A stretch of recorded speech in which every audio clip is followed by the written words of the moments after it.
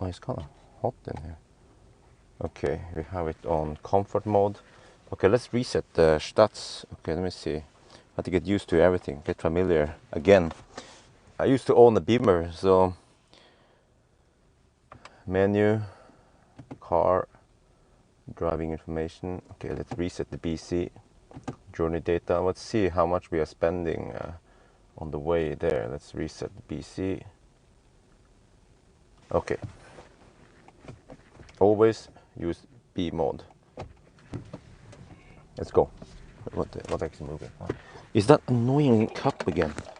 Can we just put it somewhere here, for example, so it's not in the way? It's not moving. Okay, let's go. So I gotta say, I like this shit.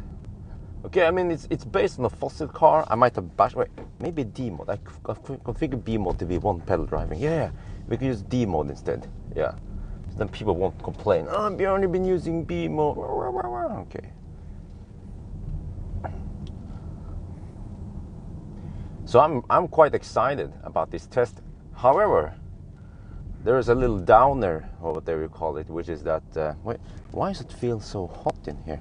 Wait, it's not sync. Okay, auto. Okay, wait. Can the auto be set in several levels? No. Okay, 19 degrees then. Now you guys can see. Okay, you want to see this? Right. This is the fully charged trim, so it has all the goodies, but it costs over 600k. So it's a completely different price range than price league than ID4, for example. But price-wise, the ID4 is smaller and it has more space. Yeah, man, reminds me of good old days with a Beamer. I never gave me a name, but I had a 525D E61 station wagon. Many things that still reminds me of the Beamer. The way it drives, the way it looks, and the interior parts of it. It was a damn nice car, except for that it was diesel. But okay, so I heard that this car is efficient at low speed, but the problem is that because this is a fully charged, it has 20-inch instead of 19-inch. And the tires, if I remember correctly, it's 255 front and 275 rear. So if you go for the 19-inch option, you get wait, do you get 235? Or I don't remember. You have to look up on EC22211. It's very easy to remember that license plate number. So Norwegians, if you guys can please look up for me, EC22211, that's the license plate. Go to Vegvesenet and you will see the wheel dimensions. I don't remember, but I just know that this one has 275 rear wheels, which is not the most efficient one. But again, on the other hand, this is also realistic because we're testing the fully charged, which I guess many people will get. And that means that whatever range we get here, okay, fair enough. But you have to expect that this is not the best result. Yeah, unfortunately. Oh, there we go. Oh, Morten is here. Yo, what's up? Actually, yeah, if I remember, I have to make an invite to Cool Silver. I forgot about that totally. I read the message yesterday when I was in bed, and then this morning I was doing something else, and I actually woke up early. I woke up around 8 something. Woke up at 8. And then I did my morning procedures, and then around 10 or 9:30 or something, I fell asleep again because I felt like I didn't get enough sleep. So I slept for another 2 hours, and yeah. So first I thought, oh, maybe I can start streaming around 9, 10, but no, it became noon. But that's fine because now I feel way more relaxed. I mean, way more rest. And there's no stress with this test because fortunately this car charges like a boss. Oh, 275. Okay, but the 19 is 245. Yeah. So we're actually only getting that extra 30mm back wheels. So yeah, maybe it's not that bad. Yeah, hopefully it's not that bad. That's what I'm thinking. Right now I'm in comfort mode. Well, oh damn, it's 16 degrees Celsius outside, and I've been cheating. Oh, I mean, actually, not. This is the same procedure I do with all the other cars, which is that I have preheated the garage. So the garage should be at least 15 degrees Celsius, maybe even 20 degrees Celsius. So the battery should be nice and hot, nice and warm, which means that speeds up things a lot. I noticed that the first charging session at Ionity DAL is usually slow, but if the battery is heated up properly, then yeah. But I also heard that there's no preheating of the battery. That will come later.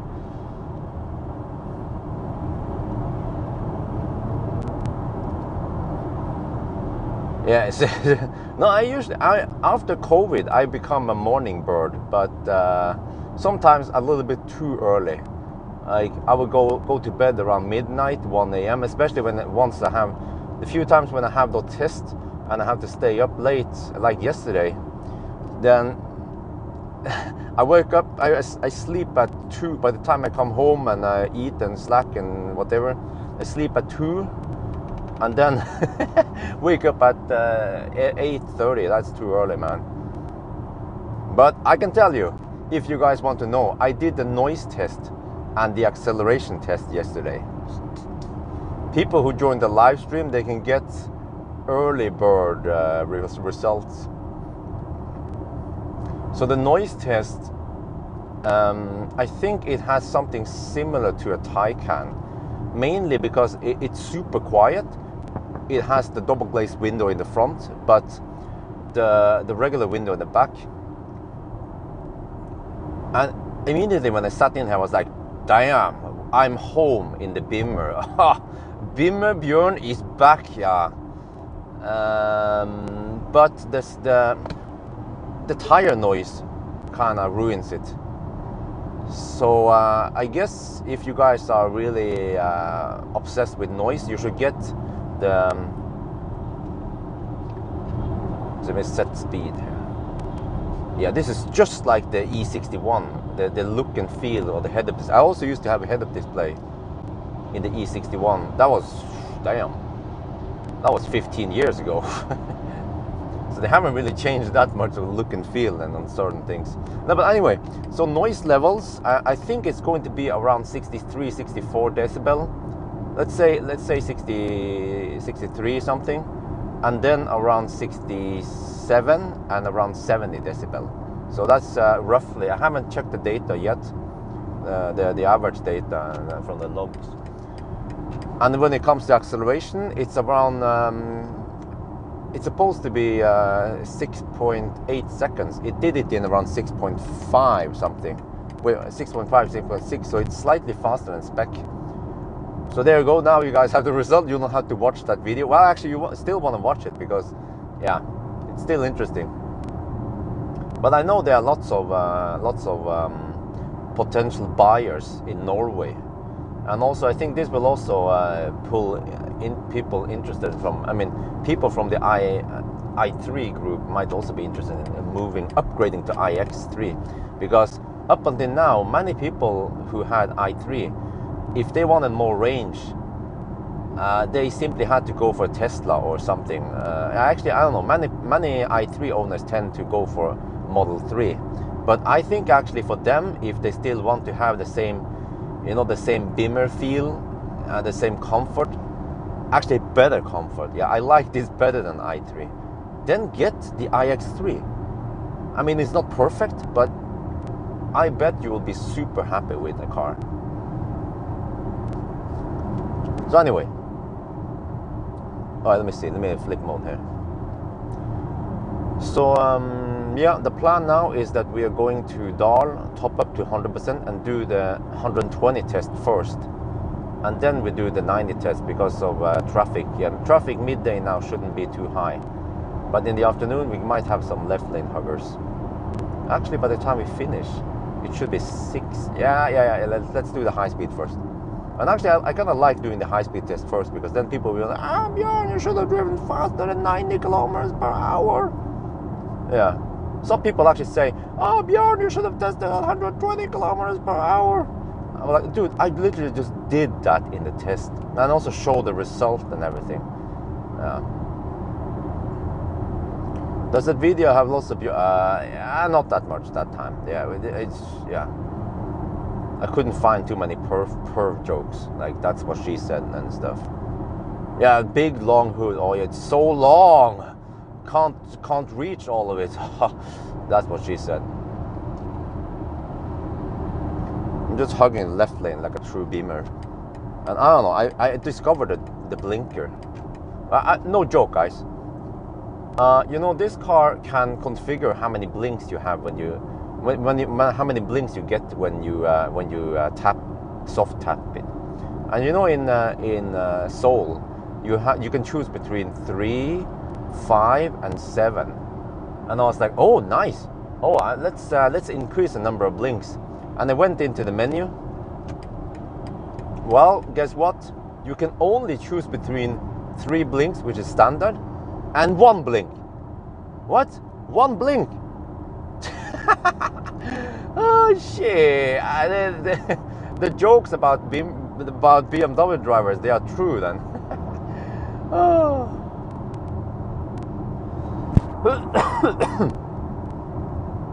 Yeah, i4 would even be better, but for people who don't want to wait, then I say iX3, man. It's damn good. I mean, I still have to test the rest of it, but yeah, it's just my impression. Driving the comfort is just in a completely different level than Model 3, really.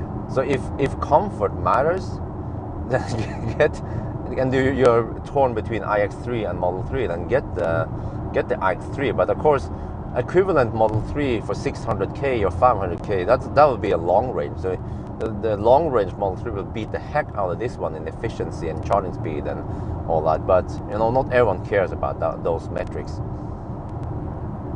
Auto lane change? Really? Let me try.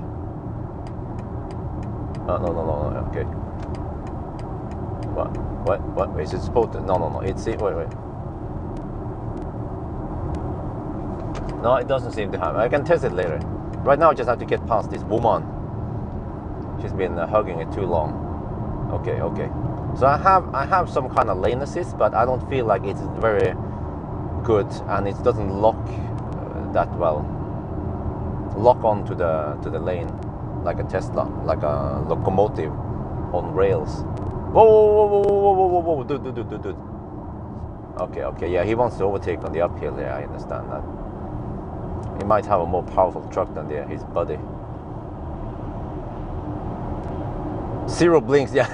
There should be a way to disable the blinker.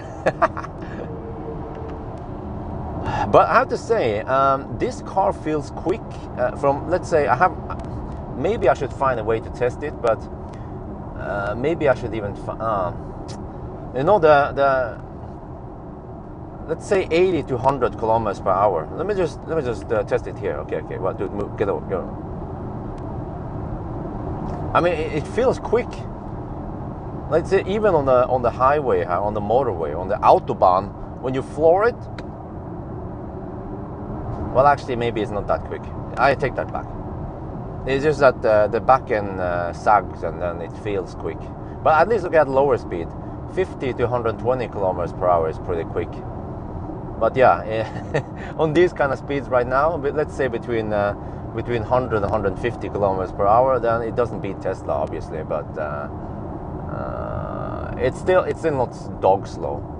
I feel, I mean, this car feels faster than ID4, and it is also not only on paper, but practically it feels faster because it has more horsepower and it's about the same weight. You have to turn on auto lane change. Okay, let me see. Auto lane change. Let me go to menu. This car doesn't have any stupid restrictions that, oh no, you can't change those settings because you're driving. Yeah. Okay, let me see. Settings. It has to be the driver assistance. Okay, driving. Speed assist. There is no auto lane change here.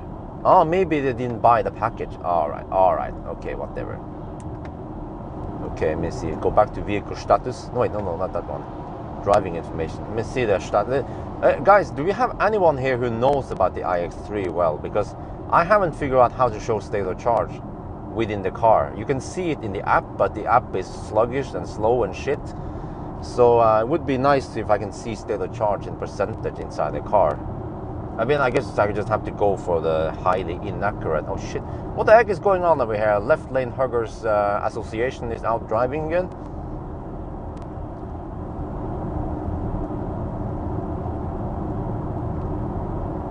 The car will get a facelift. Really? Already? I mean, it's barely out. No, I don't think. No, the Model Y is not more comfy. I heard people say that Model Y has a pretty harsh ride also. I think it might be slightly softer than Model 3. Like slightly, because it's SUV crossover. Oh, that guy is going to. Yeah, oh, shit. I should have hammered him earlier. Then he camp. You see, it's like then he's camping here. So we just have to. Yeah, now. Yeah, see, now he's camping here. I should have over hammered a little bit. I should have used my afterburner. Well, this car doesn't have an afterburner. My overspeed. Yeah.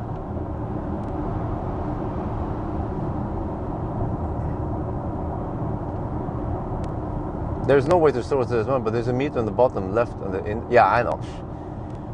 In 10% increments, or actually, I never counted how many segments it has. So I guess we just have to trust GOM roughly. Yeah. Okay, now you can move away, Mr. Kvernhaugen Transport AS boy. There you go. Make way for the Beamer. Well, I wonder if you can turn off that artificial sound. There's a fake engine. I mean, fake. Yeah, actually, it's a fake engine sound.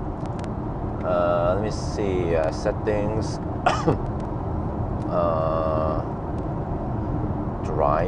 Driving mode. Okay, maybe you have to set it in a driving mode. No, probably not. Wait. Maybe. Let's see. Sport individual. Damping, steering, electric motor, sport. Nope. Okay, not that one. Whoa, you see what I mean?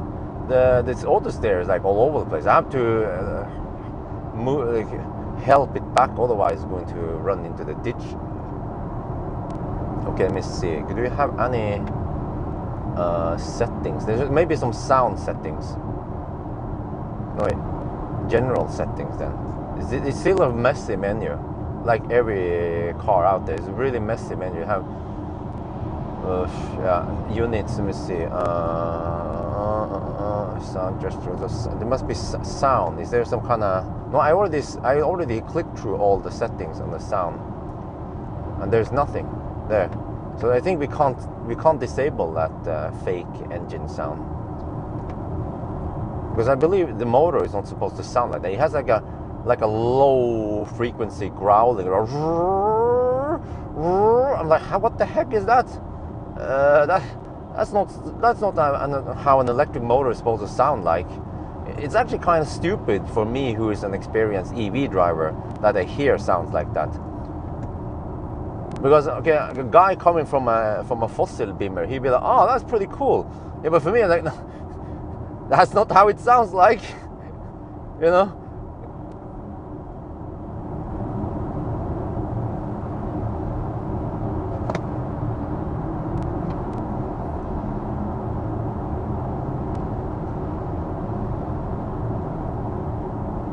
This live stream is sponsored by HCS Transport from DK, Denmark, and all the left lane huggers.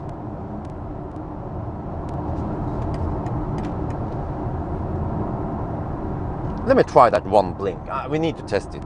Okay, let me see. Menu, car, settings. It's a bit light setting, or some exterior lighting, of course. One touch indicator once. Okay, let me see now.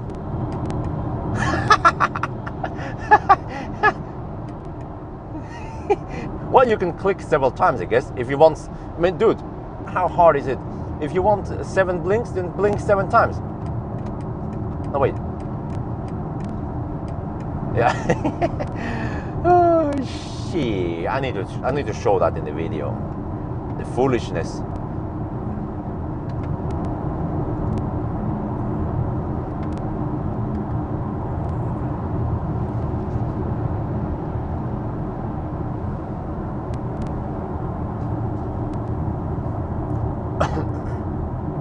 Huh? Look for iconic sound setting. You can't turn it off. Okay, where is it then? Please guide me, because there's a freaking jungle of settings in here. Iconic sound setting. All right, well, let's try. It must be under car setting. Do we have anything here? No. Drive? No. General settings under sound, right? Or I'm not sure how to do it. Well, okay, please, if you're not sure, then you shouldn't give me advices. Wait, I found it. It's in the general settings. What? Iconic sounds electric, depending on driving mode. Ah, off. Aus. Wait, is that off? Wait, that's out. Well, good enough. Aus. Yeah. Oh yeah, it's gone. Oh, you guys saved my day. It's freaking gone. Now let's put it on sporty. Okay, you guys ready for it?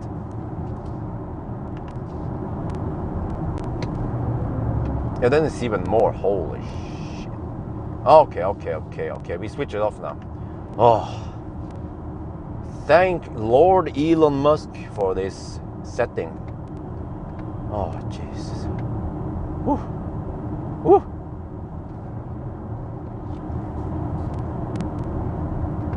Okay. That you see, it's so unlogic, the way it was organized. Because what the heck is that guy doing now? Come on, stop being Norwegian. Oh, it's a freaking trailer boy overtaking 3 trucks, and it takes it. He's been overtaking since Kløfta, and it's not done yet. It takes him Kløfta to Jessheim south. Okay, but it will not turn after. Really? Okay, we have to. No, that would be the definition of stupidness. But you see, it's so unlogically placed, because I was looking in the car settings, couldn't find it. Okay, and then I was looking in the sound settings, couldn't find it. I guess it's not there. No, it's in the general setting. What?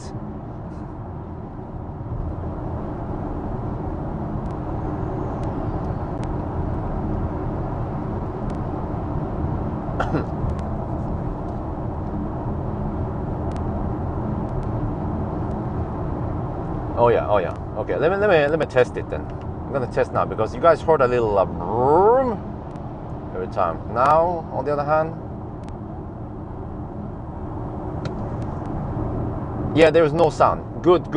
This is how it's supposed to be. But of course, in the acceleration video, I did include the fake engine sound. People are gonna be like, "What the fuck is that thing?"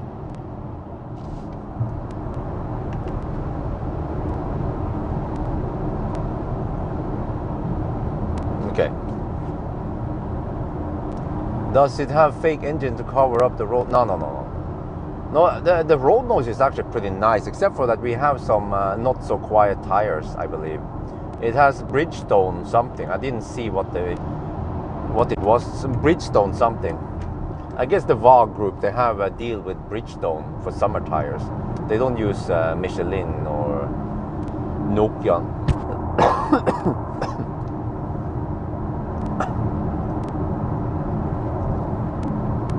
BMW remembers your setting, and well, okay, that's good.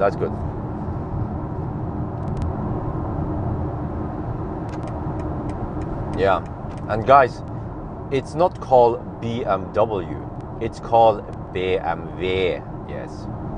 All right. Ask any German. Do you have any Germans here? What do you say? Do you say BMW? I mean, I know you do. Otherwise, I wouldn't ask.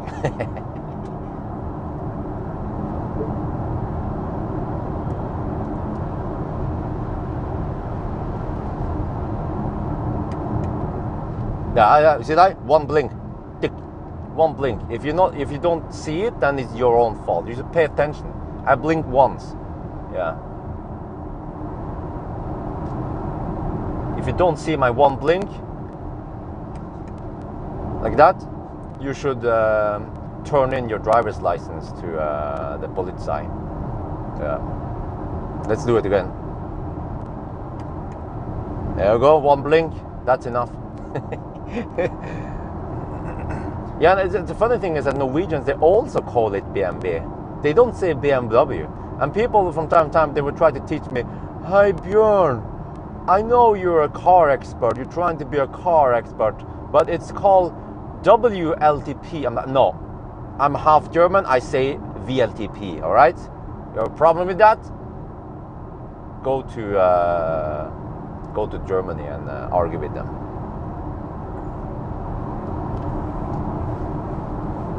Yokohama tires. What the heck? Okay, are they any good? Isn't that some kind of Asian crap?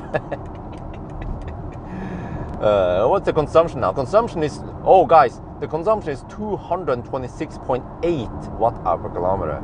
That's what I call German precision. Even Tesla doesn't have fractions in the consumption number. 223.5 watt-hour per kilometer. Yeah. I don't know how the heck they can measure it so accurately, but at least they do it.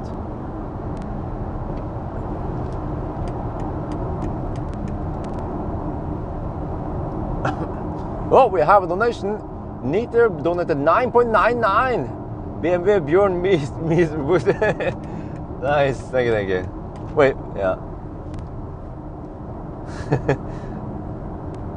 But then the distance is also, yeah. So, but the weird thing is that you have distance and average speed in the instrument cluster, and you have what? And you have current and wait, what? How the heck is it counted? You have current and average consumption in the main screen, and the main screen seems to be smaller than the instrument cluster. So they put a tiny screen there. So, and it's a touchscreen, but I actually prefer iDrive because the touchscreen is so far away. Yeah, I know. It's off center because I have to make space for the donation. I mean the thing, the vote. I can see, maybe I can log on to Streamlabs on my phone. It's going to be a little bit weird, but I should also be able to give Cool Silver the donation, the invitation code there. Okay, we're almost at Dahl. I have about 80-something%. This is going to be freaking fast. I think we'll get more than 60 kilowatt. I know we'll get 50 kilowatt when we plug in there. At 90% we get 50 kilowatt. Yesterday I received 52 kilowatt at 93%. I was like, what the frunk?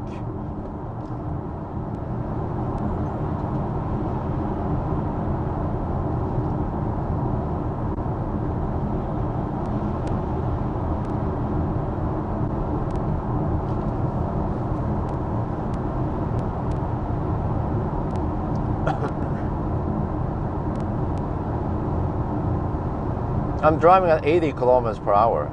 I mean, it's not that hard to see, right? It's 80 kilometers per hour.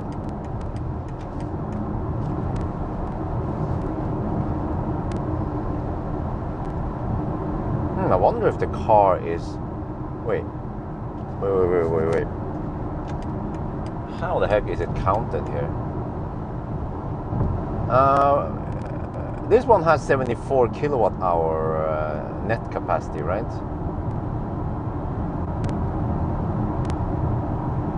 I wonder if the trip meter is not counting the region, because it's separately. Yeah, it's separate here. Huh.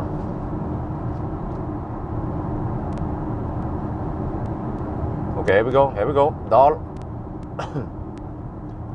Consumption to Dahl was 220. That's actually not too bad, considering that we had them uphills and we were going kind of fast. Yeah. I think the other German brothers, they will be hovering around 250 at least. I mean, this is supposed to be an efficient car. Okay, let me see. My favorite spot is available, and then the charge port is on the wrong side, which is the right side. It should have been on the left side, which is the right side. Okay, so that means I have to go over here, and then... Oh, wait. No, I just... You see what they did? They put the charge port on the wrong side, which is the right side. I have to do this. Okay, let's park like a Beamer. Let me see, just a little bit over the lines here. Oh, wait, I have an idea.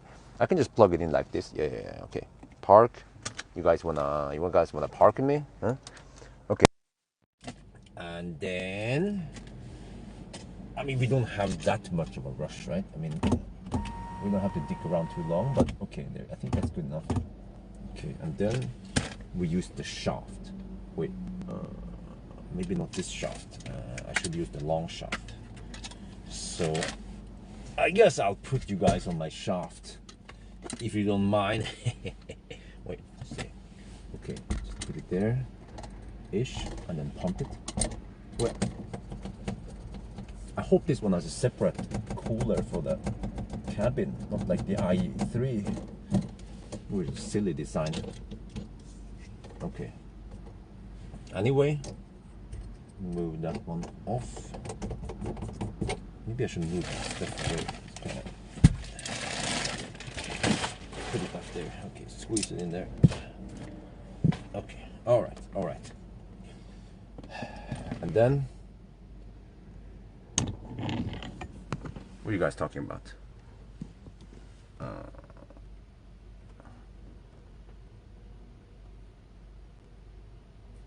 Oh, you're just curious. Okay. Oh, well.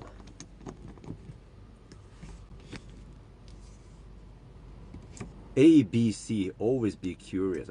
Holy, can you guys see anything there? Huh? Man, how am I supposed to record the chart? Oh, there we go. Okay. All right. Welcome to Ionity. This live stream was sponsored by Ionity.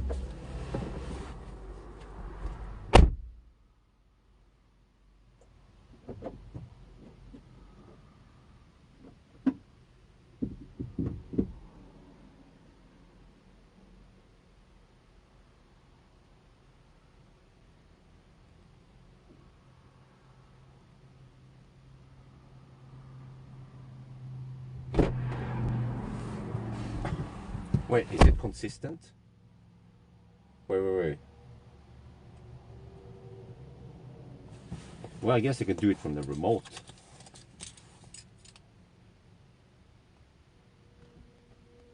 There you go.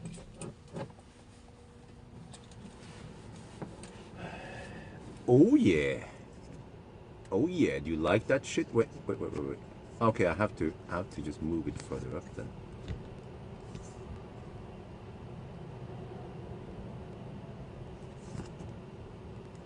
Look at that speed. Wait, why is it only 4 kilowatt? I was getting 50 kilowatt yesterday.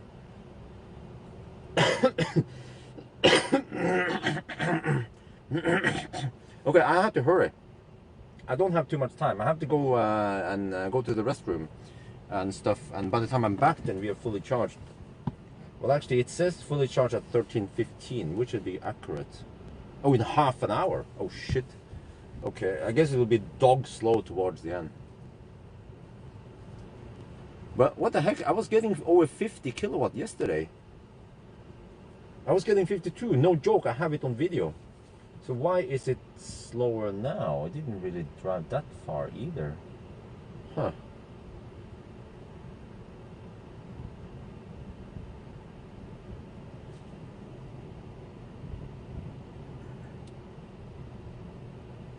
It's the Bridge's Alenza. All right, thank you. Yeah, that's what I thought. No, I'm not gonna get a burger. All right, I'll be back. Wait, could it be that the auxiliary heater is on? How do I switch off the auxiliary heater? I have to go deep in the menu. Okay, let me see. Car. Wait. Maybe I should customize home screen or something here. Let me customize it. Okay, this one I want it to be, let me see, journey data. Wait, can I have it in the big screen instead? News, I don't need news, what the heck? Okay, let's see now. Right, done, DON. You have to assign all widgets, which of course it takes whatever. Okay, done. Then we have distance, and okay, let me try. Okay, so if I do this, if I do this, and then put driving journey data there, you can actually have journey data. Well, this. Oh, then you get read. Okay. Well, you need that one. Okay, but can I have other layouts? New widget.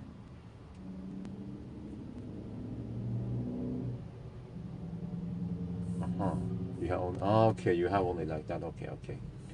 Delete page. Yes. Okay, so page 2. What? I deleted. Page 1, alright. What do I put here? Media, of course. What do I put here? Route preview, map view.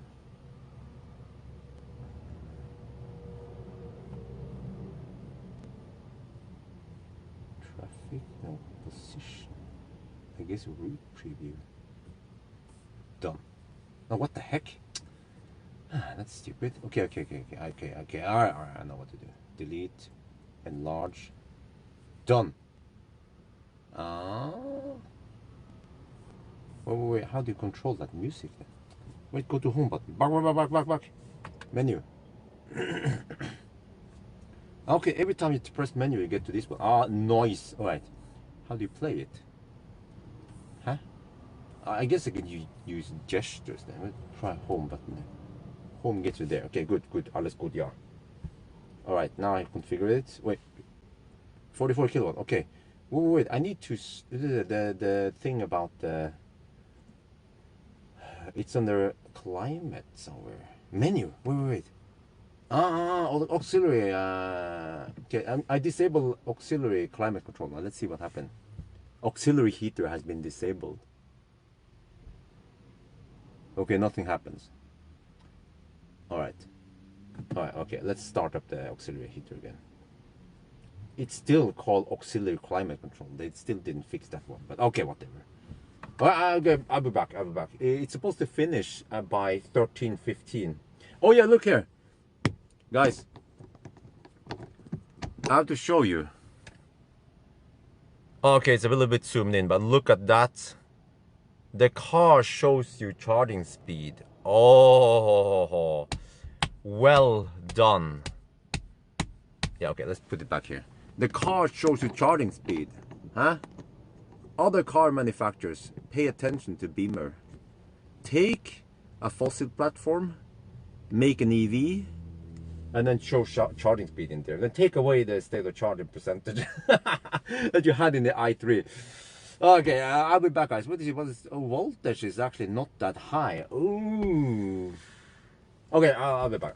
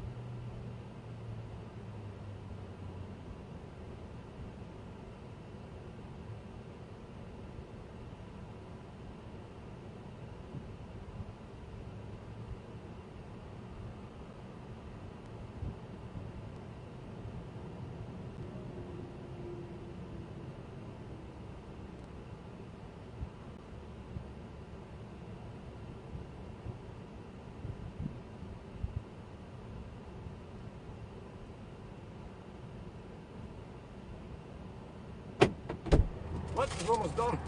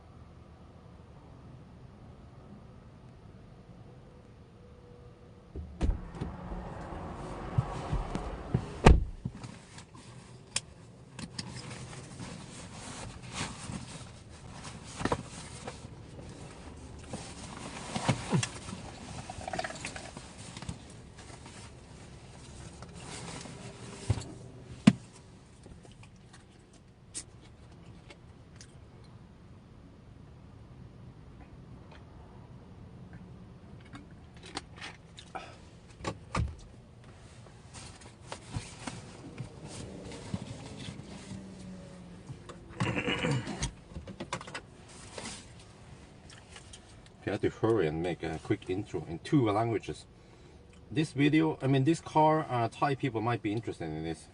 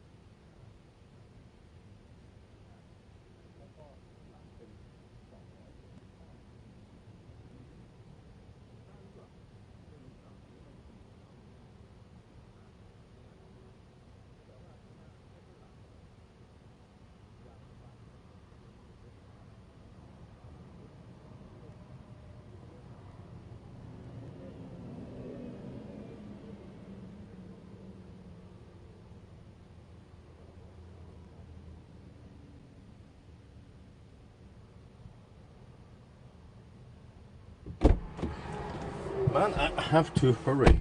It's supposed to finish in 8 minutes. Had to set up the camera. A small cam. Okay. Yeah, I should switch to Eco Pro.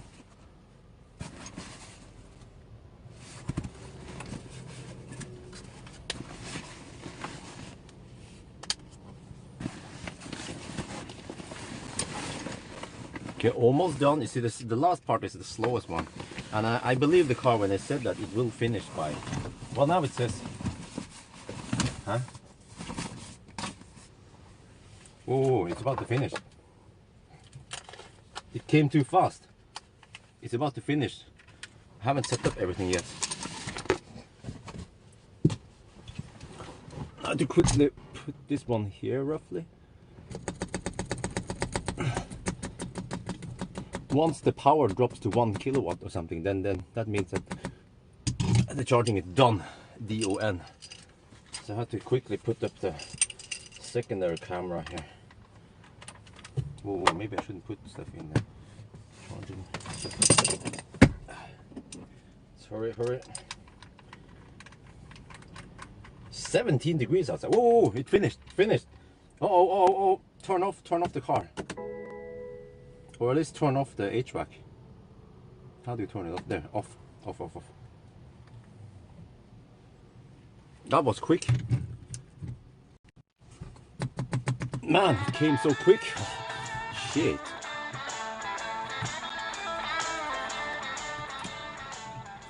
I think I have to take off my jacket because man's hot. Okay. Let me go inside.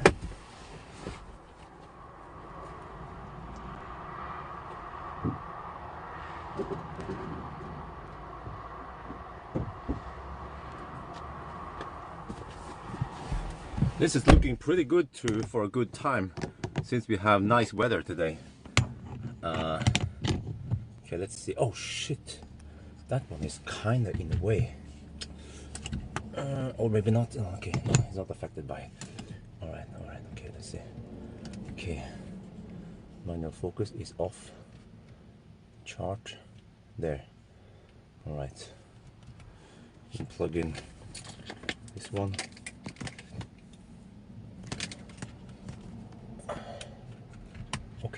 Okay. All right. Everything's set up. Ooh, panorama roof needs to be closed. We don't want that to suck extra cooling.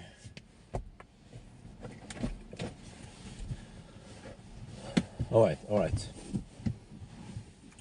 think we're good now. And I actually need to get this one ready. I need both now. Stand by. And then one USB-C, but or USB. Okay.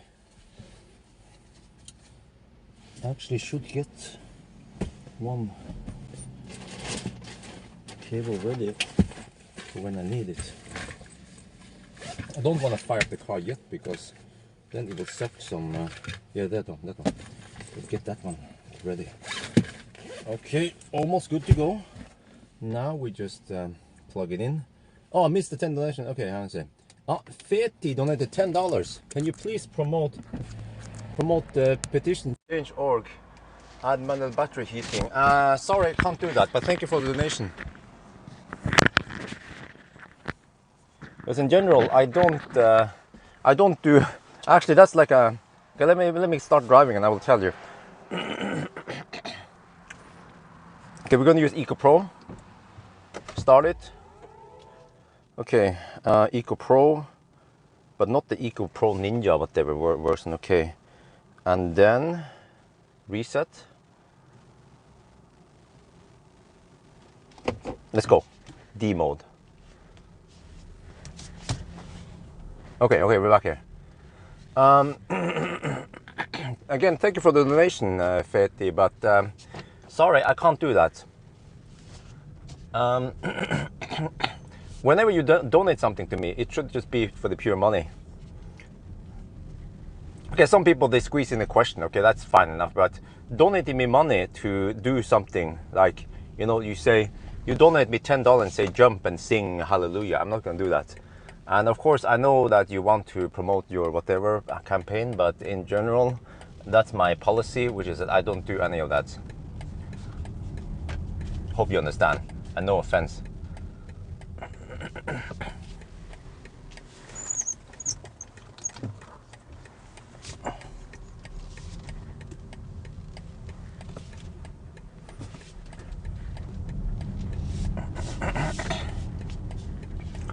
So now we have to do 120, and from what I measured yesterday, I have to cruise 124.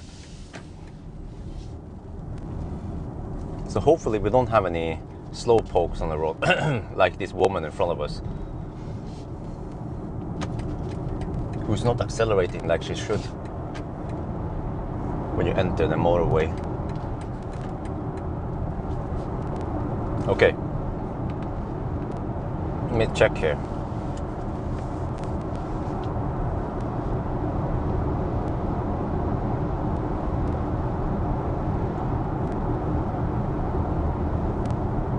Nope.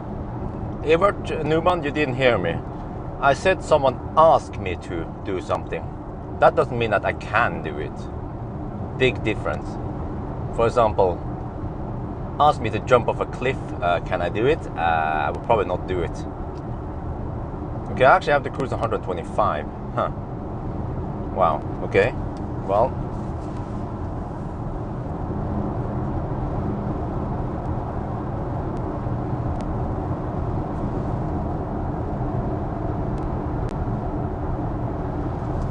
think about iX3. It's nice. I like it. Yes, it feels similar to 5 Series, except that you sit more upright. But it has the, you know, the nice interior. It's just nice, premium interior. Not that not so nice interior in the ID 3.4 or yeah. It's just nice stitching, nice design and stuff. I like it. I like the BMW design. Yes, I know you were kidding, Everett, but the cringy part is that many like you are not kidding when you say something like that. That's why I have to respond to it. Yes, 120 test first.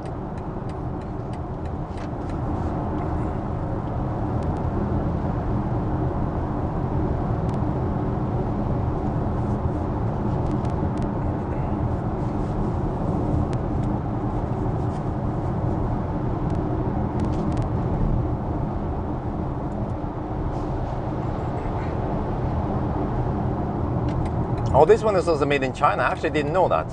Huh. Okay, but again, design in Deutschland, right?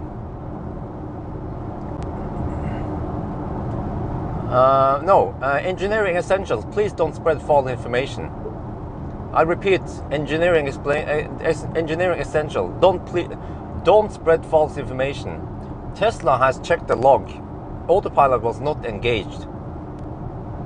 They didn't use autopilot when they crashed and died, so please don't spread false information. They didn't use autopilot.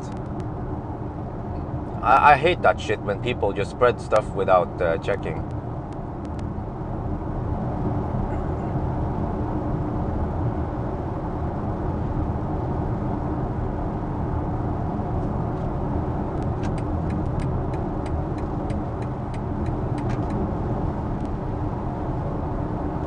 Yeah, it feels nice and quiet here in 120, even on the rough Norwegian asphalt. So there's something about the undercarriage and dampening materials in here that just greatly reduces that annoying rumbling noise on these roads.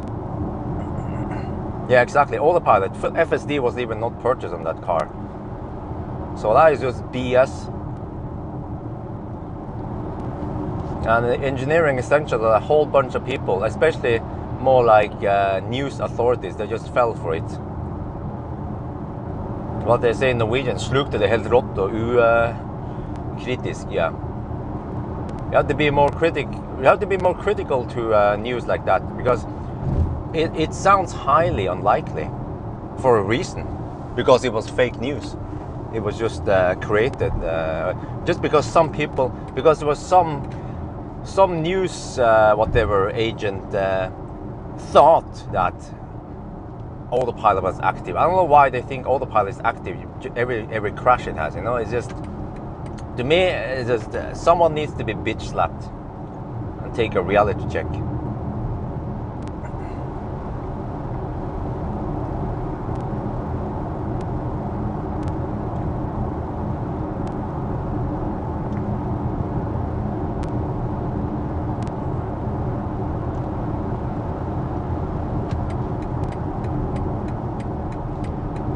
That's fine, engineering essential. I also spread false information in the past. I actually didn't know how to check the facts either, so, but everyone can do the mistake.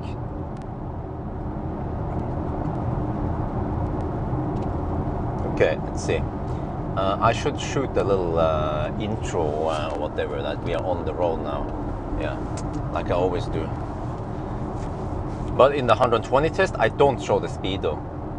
People will go, oh, Bjørn, no, yeah. Okay, so I don't know if you guys noticed it lately. I haven't shown the speedo when I go 120. I just say I go 120 because then there's no proof against me, no evidence.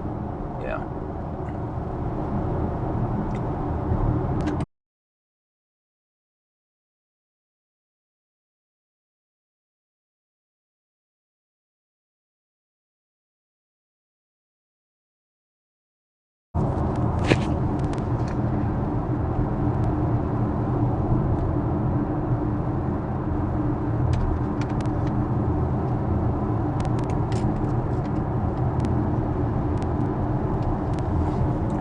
Well, we are on the move now, and as usual, the first thing we'll do is check the weight of the car. So far, well, consumption is 265 watt per kilometer, but we have some kinetic energy initially, but we'll see. So yeah, hopefully the scale is available now. And nice weather, 14 degrees Celsius. Oh yeah, that is Norwegian summer, yeah. Flashing blue lights behind. Okay. ตอนนี้เราเริ่มขับแล้วนะแล้วก็วันนี้นี่อากาศดีนะ 14.5 องศานี่ถือว่าอุ่นนะที่นอร์เวย์ แล้วก็ตอนนี้มันใช้ไฟฟ้าตั้ง256 วัตต์อเวอร์ต่อกิโลเมตรแล้วนะแต่มันก็กำลังตกมันจะสูงตอนแรกเพราะฉะนั้นเราก็ต้องขับไกลแล้วผมจะขับเต็มที่แล้วนะจนถึงเกือบ 0% เลยนะแต่ว่าก่อนอื่นนี่เราจะเช็คดูว่ารถนี้มันน้ำหนักเท่าไหร่อ่ะ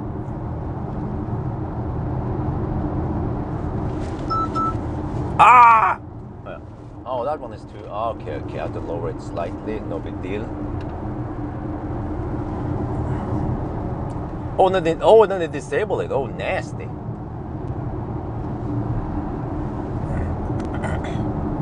Okay, weight coming up. I guess 2,320. Wait, no. Place your bets now. How heavy do you think this car is with me, 75 kilo driver? My bet is, because this is fully charged, 2,300. No, wait.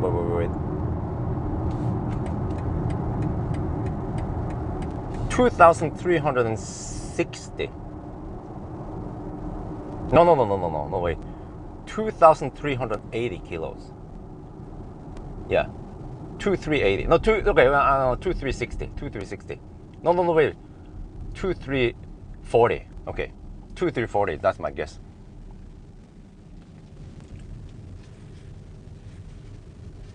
Oh, I'm not supposed to do it in a high-speed test, but okay, it's too late now.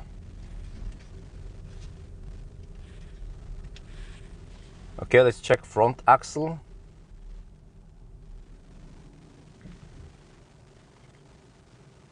1,000 kilo. All right. The whole car. Oh, 2,300 kilo. Quite back heavy. 2,300 kilos. All right. Alles gut.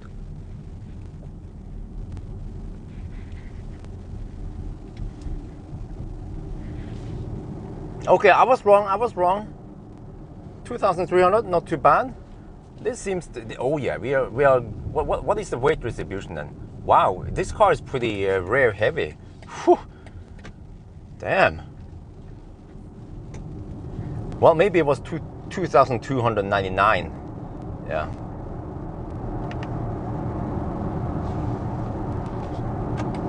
Well, I'm not supposed to do that test now. I'm supposed to do it in the 90 test, but whatever. This one is going to be quite long. We're going to drive all the way to 0.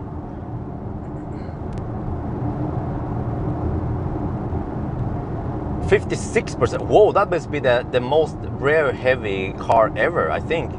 Martin, if you check. Okay, I have to. Okay, let's check the windsock. Oh, we have south. Oh yeah, we have wind from the south today. We have tailwind. That's why the consumption. I mean, that's why it's so nice and warm. Yeah. All right. Let's check Mjøsen. Oh, Mjøsen is quite calm today. Oh yeah, nice.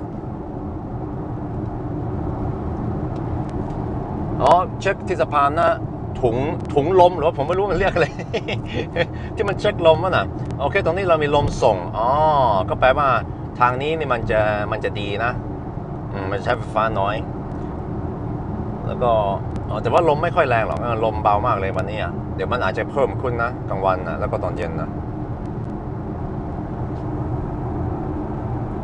Am I zoomed in? Oh, I was zoomed in. Holy shit. Oh yeah, I was zooming after the thing. Okay, whatever. After the weight test. All right. Yes, it has one pedal driving. One thing I don't like is that one pedal driving is a little bit unrefined. As soon as you lift off, it would just regen kind of hard.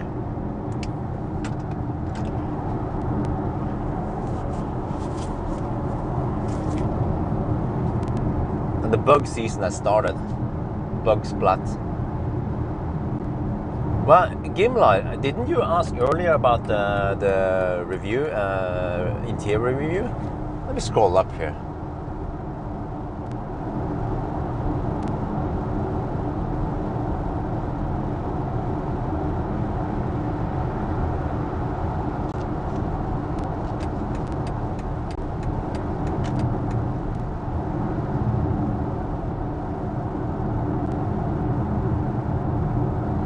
Gimla, let me repeat, I already answered you about the interior review. It's coming in a couple of days. I don't know why people are missing it. Or maybe I had a dropout.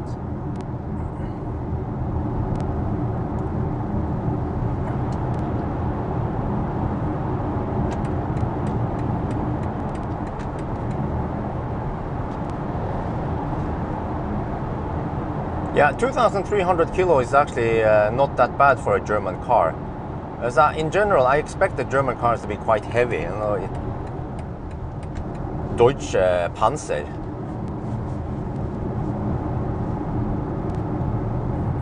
Ah, okay, my bad. Yeah, I forgot that the stream bugged out, and I have no way of seeing if the stream is on or off.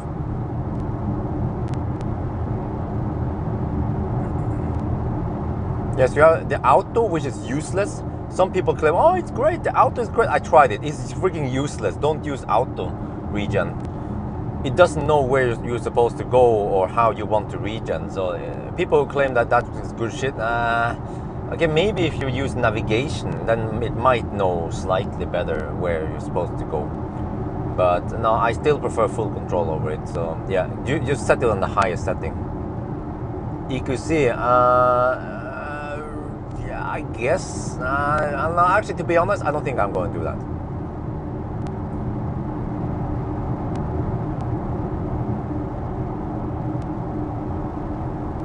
Oh, it's in the steering assist. Okay, let's check. Car settings. Driver assist. Driving. So many steering assist. It's just steering assist, that's it. No, there's no, Nope, I don't have any other, wait. No, wait, it did. It seems like it doesn't even have that. Oh, wait, does it not have the lane assist thing? No, it must have it. This is fully charged. Okay, there is no such setting. I checked it already. I walked through most of the important menu settings yesterday. So whatever you described, I already kind of knew it was not supposed to be there, and it's not there. Yeah. The consumption has dropped to 225. Oh, nice. But we have tailwind, so we have to get back to dark before we see the real value. Try auto and yellow. I'm not going to yellow with this car. Actually, yeah, I don't know really. I mean, if people really want me to, I guess I could, but like I pointed out earlier, I don't see the point of the yellow test. Okay, I have to hammer past this guy. It's being a little bit annoying. Yeah, you see it? Just block him and then he can just stay behind me. What do you think about the Q4? It's a little bit pricey, but good. You get what you pay for.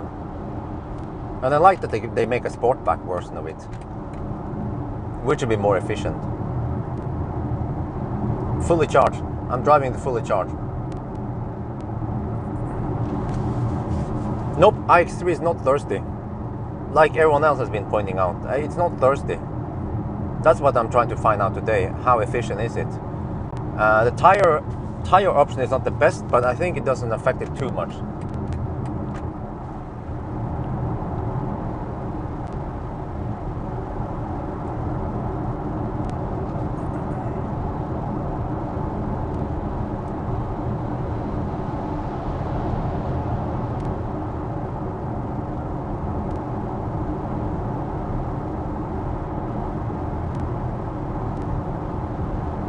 To Arctic Circle with EQS, we'll see.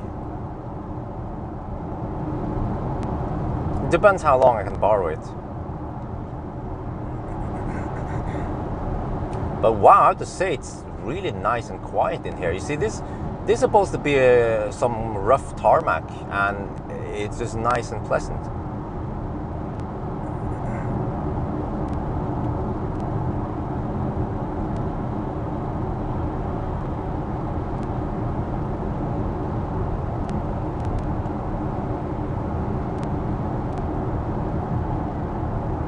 So by the way guys, I'm driving all the way to almost zero with this one because I want to see how much losses or how much internal resistance or whatever it has.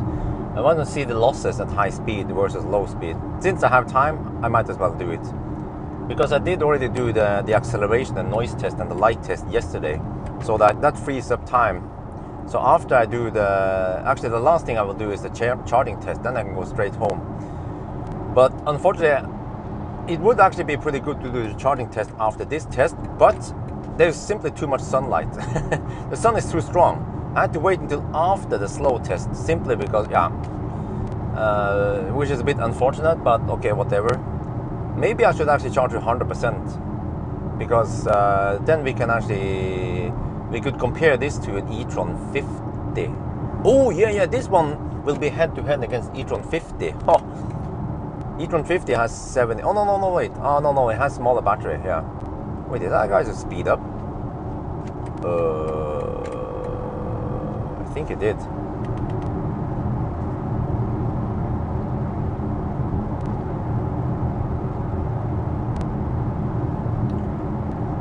But yeah, I mean, in all fairness, I was actually a little bit negative before I tested this car, because I was thinking, oh shit, they made an EV from a fossil. But it feels nice. It's also somewhat spacious. Okay, the car is big, but who cares, right? I mean, people still drive e-trons around. At least it can tow 750 kilos, and I don't know. It can probably take roof load also. I haven't checked that one. I haven't done my homework. But it's nice and comfy, and also it's efficient. Once the car, I mean, if the car is efficient, then that's big plus in my book, because then you don't need crazy charging speed. You don't need, yeah. I like efficient cars. That's the way to go, really. Until the batteries are so big and the battery technology is so good that you almost don't care about charging speed. Or the charging speed is so good that, yeah, it doesn't matter really. Just like Taycan, actually. Taycan charges so fast that it's almost irrelevant how thirsty it is. Do you think it's rear heavy because they decided to have a big engine? Yeah, it could also be that, yeah, correct. Because I think they didn't redesign too much of the body of the chassis. And then they just slapped down a freaking drivetrain in the rear also, where it's only supposed to have, well, actually, I think the fossil version is a plug-in hybrid. So you can see it in the banana box test. They have assigned space for the plug-in hybrid battery under the trunk. So yeah, it's expensive, but who cares? I mean, people who want this kind of comfort, I mean, they might actually consider an e-tron 50, but in my opinion, this is way better than the e-tron 50. Well, except that it can't tow that much, but overall, I would rank the iX3 better than e-tron 50 because it charges faster, it's more efficient, it has more range than the e-tron 50, way more. This one has even more range than the e-tron 55. So yeah, this car will actually go head to head with EQC and e-tron 50. Maybe even e-tron 55, we'll see. I guess the charging test I will do, I will have to compare it to comparable cars in the, yeah, like, I could compare it to Model 3. Yeah, actually, maybe I should include Model 3, because Model Y will also be an option for these guys. And Model 3 and Model Y, they should, no, actually, that's the thing, you know. Model Y will most likely be even faster with fat cells. So yeah, I should include Tesla, and then maybe some Germans, e-tron 50, because that's the closest one in battery size, and maybe EQC, because you can also get somewhat cheap-ish EQC. Yeah, so there you go, four cars in the comparison. And unfortunately, electrified app didn't work. Carscanner app didn't work. I tried and also the EV Notify didn't work. So none of these OBD tools could see the battery temperature and state of charge in this car. So I gave up.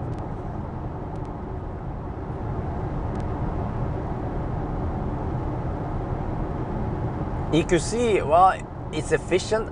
I wouldn't call EQC efficient. It's like the least efficient of the e-tron and the EQC. Yeah, it's, I would say it's not so thirsty.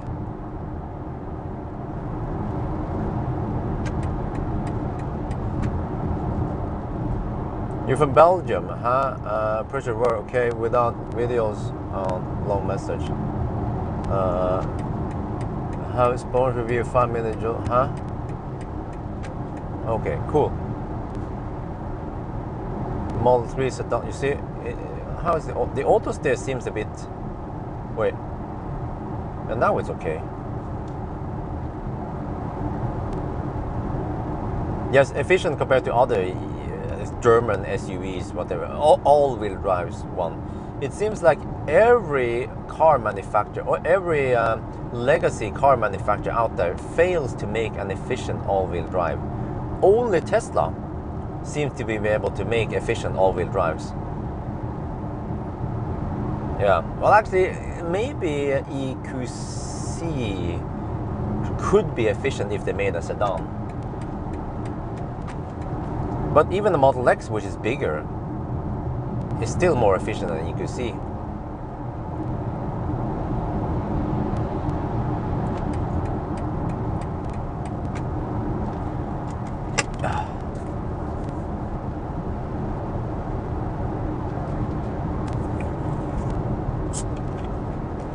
Well, I feel like I have ping pong steering here. Wait. Wait. Oh, maybe I didn't re-enable the whole thing. I think it was disabled and then I forgot to re-enable it.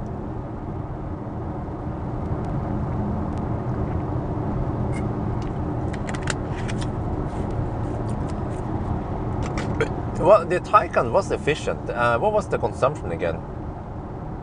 Do you guys remember the consumption of the Taycan? But keep in mind, that was 25 or 20, it was 26 degrees Celsius that day. So any car becomes really efficient with those temperatures. But super lucky with the weather.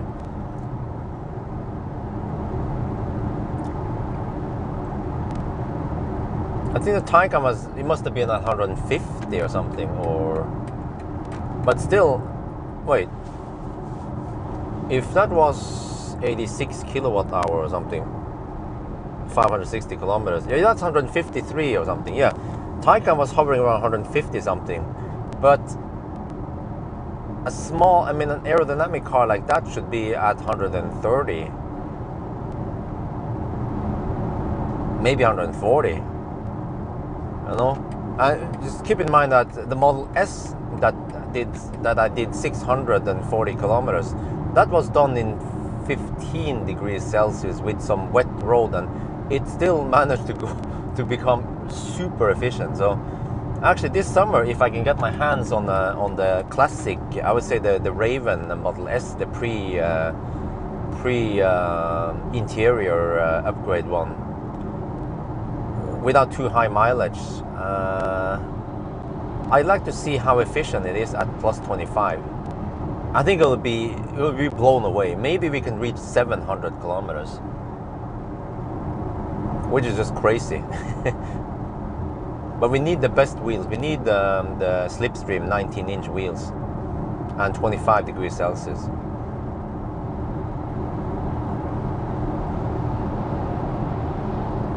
Then I think it could hit 130 watt-hour per kilometer. The Model S is just insanely efficient for that size.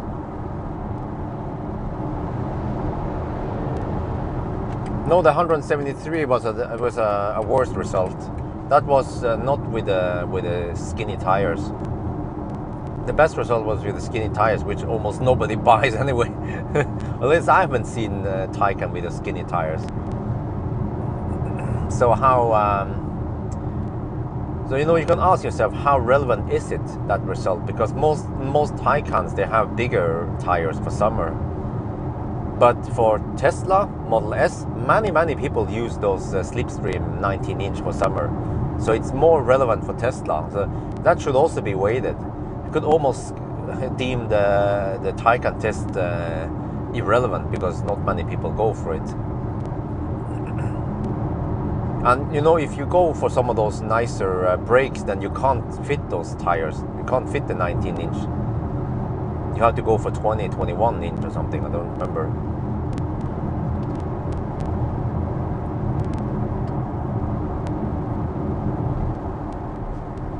But it's still doing, it's like, it's flimsy, there's autos there. It's doing some weird ping pong, so I don't like it.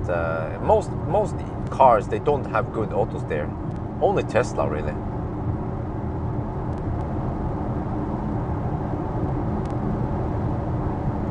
No, it's because Tesla, they mix up the types. They have an induction motor and a PM mixed together. That's brilliant. I mean, how long will it take before other car manufacturers copy them, really? It's not, there's no copyright on that design, but it's brilliant. Because you can then freewheel the induction motor and let the more efficient PM motor work. So it's brilliant. It would be such a shame if, let's say, the PM motor, which is the most efficient one, had the ability to freewheel without resistance, whereas the induction motor could not do it. But it just happened to be that they have those properties, and Tesla, I don't know if they did it intentionally or not, but that design that Tesla has is gold. Other car manufacturers should follow and do the same thing, but they don't. I don't know what they're doing. There's like, we use PM motors because that's good, I guess. Two PM motors.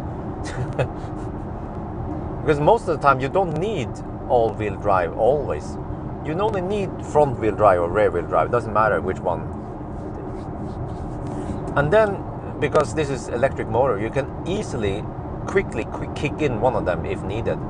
Or you can put it in some snow mode or whatever. But for drives like here, if this was all-wheel drive, I'd rather want rear-wheel drive or front-wheel, whatever.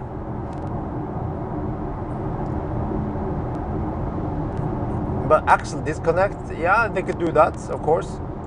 that requires extra complexity. Or if you have a clutch like Taycan, that also works. That's the only reason why Taycan was so efficient, because it could disconnect one of the motors. Actually, it disconnected the rear motor and became front wheel drive 100%.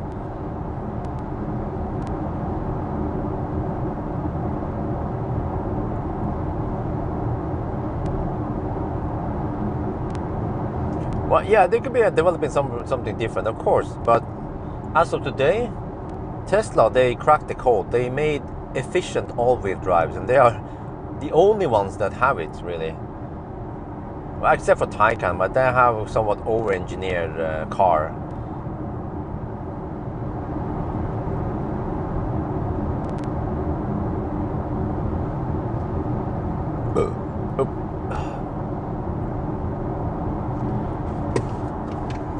Wow, it's so nice and quiet here.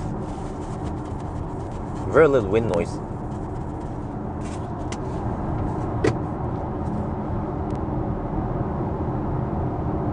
Well, we've been driving for, well, actually, I don't see the time. I just see distance, and well, yeah. I've been driving half an hour. Average speed is 117. Consumption is 225. That is good, but we have tailwind, so you know what they say? Ikke selg bjørn for skinn er skutt. Ja. No, ikke selg skinnet for bjørn er skutt.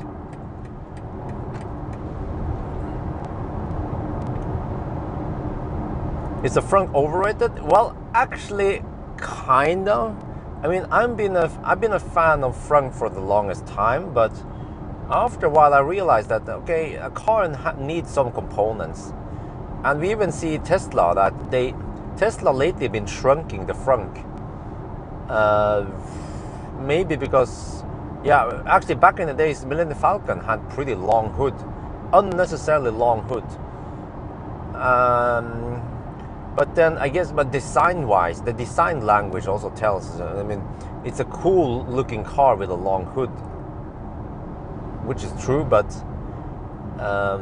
you would actually be able to utilize the space better if it didn't have a frunk, because there's also a little bit of overhead. Like you need a frunk bucket and some stuff, and you also need extra mechanism to, well, open the frunk, I guess, or some, yeah. So, I mean, to make it simple, they should actually do it like the MEB platform. Just screw the frunk. Just make more space in the trunk instead. And that could be even better, because if you have, let's say, 5 centimeters extra space in the trunk, then you will be able to fit larger items in there, like a bicycle or something. So you see, I don't always agree with all the design things with Tesla. After seeing the MEB, I actually like many things with the MEB platform, like the drum brakes.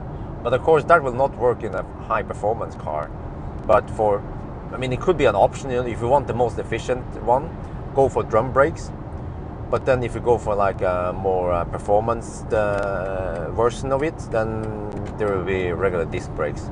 But the MEB, I mean, the platform should be designed for both types of brakes. So we will see once VAG Group comes out with a performance version of the ID4, if that one will have disc brake in the rear or not.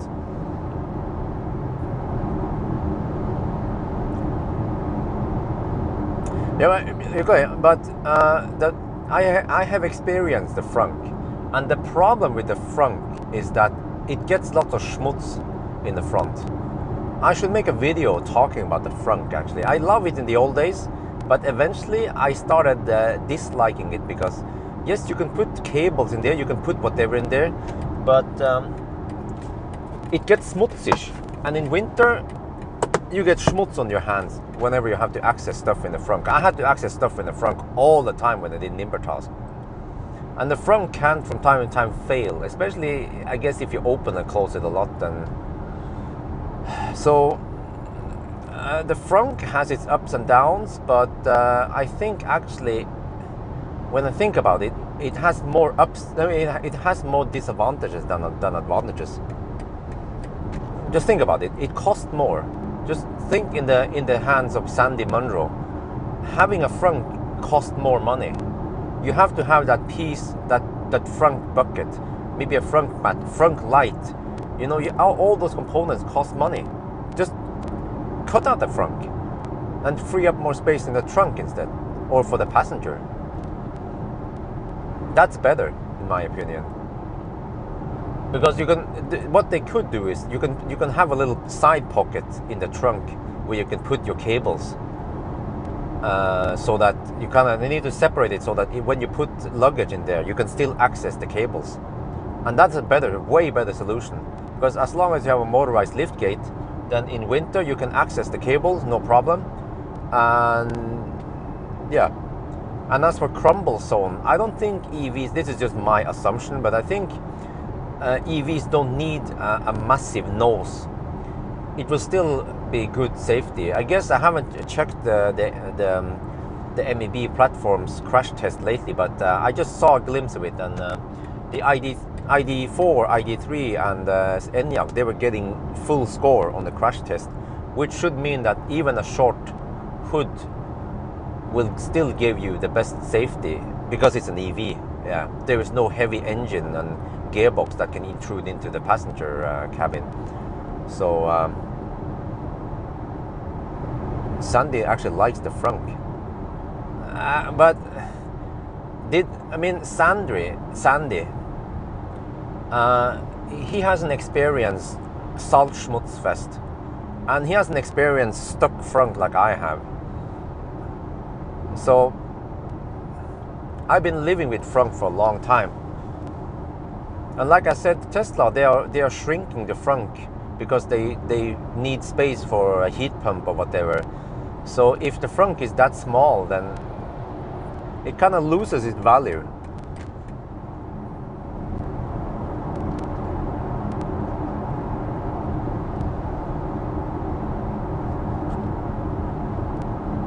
But there's one nice thing with the front though, is that you can put food there that you want to keep cold in winter. Yeah, but that's kind of a silly argument though.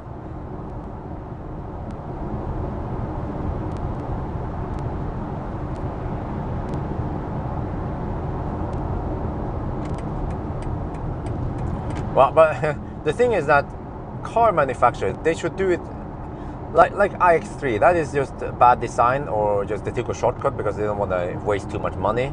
It's like just a bridge before the X4, I mean the i4 comes, right?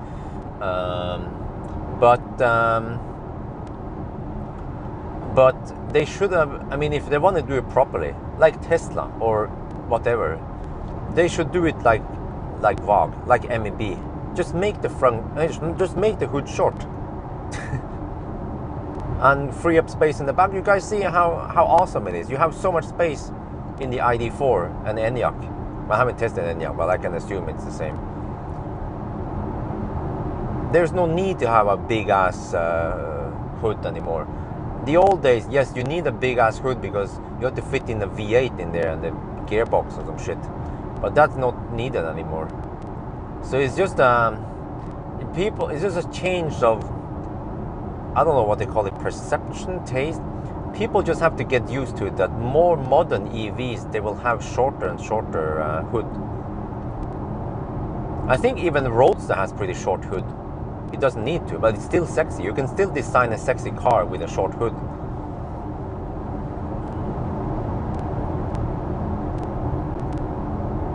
No, that's fine. You don't kill BMW.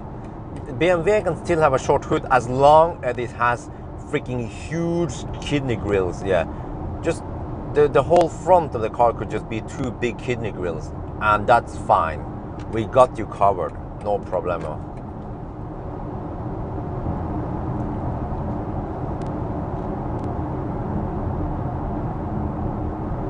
Nah, I disagree. Big hood is a design flaw, because you have to rethink the EV, really. The car could be so much better if you design it like just toss away all the restrictions of a fossil car, start fresh and design the car based on an EV platform.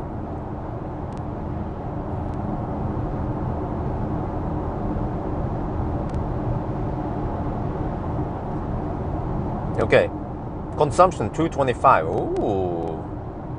Ooh, it might be 230 or something on the return. But you see, everything below 250 is damn good, and it's 16 degrees Celsius today. This is good shit. This is way better than the other German cars at 120. Oh yeah, straight 6 they are actually longer. Yeah, my bad. V8s they don't take too much space. They actually take more space in the height, right? They're more cube-like. And the straight 6 they take like, I guess the Beamer they like the straight 6 engines. Oh, we have a donation. Ule Uko donated $10. Keep up the good work. Thank you very much. Yeah, consumption is dropping now, 224, because we're going downhill. This is good shit, guys. At 120 in 16 degrees.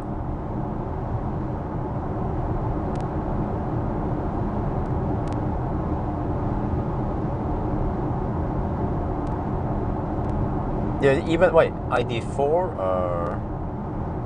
does it even beat ID4? How can that be? This is based on a fossil car. No, but we have tailwind. I don't remember the ID4. I think it was hovering around 240 something, right? But it was colder with the ID4, so that's kind of unfair comparison. And I will, yeah, I guess I could, you know what, I should do another, I should do a summer range test with the ID4 once I get it. Because I'm gonna get it for North Cape this summer, and I can also do another summer consumption test, because that one is so popular that I need to retest it.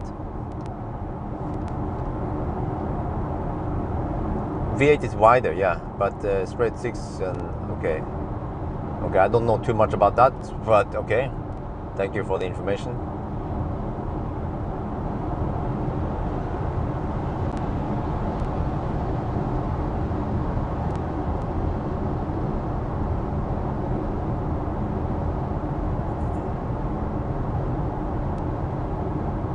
Yes, it is a bad thing, BMC.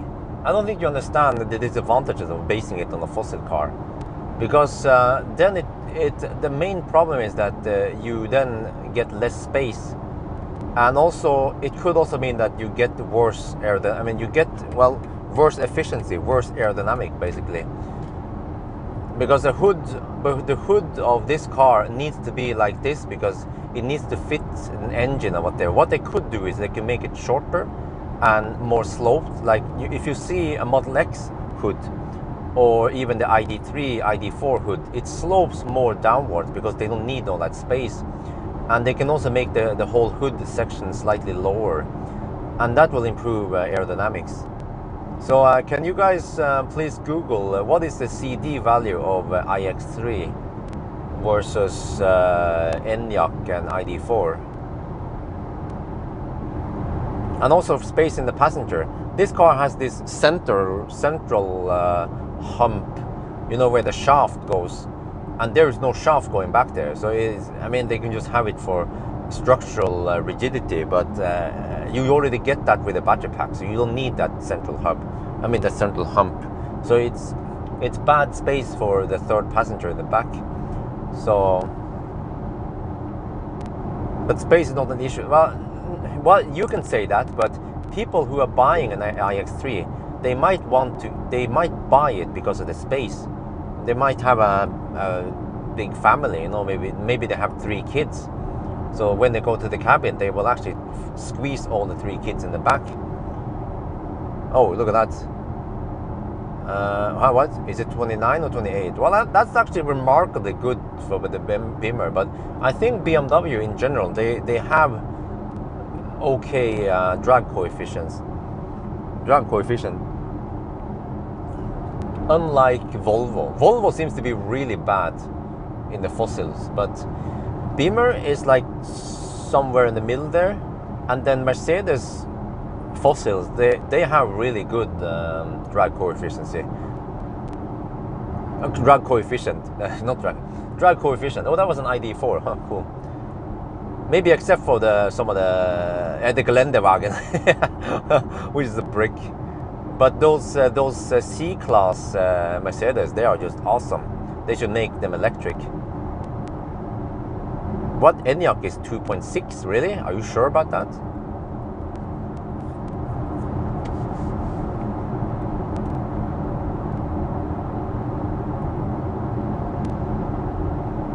Wow. 5. Yeah, you know, I said this already since, yeah, a wise man said back in 2013 that if BMW would make a 5 Series, I would buy it. I mean, an electric 5 Series, I would buy it. They never did, which is a bummer. Because the F10 is a damn sexy car. I like the F10, F11. Still, it's still nice, and it still has modern design even today.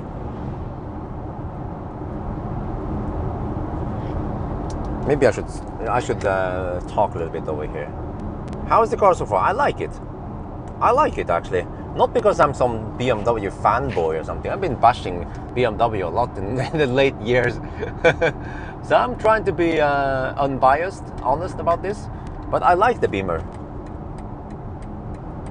The only thing I don't like is that it should have more, a bigger screen. Infotainment could be way better if they put their ass into it. We are now at the turnaround point. This is Rudshøgda, and it's supposed to be 91 kilometers here. Let me check strip. Oh, it's 90.4. This car is under-reporting distance by a little bit. Around 0.5 kilometers. That's 0.5%. Usually, if I get 0.5% error, I will not care too much about it. Okay, whatever. Let's go back.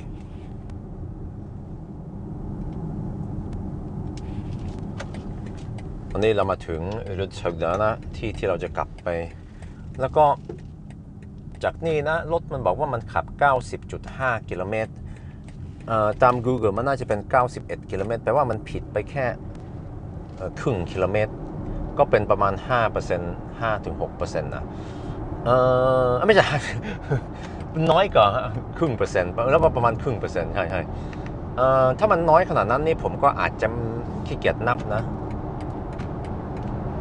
โอเควันนี้กลับไปแล้ว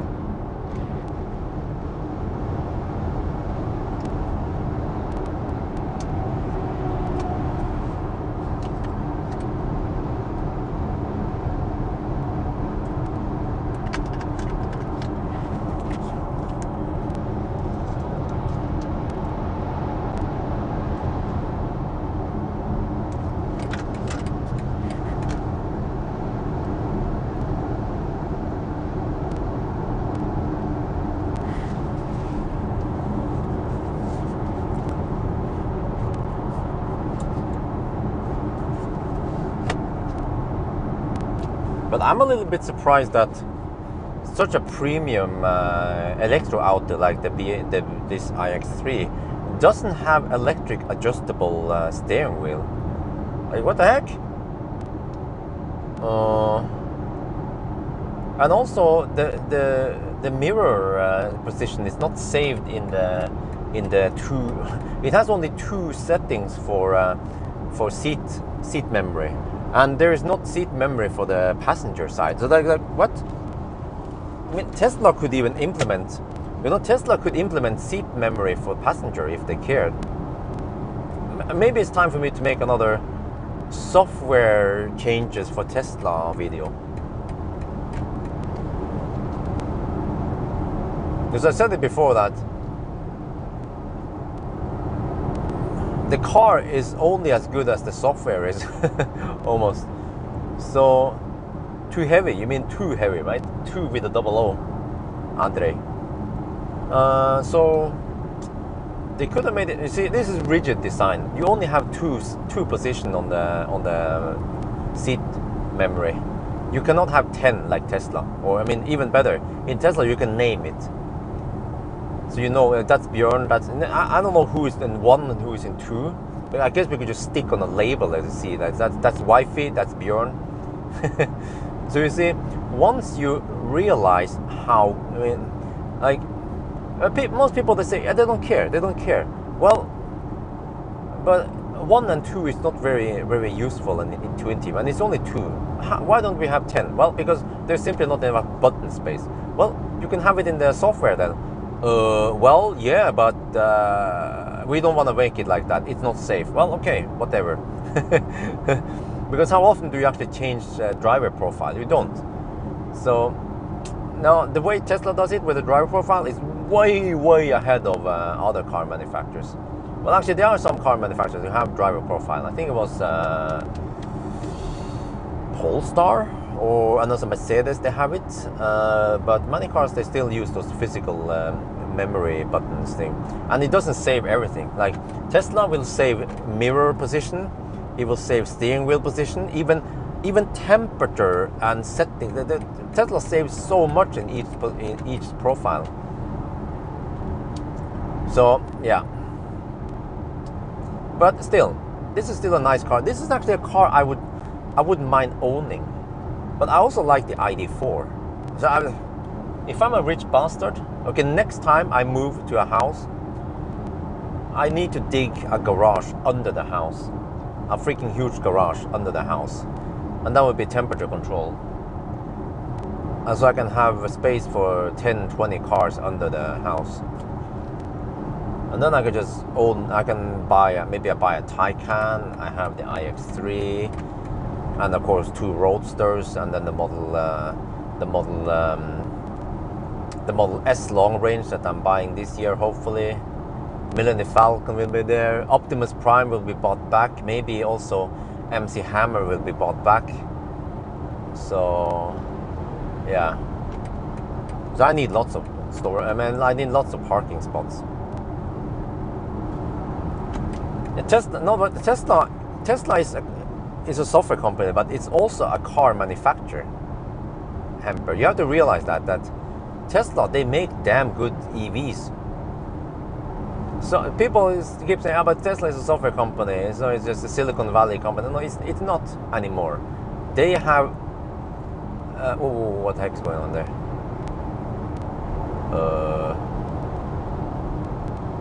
Blown tire. They have some of the best drivetrains out there on the market, or my claim is the best drivetrain. When you think about battery and motor and efficiency and the way it heats up the battery, in combination with the software. Ergonomic profile with your key, yes, that's good, but that's still only 2 keys. Well, unless you hook up lots of keys, but that's still rigid system. Just look at how smooth Model 3 is. You have a user, you have your phone with you, and it works so much better. I mean, in the beginning I thought, oh, but then you have to be dependent on your phone to access the car. But now that I've used it,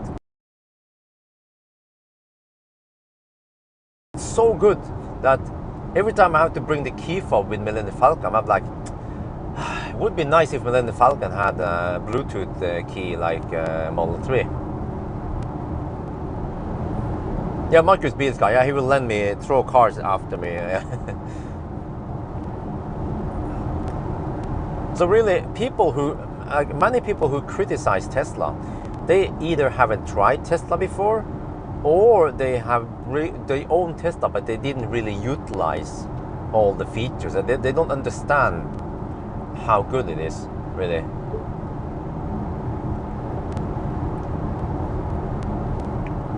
So let me see. Consumption is 228 now. It's rising as we go against the wind.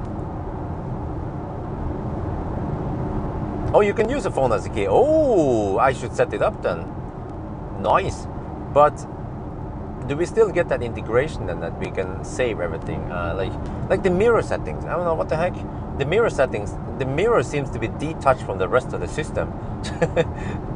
I wanted to save the mirror setting with the profile or with the memory, but it didn't. Because the reason why I'm bitching about this, because I accidentally adjusted the mirror, or it was because, you know, when you have that auto tilting, when you put the car in reverse, the mirror will tilt, the right mirror will tilt down, But in my taste, the BMW tilts the right mirror way too low. And then my brain was set to, okay, I need to tilt it up, and then I tilted the wrong side up. And I was like, okay, just restore it. No, it didn't restore. It's not saved in the profile. I'm like, oh, shit. You see, these are the little things you realize after you use something better, like a Tesla. So again, most people, they don't know this. They don't care maybe, but they don't know. But they just don't know how much better it could be, the car's experience. Even I didn't know it until I tried something worse. Yeah, I have the BMW app. I just didn't know. I mean, I haven't. Okay, I'm gonna look into it and set up. No, dude, what the heck are you doing? He pull in front and then they brake.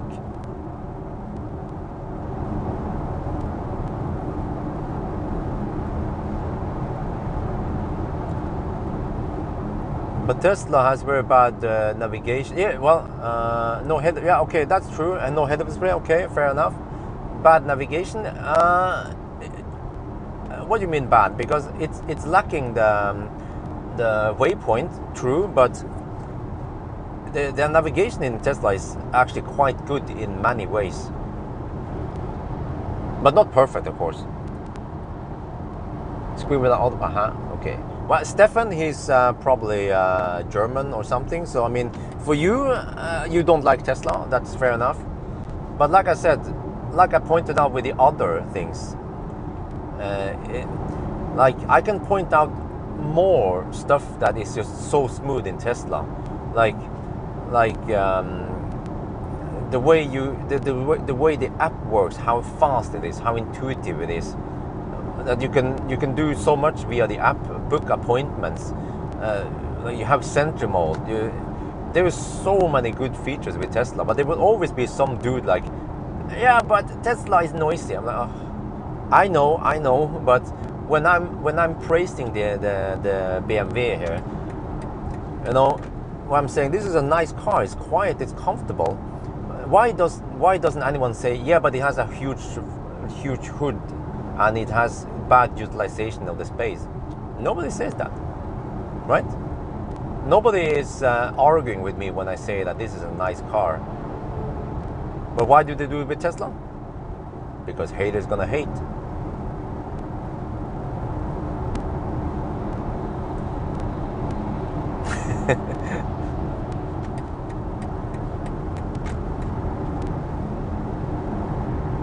You know, Tesla seems much better since yeah. You know what? I use Uber in America, and that was the first time I used Uber, and I realized that Uber is damn good.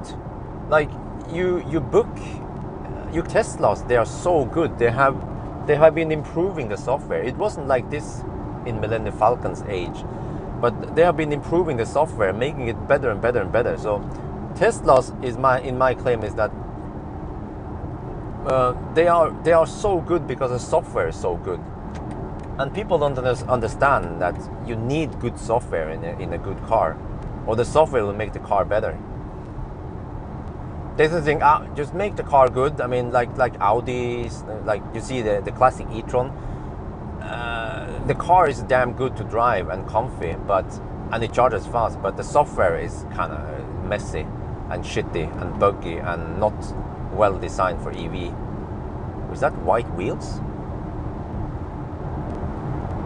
Oh no, that's Slipstream. Okay, it just looks very white. You can book service and yeah. Dude. Okay, Jeppe, I know. You can do that. I mean, I just pointed out that you can do that. Well, can you? Jeppe, can you take a picture via the app, the BMW app? Does it allow you to take several pictures and upload them? And can you go back and change previous service appointments? And can the BMW app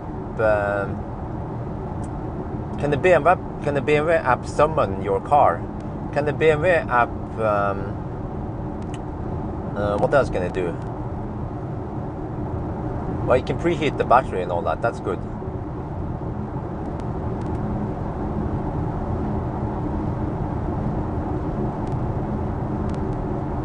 So, of course, I didn't say that that was a unique feature with Tesla, but Tesla just happened to have it all, really.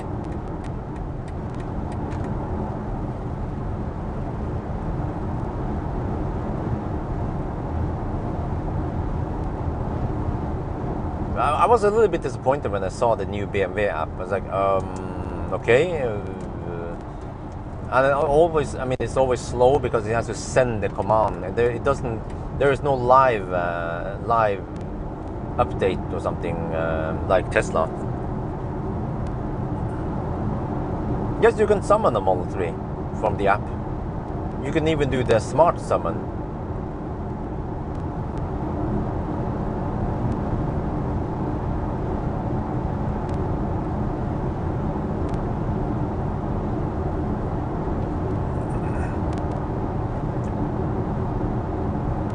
Yeah, the BMW can turn on climate, but there's no feedback on the cabin temperature, which is very nice to know, you know, to be honest, because if you see that, oh, it's 5 degrees Celsius in the cabin, then you want to preheat. But if you see that, oh, it's 15 degrees in the cabin, then, okay, I don't have to preheat that early. I can preheat 5 minutes before, or I don't even have to preheat.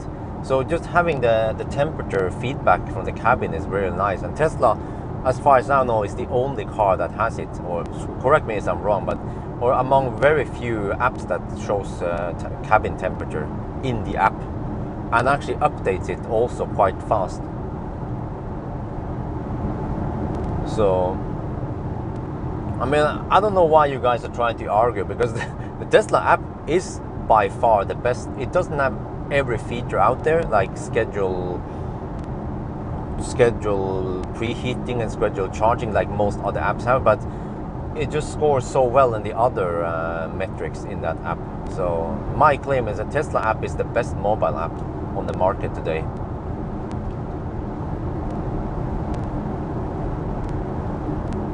And yeah, also many of these other car manufacturers, you get free app connectivity for a couple of years, and then you have to pay for it and you subscribe to it. But Tesla, it's always free. It's always been like, of course, it's included.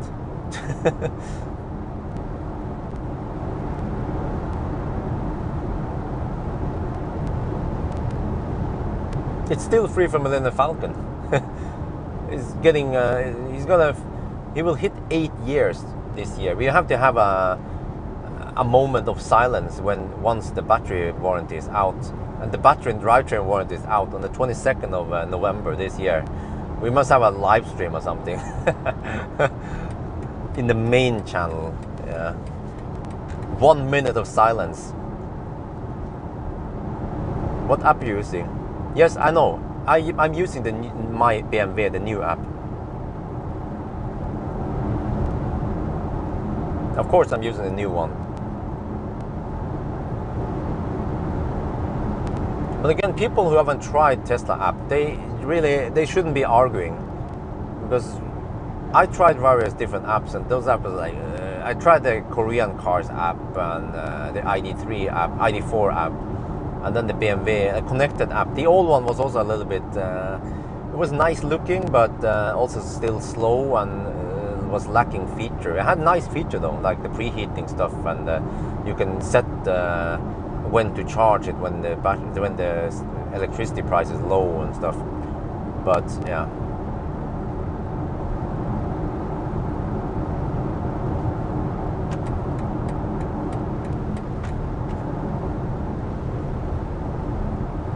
And also, I mean, in general, you know, when people try to talk down on Tesla, yeah, but just look at the numbers. How many cars did, I mean, how many EVs, well, cars, EVs doesn't matter.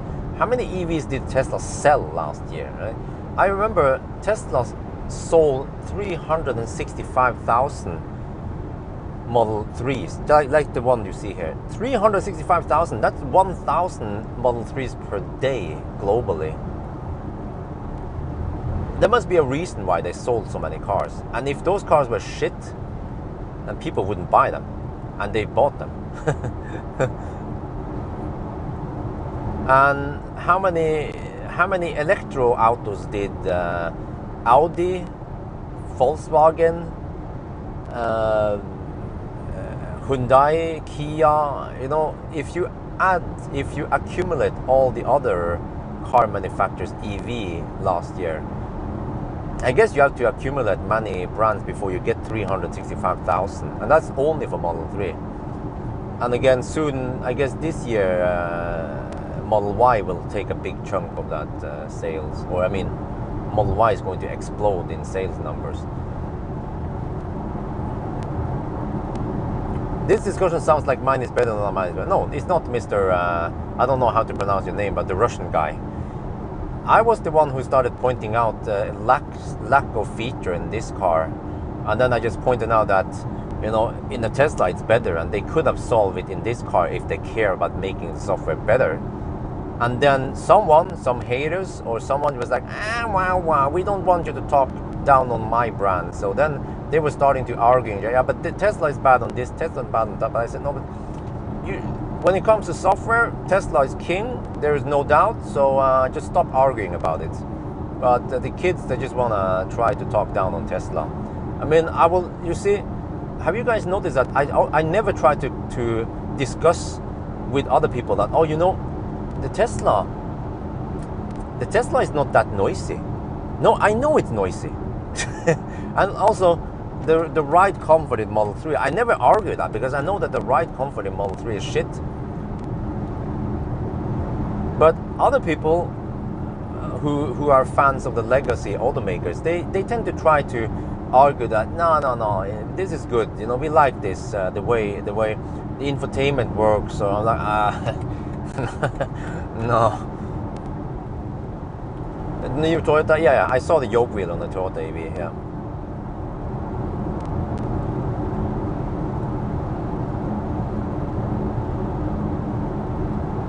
No, I didn't say you down talk Tesla. No. It was just someone, I don't remember, but it was like every time I talk about a nice feature with Tesla, then we have 3 other people mentioning the bad features with Tesla, which I already know. Of course I know them. Like the noise levels and the panel gaps, or yeah. Okay, how is the consumption now? 230. Oh shit, 232.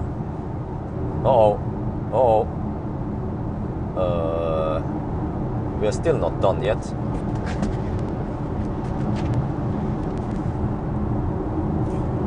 Nope, you can't.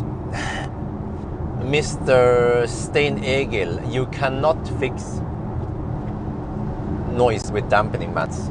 Trust me, I tried. I paid 20,000 NOK for soundproofing MC Hammer. It didn't help jack shit, really.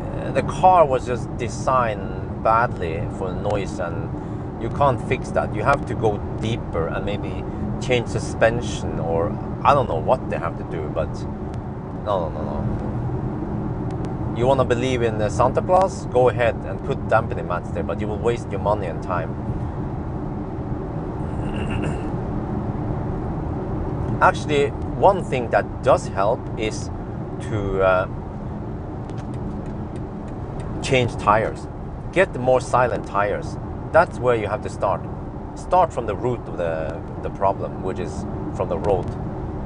And once you have fixed the tire problem, just get some Michelin Pilot Sport with the dampening mats. They are great for noise. Then you can get some dampening mats for the car wheel arch or whatever, and then you will probably also improve that part. But the biggest change is in the tire, really. People don't they underestimate the tires. Many times if the consumption is high, it could be because of the tire. Noise is high because of the tires. Bad ride, the tires. Bad traction in winter, it's tires.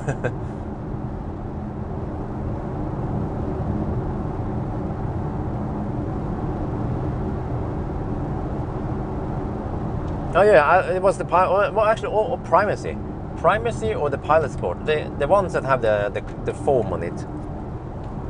I figured out that one is okay. I haven't measured head to head, but because I haven't taken off the foam, but it might shave off 1 decibel or something, which is pretty huge.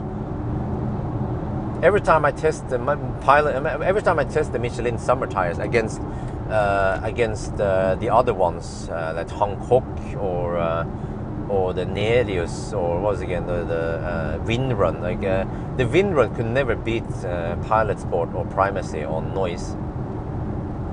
The only problem is that it's kind of expensive, those Michelin, unless you can buy second hand from Finn, I guess. Barely worn out summer tire or something. Yeah, and also get more like, try to get around 45 profile. I think 40 profile is too low. 45, even 50 profile, then that's superb for noise. But the car will wag a little bit more sideways, of course. So if you don't like that feel, then yeah, go for more low profile. But you know, some people don't care too much about the sportiness. They just want a comfortable highway rider. Then 50 profile, or even you can go crazy. You can go 60 profile, yeah, like that guy with the I-Pace, with the 18-inch balloon tires on the I-Pace. Bjørn Nyland, yeah, that's his name. I think he's put on the balloon tires now. It's the balloon season for him. No, wait. I think maybe it was 65 profile. Don't remember. Looked kind of weird, but because there was superb comfort and noise on that thing. It was almost like driving an e-tron.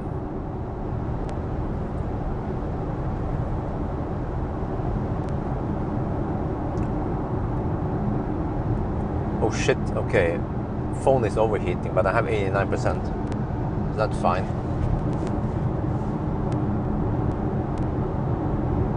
Okay, consumption 233. Oh, but it's still below 250. The other Germans, there will be a 270 or something. 270, 280, I think. I have to look up the numbers again. But I will be comparing this car against EQC. I think it has similar size as an EQC. And then e-tron 50. But e-tron 50, well, yeah, they can be compared size-wise. Long. I thought it was shorter. So it is a fairly big car.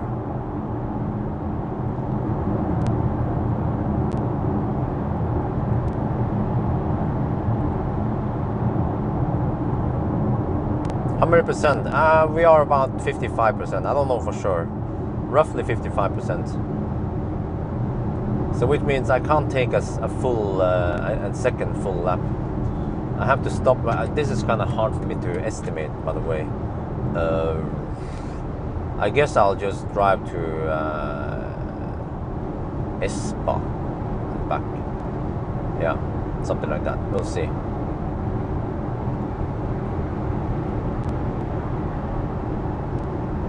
It's a lot smaller than e-tron. Well, maybe outer size, but inner size, the space, trunk, whatever, is similar to e-tron. So it can be compared. And I think many people who buy this one, they will also consider e-tron 50. So yes, it is direct competitor with e-tron. The comfort level, the price, the size, even the charging speed, you know. So I can't wait to compare this one against the. But that's the funny thing, because this one range-wise it competes against e-tron 55. Probably even beats it. So ideally I had to include e-tron 50 and e-tron 55, and then EQC. But then what about the Tesla? Maybe I can exclude Tesla. Yeah, how about that? Because in a way, Model Y, I need to include it. Okay, maybe I'll try to squeeze in 3. Yeah, how about this? Yeah, I know how to do it. Because a Tesla, I only need to include it's got my Tesla thing, which is a smaller one. Wait, do I have it? Yeah, I have it. It's got my Tesla is pretty narrow, so I can squeeze in 5 cars in the comparison. Yeah, it's gonna be awesome.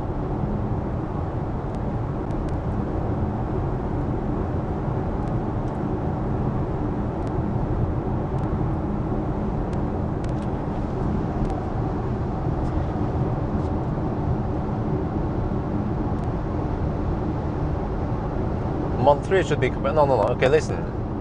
The reason why I mentioned Model 3 is because the Model 3, at least in US, it has the same battery as the Model Y. And I don't have a recording for Model Y yet, but we can use the Model 3. You know what I mean? Just to see the charging. But the problem is that Giga Berlin, once it's out, it's going to be game over. I'm just kidding. It's going to be fat cells, which will just beat the heck out of the other ones. But so we don't know how fast the fat cells will be. But at least we can use the existing Model 3 charging speed to compare.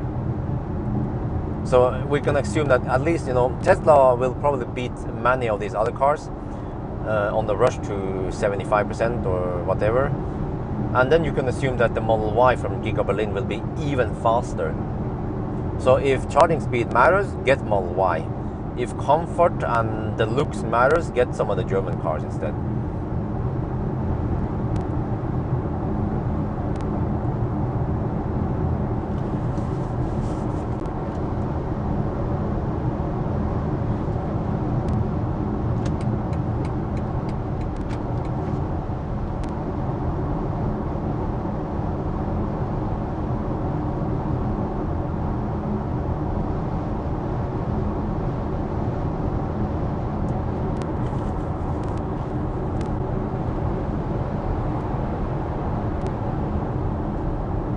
Yeah, I mean, I agree.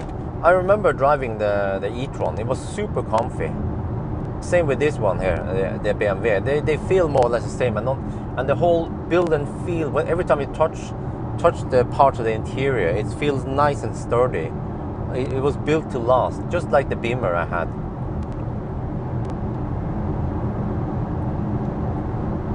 June, July. Okay.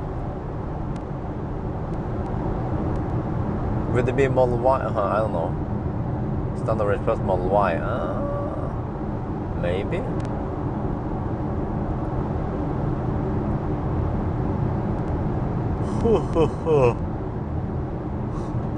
Well, that will be next winter. It's summer now, so for the Nokian tire. We'll see. Nokian actually invited me over to Ivalo last winter, but then Corona came and stuff, and yeah.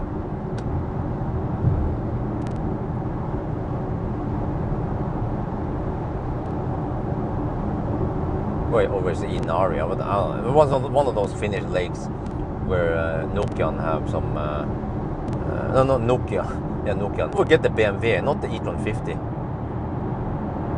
because the BMW at least has the charge port on the rear side, and it charges. I think the BMW here beats e-tron 50. But the problem with the BMW is it's rear-wheel drive, so I actually like all-wheel drive. So okay, that's hard. Hard to choose, really. Yeah. e-tron 50 is also a damn good car. If you want that kind of thirsty car. But on the other hand, I actually don't need all-wheel drive that much often. So I might go for rear-wheel drive.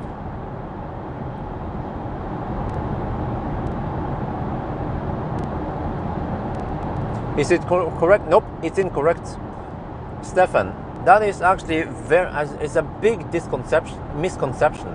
I should make a video about it, because so many people claim that, oh, Tesla doesn't include heater or whatever. Of course it does. I don't know where that myth started, really. There's really no reason to start something false like that, because it's, yeah, of course it counts.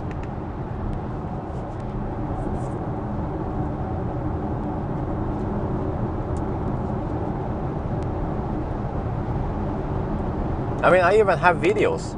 I have videos, old videos of me in the Falcon where I tested consumption in various HVAC settings. And then I think one of them, I don't know, I have several videos about this. Not only within Falcon, also with Optimus Prime and some other cars, I don't remember, maybe MC Hammer even. And when I drove the car without HVAC, the consumption was lower. Even recently, guys, if you guys remember, recently in the freezing cold weather, around Miklagard, I also tested consumption with heater, with a heat pump Model 3. You guys remember? and then I drove it with the heater off, and obviously the consumption number inside the car was lower. So I mean, I have many videos where I show you this, that Tesla does count heater and everything, but I still don't get it how people can not understand that, and they can still spread false information about Tesla, because Tesla is very efficient, and that's probably why they think, the numbers are low because it's not counting this, it's not counting that, and then I can rest my case and I can live with my German car being thirsty, you know. But Tesla is efficient because it is efficient. It is including everything.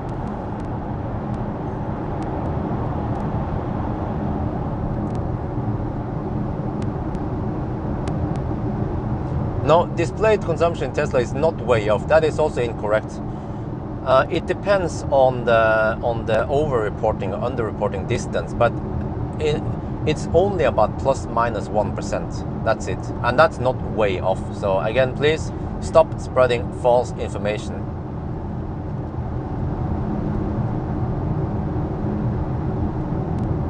And the people who spread this information, they haven't tried it. They heard from someone and yeah, that's great. Yeah, that sounds great. Let's spread that false information without testing it. Because they don't own a Tesla. Or they might have a Tesla, but they don't bother testing it.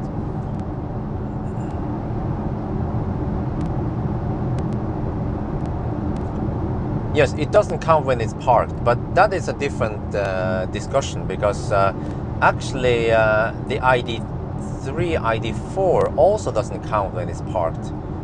But then the e-tron and the e-Golf counts when it's parked. And it's a matter of definition of how you define the trip, because if you started your car, your e-tron, and then you're still waiting for the remaining passengers to embark the car, then the trip hasn't technically started. But if you're stopping at a stoplight during the trip, then that is a part of the trip. So I've seen this many times before, that the e-tron fanboys, they will always say that the e-tron way is the correct way. You have to count everything. Tesla is wrong. But I disagree. If you haven't started the trip, and also after you stop the trip, or while you're charging, that is obviously not a part of the trip. And then you have to fire up the engine to get heat, and then it counts the consumption or whatever. No, whatever.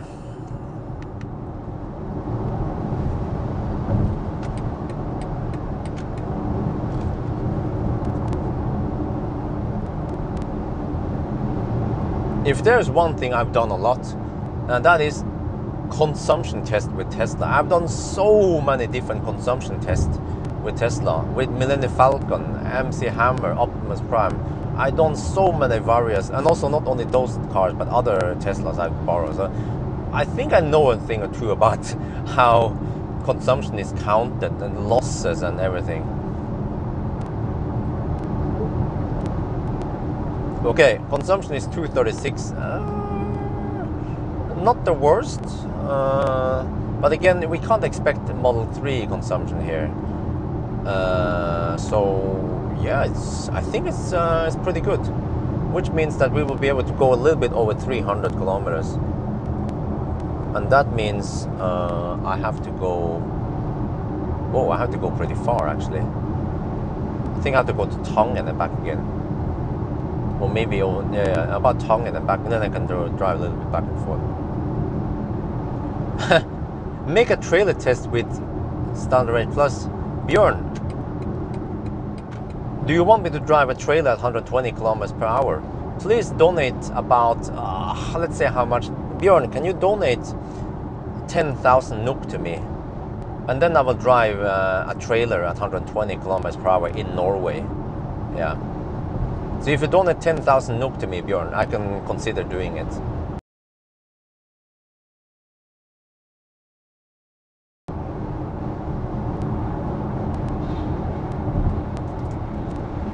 But I already done a trailer test in 90. You can check my channel.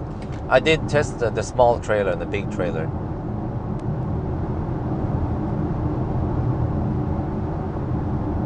Now, Bjørn, are you serious, or was that a joke about the trailer test?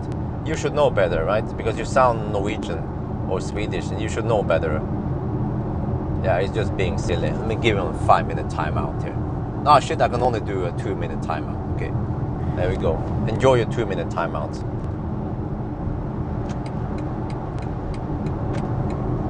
I'm not grumpy, I'm just giving him a little slap. Yeah.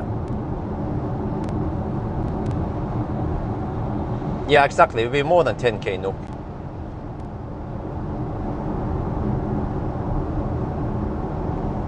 And you get pricks on your driver's license. And man, those pricks, you don't want to get those pricks on you.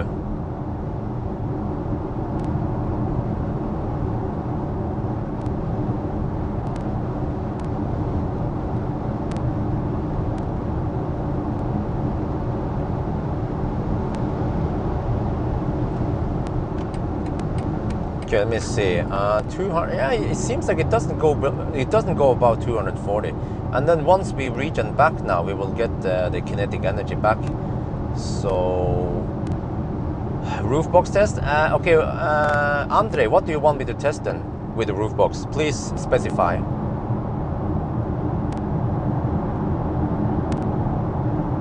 Because I did do roof box test, but I will not slap on a roof box on every car I test. That's kind of pointless for me. Because there are so many different roof boxes. So what is the point?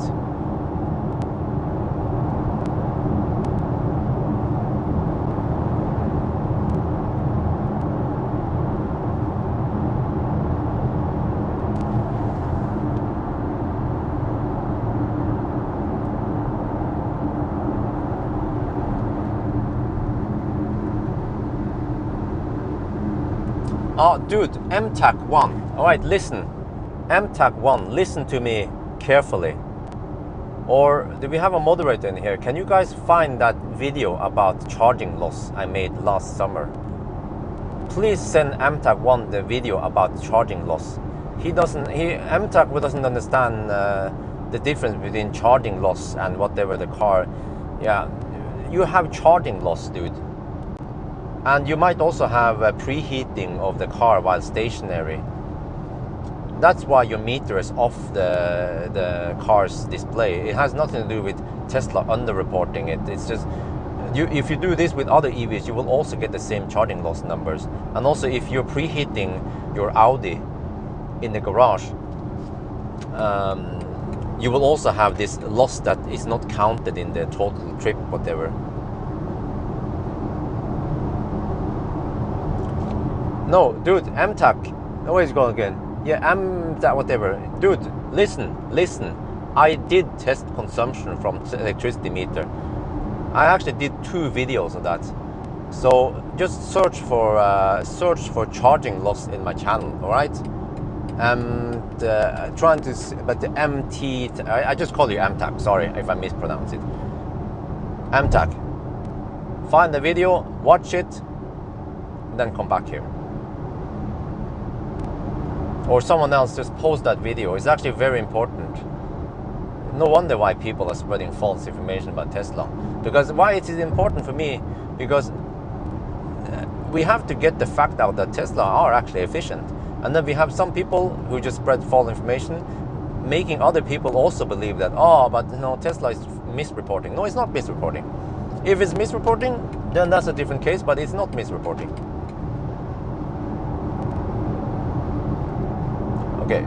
Okay, well, that's a bummer. Morten is not here, but can someone else, we have a moderator who can search for it. Search for that video and give it to MTAC, so he should watch it. I measured about 10% charging loss, and then you have also some vampire drain, and again, when you preheat the car, it's not counted anywhere, because the car is stationary and off. So, yeah, well, okay. Whatever. Too bad Morten is not here. Oh, there you go. Thank you. Yeah, okay, he got my point. Okay, that's great. Many people, they just don't listen, or they're just like, oh, but it's like this. And then I tell them, no, just please listen how it works. And they'll be like, no, I don't want to listen. Okay. We think about Ioniq 45 tech in the car. Huh? Ioniq 45? What? That's a concept. Are you driving in D mode? I'm not using adaptive. That's shit. I'm using D mode with highest regen setting. What video is it? It's called, just search for my, Jeppe, search in my channel. You know how to do it. You have to go to my channel and then you have to use the magnify glass. Search for charging loss, I think. Yeah, you should find it. Search for charging loss. Oh, you did post it. Okay, I didn't see it. Sorry.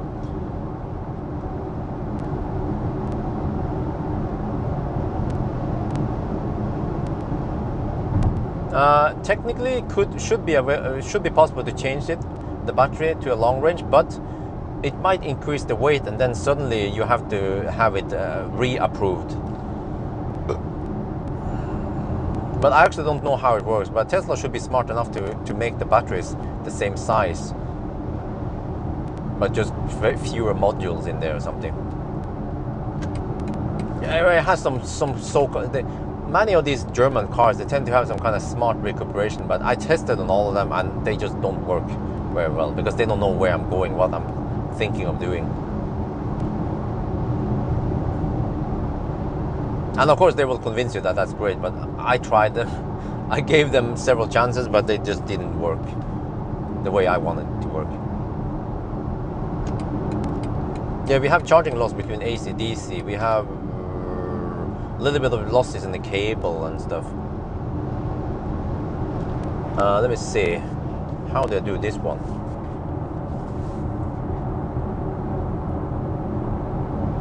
Well, I can say it loud. Yeah.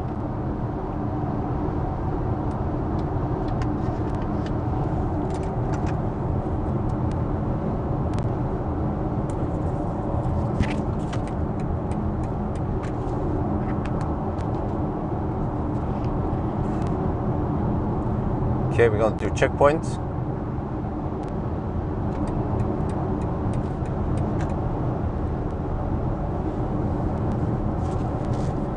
Well, which makes it useless, because you can only use a smart recuperation if you have a car in front of you.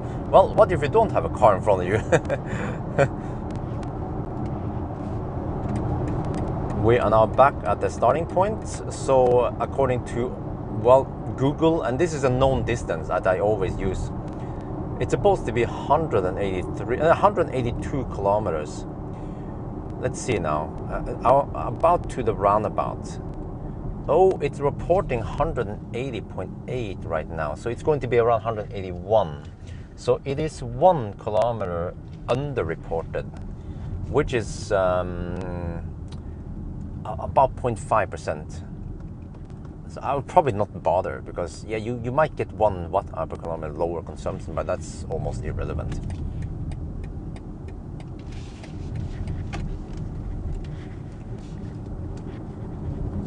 ตอนนี้เราไปถึงดอนแล้วก็ผมก็เช็คทริปอีกทีหนึ่งระยะทางอ่ะรถมันบอกว่าเราขับได้180กิโลเมตรแล้วที่จริงมันเป็น181ก็โอเคช่างมันเราไม่ต้องอะไรอ่ะมันไม่ต้องแก้หรอกเราไม่ต้อง correct ที่มันผิดนิดหน่อยนะโอเคตอนนี้แบตเตอรี่เหลือประมาณ 45% แล้วก็ต้องขับไปอีกนะ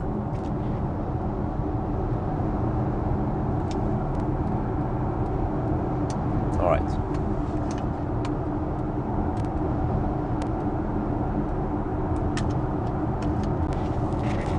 maybe I want to charge those batteries, but now I want to listen to some music here.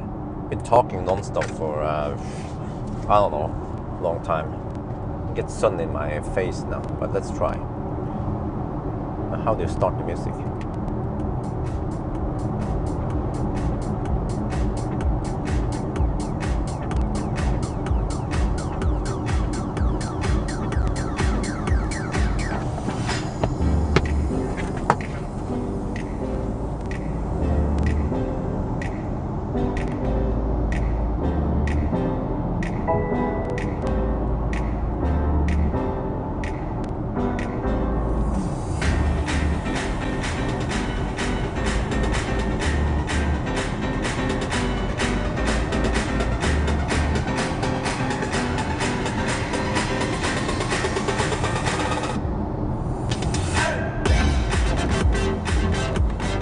Yeah, how about 45% left, roughly?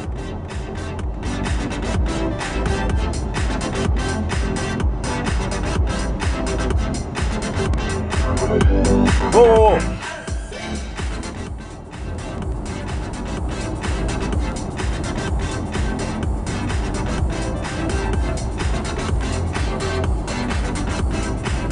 Look! Wait. Gestures. Haha!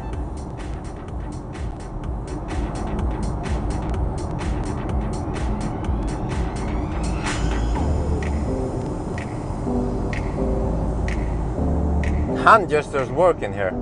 That's awesome. Oh, thank you, Thomas.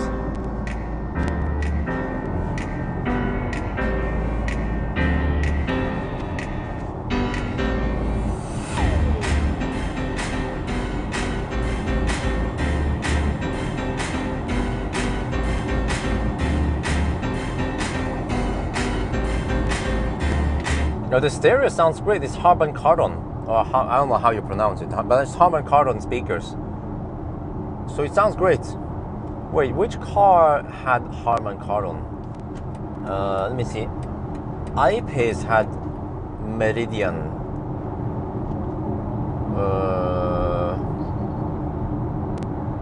E-Tron had Bang Olufsen. Mercedes had Burmester. Trying to remember which car had Harman Kardon.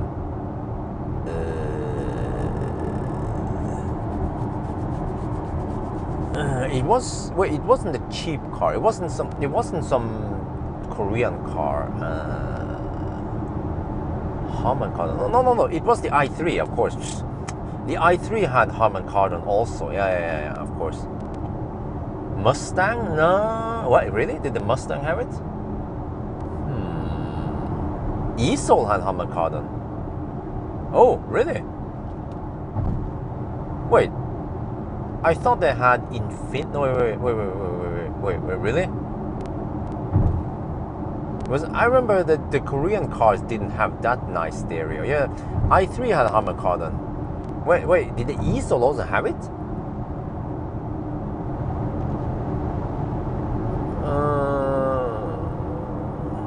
Didn't they have? I remember they had a lower grade stereo. I could be wrong. I'm always wrong. Okay. Oh shit! 118 kilometers. Okay. That means. Yeah, I'm not sure how far I should drive, but.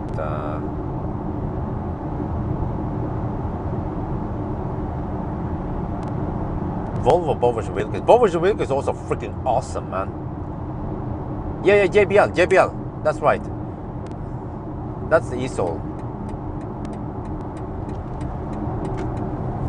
Yeah, I think Beamer, they use Harman Kardon, but I didn't have Harman Kardon in my E61 from 2006. Back then, it was just called Hi-Fi Professional. And I remember the subwoofer were placed under the front seats, which gave it nice and firm butt rumbling effect. But Millennium Falcon's stereo, Millennium Falcon's subwoofer is a bit too loose because it's in the trunk. So I prefer nice and firm, and 360, 63, 66, 69 decibels, something like that, roughly. I haven't checked the results in the logs yet, but it's quiet. Yeah, it is quiet, but I feel like it's not as quiet as e-tron. Maybe I should need to test e-tron again in summer. Well, I mean, I have tested it already.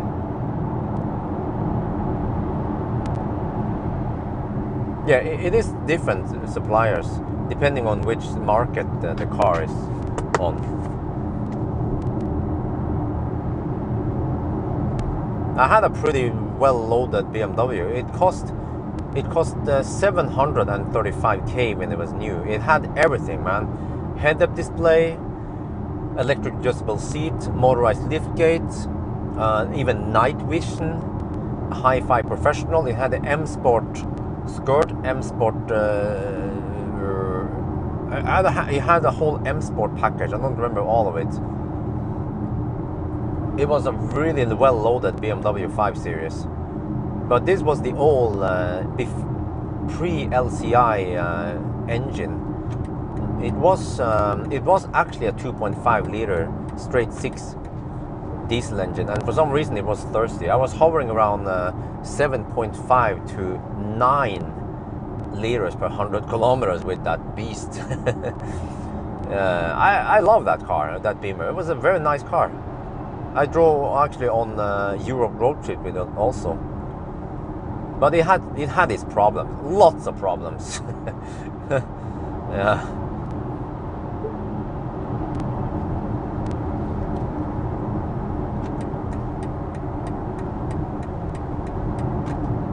Yeah, I'm getting EQA in May, so I can repeat. By the way, guys, if someone can repeat after me, just type it in the chat.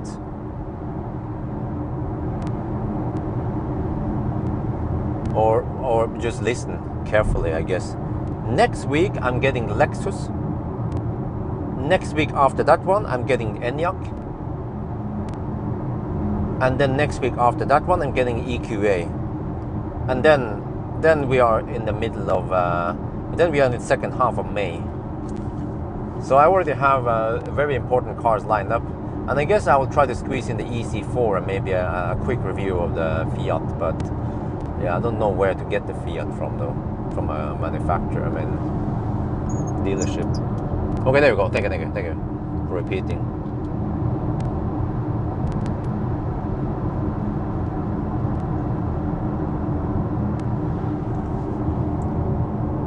By the way, do we have any moderators on right now? Or are we just completely out of moderators?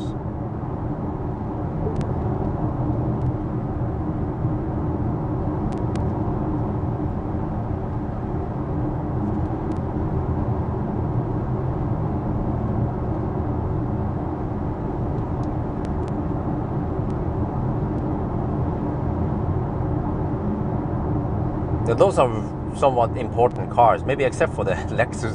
Well, at least the other cars lined up. Enyaq is super important. Also, EQA is, I think, for the European market, and yeah, it's important. And then I will try to do a North Cape trip with the ID4. Yeah.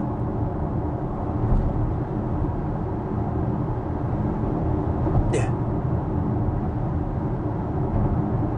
Pin comment about schedule. Okay, I don't want to do it right now because I can't do it from this client. So I have to pull up my phone, and I'm not going to do that.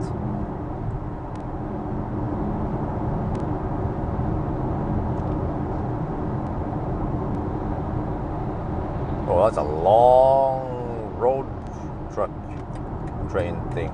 Vogntog, what they call it. Road train, right? What is EQA? Hey Google, what is Mercedes EQA? There you go. Thank me later. Let me Google that for you. Underwhelming? What do you mean underwhelming?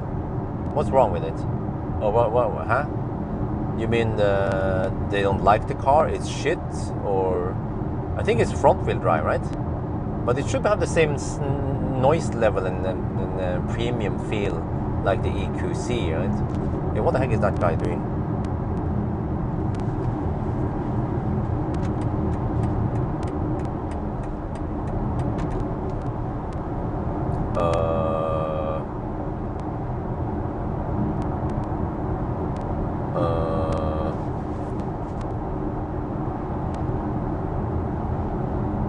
Okay, in this case, I will flash.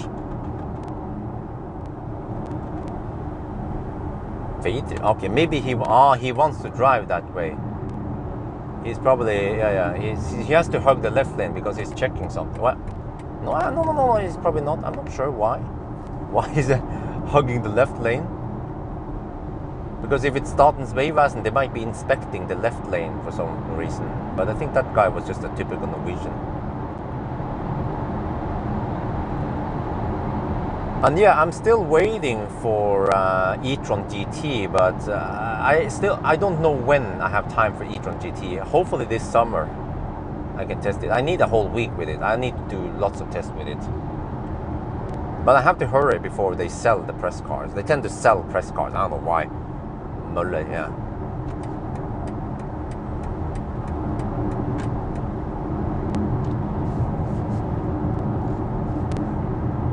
What do you think of rear-wheel drive EVs in the snow, Bjørn? They work fine. I've been using Millennium Falcon, no problem.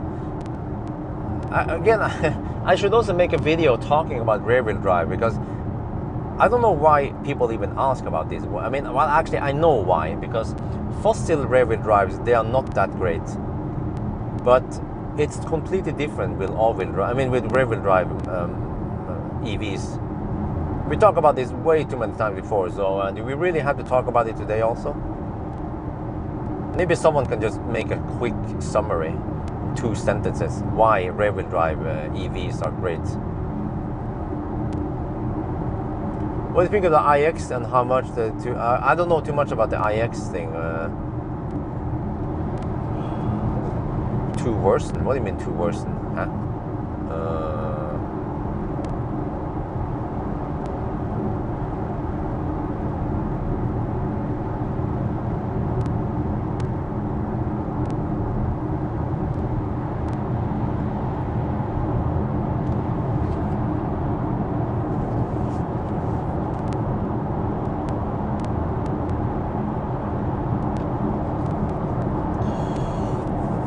Yeah, well, yeah, but Porsche also has its problems, I heard. I haven't tried this, but supposedly if you're not a skilled driver and you drive a rear-wheel drive Porsche, it could just kill you.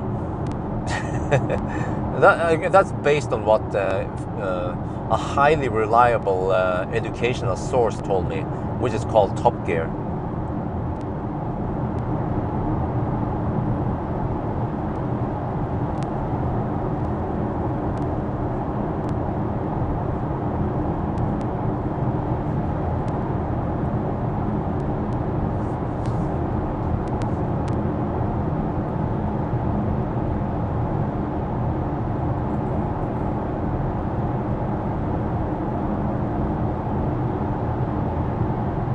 Sounds like pretty good.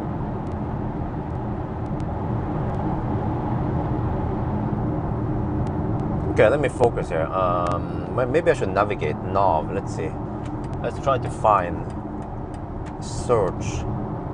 Wait, can I just okay search Ionity? Wait, I mistyped Ionity. Shit.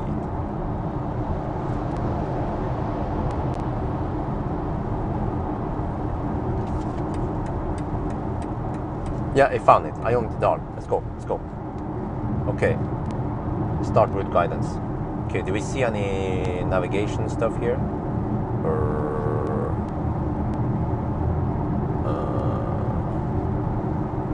35 kilometers to... okay, but I want to go to the home screen. Let's see if I see any navigation stuff here. No, I don't. Okay. Well, that's a bummer.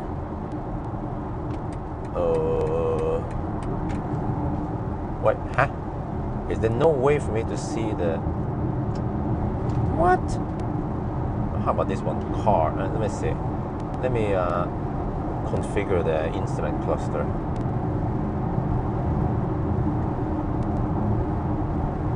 Okay, if I go for display... Okay, what about this? Nope. Still don't see any distance to a destination. What the heck?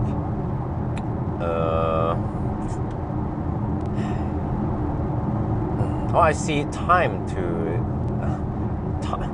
What? That's useless. I see time to destination. I want to see distance to destination. Bruh. Can I switch this? No. 9. 9! Okay. Okay. That's clumsy. Let me see. I think I have to do this. Oh, you can't adjust it while it drives. Ah, shit. Okay. I don't know. Yeah, this is actually kind of clumsy. So I have to go to knob. I have to press knob. Wait, map. Okay, then I see it. Okay. I have to press map to see it. 43 kilometers, and we have 111 left range. Okay, good. Alles gut, ja.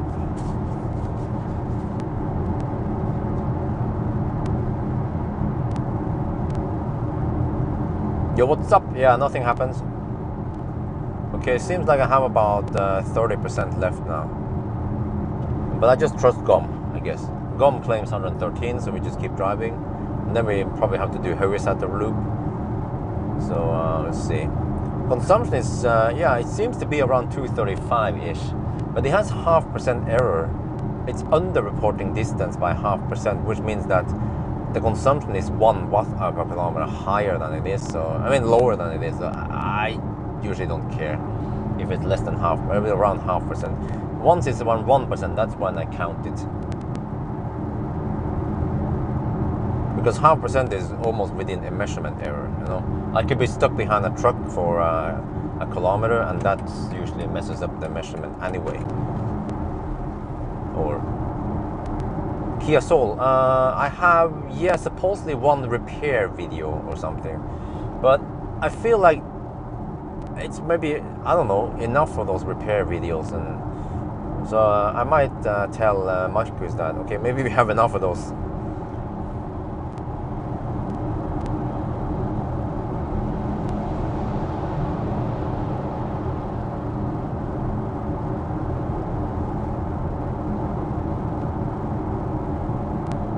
This is obviously not the 90 test, it's a 120 test, because you see how fast we're driving compared to other cars and trucks even. Okay, so let's see. I can still go further. You like the repair videos, okay.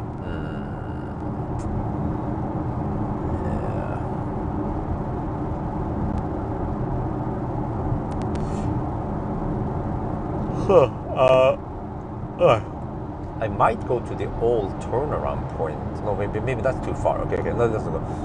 Let's go to Tongen. Circle K. I don't know what it's called. Circle K Tongen or whatever. You guys know the main charger. You turn around there, and then we probably have to do a little loop. Oh shit! It's 3 in the afternoon already. What? Damn. It means that if we go to Høveset, it might be semi-busy over there. Okay. In that case, I will do a Nebbenes loop instead. Yeah.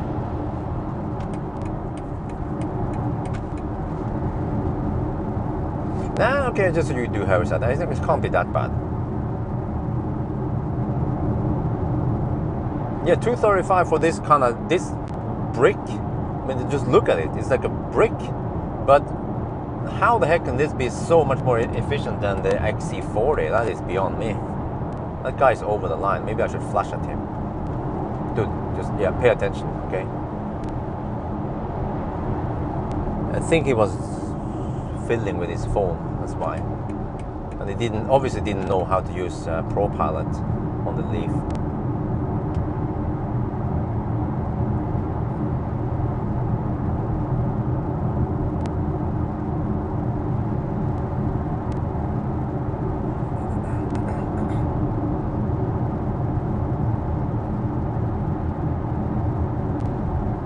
Well, why is it so efficient? Maybe it's the length of the hood that makes it efficient, you know? Never underestimate the length of the hood. The longer the hood, the better.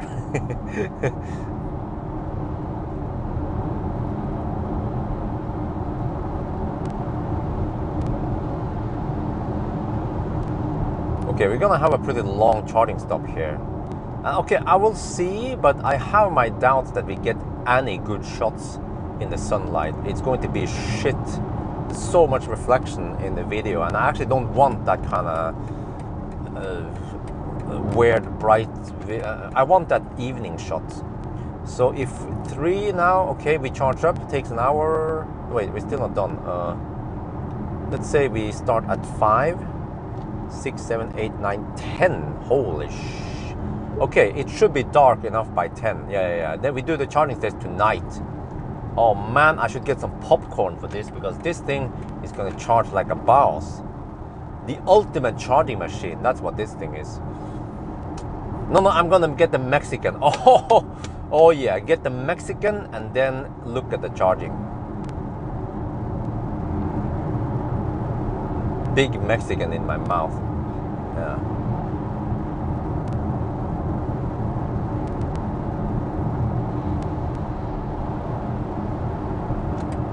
Yeah, they should add the state of charge. Why did they remove it? I mean, they had it in the iX. I mean, they have it in the i3. Then they removed it. Whatever. Just I will request car scanner boy, or the electrified boy, or the other boy, one of the boys, to implement the iX3. I mean, it's going to be a very important car, so they should add support for it. And which one is the best? I actually like car scanner look, even though it's a bit, yeah. Well, whichever of those. As long as I get state of charge and battery temperature and some kilowatt stuff, then that's great. Yeah. Whoa.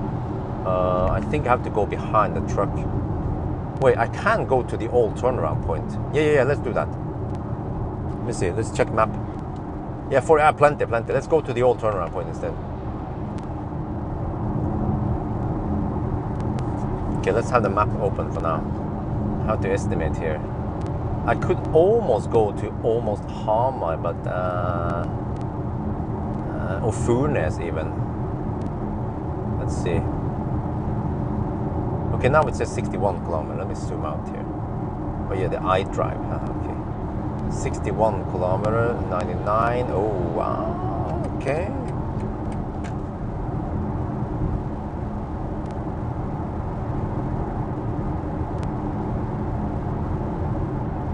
Yeah, the Volvo is just incredibly thirsty. I mean, you already take an inefficient drivetrain from Polestar and then you slap a brick on top of it. So okay, wait. I could go Furnes even. The car claims another 96 kilometers. How about that? 60 kilometers. We have. Oh yeah, we have headwind on the way back. Okay, let's go Høvesäter. I mean, after this one, they go Høvesäter. Yes, I deleted old live stream. That was a long time ago, man. Just clear up some illegal driving from my history.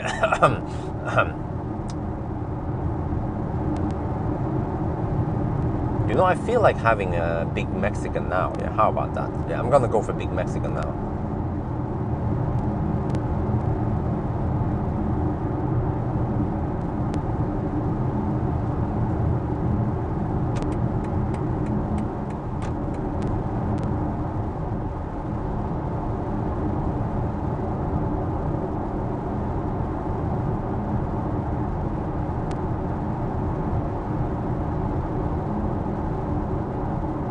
Yeah, the i4 should be good.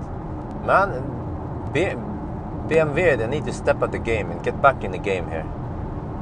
Join the EV revolution. We need more nice EVs, like premium EVs like this. It's been dominated by Audi for a long time, really. If you want something nice in German, that's Audi is the only one. Now we have BMW, we have Mercedes, and Tesla, of course, but some people are just allergic to Teslas. But yeah, in all fairness, the old Model S design is kind of even the Model X. I mean, it's better. Yeah, the seats are damn good, but the rest of the interior is not the same level as the Germans.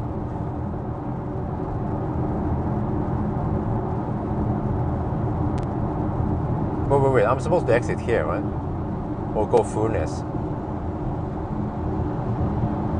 95, 55, that's 40 kilometer difference.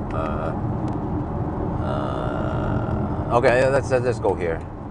And then I can always do a little bit of Høvesäter. Yeah.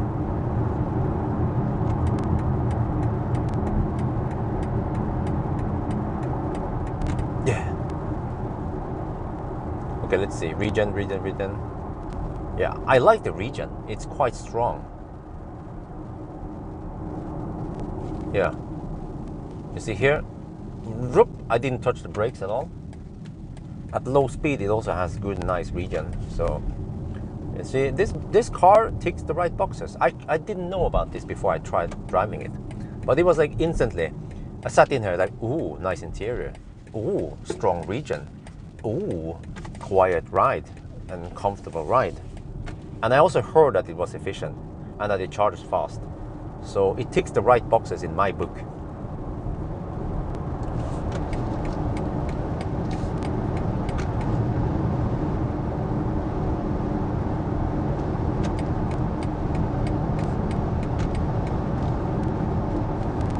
Okay, let's see now. GOM is 93, distance to Dal 53, but we have headwind. So we have a 40 kilometer left over, supposedly. That will be eaten up once we go uphill and whatever again. So now let's go back to the menu part, okay. Oh, is that Polizei? Yeah, that is in fact Polizei. Not driving that fast. Do we have any Germans here? How fast does the police, the Polizei in Deutschland drive on the Autobahn when they have to hammer it? How fast do they drive really? Do they hit 250? Do they go 300?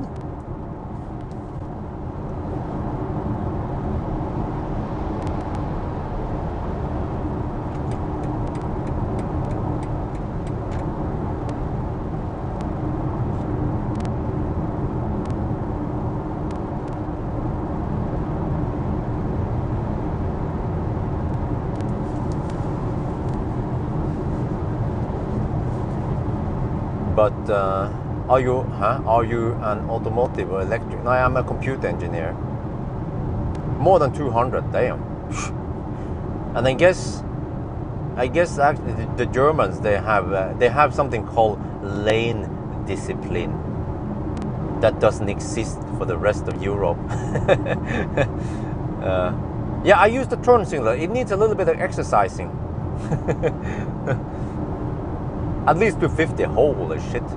Those police, they mean business. They're not digging around. Bjørn, but Model S Raven performance have interior really good. Well, yeah, but yeah, I mean, it's nice. The Raven is, I mean, they have been getting better and better, the materials, but it's still, okay, and the center console is slightly better, but it's just that the door handle, the whole door design is outdated in the S. That's why I didn't want to buy the old S or keep the old S that I got for free. So yeah, I mean, I like Tesla, don't get me wrong, but the Model S is outdated in the interior, practicalities, you know, like what the heck is that? You know that sliding cup holder in the Model S, I mean the armrest that becomes a cup holder and whatever. I mean, it's too hard. That armrest is too hard. When I rest on it, I get pain in my elbow because it's too hard. And then if you want the armrest, then you can't use the cup holder. And the cup holder is way too far behind. I mean, back, it needs to be more forward. And why is there no room under there? What the heck is in that box? So again, the design of the Model S is nicht good. That's what I'm saying. And okay, I didn't realize it before until I started using Model 3. I'm like, damn, this is so much better design in the Model 3. Yeah.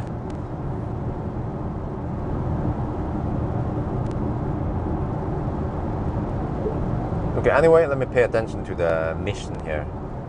Consumption is 230, well, it's 232.9. German precision, yeah. But there was one thing I'm wondering. It says that we have recuperated 1.8 kilowatt hour. I wonder if this car doesn't count trip. Okay. Okay, I'm gonna ask you something here. Okay, the Beamer reports regen energy 1.8 kilowatt hour, and I noticed that the instant power meter, or whatever you call it, does not go below zero. Once you cold, even once you regen, it stays at zero. So that leads me to believe that maybe the trip meter doesn't count regen energy. it doesn't, I mean, it doesn't subtract regen energy. In that case, then we have to add the regen energy to the trip to the trip meter to find the available energy in the car. You know what I mean? It's kind of complicated question I gave you, but I think some of you guys might understand what I mean. Because Tesla and many EVs will show you negative consumption, but in a Leaf, if you drive it off a cliff and you regen a lot, it will not show negative consumption and negative trip usage.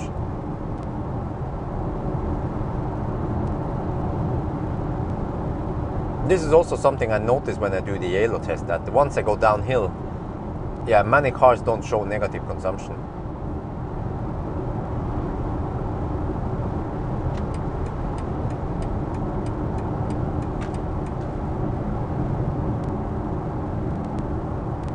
Well, fair enough. The iX3 interior is from 2013, but so is the Model 3 interior, more or less, except for the center console they upgraded recently. But it's still a nice interior compared to the other EVs on the market.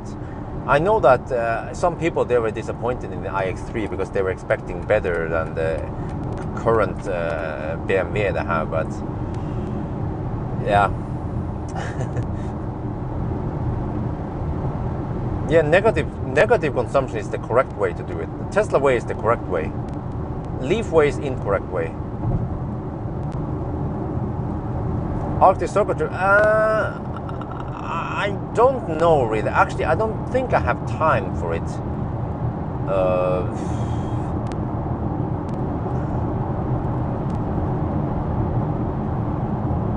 Well, unless people really want to see it, but okay. I mean, I live by the views and by the money. So of course, if people want to see it, I can do it. I don't mind, because I actually want to eat that pizza at Mo i Rana. So I guess I should ask. I should ask by the end of this video, because my true followers, they will watch till the end, and I can make a straw poll and ask people if... No, actually, no. I'm not going to make a straw poll. I will ask them so they can answer in the comment section. That's actually better for engagement for me, for triggering YouTube algorithm. I can ask them if they want to see Arctic Circle trip with this car. I can do it. I just have to figure out if the dumbbell trick works or not. But I think it shouldn't be too cold if, yeah.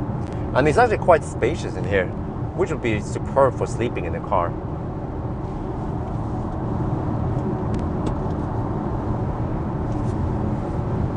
Yeah, but the 1,000 kilometer challenge is actually easier, also more interesting. Yeah, so okay, but again, it's just you guys in here. I have to ask the rest of the channel, the main channel. And if lots of people say yes, then I guess I'll consider it. As long as I get good views and good money and it's worth the trip, then I'll do it. But it also means that I have to do 1,000 kilometer challenge at night in a weekday to squeeze in everything.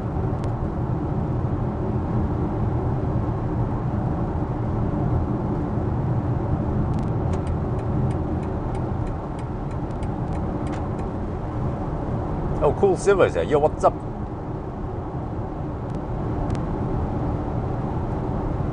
Oh yeah, shit, I have to give you the admin link, Cool Silver.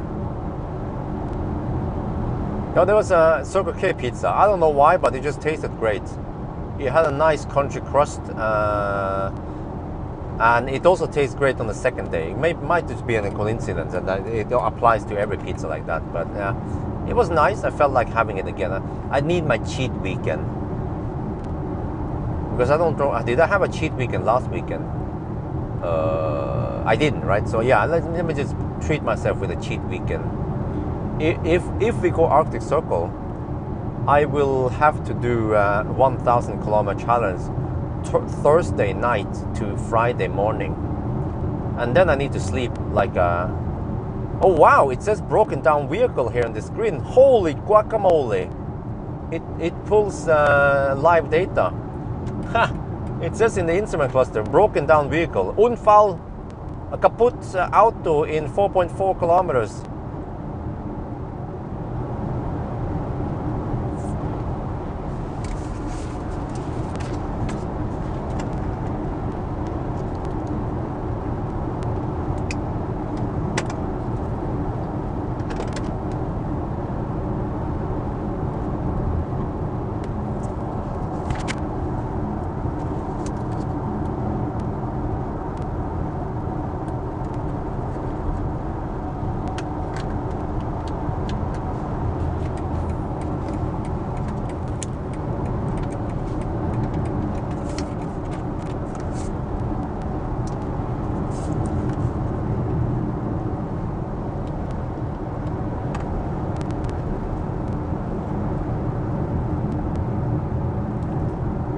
Ha, look at this.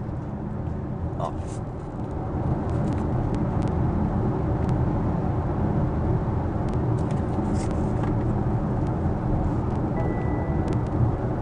Ah, look at this broken down vehicle, narrow lanes.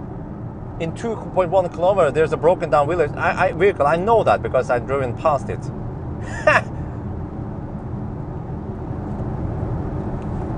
ฮะเนี่ยมันเตือนนะที่ head up display แล้วก็ในจอนี่นะว่ามันมีรถที่หยุดที่มันรถลุนะอีก 1.6 กิโลเมตรมันเตือนตั้งแต่ 4 กิโลเมตรก่อนแล้วนะล่วงหน้าเลยว่ะ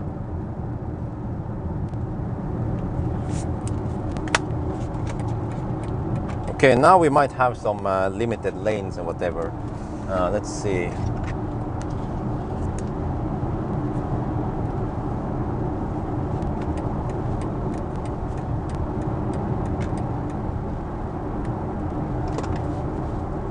Oh, the rescue truck is there.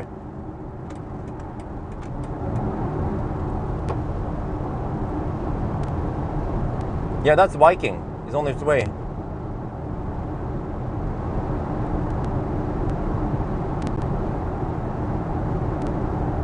What?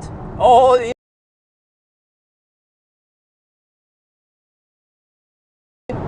there's Viking. But since it's such a long stretch, then I guess it's not that bad after all. I guess we could try to compensate by driving a little bit faster. How about that? After the unfall.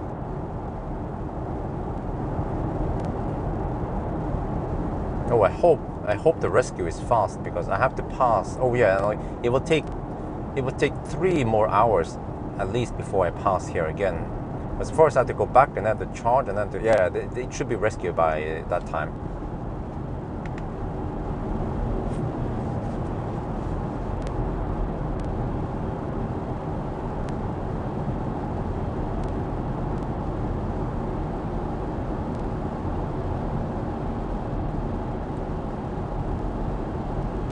Dude, you can drive a little bit faster. Your body in front is already way over there already.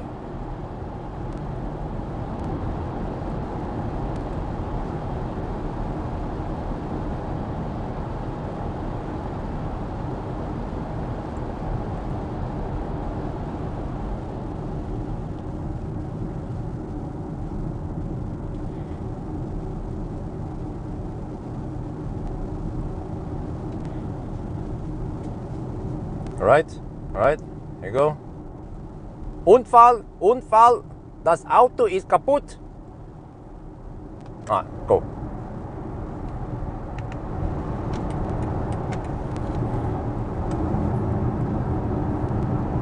Was that good German? Try to be a good German.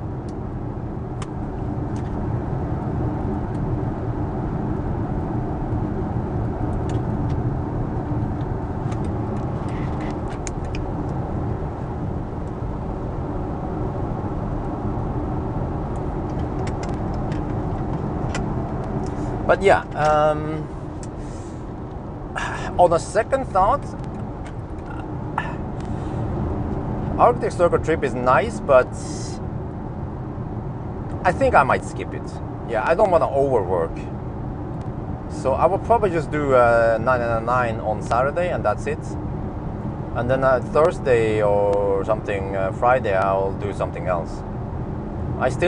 Thursday I have to do interior review. And Friday, maybe I'll do app or something. I'll see. But I'm actually going to be done with most of the driving tests soon. And yeah. Oh, maybe I should overcompensate. Let's go a little bit faster now for a little while, because those guys were driving so slow. I have to overcompensate. I have to go a little bit faster for about 2-3 kilometers. Kind of make up for that slow speed there.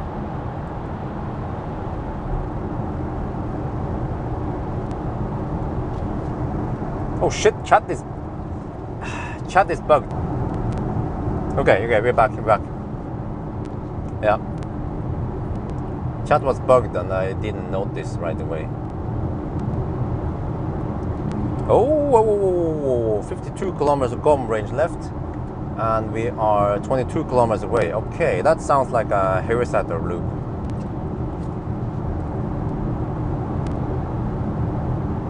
Oh shit, another. Oh, may have this one also. Okay, I think we can slow down now.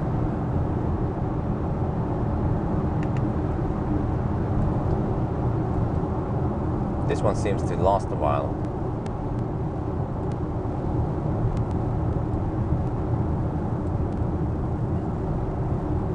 Okay, I kind of need to pee soon, and we need to charge. I'm gonna eat my Mexican.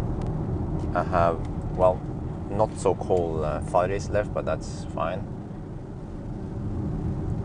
This is just a short one though. Then I hammer after this truck.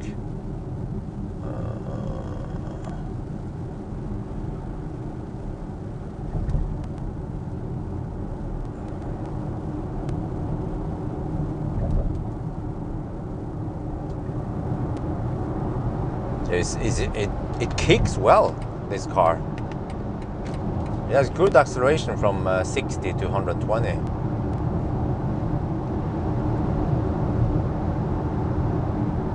No gear changes. I think this car is enough to convince fossil Beamer lovers to move over to electric.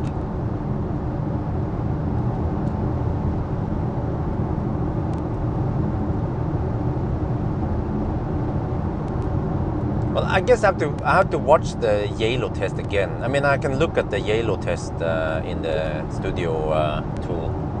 But, I mean, yeah, it gets views, but some cars get low view count. And it's actually quite a lot of work for the Yalo test. And it's annoying. That's what I don't like about it. The road there is annoying. And to be honest, it doesn't really give that much information.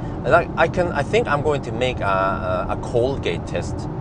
Yeah, I'm going to make a new Colgate test, but it's hard to. Well, I need to. The thing is that I need to soak down the battery overnight outside. So I start with a cold battery, and then I will probably also drive to the north because I like this stretch. But I have to find a charger that is fast enough. Yeah, and it has to be the same spot every time. So, and it's just a quick test. Like I only need to test it for 5 minutes to see how slow it is. And the battery, yeah, that's another problem. I need to maybe discharge the battery to, let's say, 50% or lower. So I try to arrive with, let's say, 20-30% or whatever. So yeah, I need to work out a Colgate test. But many people who charges with cold battery, they don't have 10% or 5%. They might arrive with 50% or something stupid and cold battery. But 50% is a little bit unfair, but let's say 20 or 30%. I'll work out something smart.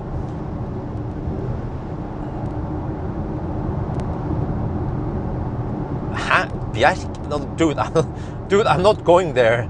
Thank you for the suggestion, but I'm not going to Bjerken. I need Ionity Dal. Sounds like a good one. So I think I just need to drive a loop or something.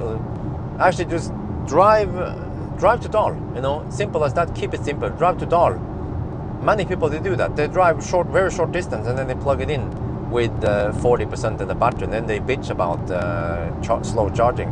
So that's what I'm gonna do, and then most likely the e-tron will score the best there, and it's going to be, what I will measure is how fast we get versus how fast it should be or something.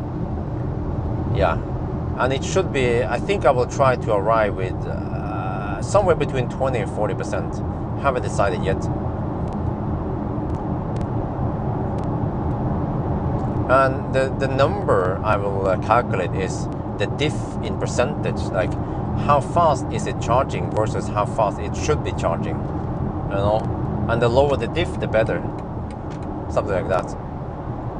But ideally I should charge for, let's say, 10 minutes, because some cars like the e-tron have a pretty high like rate of recovering it. And then Teslas, they can preheat, so I should also use any kind of preheat before. Actually no, I shouldn't, because people, they often also navigate to places without preheating it. So actually no preheating before fast charging. So it's going to be quite yeah, interesting test. But I need to, I feel like that one needs to be done. No, there's no need to do 50 to 100 acceleration, because we already have the 0 to 100, which is almost the same. The only difference is that if you launch from 50, you have a little bit of lag.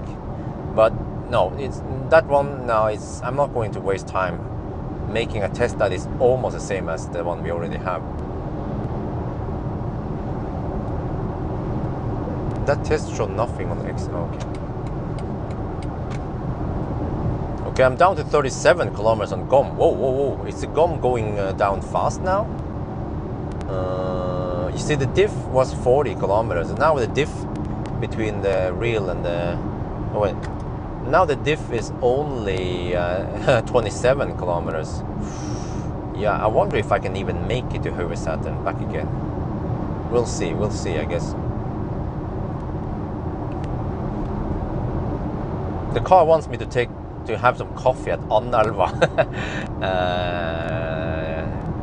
No thanks. How do you say no thanks in German? Do you say nein danke? Oh, that sounds weird. Or nicht danke. Schön. No. You see, that's what I would do, you know. I just throw in some random words without any grammar. Yeah. Risk it? Yeah, because yeah, you're not the one risking it, of course. You're just sitting there, pulling an Al Bundy. Nein danke. Okay, you say nein danke, not nicht danke, yeah. Because nicht is actually not, but nein is no. So the difference between nein and nicht, like no and not. What? So you can say nein danke. Nein danke, okay, nein danke. But can you also say nein danke schön? That sounds weird, right? I think that one must be wrong.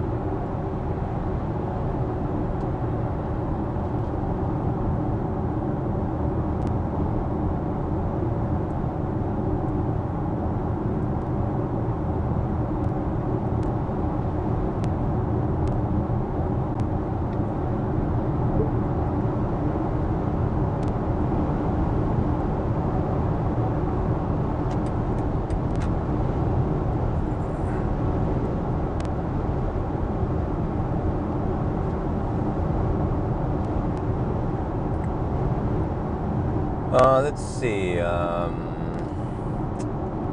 Okay, 32 kilometers on GOM. Yeah, that's plenty. So yeah, we can at least do one Høveset loop, and then we'll see. I don't know how many percent I have left. It seems like I have 5%, but that can't be right. It must be 8% something.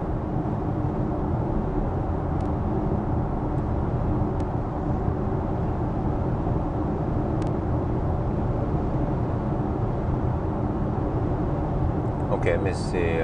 Phone is overheating again. That's fine. Let's see if my favorite spot is available.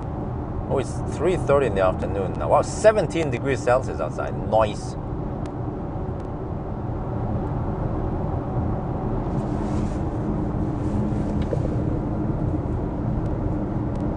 That's typical summer. Yeah. 17 degrees Celsius is Canadian summer, right? Not only 17 degrees, it's heat stroke in Canada. Yeah. Canadian summer is 10 degrees. Yeah. This is a tropical summer in Canada.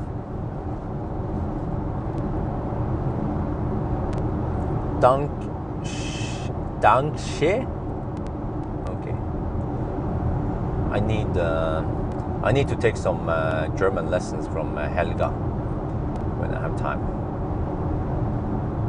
28 kilometers. Well, I have to say that the gum drops pretty fast now.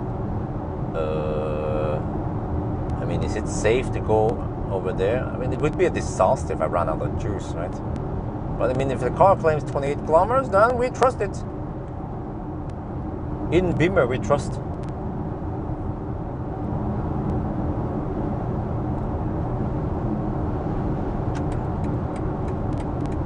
I mean, the gum should be adjusted by now. I've driven 287 kilometers. Wait, that's it?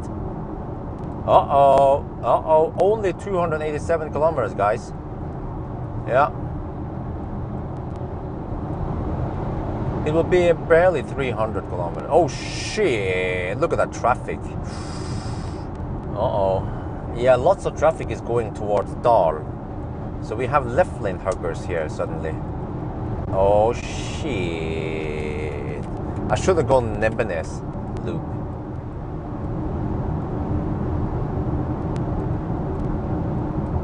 Okay. Let's see. Oh shit.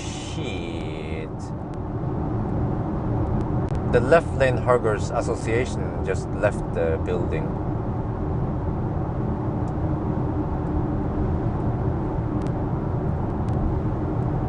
Should have followed my instincts. Well, no big deal. I guess I might be cruising at 110 versus 120 in some sections here. Yeah, look at that. Oh, man. Oh.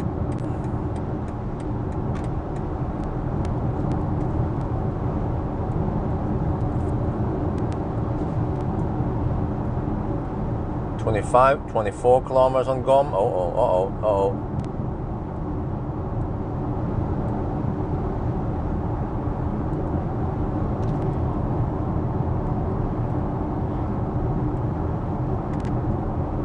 No. Consumption is 236 right now. Okay. Eco Pro wants me to charge. At least the car is not bugging me like beep. Charge now. Just a little yellow triangle here, saying that maybe I should consider plugging it in soon. Okay. 23 kilometers on GOM. I have no idea how many percent I have. Okay, I want to go past that Volvo. Høyresetekrysset. Okay. Is there a way for me to go past that Volvo? I have to hurry. Okay, go. No. He was thinking about changing lane, but then he changed his mind. Because he looked to his right, and now he's just camping.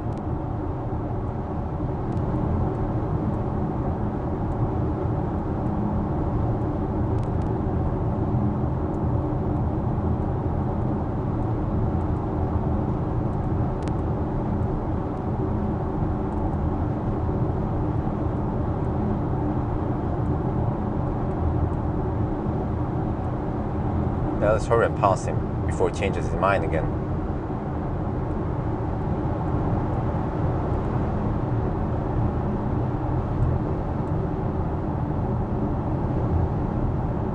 Okay, 20 kilometers on GOM.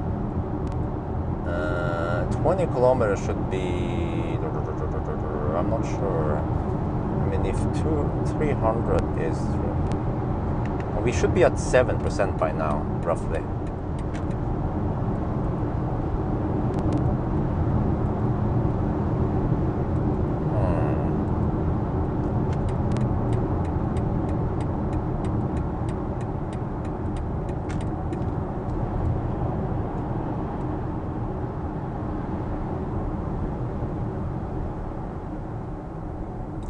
Okay, yeah. I always turn here.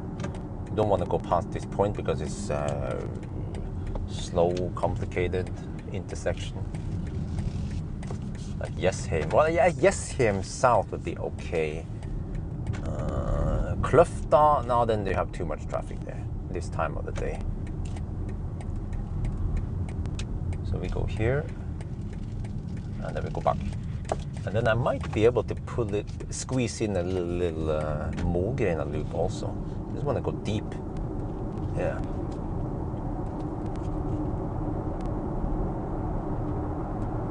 You know, these guys, they just they just slow poke into the highway, right? And when I went to driving academy in Gjøvik, Tomtes trafikkskole, woman, okay. Tomtes trafikkskole, and it was that lesson about acceleration lane, and then the teacher told me, okay, now you do full acceleration. It was a Golf 4 diesel with manual gearbox, so 1.6 TDI or something.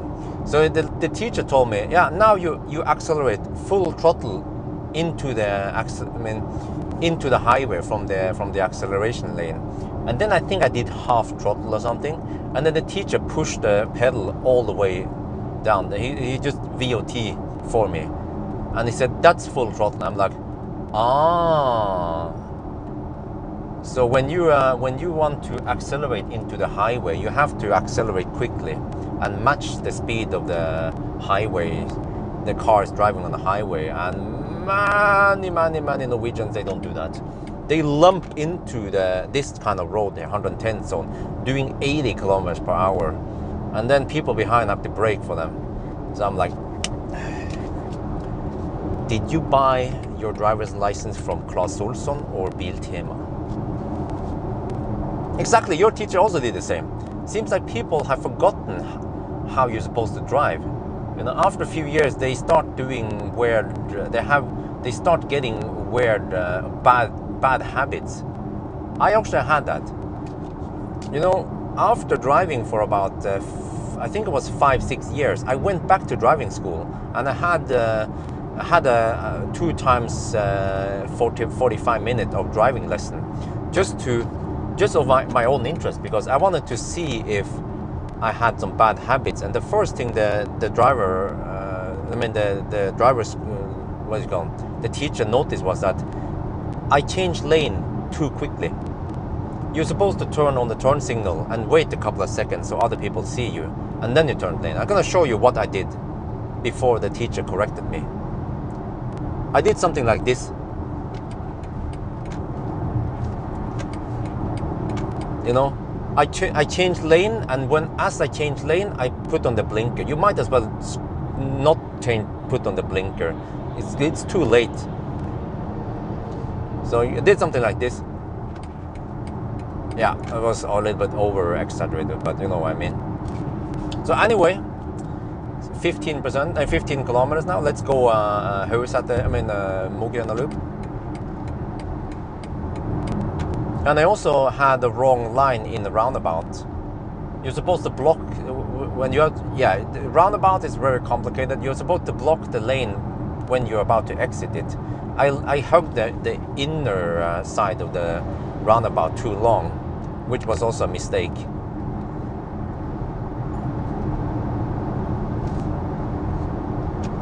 So it should be mandatory, really, for people to go back to driving school after 5 years and take a lesson.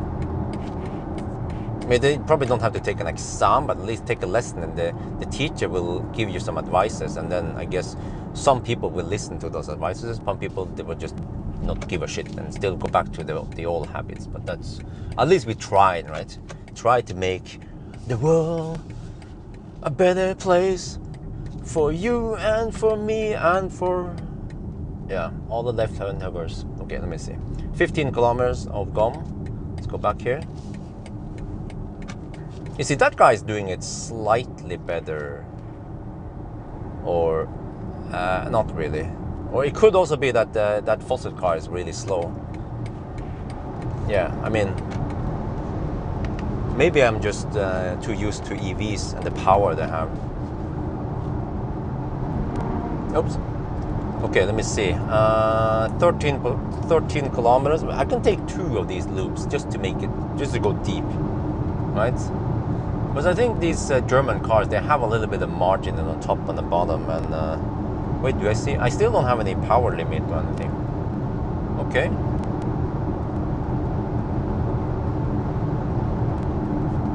All right, let's see. Toyota, always hammer Toyota. If you're in doubt, hammer the Toyota, especially if it's a Yaris. There's an old woman driving it, but that has nothing to do with it. 13 kilometers on GOM. Okay. Let's do 2 of these Høyresæter loops. Not a Muggren loop. I mean, we can do 1 more Muggren loop, maybe, because I want to get the most accurate numbers as possible. Oh, the i3 had no budget. Oh, okay. I have to be careful then. Or maybe I can just end it here, huh? End it while the party is nice. Ooh. This intersection, I don't like it too much because we don't see too far from the, I mean, to the left of us, because there's some soil in the way. Mother Earth is blocking the view. But I'm always ready for a car from the left on that roundabout. And most of the time there is nothing there, but today we had a little car coming there. Okay, let me see. 11% on GOM. We still go? I guess so.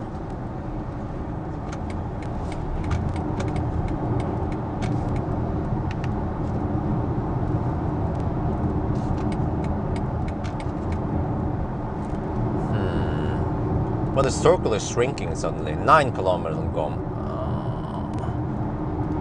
Yeah, let's do 1 more. 1 more. Okay. Yeah, we can at least trust GOM. Like, it shouldn't stop with 5 kilometers left on GOM. That would be disastrous.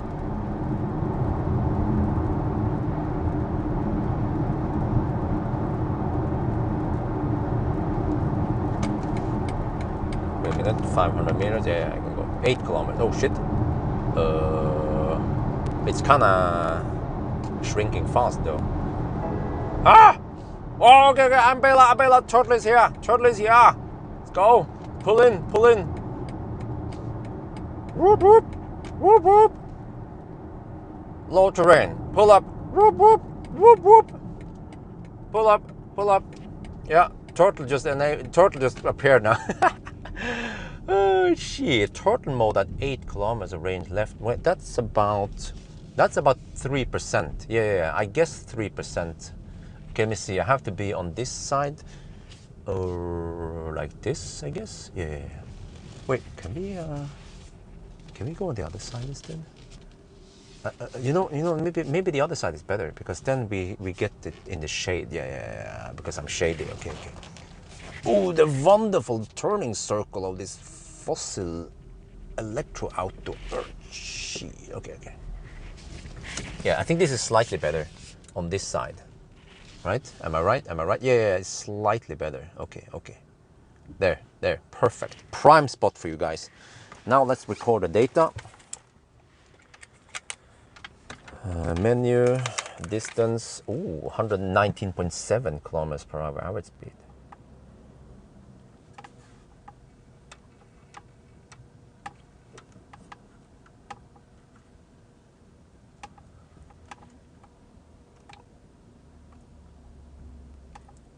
Okay, so I have 9 kilometers of range left, and the turtle is there. That's good.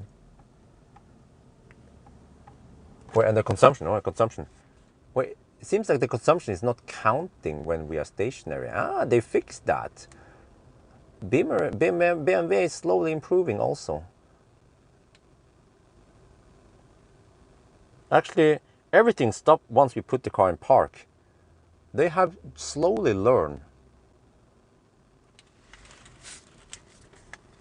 Okay, let me see. And now, I guess I'll write down the numbers. And then, let me see, BMW iX3 range test. Okay, 120 kilometers per stunde is then 308.6 kilometers.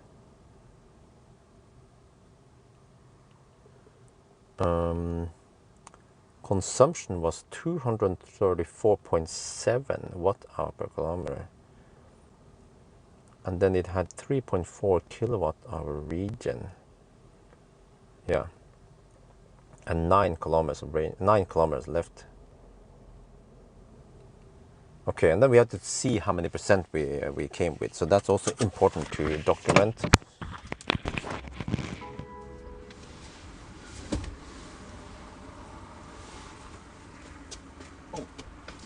Let's set up the shaft for you guys first.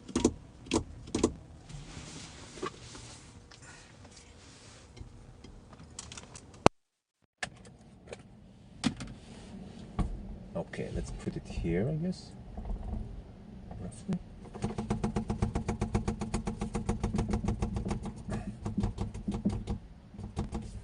Okay. And then, what? I'm down to 75%. Damn. Damn, bro. Wait. Okay. You guys like that shit? Huh? Oh yeah. Oh yeah. I'm so hungry now. But I'm to start the thing. Okay.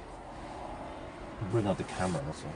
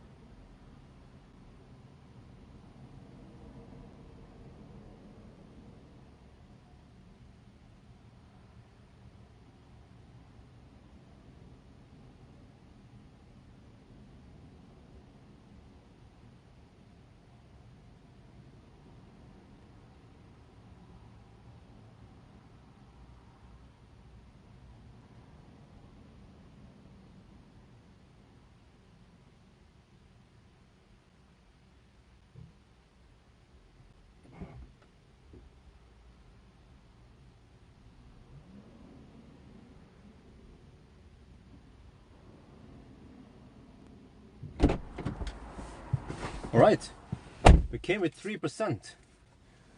As expected, like a ninja. I said it was 3%.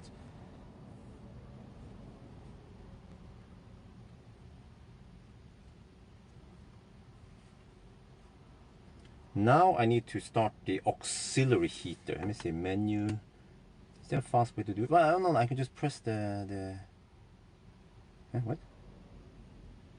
I can just press menu here. Heating ventilation, auxiliary. Oh, let's see if auxiliary heater can be activated. It can't be activated because the charge is too low. 9999. Guys, I need to document that shit. They still haven't fixed it. Unbelievable. Okay, you guys are enjoying the fast charging speed, yeah, but I'm gonna bitch about this one.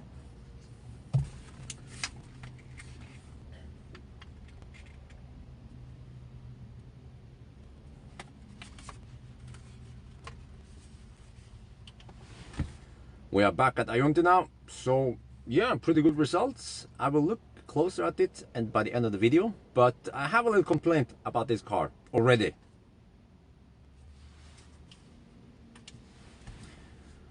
Now เรากลับมาที่เดิมนะแล้วก็มันก็ใช้ไฟฟ้าน้อยนั่นแหละแต่ว่าเดี๋ยวเราจะดูอีกทีหนึ่งตอนวิดีโอจบนะแต่ว่าผมมีปัญหานิดหน่อยกับคันนี้นะข้อเสีย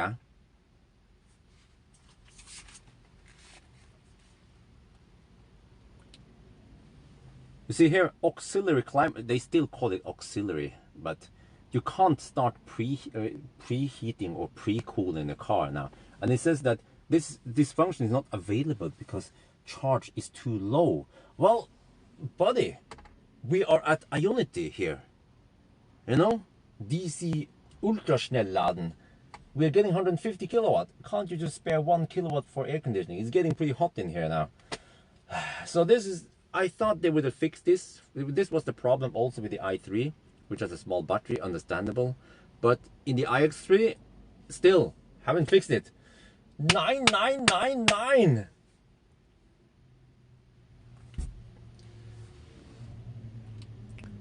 Yeah, okay, เขาก็ยังเรียก auxiliary climate control ที่มันไม่ใช่เป็น auxiliary เพราะว่านี่เป็นรถไฟฟ้าแต่ว่าเนี่ยเรา start เมื่อกี้นี่มัน start auxiliary climate ไม่ได้แต่ว่าตอนนี้เรา start ได้มันต้องมีก่อนเกิน 10% โอเคก็ไม่ได้มีปัญหามากเพราะว่ามันถ้าเราชาร์จเร็วนะมันไม่ใช้เวลานานหรอกก็มันจะเริ่มเปิดแอร์ได้เพราะมันเริ่มร้อนอันนี้นั่นเนี่ย 17.5 องศาแล้วก็แดดส่องใส่เราเนี่ยแต่ว่าโอเคมันตอนนี้มันก็เปิดได้แล้วเดี๋ยวลองนะ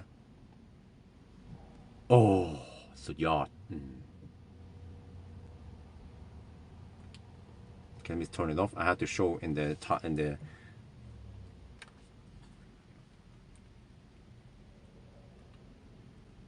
Oh, but look at that. This is better. Okay, I take it back. Once we hit 10%, then it is possible to start it now. So that's good. Yeah. But initially, yeah, okay, it's actually not too big of a deal because with the iX3, as long as you're on a high power charger, it doesn't take that long before you reach 10%. Or many times when you arrive, you will have more than 10%. So okay, not that big of a deal, but yeah. So okay, let's go there.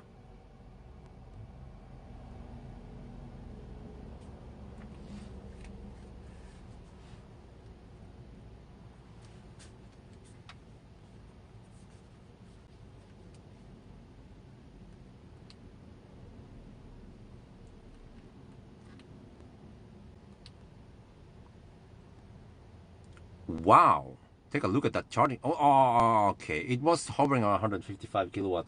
Now we're down to 145. But anyway, I have to hurry and get my big Mexican in my mouth.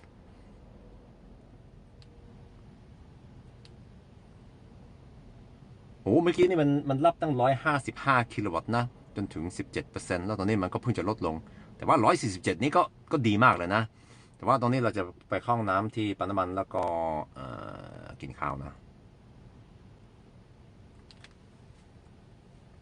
Damn, this is Schnellladen, but I need to keep the heater running. I put it on comfort so it doesn't become stingy on the heater here. And I have to also charge. See, let's bring out the cable. I need to charge some microphones here. Let me start by charging that one because I tend to forget to charge it. Okay, pull out this one. Oh, maybe I shouldn't have the bottle of water here. Let's put it back there. Let's charge this one. Okay, I'll be back. I need to grab some food. I'm quite hungry. Oh, I mean, it was a pretty long drive after all. Wow, look at that speed.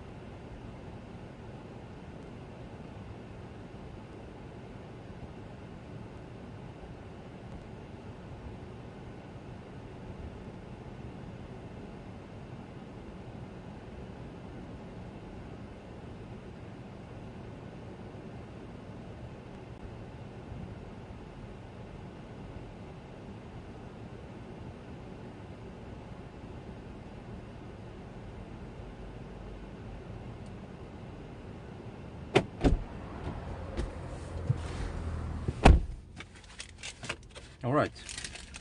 Wait, is that a big Mexican? Seems a bit smaller than usual. Yeah, so the car's display shows 146 kilowatt. Which means that maybe I need to record both screens today. The outside for the voltage and stuff, and the inside for the, yeah. But anywho, now we slack. This is gonna take, well, it says finish charging in 1 hour. All right, I want that break. Yeah, I need that 1 hour break because I might have time for some ice cream also. They have half price on the Royal ice cream.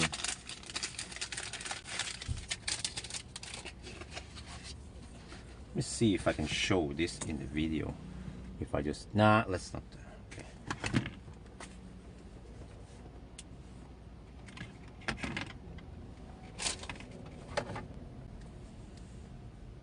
Ooh, 140 kilowatt. Okay, let me.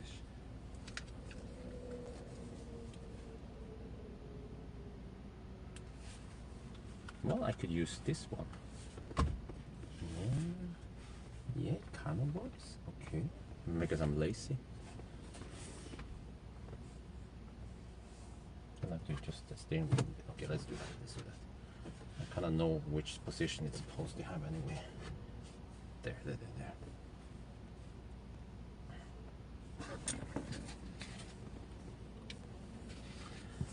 Oh yeah, my favorite food from Circle K, which is the big Mexican taco salad. I mean, probably not much here that resembles a Mexican food, but at least that's what they call it. Look at that. Lots of green stuff.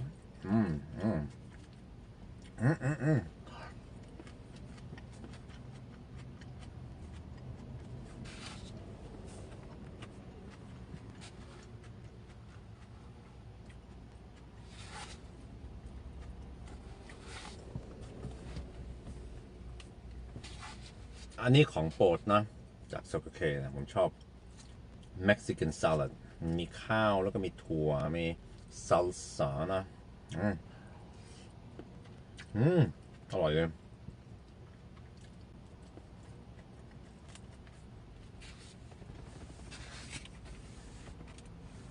No, I realized that the size of the salad depends on who's making it. Sometimes I get a big salad. Sometimes I get a smaller one.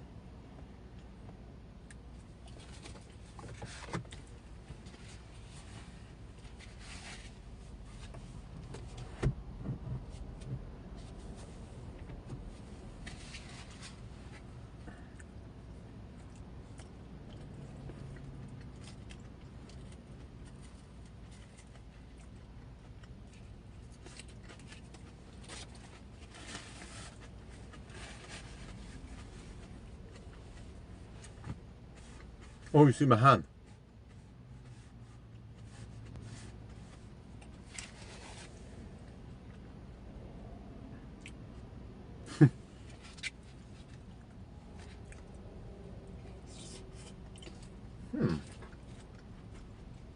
Man, I'm looking forward to the 1,000 kilometer challenge.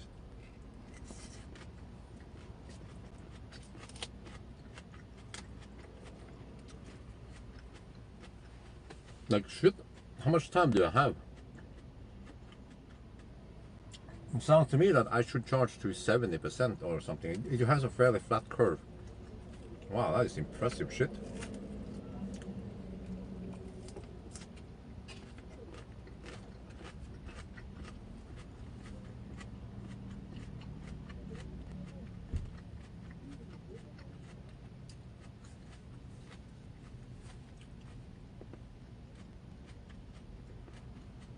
Yeah, I'll punch. Now that I know these numbers, I can just punch it into my spreadsheet, and it will give me the best charging strategy.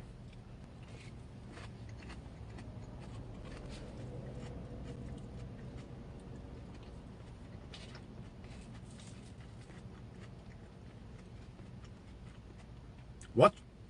15 minutes from What? 15 minutes from 3% to 50%. Ionic, go home. Sorry, my bad. e-tron, go home. Damn.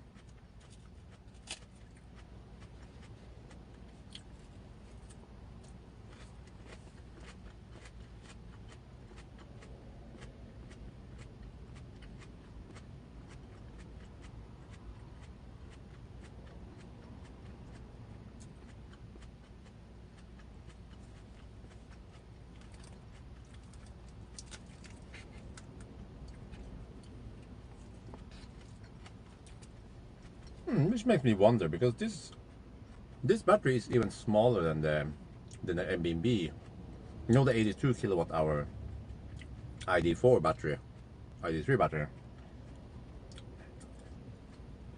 I mean, VAG can't be worse than BMW, right? So I guess VAG, once they bump up the speed, it will be, should be even faster than this one.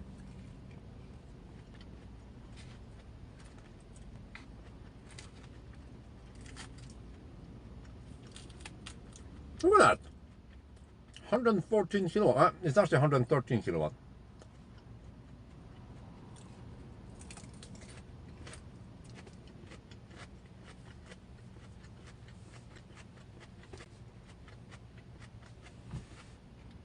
Consumption was 235. That's very good for this kind of car. That is actually very good.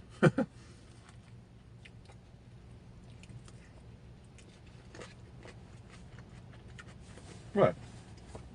What about the e-tron GT? No, the e-tron Sportback. Let me check here.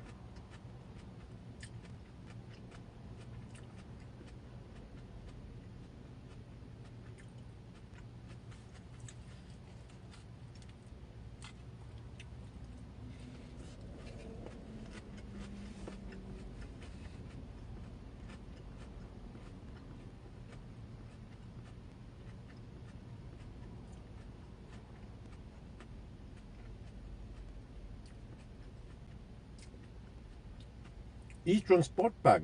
Oh, that was 19 degrees also. 18 degrees actually. Wait. Line 70, 73 and 74. What? e-tron Sportback had 256 consumption. Damn! This is even more efficient than the Sportback. The e-tron 50 Sportback.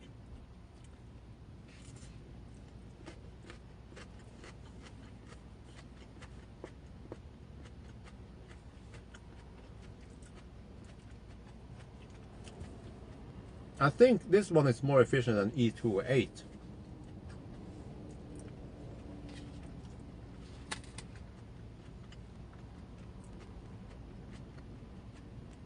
And this is good because now we do the low speed test and the temperature is rising.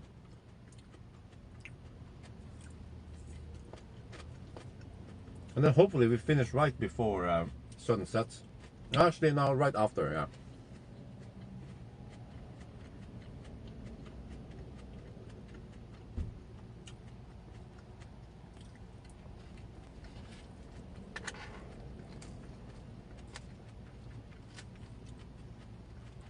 You know what?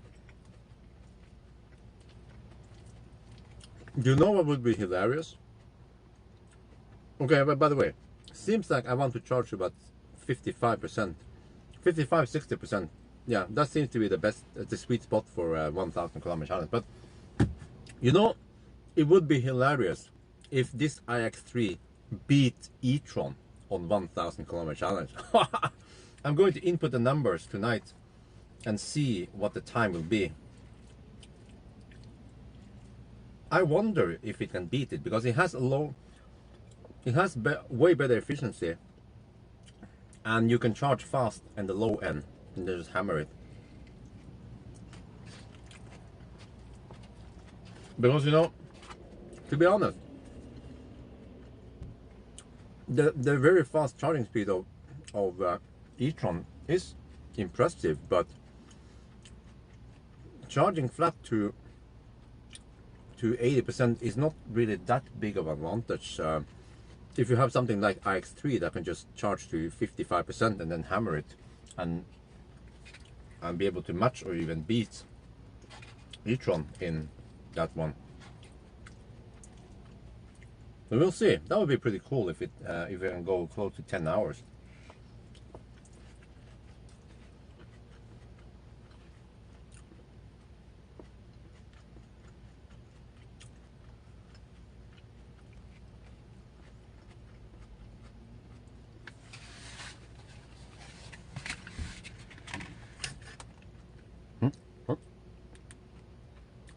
It's not charging? Oh, it is charging. Okay, good. And then I switch it over to this mic. I'm also charging the microphone, the wireless microphone. I have 4 batteries, 2 sets, actually 5 wireless microphone units that needs to be charged from time to time. Well, it's because now, we'll see, but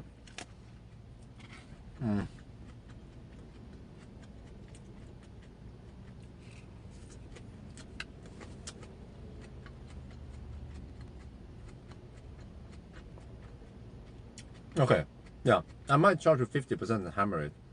But the few times when I have to do something, I might charge it 55-60%, but it's not that big of a deal. Because the charging curve is damn flat. Look, just put this in perspective. How many cars can take 65% at 100? I mean, sorry, how many cars can charge at, oh, okay, forget about it. It just dropped now. But this is really impressive charging speed.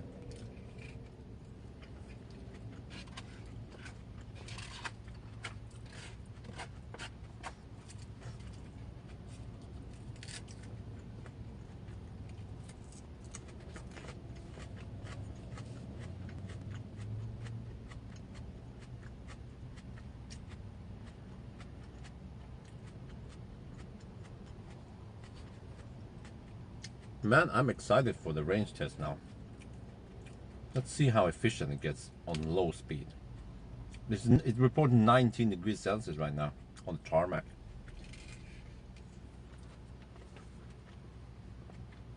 Yeah, so I need to put this one head to head against e-tron and EQC. But really, it's the 1,000 kilometer challenge that counts when it comes to moving speed, travel speed.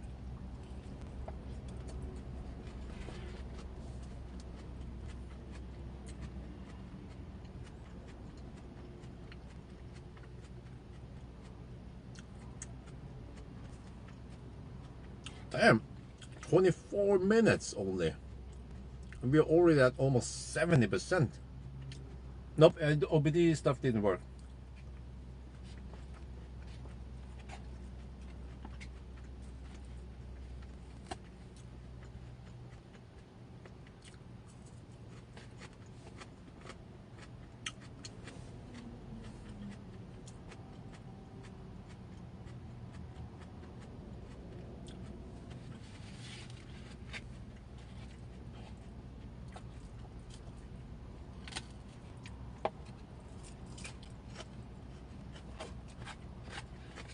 But you know, about e-tron, there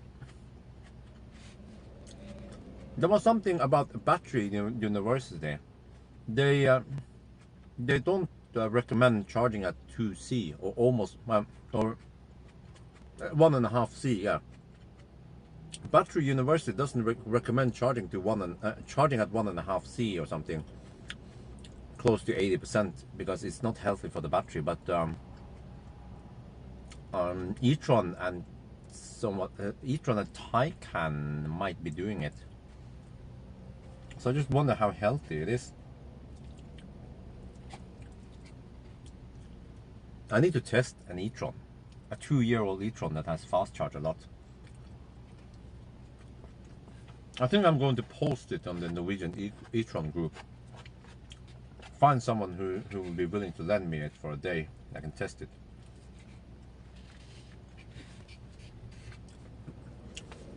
No, I think they have built this. This one uses a prismatic cell, or which I don't remember is a prismatic cell or the other cell. But larger cells, they can in general take more power than, for example, Tesla. Yeah, of course. Huh? But I know a big difference between. I mean, of course, the all-wheel drive version of this one will also be inefficient.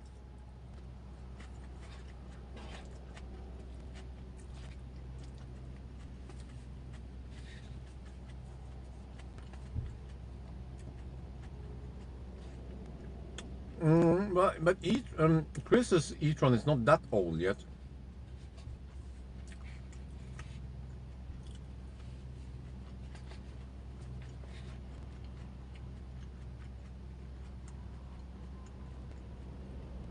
So now we're down to 1C, roughly, which is still okay.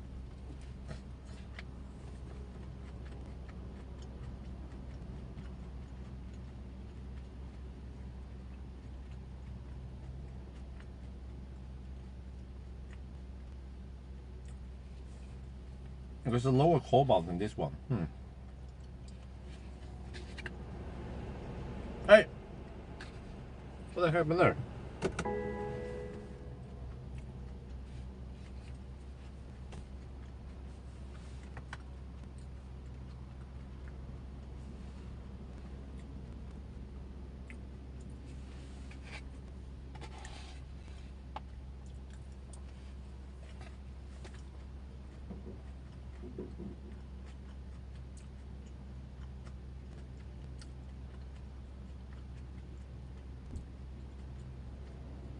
Okay, this is pretty crazy because it takes half an hour to reach 80% roughly. The first 80% takes half an hour and the last 20% takes another half an hour. But we have to go to 100%. Now we're gonna measure. I haven't calculated stuff yet. I'm gonna do that.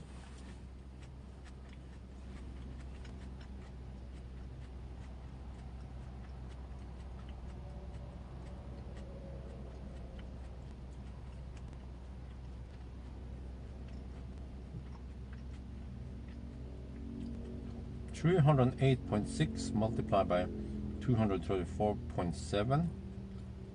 You see, even BMW now doesn't count when you're stationary.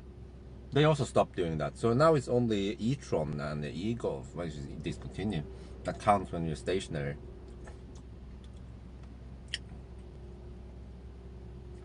Okay, according to this one, we have 74.7 kilowatt hour.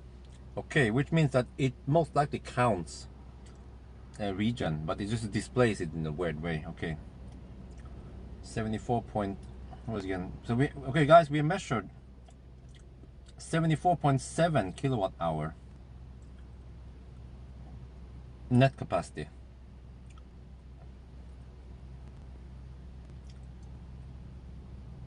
I guess I can just delete the region, it's not irrelevant.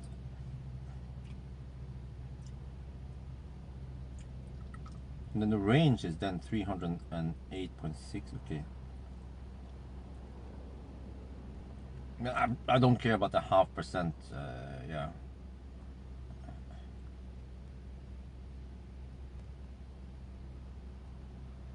Okay, yeah, we have 318 kilometers of range. These are the numbers. If you guys want to see, take a quick capture of it. Yeah.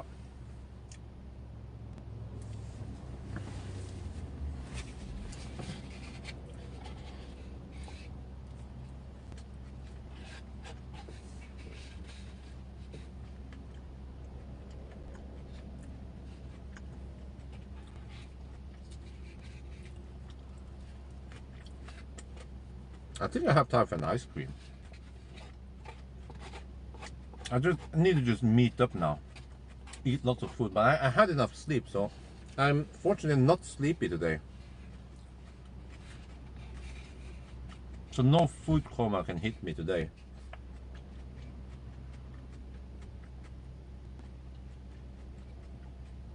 But on the other hand, I'm kind of full. Maybe I'll wait for the ice cream until sunset when I charge.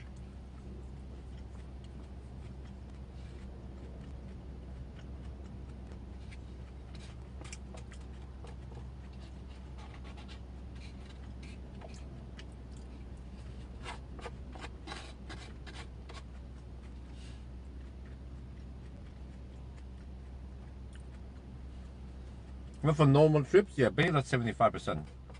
But if you want to hammer it, go to about 50-60% for the best travel speed.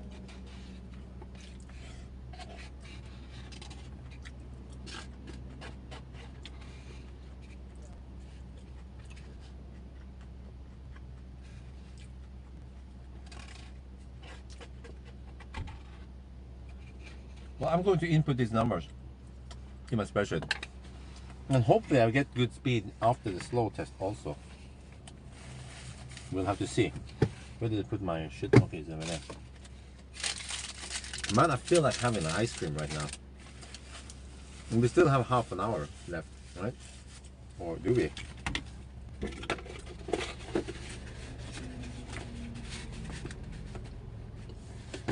The car claims we will finish charging at 4 minutes past 5, which is in half an hour.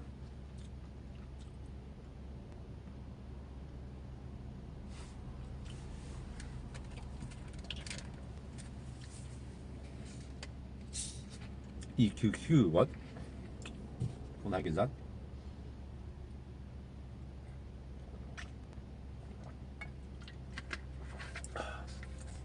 3% at arrival.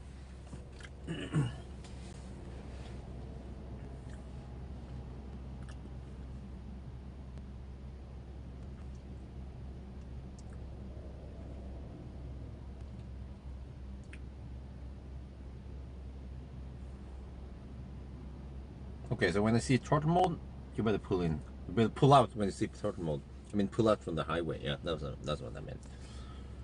Yeah.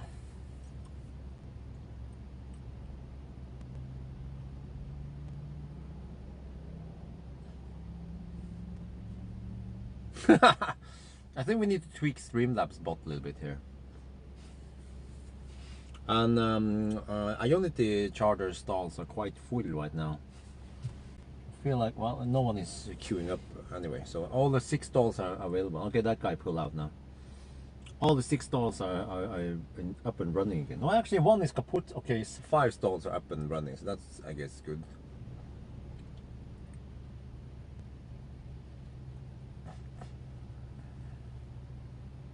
The tow hook joke started, I don't know, not long ago. At first I was annoyed when I make the joke and people were trying to lecture me about, oh, don't you know what that thing is? You're a car guy, you're supposed to know it. And then I found out, no, I can just use that to my advantage.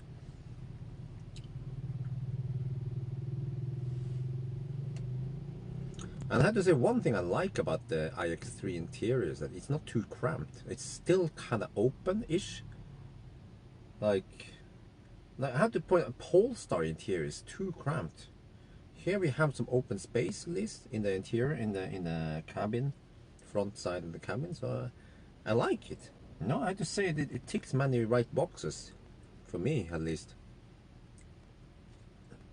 The only thing is that I wish the touchscreen was a little bit bigger. They could have worked out more on touchscreen and just removed the whole iDrive system, but then, yeah, they don't want to remove the iDrive. The iDrive system is BMW's baby. They wanna, yeah, they wanna do everything for it.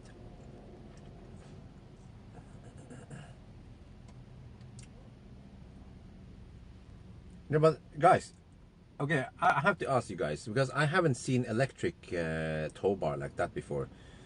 How fast are they on other systems? Are they supposed to be that slow, or because Lars, no offense, but I'm not sure if you have seen how fast other fully electric tow bars are. And I mean fully electric, not like the Mercedes or the Polestar that just comes out and then you have to click it in place. I mean the fully automated one. Wait, did the wait. The auxiliary heater stopped. 9 menu. Okay. Auxiliary climate control start now. Car just farted. Oh yeah.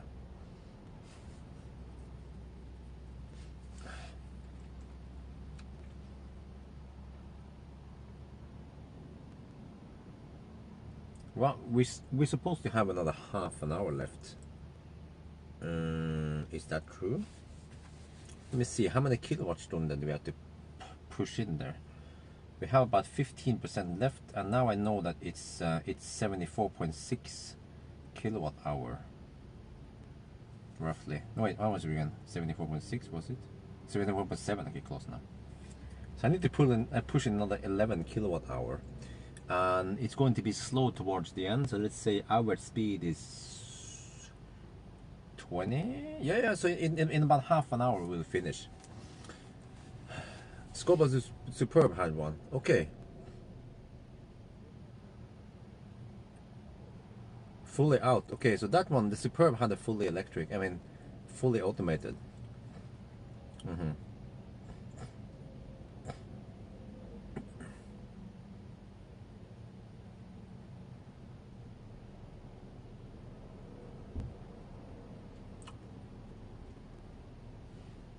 Okay, plenty of stalls available now. Good, that's good. I guess I need to pee once more before I leave. Yeah, but that ice cream is just perfect. That ice cream would be perfect right now in the sun. I just have to set up the tripod and the big cam, and then I'm gonna sit behind the X3. As you can see, the X3's butt, and I can enjoy the ice cream. I think that sounds like a great plan. But I have to time it now because I'm running kind of out of time. So I have to pee once more, grab the ice cream, film, and then get ready for departure. But it's going to drop quite a lot now after 95%, and then yeah, it goes quite slow. But you see, this is also cool because if this would be Arctic Circle trip, we will still be getting damn good speed at 86%. You can probably charge it on the Arctic Circle trip. You can charge it about 95% before we leave. Damn. But the voltage could have been higher. A little bit disappointed at the voltage. They should have gone for 400, 450 volt like e-tron and I-Pace. Yeah.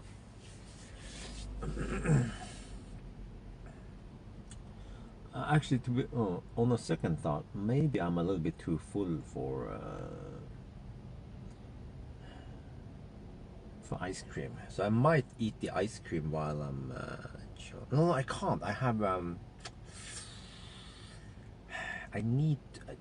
Oh, okay. I can use the DSLR. Yeah. I can use the DSLR. I can have ice cream in the sunset, but that's gonna be no. It needs to be now because it's sunny. Yeah.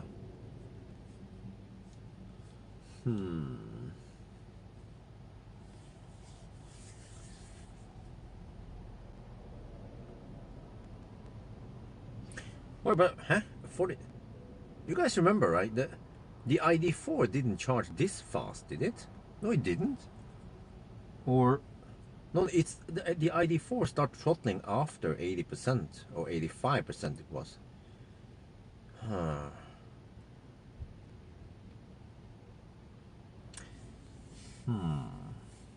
But I'm not sure if I can sleep in this car, so I would most likely not go to Arctic Circle with it because I think it will be frustrating. It will just keep shutting down the heater at night. Oh. I'm still debating whether I should go for the ice cream or not. Yeah. Because once I set up... let me see. Yeah. Once I'm back here, it will be evening, late-ish. Then, okay, 82% for ID4, okay. Then I need to set up, I guess, 2 cameras, or is it that important to see that one? No, maybe skip it. Okay, I will only set up the outside camera. Yeah. Yeah. I guess I can mention right now. Yeah. Yeah. Okay. But you see, it's I would get pretty nasty pictures if I do this in the daytime. Now I had to wait until after sunset before I record the Ionity screen. I actually prefer iX3 over the EQC. I've driven EQC to Frankfurt and back again, and it's a nice car, but it's again the EQC is too cramped in the cabin. It's also a little bit inefficient, and okay, that's all-wheel drive. It has 1800 kilo Anhaker towing limit. That's good. But this car charges faster. And what else? Yeah, I don't know. Right now I like this one better. The BMW.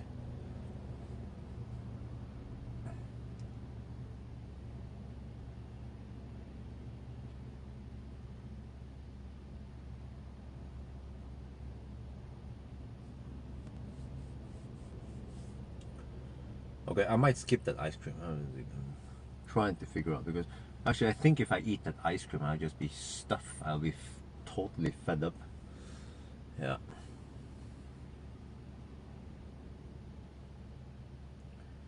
So I guess I'll have the ice cream on the second charging stop before I go home.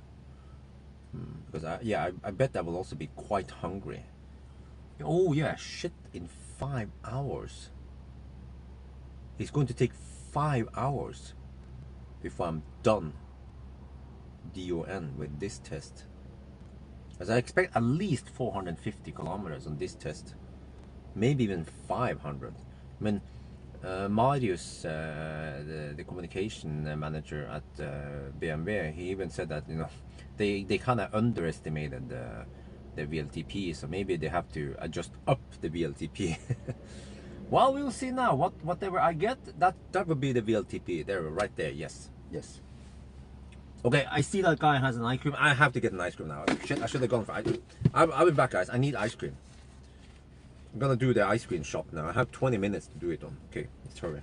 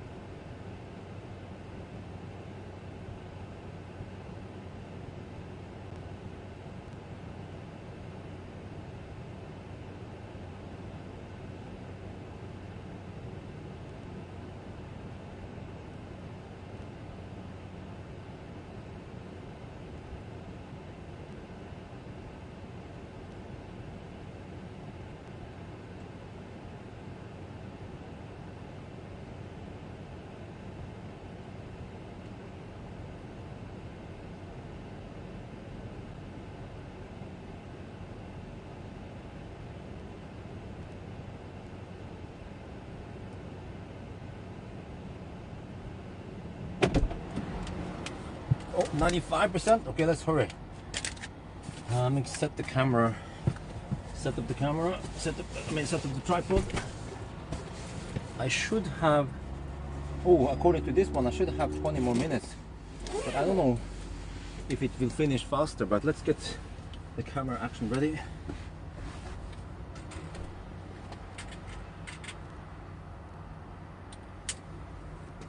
Ice cream is now half price, Royal. Only 15 NOK for ice cream.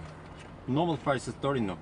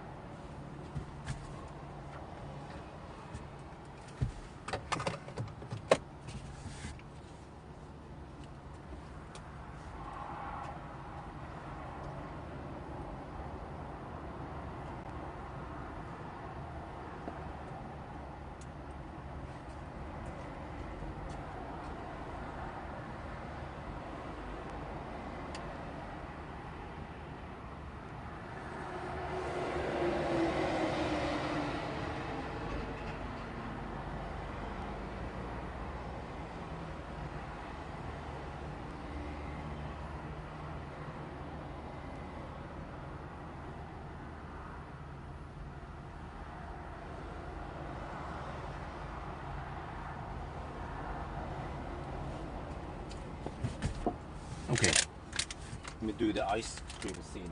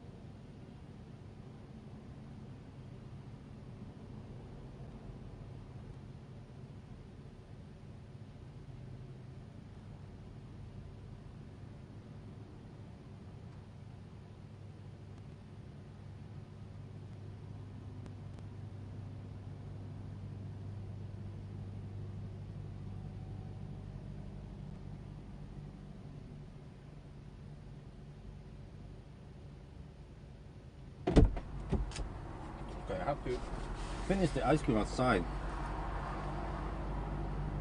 Then move the camera inside.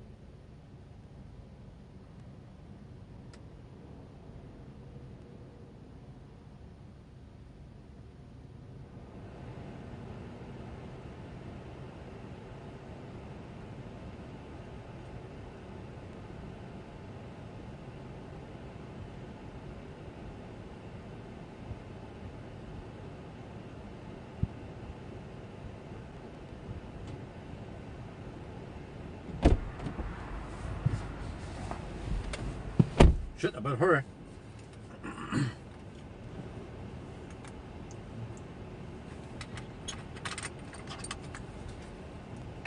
I need to switch off the auxiliary heater once it's finished, because then it will draw from the battery.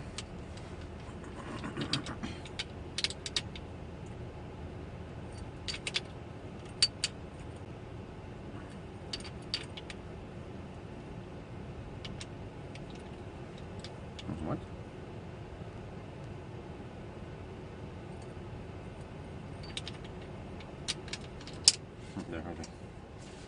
Put the tripod away for now. We need it later. Tonight. Man, I'm prepared now. This is going to be quite a long drive. Oh yeah, it's gonna finish soon. Wait, where is it? Okay, let me get some stuff ready here.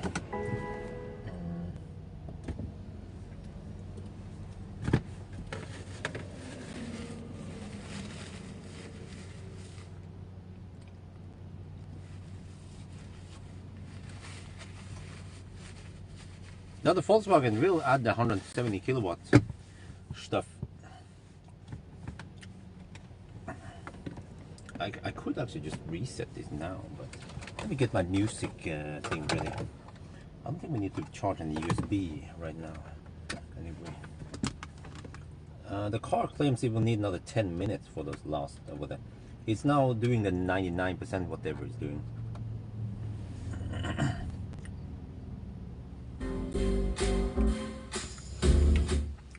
Okay. And this suit has better. I'm not even sure what Model X was able to get. I guess I can check.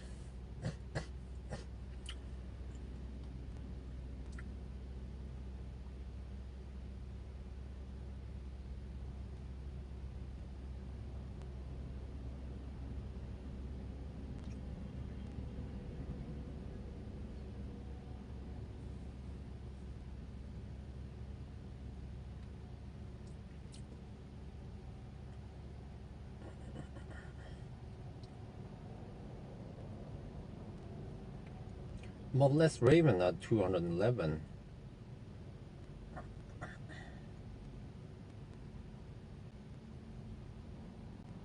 Model X Raven. Oh, I did test it a couple of years ago.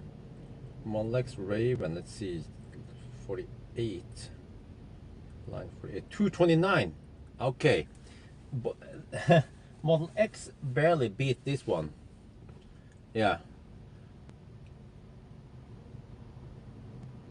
Okay, I'm going to, you guys don't have to see this. I'm going to prepare now because we're going to leave right when it finishes. I don't want to wait too long. I just put it here.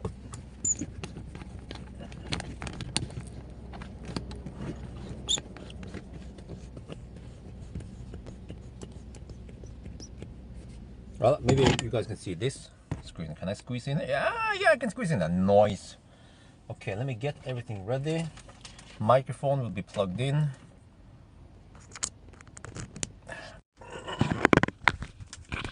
Kind of right here on armrest. To take that one, close the panorama roof, and I might as well. Okay, maybe I'll reset. That's the last thing I do. But I'm almost good to go now. Once it finishes, I'll just bam go. So this is nice. It shows you 6.7 kilowatt.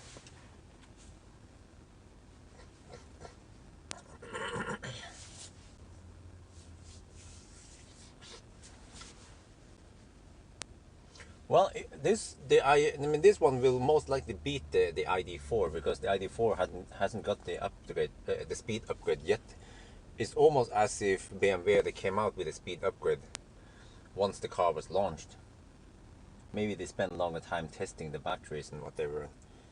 Yeah, so it's gonna finish soon, probably before time.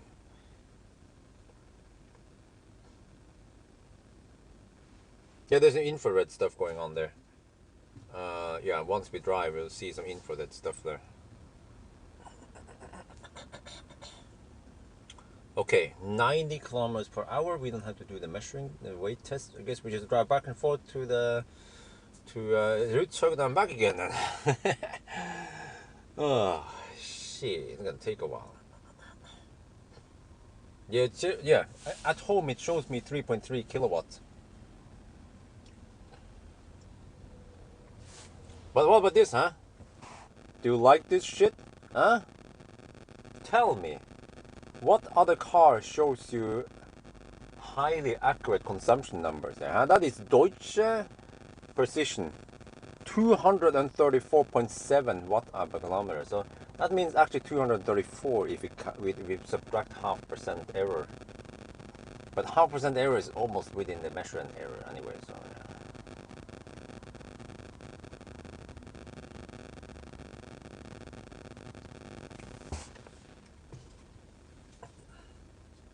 Streamlabs is spamming here. Morten, are you here? Can you dial down the Streamlabs a little bit? At least remove that, give it a like thing. It's spamming a little bit too much. Gom says exactly. Yeah. No, well, actually, we have to count the 3% remaining. Yeah.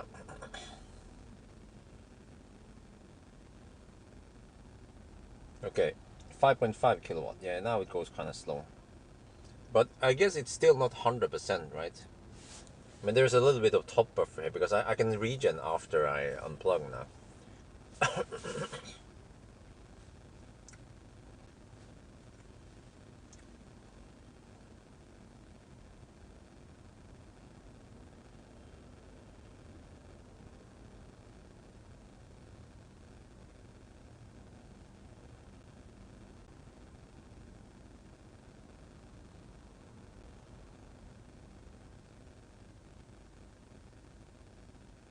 Yeah, the Raven long range has bigger battery, but the consumption on the Model X was a little bit lower. It was 220. What was it again? Let me check here. On the Raven, it was 229, and this was 235. So that is pretty close. But then the Raven is all-wheel drive and bigger. But you see, Raven is more aerodynamic. I mean, the Model X is more aerodynamic.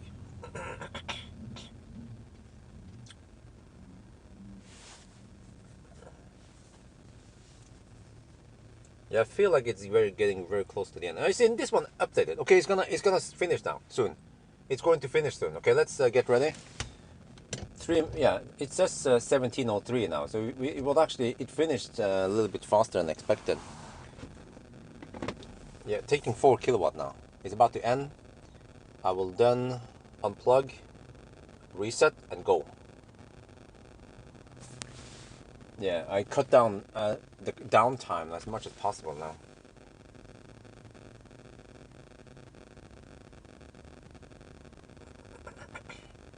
And now I know that we have 74.7 kilowatt hour. I guess that 0.7 kilowatt hour is extra. Well, it might be more. It might be 75 kilowatt hour on this low speed run now. So that's probably that initial degradation, 1 kilowatt hour degradation they count in.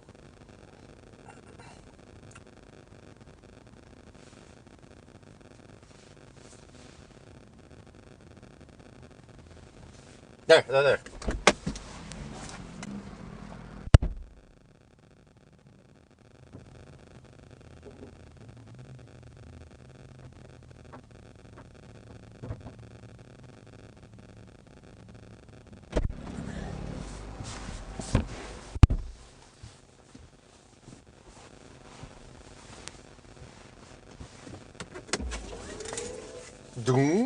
I guess I would use Eco Pro now. Well, or should I use Eco Pro Plus? Okay, let's reset BC. Then off we go. Now it claims 22 degrees Celsius here on the tarmac, which is probably a little bit too high, but at least if you get 18, 19 degrees Celsius, that would be great. Yeah.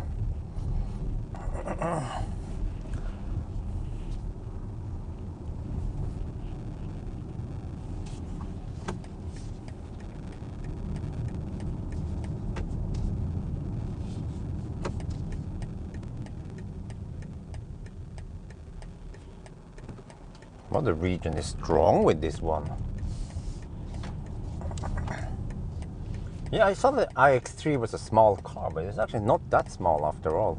It's as long as a Model 3 and then just way taller. Okay, I guess I have to drive 94 now. Let's test.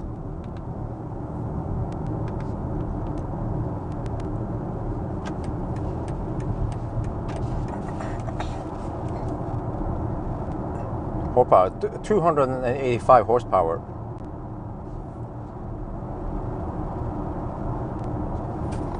sun is in my face. Doesn't extend, unfortunately. A 400 Newton meter torque. Yeah, 94 is the speed I need to cruise at.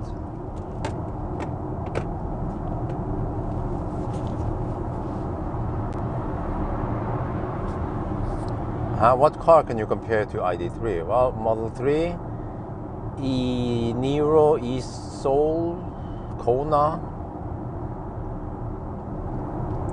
Yeah.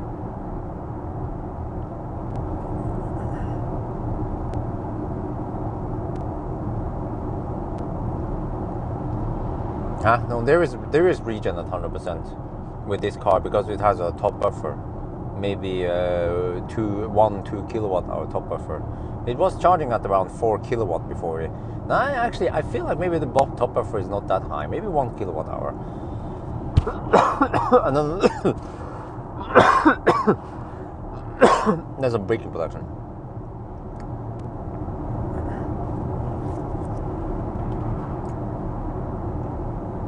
But I think I'm not gonna bother coasting with this car.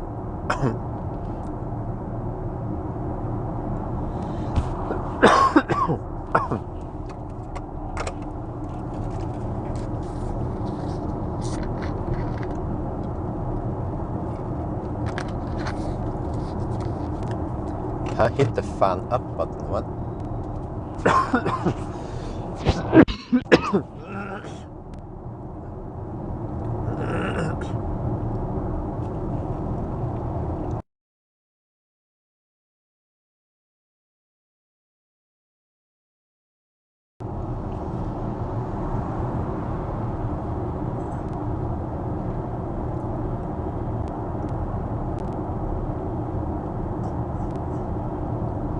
No, this is not wind power. Oh, you hear the HVAC maybe. Okay, I diverted it away from me. Yes, correct. I'm still coughing. This has nothing to do with COVID. Also, every time I had flu, after the trip to Japan, hang on.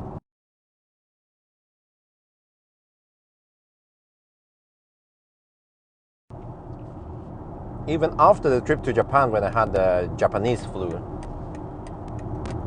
I also cough a lot. After I was fine, no problem. I don't know if you never heard of this phenomenon before, that long time after you get a flu, you still cough for no. They call it dry coughing or törhosta, whatever. You're not contagious or nothing. It's just that it coughs. I mean, still even wonder why people comment about it, because they know what I've been through. It's a flu, well, a bad flu, but yeah.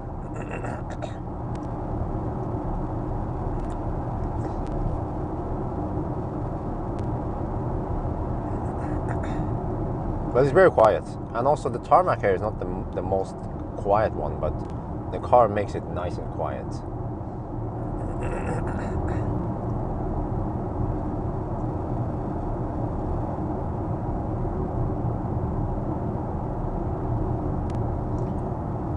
Now, HVAC would only suck around 1 kilowatt, which is not much at all. Typically for regen, you need at least 10-20 kilowatt when you regen.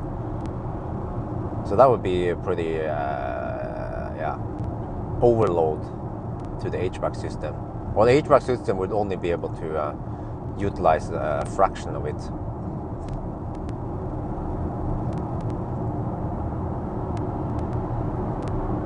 $500E, I don't know. Yes, this is 90 test. Okay, the sun is not too strong now. Yeah, that's good, I guess. Maybe just have it like this. No big deal right now. The thing is that I don't have access to, I don't have connection with Fiat, and to be honest, that's not the most popular car anyway, so it gets low priority.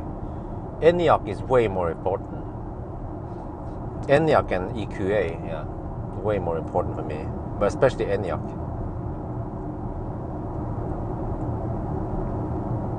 And then and I guess also the EC4, I will eventually get it, because I had them booked, but I had to cancel them, so that's why I want to just finish what I've started.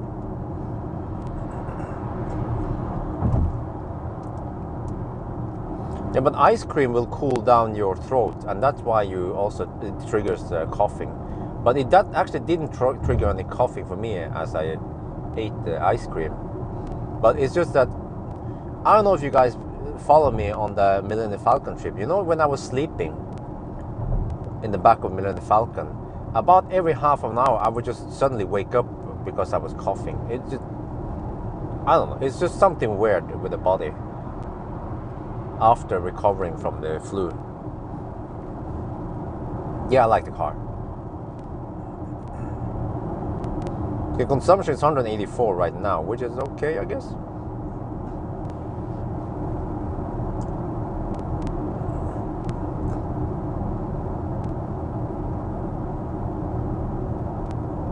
Oh, we have tailwind, I forgot. Man, this is gonna take a while. I mean, can we do 500 kilometers a day? If the consumption, wait. For 500, we need less than 150 consumption. Okay, okay. After one full cycle, we will see. We shall see. What is the VLTP range on this car, by the way? I should have done my homework, but I didn't.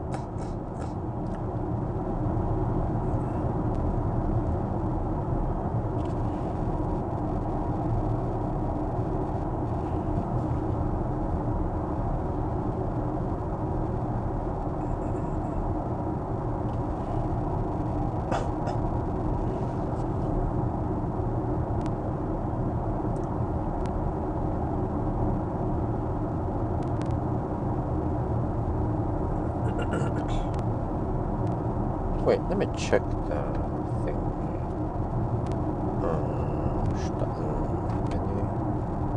Wait, Car settings. Settings.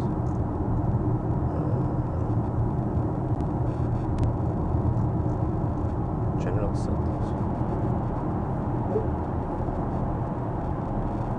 Okay, it's gone. The fake engine sound is gone. G-O-N.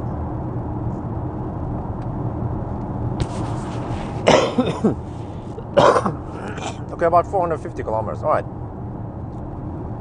At least we should be able to match it. Yeah, they are comfortable. The seats.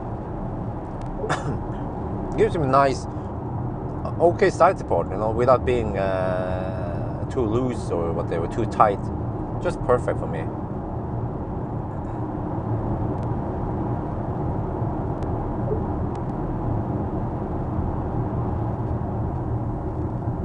So I'm on the Eco Pro mode right now.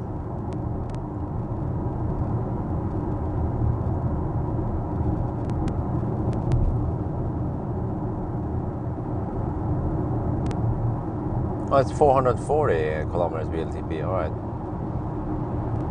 Well, that's it. Consumption is now 179. 165. Okay, we'll see. We actually have to wait 2 hours until we are back at Dal before we get the result. I mean, yeah.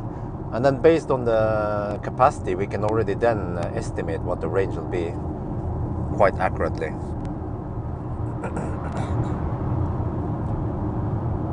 But we still need to do this test the whole way because it could be different.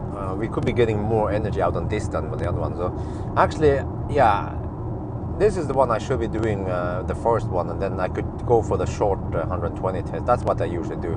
But then I don't know exactly how much it is.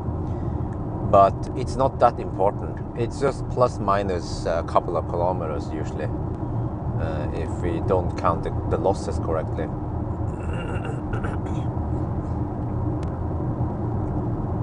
No, Eco. You're thinking about Eco Pro Plus.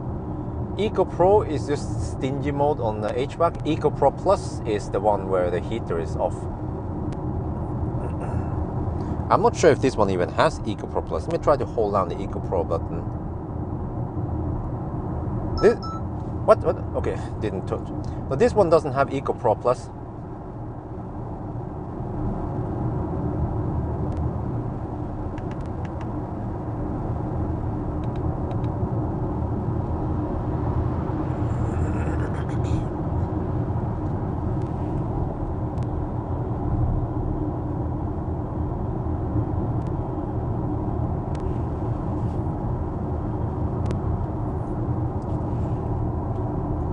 Let's see.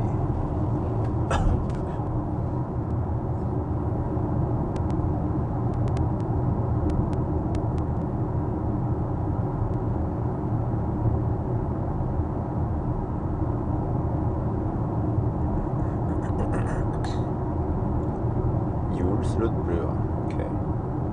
Shows me some stats over there. Let's go. Wait, how do I? Oh, wait a minute. What's this scroll button here? Oh, it's the next one. Okay.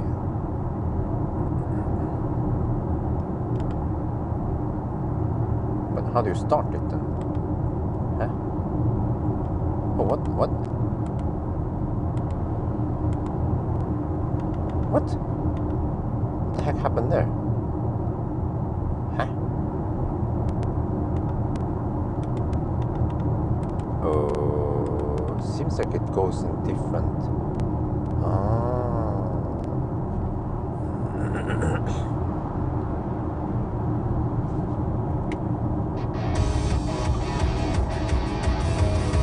Listen to a stereo.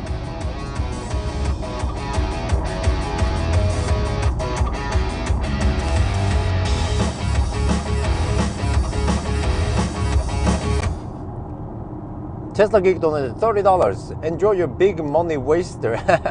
Thank you very much, Tesla Geek.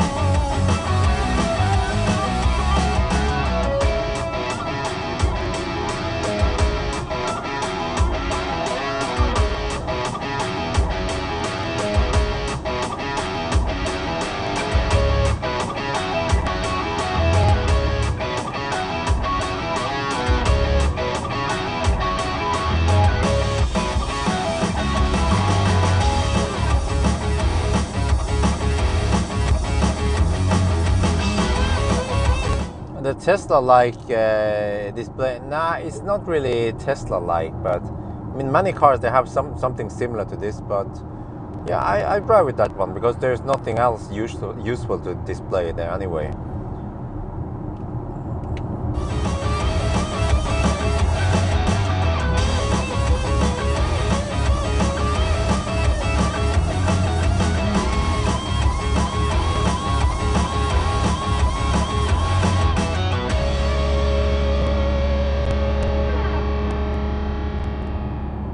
Wow, consumption is 146. Maybe I should film this. Well, it's dropping. Wait, no, now it's going up again. Yeah, it was dropping after that. Well, this is pretty nice. 147 consumption. How do we go to next now?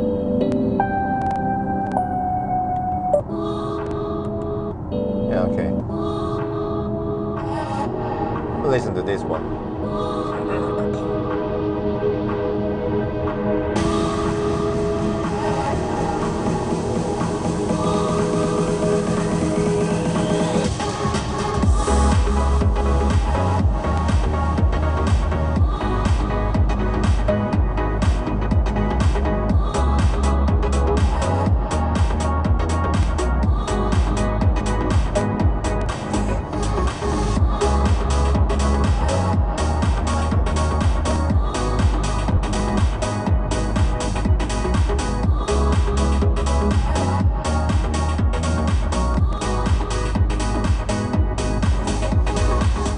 Okay, okay. I need to film that.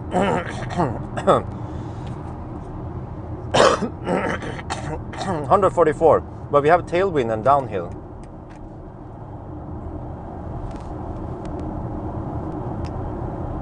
Okay, it's going to be higher now, but by the time I catch it on video, it should be 150 something.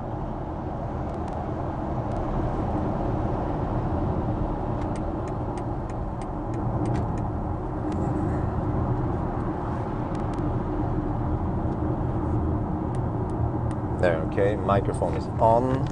Let me do a little status check here. Okay, we have to do the classic Ionic joke here. Let's see. Wait for it to connect, okay. Need ND filter, okay. ND4, well, ND4 works.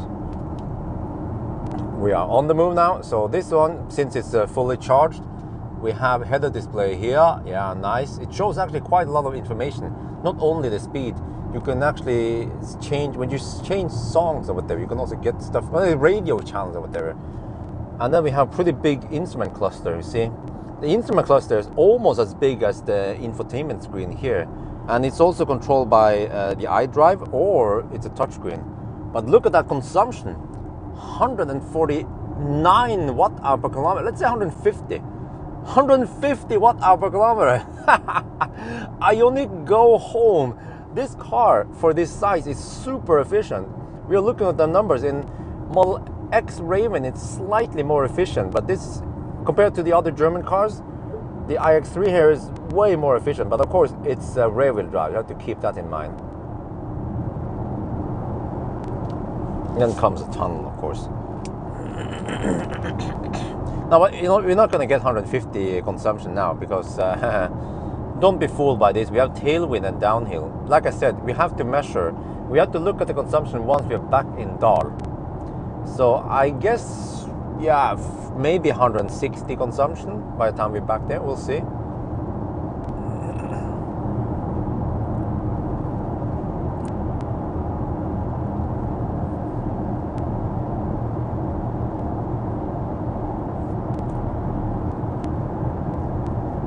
The consumption is 145 now. We go down the tunnel.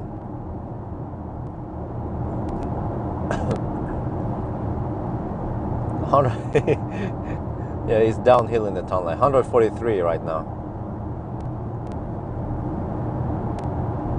Well, I guess that's what the Germans should do, since they can't build efficient all-wheel drives. Just start building rear-wheel drive instead. Yeah.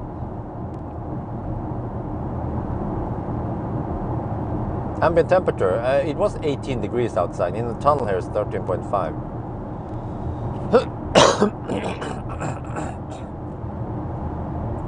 Let me wait until I'm after that downhill.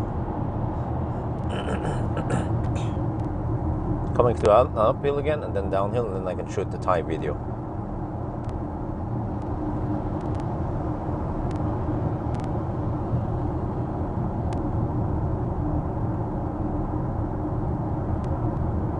Oh, it's just called iX? Okay, yeah.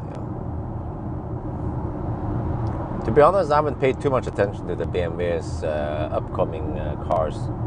Kind of gave up on them. Okay, let's see. Okay, now yeah, it fluctuates a lot. Up in the hill is 153.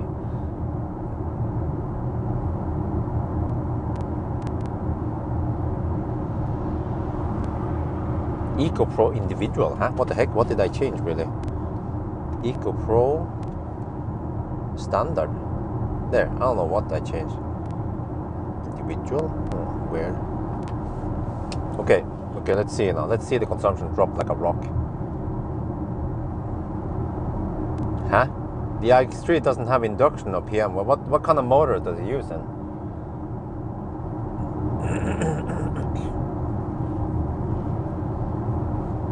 Okay, 150.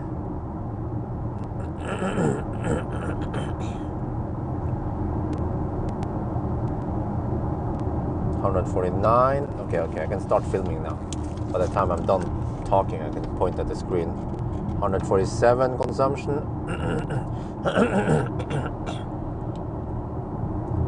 This เราเริ่มขับแล้วนะ Test ช้า 90 กิโลเมตรต่อชั่วโมงเราต้องขับ 94 แล้วนะในเนี่ยดิสเพลย์แต่ว่าดูสิรถคันนี้นะมันใช้ 145 วัตต์ hour ต่อกิโลเมตร Ionity go home แต่ปัญหา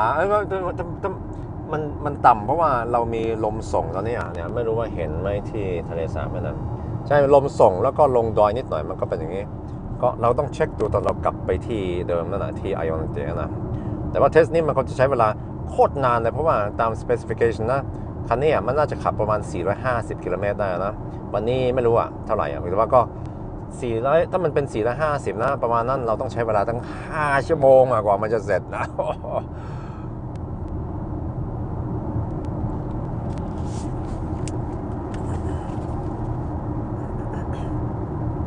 Wait. You didn't reply. Yeah, I asked about which motor, and he said it's neither an induction or the other one. Well, what is it then? Because there's only basically two. I mean, even like a Tesla's PM motor is a variant of it. It's called permanent magnet switch reluctance or something, but it's still a PM motor.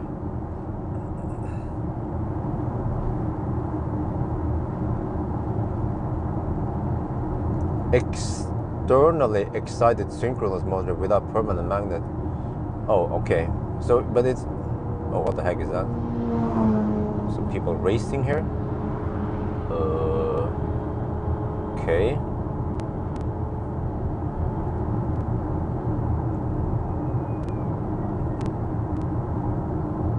But if it's without magnet, if it has no magnet, then it's still an induction motor. It's just that it's not. It's what is it? Synchronous induction motor or something, right? But it still uses induction to, it doesn't use magnets. Is that correct? Because I don't know too much about all the different variants of the motors. So BMW, they actually put some effort into making a good drivetrain, which is, at least the motor part. I don't know about the battery.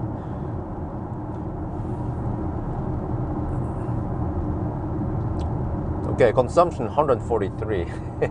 But, well, that means that on the way back, it shouldn't go up to more than 160. So that sounds really promising. And we even have the 275 tire in the rear. I wonder how it would be with a 19-inch 245 tires, front and rear.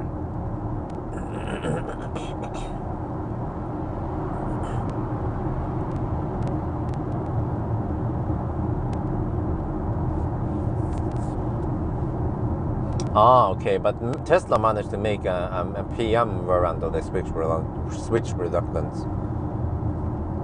But Rheinald, that was with MC Hammer thing, which was not the most efficient one, and I don't know if I had any problems with it, but at least in US I managed to average around 130 something, or yeah, I think it was 130 consumption at the 90, but that was in US.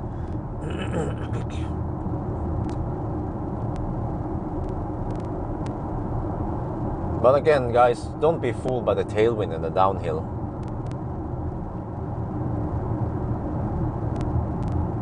Q4 sounds promising.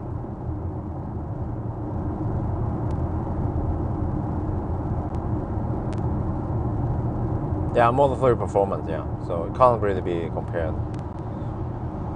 I guess this summer I should try a long range with a heat pump. See how far it goes. Try to pick a nice hot day also. Maybe there's some heat pump magic I can do even in summer to bring the consumption down. Okay, so at least some people claim it's still a subtype of induction motors, yes. So, I mean, it's almost like claiming that the Model 3 switch reluctant motor is not the PM motor, but it is a subtype of a PM motor.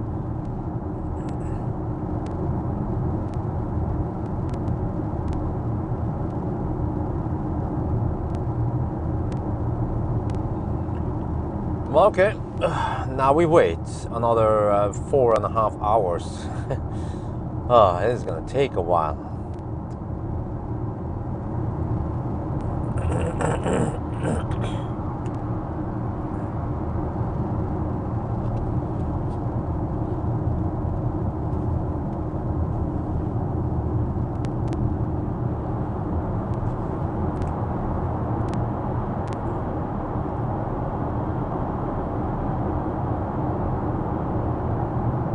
Well, it sounds to me like that's induction motor.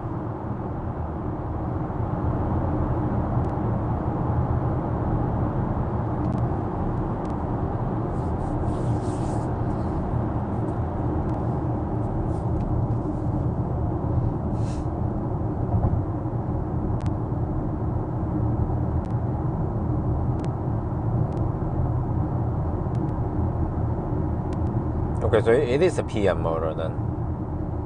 I guess I could ask, well, actually he might not know, the communication manager in Norway.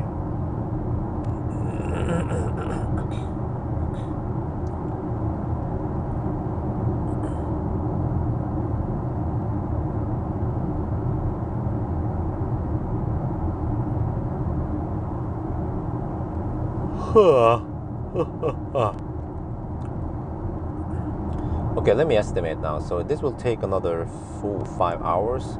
17. Oh, it will be 10. Oh shit! But I started at noon, so I can. If I finish by, shit, I have to finish by midnight roughly. Yeah, I don't think I need another part 2 of this live stream. Yeah.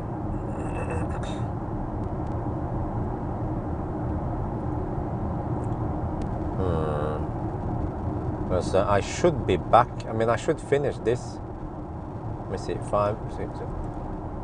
Yeah, I should be finished by 10, and then I charge for an hour, and then it's 11, and then I hammer back home. Yeah, that's fine. It takes about half an hour to go back home, so I'll be home at 11:30 roughly, if everything goes as planned.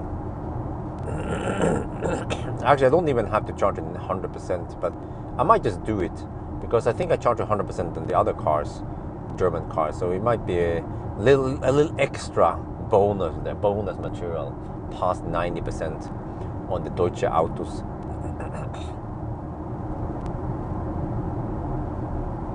No, I highly doubt it's a DC motor. It's still an AC motor, but just yeah, I don't know.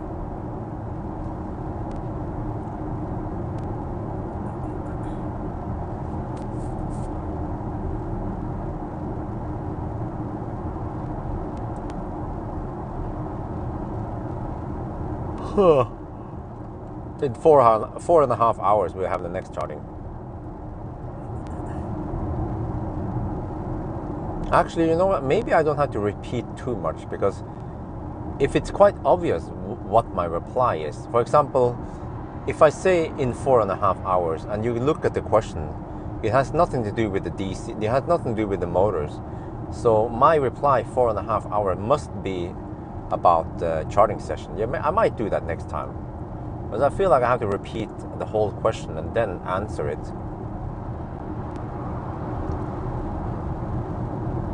It's quite good noise, but not as good as EQC and e-tron.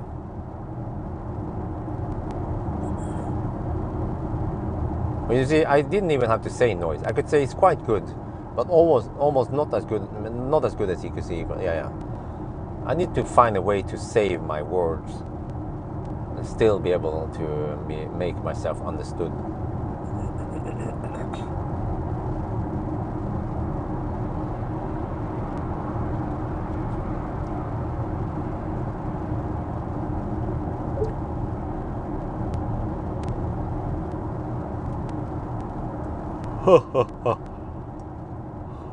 Well, the food coma kicked in, but I slept a lot, so I shouldn't be that tired.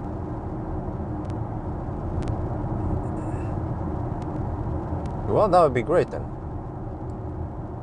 Drag in all we do, because I always suspected that there was something with having 2 PM motors, because the first time it was I-Pace, we didn't really know. Already back then when I-Pace was out, I also suspected that the I-Pace drivetrain part was inefficient, because I drafted behind a truck in Denmark, and the consumption was still high. So the only explanation is that the drivetrain is inefficient. But well, I mean, it's quite obvious when I yawn, you know. But like I said, I have, yeah, whatever. No need for me to explain unnecessary things. But then other cars, yeah, like Polestar came out, and it had the same properties. Inefficient car, a car that shouldn't be inefficient was still inefficient. And even the all-wheel drive Mach-E is somewhat inefficient. So this leads me to believe that every all-wheel drive dual motor PM configuration seems to be inefficient for some reason that I really can't explain.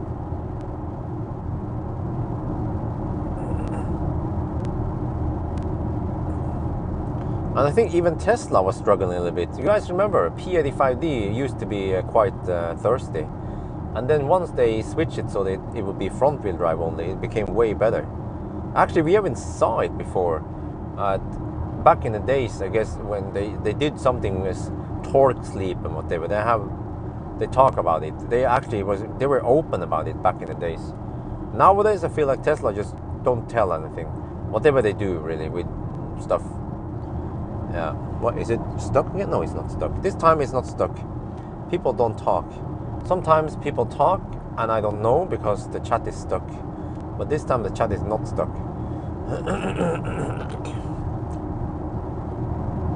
Well, that bus is driving almost the same speed as me. So I will be getting a little bit... Well, over here I don't get any drag advantage. But if the bus slows down, then I might have to overtake the bus.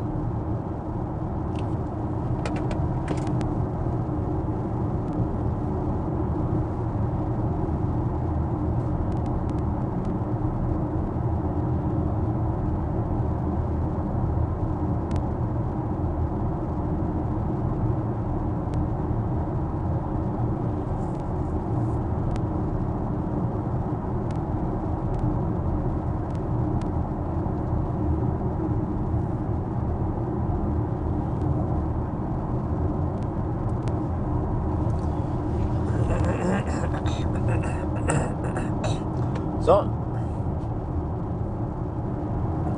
I checked my email earlier today, and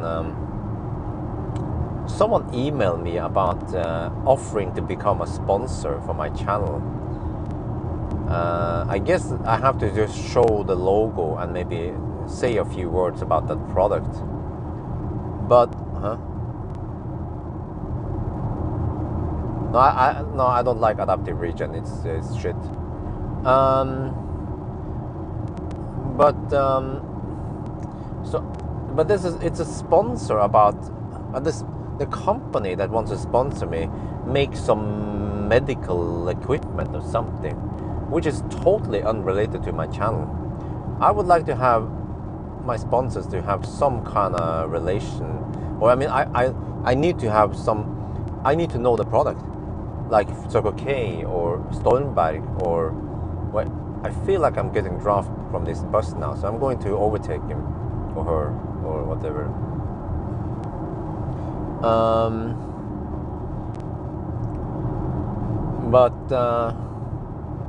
Yeah, so I'm not sure if I will accept that offer because I already found one sponsor, and I want to actually. I don't want to.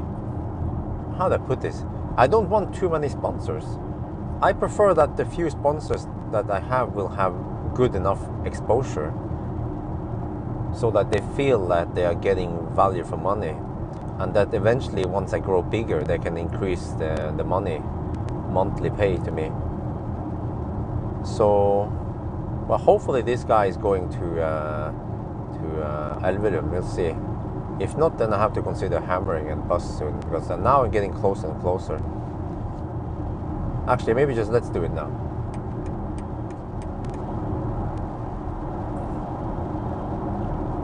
Let's go a little bit faster, temporarily, and then slow down.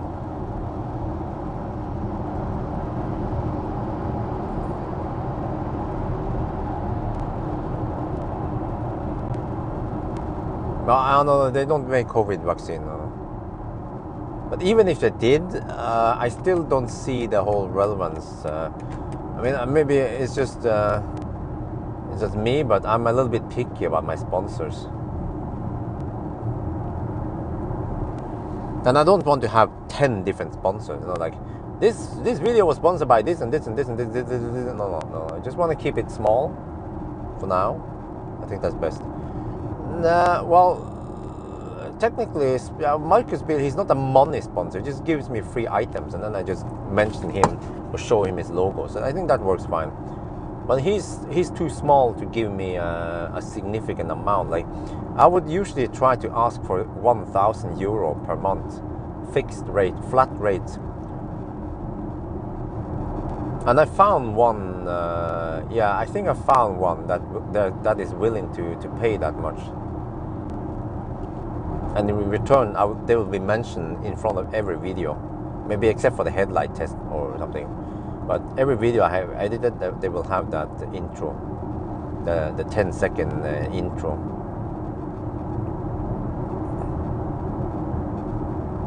Yeah, exactly. I should believe in the product, because in a way, you know, those products that well, maybe it could be the other way around. Okay. There's a sponsor that is totally unrelated to me. I haven't even tried the product. It's just that they pay me to show it, and then I show it, and I have no opinions about it. They just know they know the product through my channel. But for example, if Stormbike, I might be biased, right? Yeah, exactly. So, but actually, also the stuff that my sponsors, they are not car manufacturers.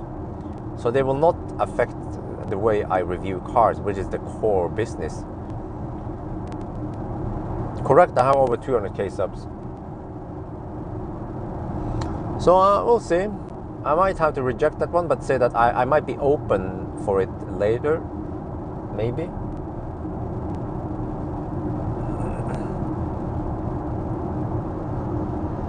Yeah, to be honest, I think the now you know sponsor talk is a little bit too long. They should have cut it shorter.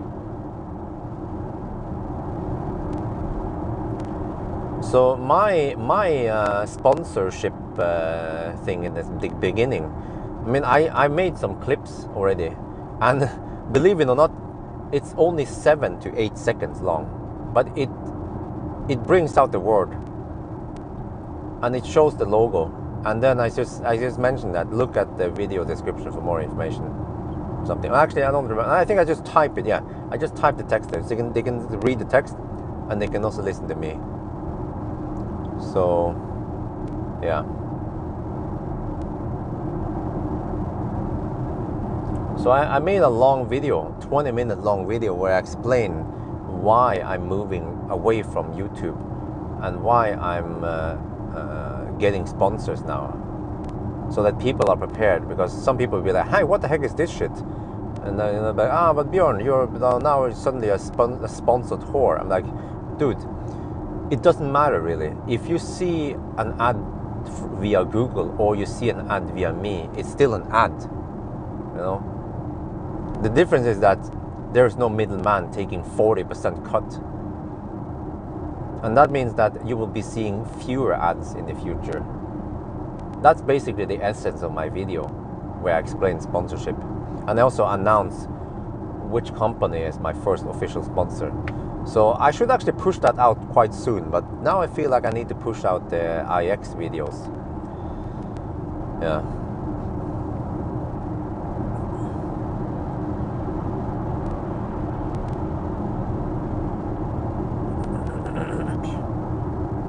Which country has the most viewers? It's actually US and Norway. They are usually the biggest groups. But then Germany is also on a good third. But it depends what stuff I review, but yeah, around there.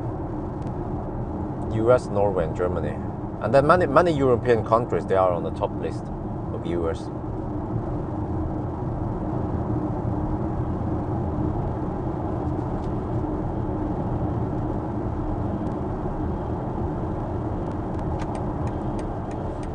Okay, since I have no cars behind, then I can do a slow hammer Well, 152 consumption now. Damn. Okay. I mean, if we've gone this far and we have 152, that's pretty good. The chances are high that we get 160 or below. Yeah, 160 or below consumption.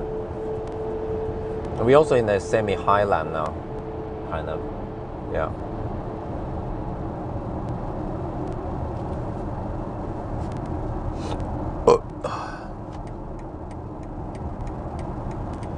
Where will you post if you move away from YouTube? Oh, okay, we talked about this before. It's going to be BjørnTube. No, wait, Bjørn Hub. That's right. The Bjørn Hub. Oh, yeah.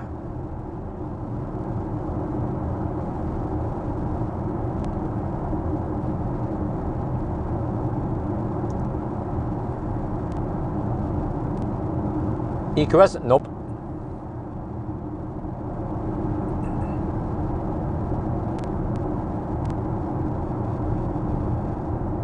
But that's a longer project. So right now I just need to get, well, I guess I'm still working on it. I asked Circle K also if they want to be my sponsor, but I have my doubts because they already have lots of customers.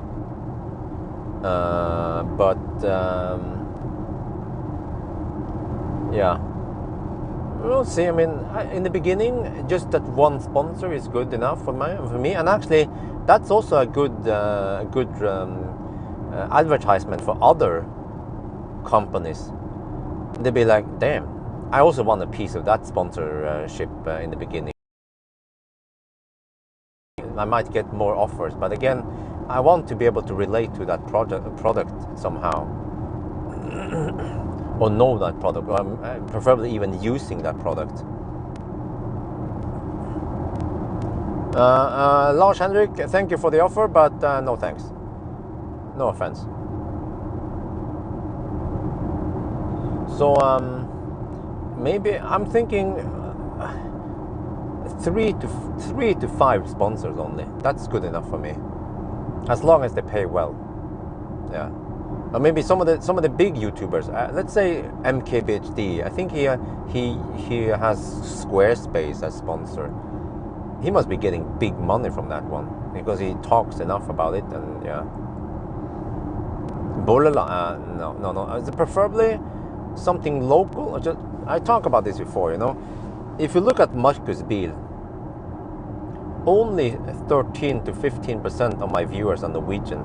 And then how many percent of that group again is in Norway? I mean, it's in the southern part of Norway, who's interested in buying from him again. So there's only a small fraction of my viewers who will be in his target group. Whereas if I go for something bigger that is sold worldwide, then that is way better. They will be getting more bang for the bucks. So yeah, in a way, you know, Markus, he should sponsor a pure Norwegian channel rather than my channel, because a pure Norwegian channel with 230k subscribers, that's 230k Norwegian subscribers. For me, it's only about how much is this? About 35k Norwegian subscribers ish.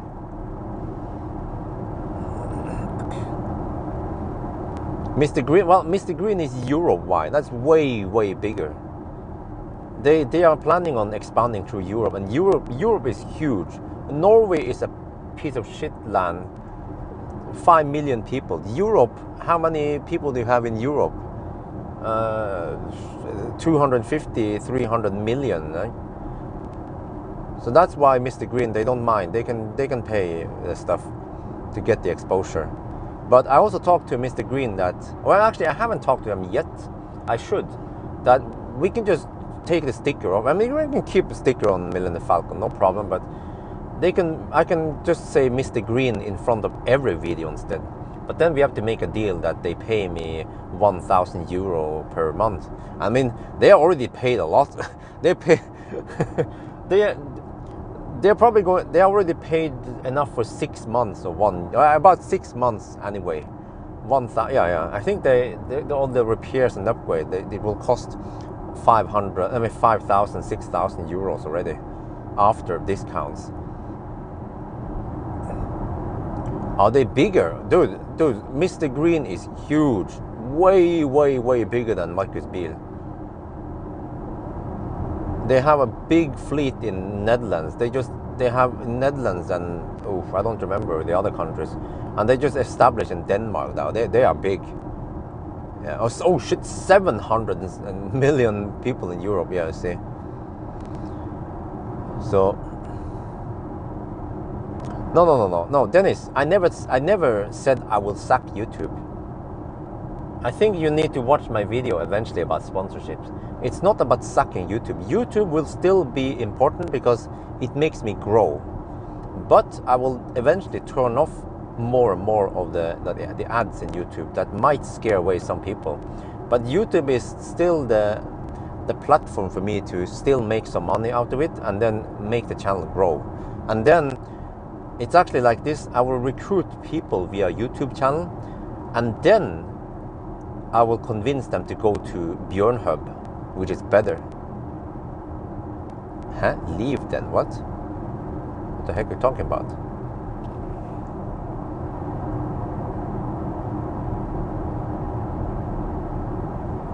No. Dennis, you have to, I think you have to pay attention to what I've been saying for the last 15 minutes. But whatever. I feel like I've been talking about this way too much already, so we can just talk about something else, I guess. Big E, what the heck is Big E? Oh, Euro. That's kind of silly. But also even Visit Norway. I don't think. Nah, I'm not going to. I mean, people just say it for fun. Yeah, you should be sponsored by Visit Norway. No. I don't think they're gonna sponsor me. And what am I supposed to do then? And this video was sponsored by Visit Norway. Come to Norway if you want to live.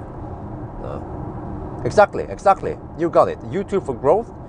Bjørn Hub for sustainability. That is exactly my point. So, but I guess what's going to be funny is that most of my subscribers that have moved over to Bjørn Hub, they will not watch the Bjørn Hub. I mean, they will not watch the YouTube one. They might just still be subscribed, but they will watch the Bjørn Hub video because it's at the better quality and no ads. Yeah. Elon, no. Okay, I think you missed one very important thing I said earlier, which is that I will never. I did say this many times. I will never ever be sponsored by any car manufacturer because. Testing car is the core business. Remember, guys. Fire on the right? Yeah, I think so. I didn't pay attention.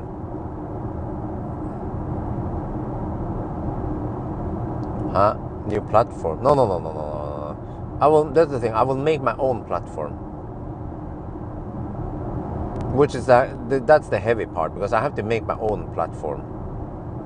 I can't count. I mean, if I'm using yet another platform, okay, it's slightly better that you spread the risk to another platform, but it's just moving the problem to another platform. And I need to have a platform where I can have full control of the quality and the access to it, because it's going to be premium access, €5 per month for it. No. YouTube membership, it's digging deeper into YouTube. That's what I don't want. I want to stay more and more independent of YouTube. You know what I mean? It's like the risk. You're putting too much eggs in one bag. You don't want that to happen.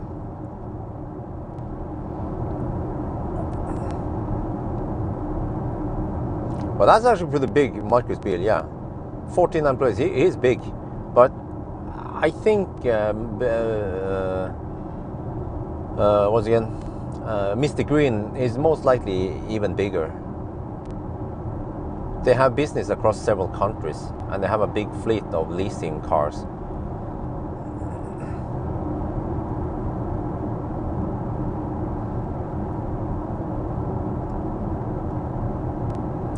mean, I can repeat this once more, that the problem with getting too dependent on one platform is that if something happens, you never know what happens. YouTube will go bankrupt, highly unlikely, or they do some shit, they change the term of use the term of agreement or whatever, you know, they can do anything suddenly, and then I'm screwed, because if my 80% of my income comes from YouTube and shit hits the fan, then I'm screwed. So what I have to do is have several income sources, and they should be somewhat totally independent. For example, having income from YouTube and then another income from something that is from Google, that is also risky in case Google does some shit.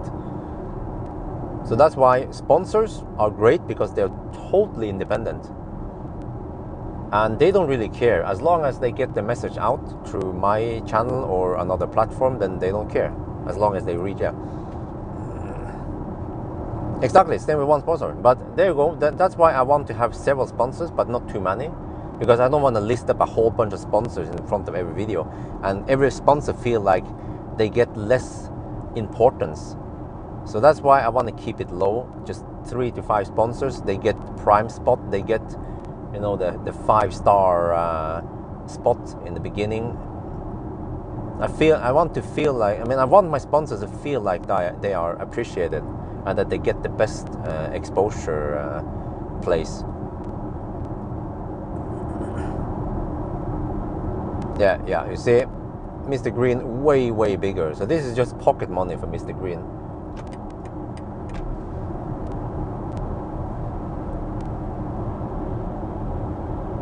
Bjørn, do a only fan, huh? What? What the heck is that?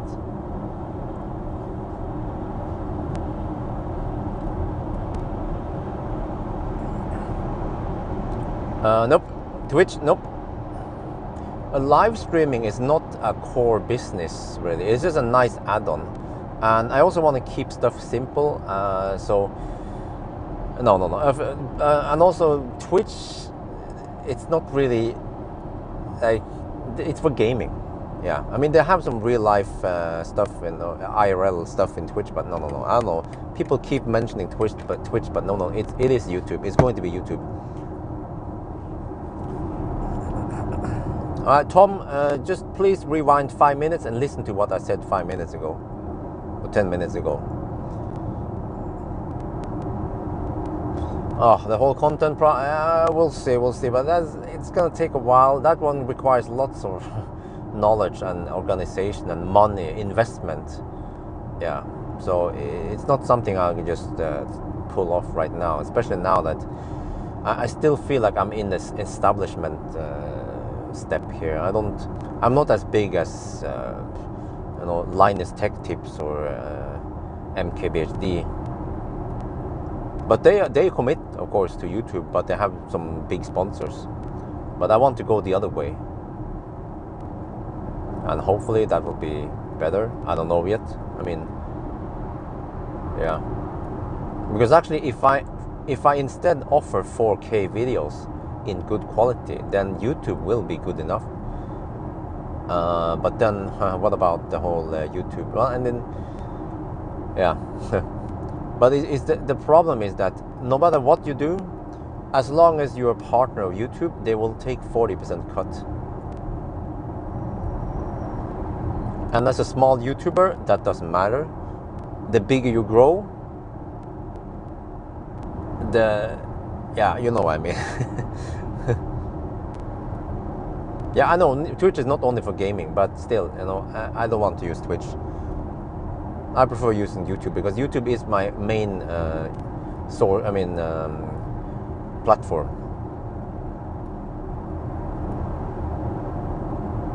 And okay, and can you tell me then what is the advantage of using Twitch rather than YouTube streaming? Because many people who suggest it, do they really know why I should go over there?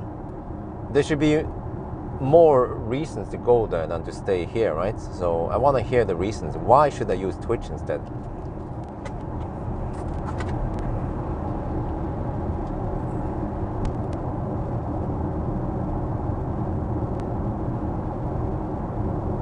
Oh, I misread. Okay, okay. No, what Twitch is not only for gaming, as far as I understand it. It's also for other things, but primarily gaming. More you have, more the well, but I mean they take a flat 40%, but that's actually pretty big. Once you have become a big YouTuber, that's a lot of money. You realize that they take.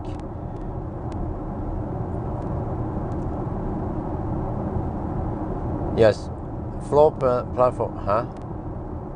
No, David, I'm not gonna waste time on another platform like that. I don't think you understand my purpose, but whatever. I will not overcomplicate things just to introduce another platform. I will be moving over one step, and that will be towards Bjørn Hub. That's it.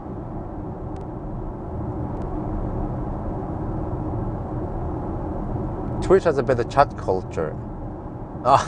I don't care about that one. We have a pretty good chat culture here because I'm a Nazi when it comes to chat stuff here. So, okay, that is not a valid argument. Next argument for Twitch, please. You will get subscribers on Twitch. Huh? No. That is not an argument either, because in general I don't get that many subscribers from this one either. So, we'll put it this way: the live channel is not for growing the main channel. The live channel is just like a sub of the main channel. The live channel will always be way smaller than the main channel. The growth comes from the main channel. All right. Next argument for Twitch. All the other ones. The arguments for Twitch so far is I deem them invalid for me or irrelevant for my channel. You should stay at YouTube. No, okay, Michael, you still don't understand this, but whatever. I explained this earlier already, 10 minutes ago. If you rewind and listen to it again, you will understand why I want Bjørn Hub.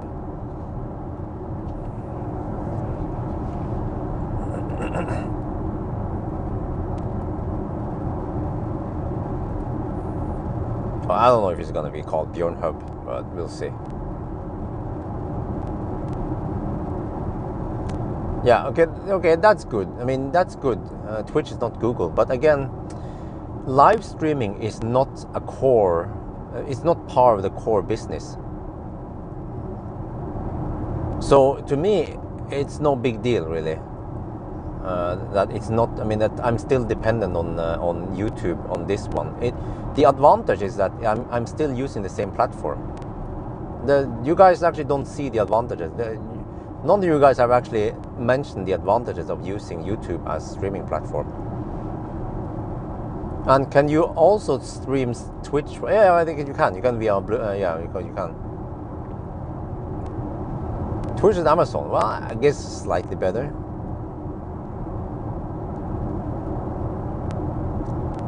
But the problem is, okay, I will be getting subscribers, then have to divert them into the main channel, and they might stay or they might not stay. So, again, like I said, I'm not counting on getting new subscribers from Twitch.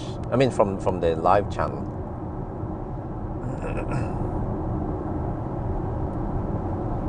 But I think I'm just gonna call this discussion dead and say that I will not move to Twitch. I mean, I gave you guys 15 minutes to come up with some good ideas of why I should move over to Twitch, but there is no good reason to move to Twitch. And like you said, I use Patreon already. I already use Patreon, so there is no killing argument for moving over to Twitch. There's just some arguments like, yeah, maybe, but none of them are really convincing. So at least I tried, and next time people ask, I will still say no. Stay with YouTube for this one.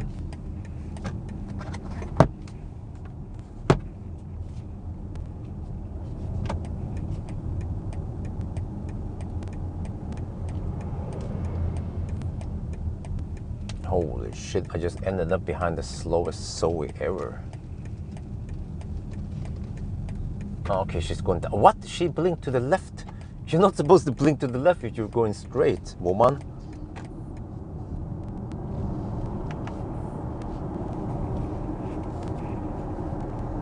Oh, okay, there you go. it's, yeah, if it's not allowed to live stream when you're driving, then the argument, Twitch is out of the question anyway. And you see, why didn't anyone bring up this? Why didn't anyone mention it about Twitch in the first place? Because people just, oh, go Twitch. I'm like, no. Again, 9. Stats so far, 154 consumption. I guess that's the only stat you want to know anyway.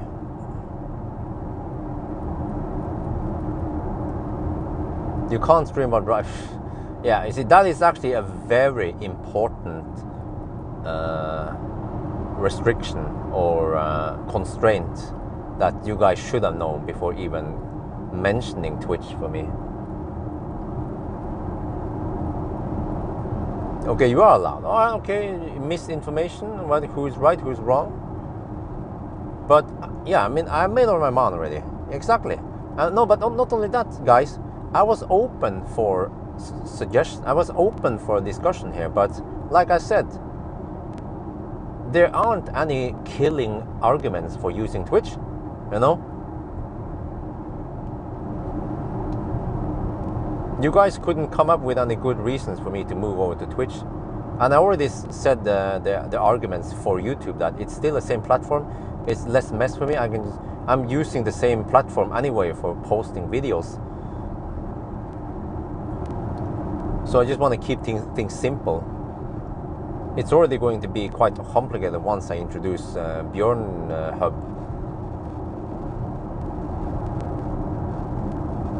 And also, don't forget that YouTube also has a freaking huge user group database, and lots of users are using YouTube.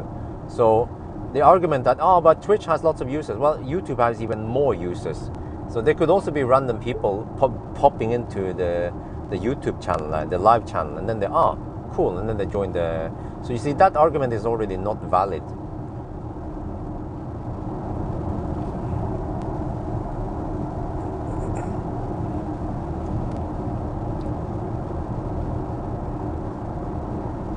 No, but again, dude, why is Twitch better for growing the channel than YouTube already is?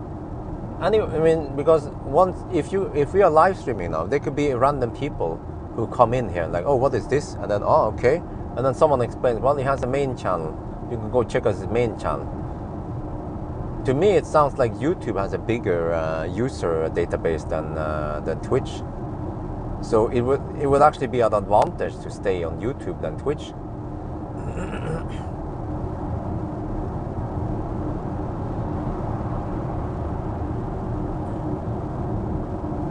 Traffic also will be very high. Correct, but you have no idea how much YouTube is taking of that cut. Remember, 40% cut, it doesn't sound like a lot. You might do that mistake like I kind of did that. Okay, if I get 10,000 euros per month, then, well, that means YouTube is taking 4,000 euros. That's not too bad. No, it's not how it works.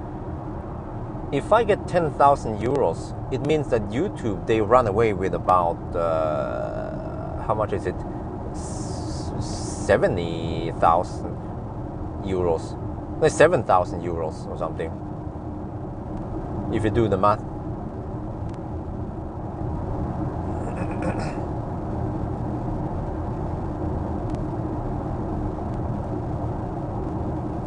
Yeah, oh well, whatever. Can we just stop talking about, I mean, okay, you guys can keep talking about Twitch, no problem, but as for me, I'm convinced, it's no Twitch. I mean, I already know Twitch, roughly how it works, and it's not for me. So I don't know, I really don't know why people suggest it. Sounds like people who suggest it, they don't know how Twitch works, and they don't know how YouTube works, and what the advantages and disadvantages are. They just say, oh, why don't you try Twitch?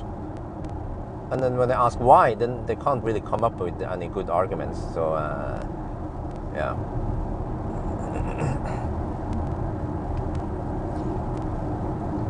But you guys keep mentioning different culture. I've seen Beastie Cutie when he's on Twitch, and we have toxic people everywhere. So I think that makes no difference anyway. So again, it's not a valid argument.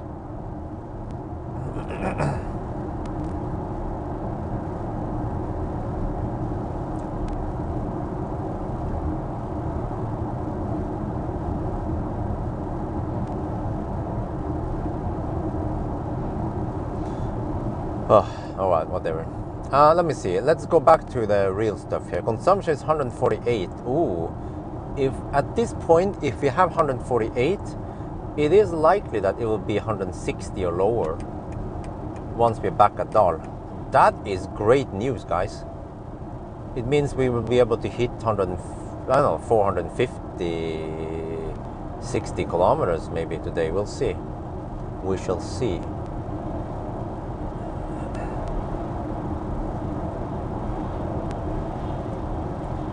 To diversify. Oh, you mean to spread out? Well, okay. I have to ask, what does diversify mean? Do you mean spreading out the risk, right?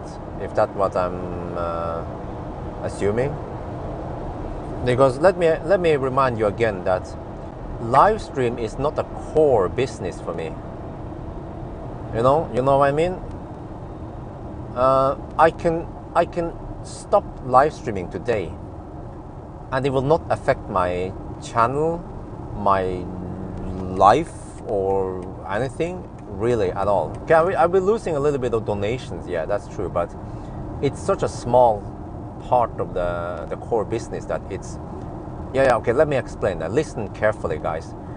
Live streaming is so small and insignificant for my core business that it's not relevant to spread the risk for it. And you also have to consider that it adds another level of complexity.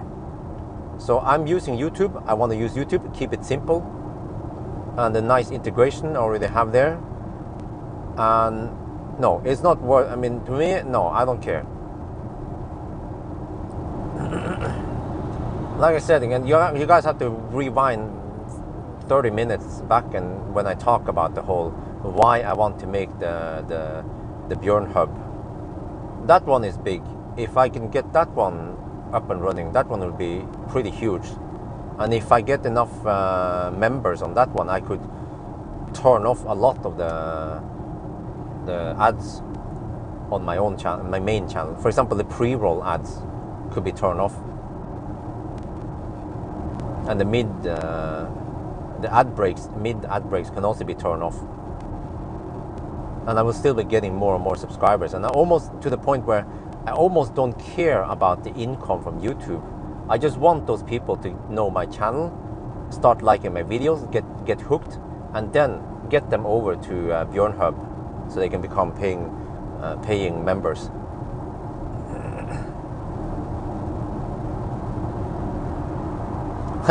Yeah, of course. But like I said again, yes, if I get banned from YouTube, and yeah, I can live stream on Twitch. But let me remind you once more, the STV. YouTube, I mean, live stream is not my core business. I've said this many times. I have to repeat again. Live streaming is not my core business. My core business is posting videos on my main channel. I mean, how hard is it to understand this? So that's why I'm not going to bother. I mean, no offense, guys, but I'm not going to bother moving over to Twitch. It's not that important.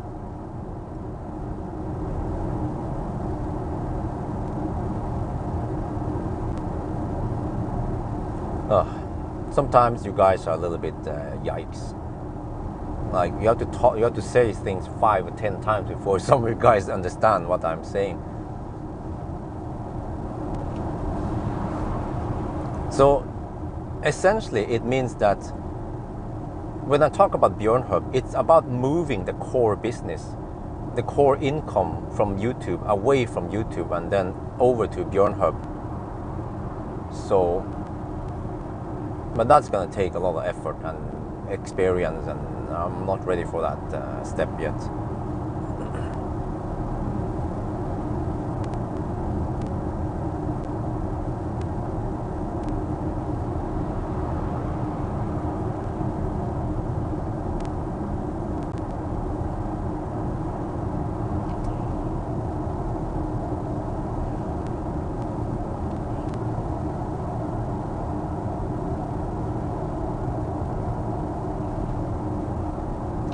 The range test, we have done 106 kilometers. We have to do about 350 more before we are done. Consumption has gone up now, 153. So that's, yeah, okay.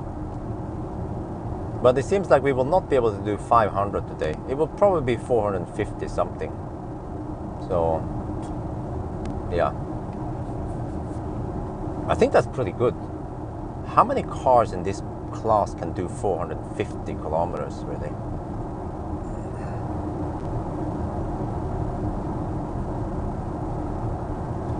No, wins. If you actually watch my video till the end, you will see that in every video I write it. I mean, I write it there, Patreon. It's already there. And that one actually had a pretty big effect, because before I didn't have it, and I just put it there without making the video too long. You know, I can say, yeah, if you like my video, you can become a patron, blah blah. You know, it's just $2, whatever. You know, no, I just have that one and the text in the end. It works. My Patreon has been growing steadily, really. So I noticed that I can see the whole history of Patreon, that it started growing kind of slow, and then once I gotten more interesting videos and I put that one there, then I get more patrons. So it's great. In general, as long as nothing is going on and there's no new cars coming out, then of course the existing patrons, they don't care. They just see the same message. They're like, okay. But once I make content about iX3, for example, and I get new subscribers, then they see the message and then like, oh yeah, I like this guy, I like his videos, I like his style, and then I get more patrons. So just writing it there like I do is actually enough. I don't want to be too pushy like some channels are. They'll be like, oh yeah, come on, just help me, support me, and you know, it's gonna be way better, just $2-3 per month, you know. Yeah, that will help me big time. I don't want to beg too much like some other people might do. No, Wins, I'm not going to do that. I mean, thank you for the suggestion, but I'm not going to do that. Because the other problem of having too many patrons is that from time to time the patrons, they expect something back. And I don't want to be like that, because I want to decide what to do, and I don't want people to tell me what to do because they paid me. Yeah, let that sink in a little bit.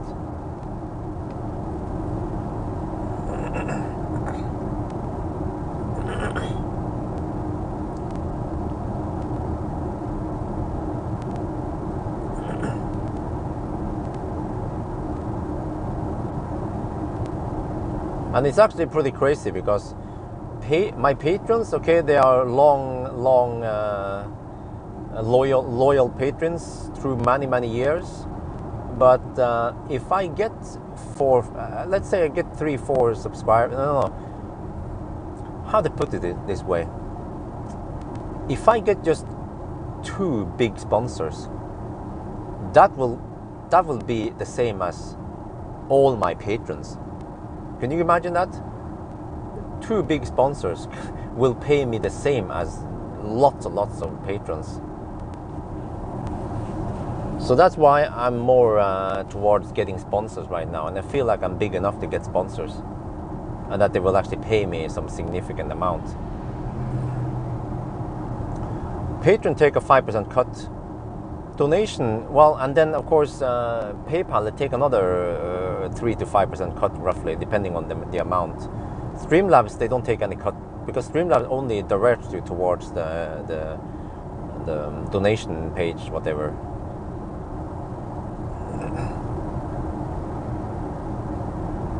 How will Patreon be different on your own platform? Well, a Patreon supposedly allows you to do some integration against other platforms. So what I can do is that if you have more than if you already support me €5 or $5 per month on Patreon, you will automatically be premium, or you will be a member of Bjørn Hub, and then so that also encourages people to become patrons, or to extend the Patreon, just increase it. If let's say they already support me by $3, if they increase it to $5, boom, suddenly they will become a Bjørn Hub member. So I have to, that's the thing, I don't know for sure how it works, but the way I understand it, Patreon allows some kind of integration against other platform stuff, whatever, yeah.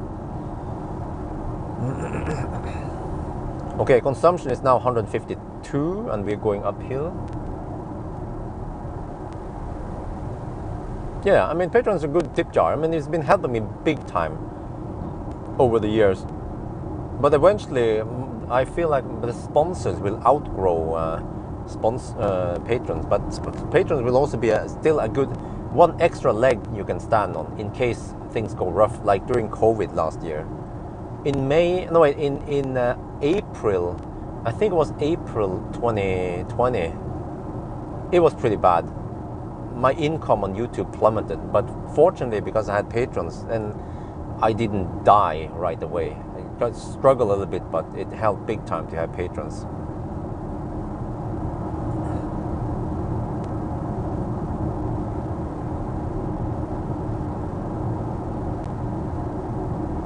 No. Again, YouTube membership, I haven't looked too much into it, but you know, like I said, that's another way of digging yourself deeper into YouTube, and at least I don't want that to happen. Other people might fully commit to it and have no problems with it, but for me, since I know the potential that I will become way bigger in I don't know, 5 years, I'll be way bigger than today, then I have to start thinking about the future. Yeah, Bjørn Hub will most likely be an app, a phone app, and also a web page. Yeah, that's it. A web page where you can log in and then you stream the stuff there. I mean, you can watch my videos there without ads. You can use the Bjørn Hub app on your phone or something. That's my thought of it. Might not be like that. We'll see. But you see, that's going to cost money. So, yeah.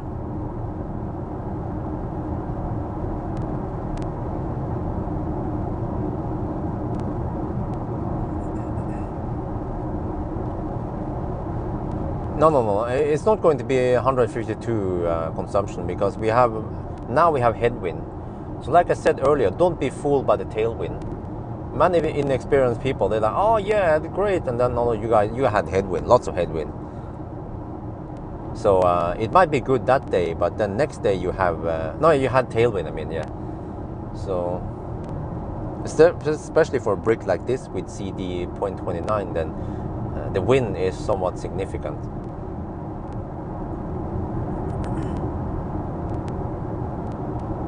BMW is great. I like it. Okay, consumption is now 157. It's going to go up.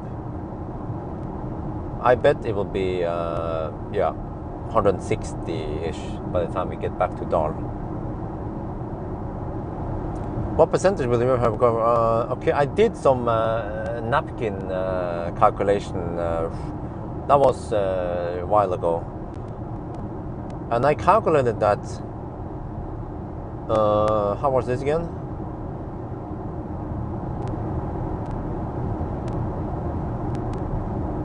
Let me see. I think after expenses. Yeah. Roughly, I only need 3,000 members.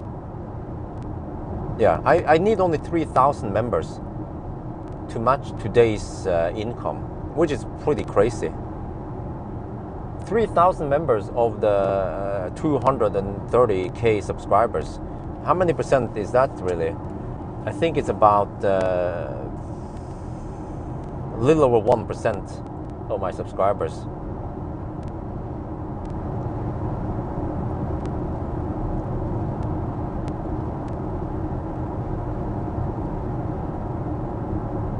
No, wait, huh? Wait, 220, let me do the math here.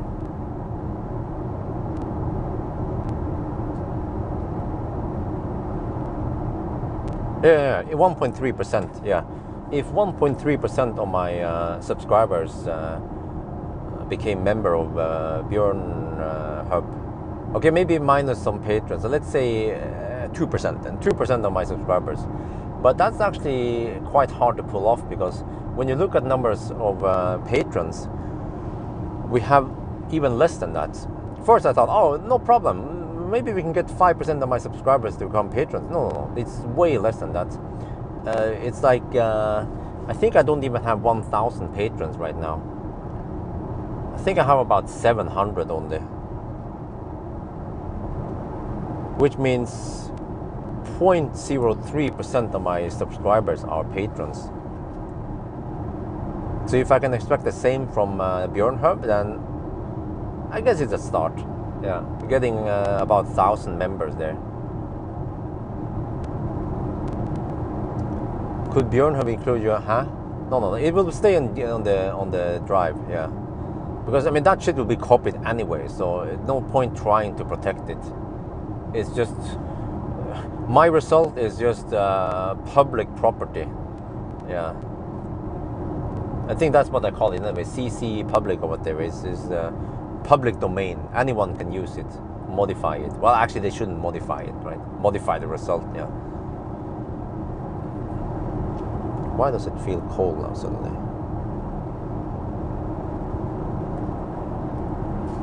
Okay, now it's getting a little bit colder, I don't know why. Wait, huh? What?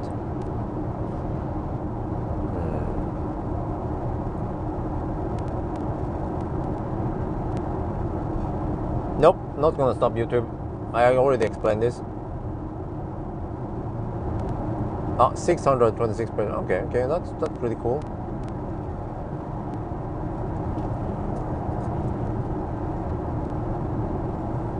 How to become a member? Just pay $5 per month, €5 per month, roughly.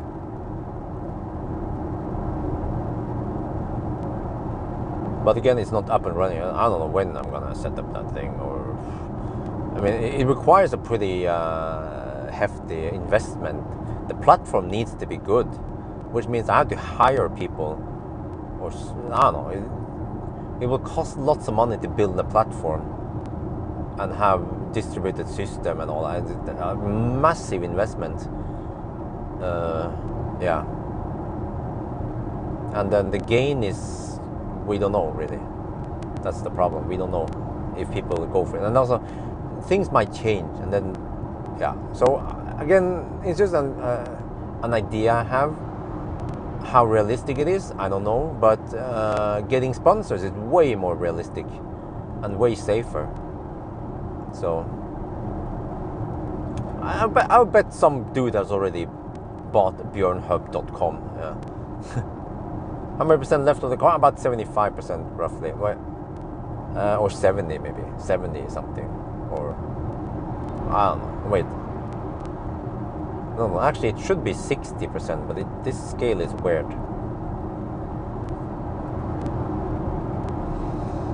Yeah.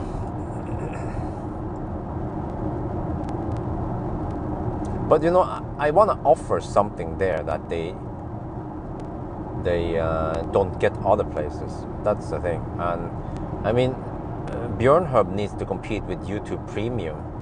And for people who are already YouTube Premium members, then why would they go over to Bjørn Hub? So, yeah.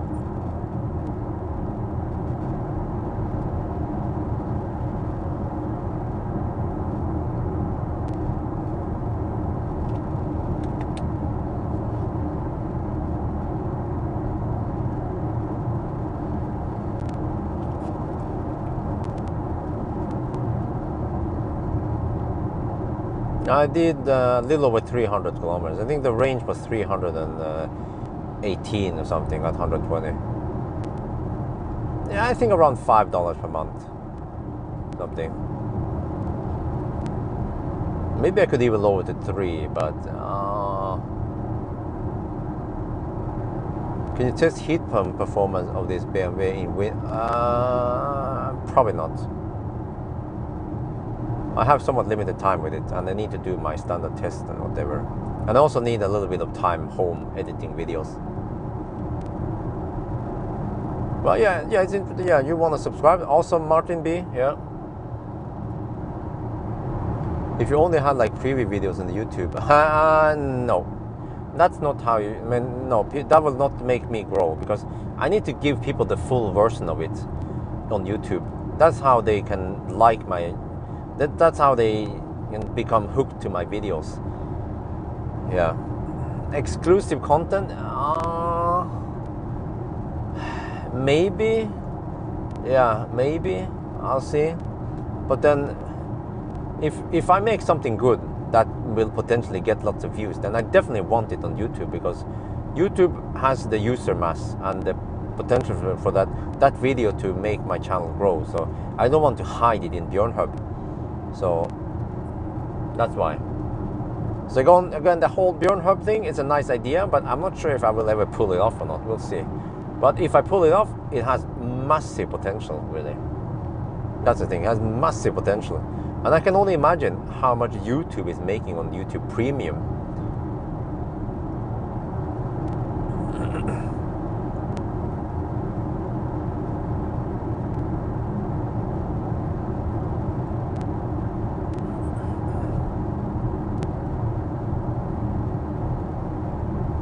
Yeah, exactly. Well, I mean, that's before any expenses. So I expect that of $5 of the subscription, I will lose $2 for running cost or whatever, and also tax and stuff. Yeah, I don't know how much, but yeah.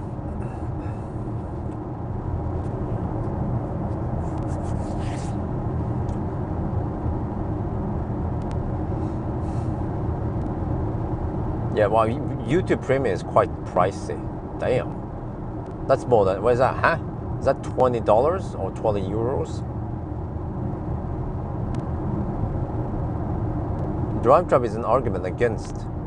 Well, what's wrong with DriveTribe, by the way? I know they have some kind of platform, right? And they have a Facebook page even. So they made their own platform.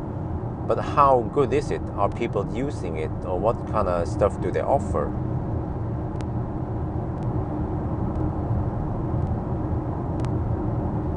Yes, good point there, Eric. Yes. Because actually, I don't know how much YouTube is spending on all this. And I guess once I have to do a survey, or I have to poke and find out how much will it cost to develop this, and how much will it cost to maintain it. And what about traffic sources? I mean, traffic amounts per month.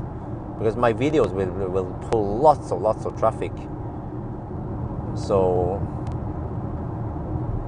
then, I mean, like, it's like an assessment for me to figure out whether it's profitable or not for me. Because I also understand that YouTube probably makes things really efficient, cost efficient, because they already have the platform and the backbone and the app and everything. They already have everything developed. I'm just a user attached to their system. So that's why it might be the best case, we'll know.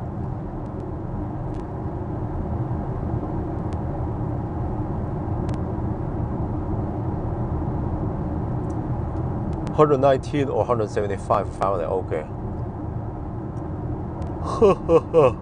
12 euros per month, okay. My consumption is 159. Uh-oh. Will it be 165 then? And the sun is low on the, low now.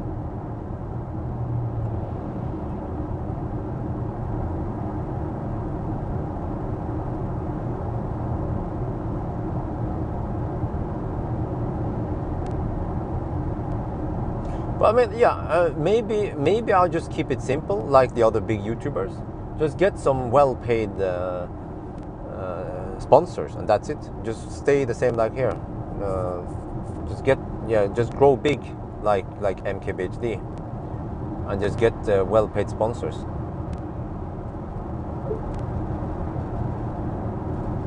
And also, it's actually a win-win for me, because a sponsor. I mean, why do they pay me in the first place? Well, they want the business to grow. So it's a synergy effect, because if my sponsor grows big, then they have more money and they will pay me more.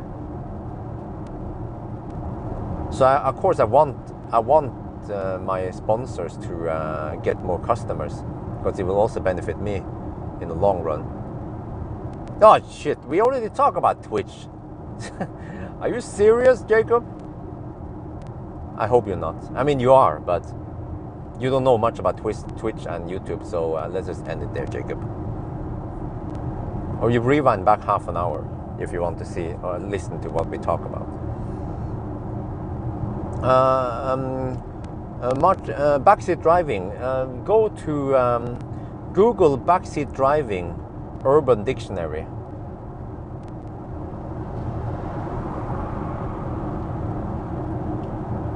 Urban Dictionary is your friend.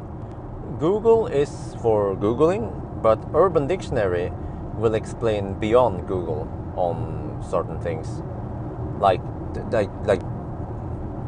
backseat driving. That's typical Urban Dictionary search right there.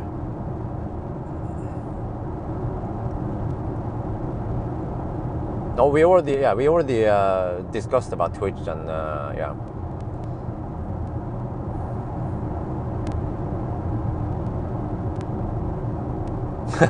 There you go, cool Silver, thank you.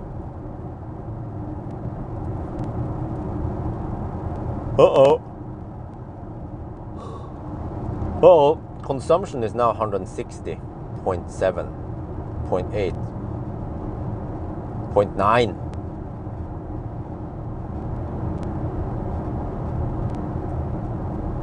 Oh, 161 consumption. Well, I guess if we get within the VLTP budget of 165, then we are happy, right? Let me see. Let's say best case today we get 75 kilowatt hour because we drive slower, and then 165. That's 455 kilometers. I'll take that. I don't feel like driving through the night here. I want to finish this test eventually.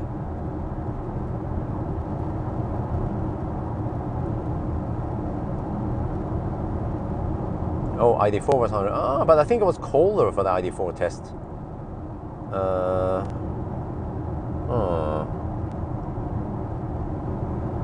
Editor operator, huh? What do you mean? Another editor operator. Can you explain what that means? Editor operator, Mr. Thomas. Oh, you mean a presenter, right?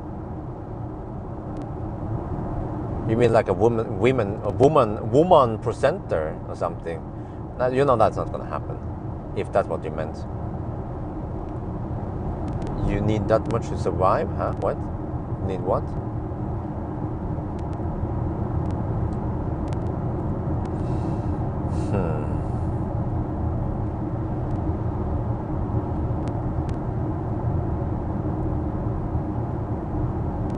Yeah, we have headwind now. The wind seems to be picking up. It was when we started this around noon time. It was less wind than now. We have wind from the south. That's why it's so nice and hot.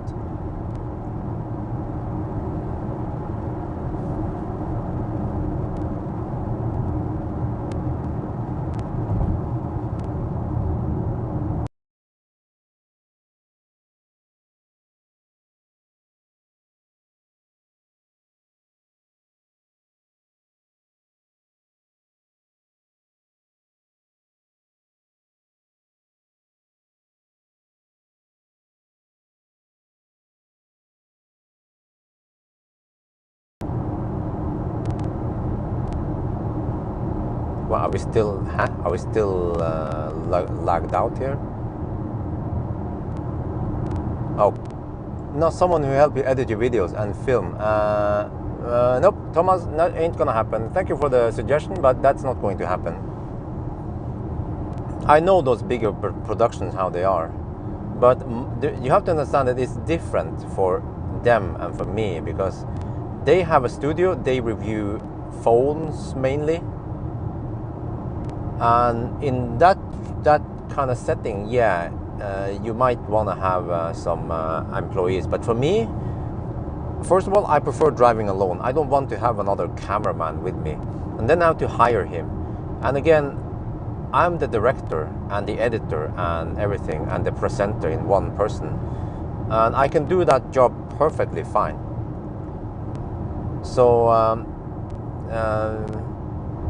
I actually don't know why you even, why did you even suggest a bigger team? Does it mean that, Thomas, that you mean that the quality here is not good enough? Or do you mean that you want to have a better looking presenter, or do you mean that the storytelling is not good enough, or what do you mean? Because the way I see it today, this format and this person presenting it is fine, and I can even do those interior reviews myself. I just use a tripod. I already do the banana box test myself. I do everything myself, and that is the best. And I know exactly what I'm going to shoot. I know exactly how the end result will be.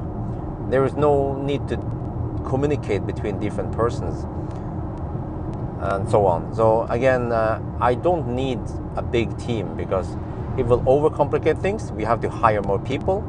The channel need to be even bigger. You need even more revenue. And I believe that this channel that I have, the one-man army, is good enough already so I can grow big. Like, having a bigger team, it will not automatically mean that you will grow faster. That is my claim. So yeah, I mean, but Thomas is not the only one. Many people suggest to me, yeah, you should have someone help you edit, or someone help you do this, or someone else. I'm fine, I don't have a rush like I do now. I queue up stuff and I test cars. No problem. You know what they say, jo flere kokker, jo mer søl.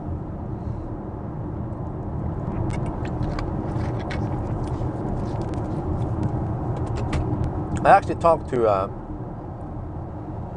the fully charged people, and they say that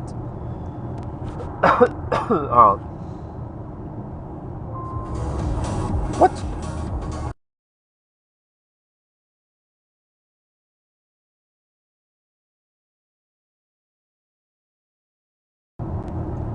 Okay, I'm back. I'm having the coughing seizure again.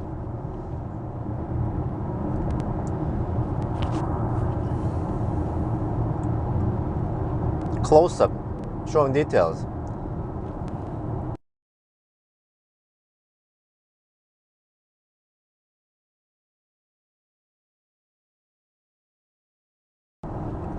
No, but you see, sorry, I'm just having a coughing period again. You know what, Thomas?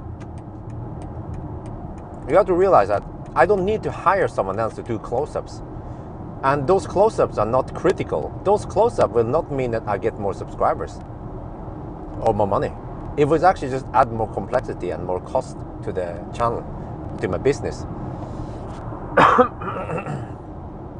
So when I talk to Fully Charged, they say that they have a big team and that they actually need quite a lot of revenue to keep the channel running, and they need to, pay the bill.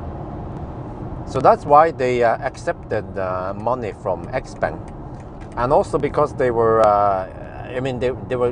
they had a little money setback because of COVID, and they were kind of struggling. I can imagine that if you have a big team, you need to pay people's salaries, then you need to find money somewhere. So staying alone, like me, is way better. Yeah, exactly. My videos get 98, 99% like, which is extremely high, even for videos that get 50, 100k views. And I think the ratio will stay like that even when I have over 1 million subscribers one day.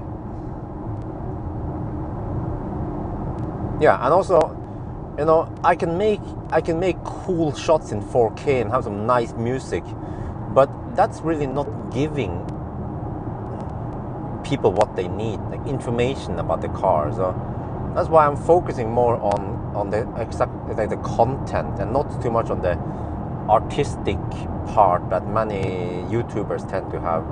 Those B-rolls, smooth slow motion B-rolls with music, and it's not really giving anything. You see the car from the outside. They shoot close up of the light or the steering wheel or something, but to me that's almost waste of time.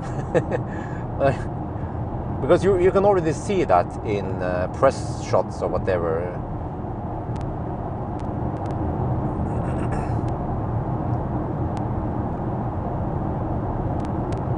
Press material, that was what I was looking for.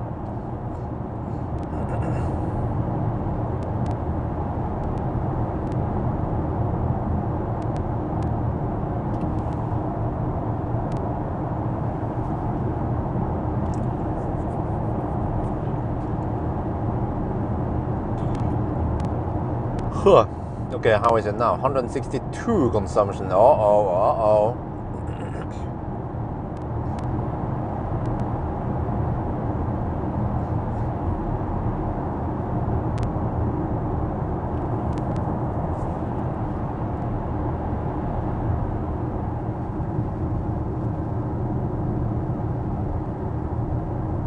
Hi, he left fully charged because of the money. Okay, I don't know about that one. But I mean, they actually called me. Fully charged people, they had a phone call conversation with me after the X-Bang episode, because there was a little bit of semi-drama. Not with them, but about the whole Bjørn is sponsored and he's paid. And I said, no. Out of principle, I don't want people to believe that I'm paid by car manufacturers. I mean, it will still happen. People gossip about it. But at least when they ask me, I will be quite clear that I'm not paid by any car manufacturer, because that's my core business. But I mean, one day if I'm paid by Marcus Bil, or let's say this way, one day if I'm sponsored by Bilexperten Bosch, and I go to Bilexperten to repair something. I mean, people can say, but you go to Bilexperten because they sponsor you. Well, so what? It's not the core business. That one repair video is not critical for my channel. Look at the other 99 videos about car tests. That one is critical. My channel is not about repairing cars. It's about testing cars.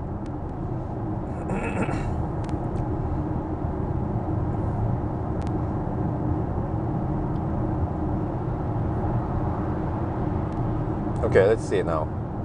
Okay, well, consumption for now stays at 161. Oh, you see? You see what I said? Don't be fooled by the tailwind.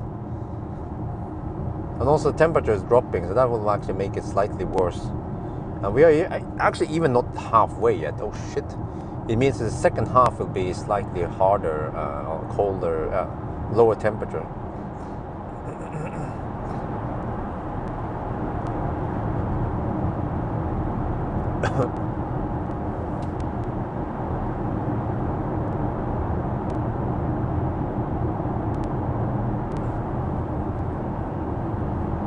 But you know, just think it this way instead. I mean, I'm getting close to 250. Let's say 250k subscribers. You know, so I can do it alone. I can manage it alone just fine. If I hire 3 people and we are 4 people total, then suddenly I need roughly 1 million subscribers, and you know, I need to quadruple my number of views and the revenue to be able to just break even like before, so I can pay my employees.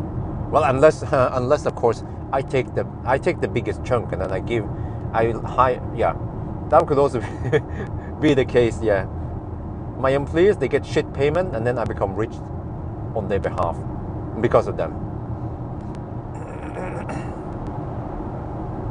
I guess that's how people get rich. But no, I mean, for me, I consider it, but I figured out that by hiring people, it's not going to make my channel grow faster. My channel will grow faster if I get access to those nice cars like Taycan GT, like the EQS. You know, that one, those cars will make my channel grow faster.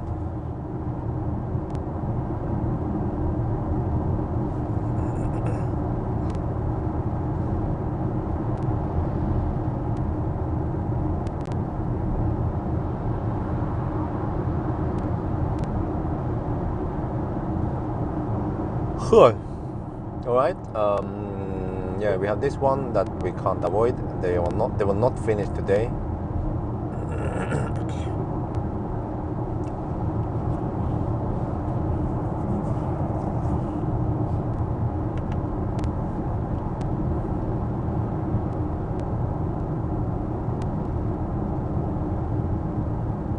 Wait, did they Did they move the trucks away? But this, oh, okay, they're not done for the day, but they just moved the trucks away. Okay, that makes sense. Why would you let the trucks stay on the bridge overnight, right? Okay. Kind of want to pee soon. Wait, let me see. 1 lap. Oof. Can I pee on this lap? I guess I could. Just to release the pressure.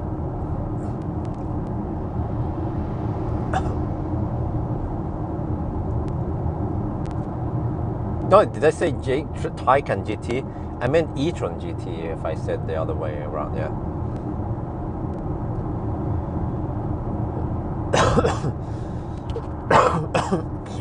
Consumption 162 and rising. Yeah, okay, I had a brain fart, yeah. I meant e-tron GT, of course. Or actually what I meant was Taycan or the e-tron GT, one of them. But yeah, I guess that's also one thing I can improve, which is to be more to be more naggy against some car manufacturer. I should have been more naggy towards Porsche. Keep emailing her. I think it was a woman. Keep emailing her. Hey, are you guys ready? Can I borrow one? Huh? Let's say in 2 weeks now. I'm ready. Huh? Taycan. Any Taycan. I'm ready for it. You know, I didn't bother because my calendar was filled with other cars anyway. More important cars even. 164 right now. I think it's pretty good. Like, just the EQC was at 185, and I considered that good. e-tron will be hovering about 200. Yeah, so 165 or whatever that we might get here is actually pretty good. How do you feel? I'm pretty refreshed now after COVID. Thank you for asking.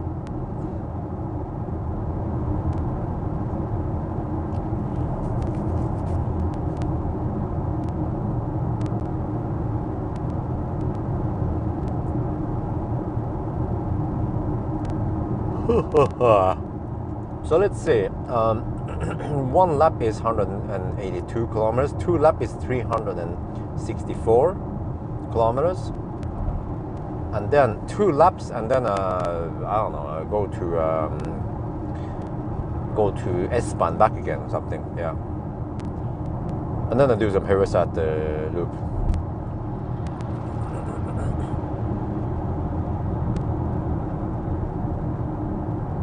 No, I'm not gonna bother with Taycan. I will go for the e-tron GT instead. Seems to be easier to get that one. I have I have connection with that guy, but it's just that he's overworked. Morten Moum from Møller, who is responsible for Audi. But I guess I'll bug him again. But right now I don't know when I have time yet, so that's why I haven't bothered bugging him, because I need to free up space for some quality time with wifey. And I want to go on a trip with her to Tromsø. And she was, yeah, her concern was that, but it's going to be cold. So I said, yeah, okay, let's wait until June then. But we shouldn't wait too long, because if we wait until July, then Corona summer starts. Inconsiderate Norwegians will pour over the country and have vacation in July. So actually July and August, I want to stay home. I mean, from the 1st of July to the 15th of August something. I just want to stay around Oslo and borrow some cars and test them, while these other Nis, they are on vacation. Yeah, clogging up the roads and pollute. I mean, not pollute, but and littering all over the place.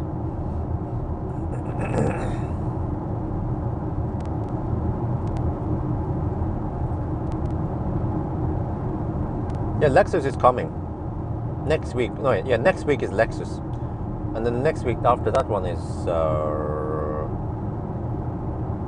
Enyaq, if I remember correctly. Nope. You have to understand, Hannes. You have to understand the purpose of the 1,000 kilometer challenge. It is a realistic test, and the realistic test is having speed limits. Going to Germany breaks one of the rules of a 1,000 kilometer challenge. Because why do I make these challenges? Because they are realistic tests that people can use for something, like the range test, like the charging test, or whatever, you know, banana box test. It's, yeah.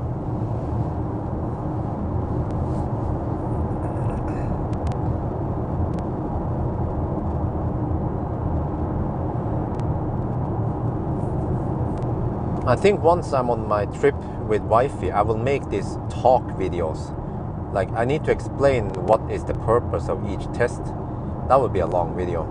Because many people don't understand why I drive at 90, why I use banana boxes. Because also one other test that I mean, what the main, how do you put this? Oh shit, dropout. Because I want all my tests to be able to, you can replicate it yourself, you know, like banana box test. You can just get banana boxes and try yourself, and you will see if I was cheating or not. And the same here, I'm driving on public road. You can verify by yourself. Just drive your own whatever car here, and you will see if you do it exactly like I did, you should be able to get very similar result.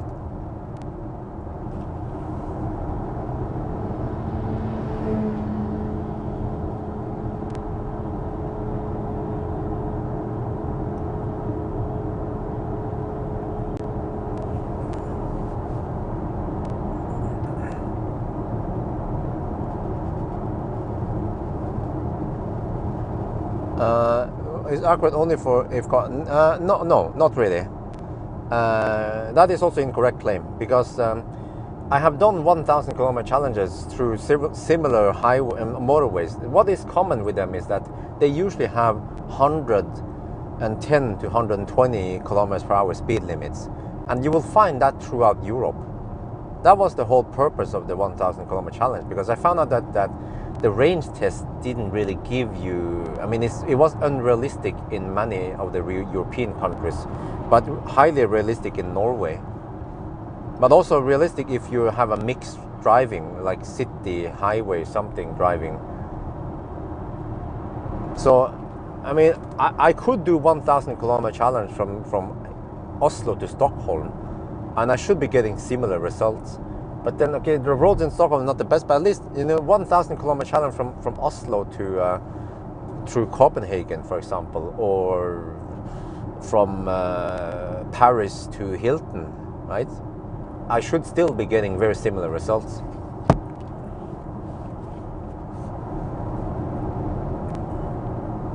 Because your claim that it's not the same, you haven't really tried it. It's just an empty claim, because you don't know how it works.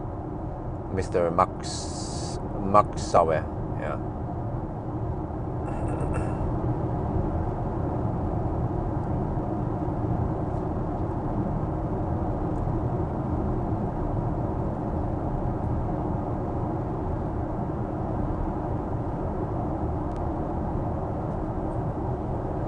Yeah, so I actually have lots of talk video I can make while I'm enjoying some quality time with wifey. I will probably make one video every day anyway, and then we have a little bit, yeah. But the only exception is that we will not go out hunting for aurora, because that is way too late this time of the year. So I guess it's just quality time, just going somewhere else, and bring Dolly with us, I guess. Or actually, we might not bring Dolly. Yeah, just go there, find some nice view or something, or just, I don't know, just go to Jekta Storsenter, yeah. Difference in elevation, what about it? Oh, well, I mean, Maxawe, do you actually know how the 1,000 kilometer challenge has been done? Elevation is not that relevant, because we drive at so high speed, and it's 1,000 kilometers, so even if you have a little bit of elevation difference, it's not going to be that significant. I mean, we might be talking about just seconds of charging time in difference here. So, but on a range test, depending on how short, if it's a short range car, yes, that's more significant.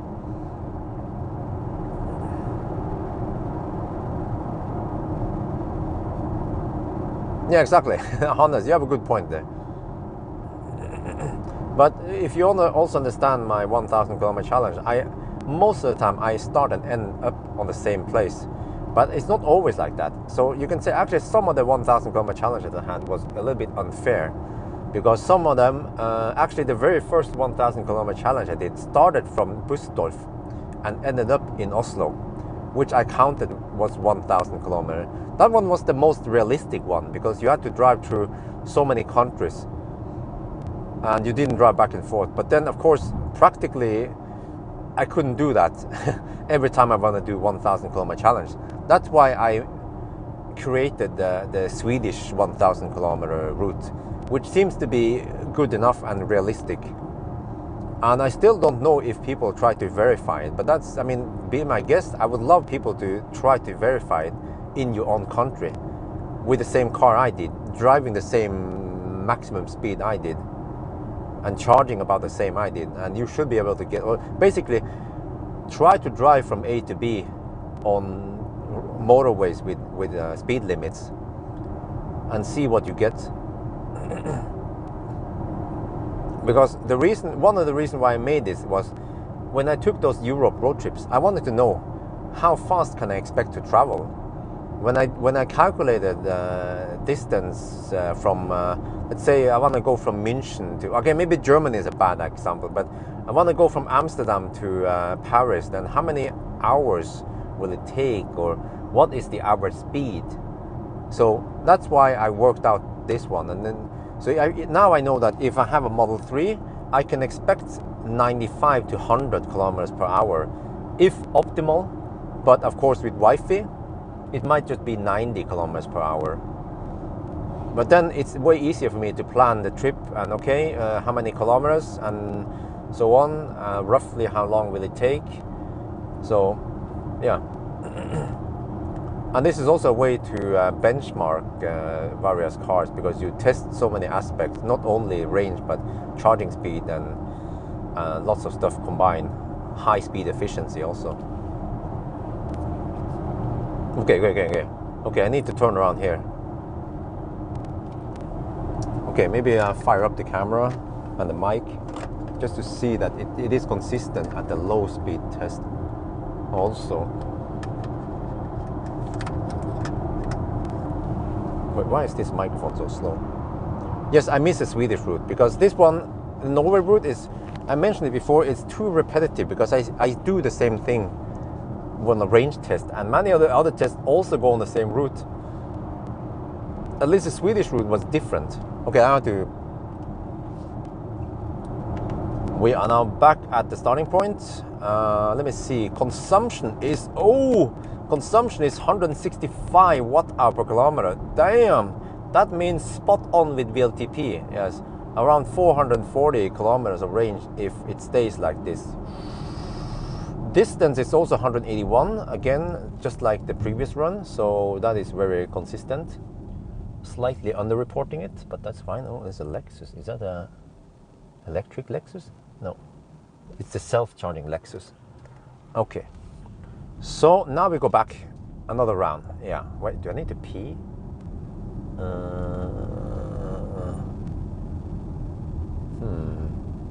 Maybe I'll pee. No, I'll hold it. Just went away. Yeah.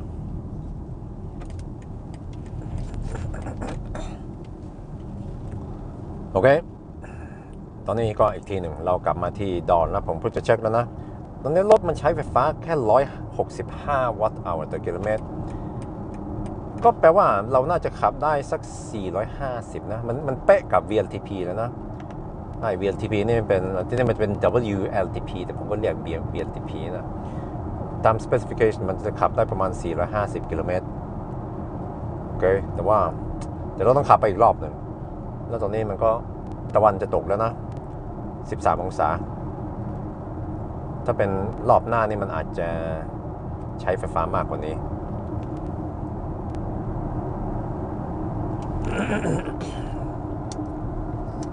Yes, less back and forth and more actually more variety, yeah, or variation. You visit these other places so that the route there doesn't overlap any of the other tests I do. So I still want to go back there eventually. Wonder if they have improved the charging network since last time. But yeah, this one, I mean, it was created because of COVID, but it turns out that it is also good enough.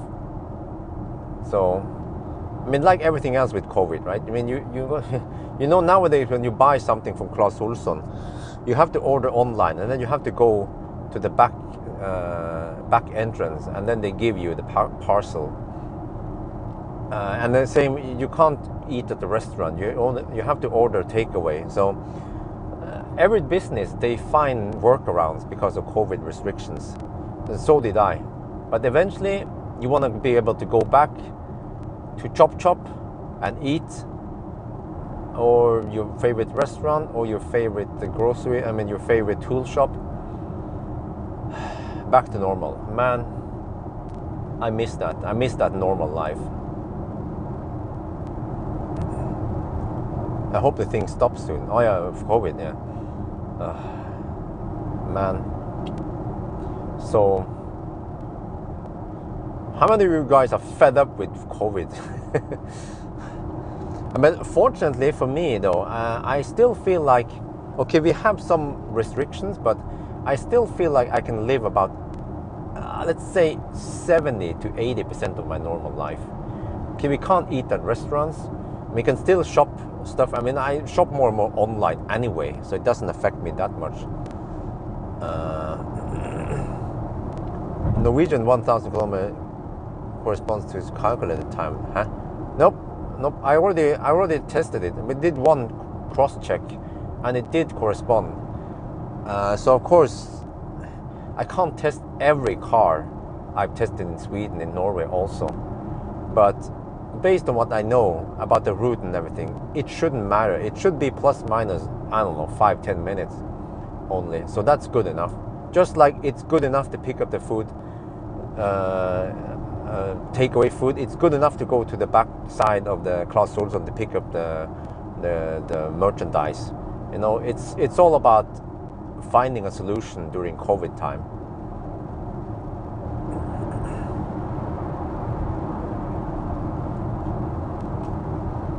Yeah, but you see, for me, I mean, we can still roam around. We just have to be careful, keep distance, and I usually don't hug or go close to people anyway.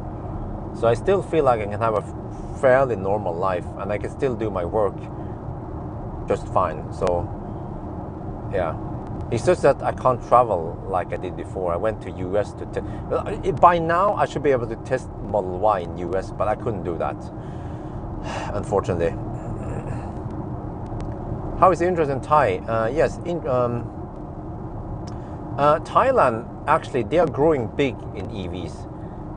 The only problem in Thailand preventing them from going wild is that they have some stupid tax rules, which means that most EVs that is not from Asia, they get heavily taxed. And that becomes a big showstopper. Then you're only left with mostly Chinese EVs. Even the Japanese and Korean EVs, they also have some tax that makes it too expensive. So yeah. So, and what the heck? Oh, it's bicycle riders. Well, like, what the heck is that? Moose? It's bicycle riders. But yeah. So it's growing bigger, but yeah, and the interest on my channel, actually, most cars I review in the main channel is not interesting for Thai people because they don't get them, you know. So if they can't buy them in Thailand, then it's not relevant for them. That's why I've been getting really low view count on some cars that I get high view count here, like Polestar, for example, has been getting high view count in the main channel and really low view count over there because they are not selling it there, I think. But then Xpeng actually received massive views in Thai channel. It's almost insane how much. It would be equivalent to getting over 1 million views on the main channel, or maybe more, 1-2 million. So that's how crazy it is. Yeah.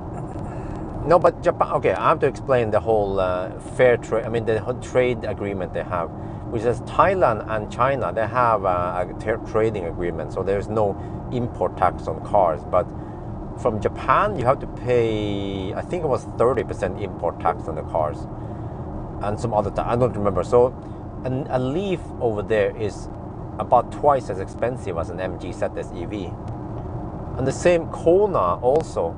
Kona also cost about the same. E-Soul cost about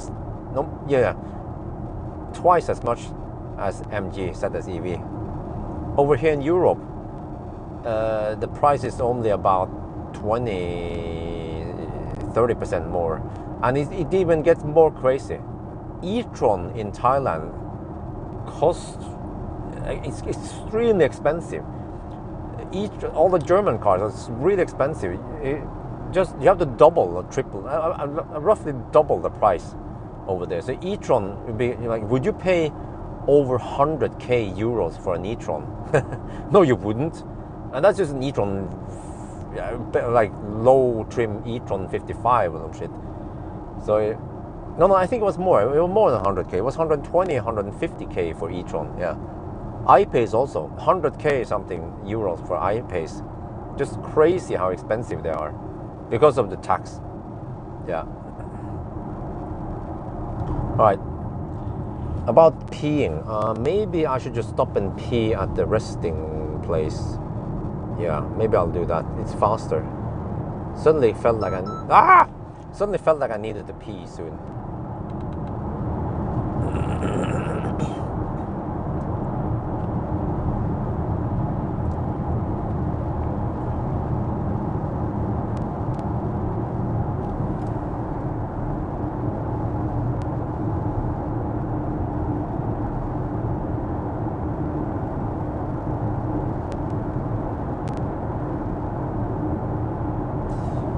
No, but the border to Sweden, even if the border is open, I don't want to go there.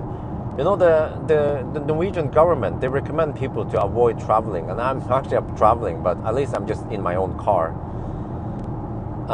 But also, in general, you shouldn't be traveling across borders unless it's necessary. So that's why I'm staying in Norway. I'm helping, I'm contributing to fighting COVID, to keep it down. I mean, actually, I caught it. But unfortunately, I didn't spread it further than to my wife. So everyone should try to contribute to fight the virus.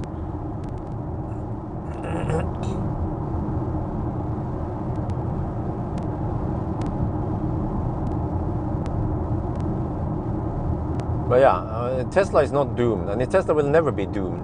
They have so big establishment now that they're not gonna go bankrupt or doomed or whatever. That's just something that people don't understand how it works. Because look at this way, Mercedes, Daimler, right? They were the first one to produce fossil cars, and then Henry Ford started producing, right? Roughly how the history started. Okay, is Ford and Daimler doomed because the other car manufacturers came out? No, they're not. They're just living happily side by side, and that's going to be the future also. Tesla, they will still produce damn good EVs. The other car manufacturers might catch up eventually. So maybe one day in the future, Tesla's tech will be more or less equal to today's legacy automakers. Then what's going to happen? Is Tesla going to go out of business? No, they will still sell cars.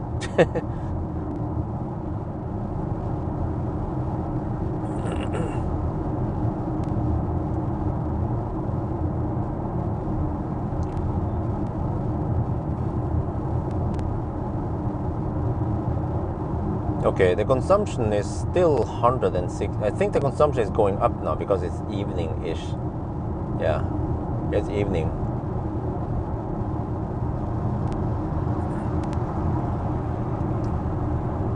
Okay, so I guess I'll pee at one of these places. Maybe I should try to incorporate. No, it's a little bit too late now. Sun has gone down already.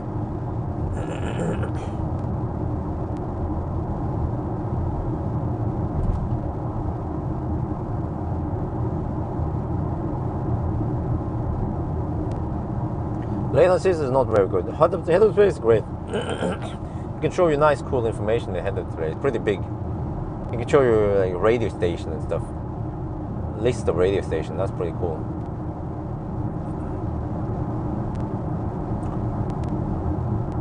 Other goodies in iX3. Well, a hand gesture is pretty cool. It seems to work quite well.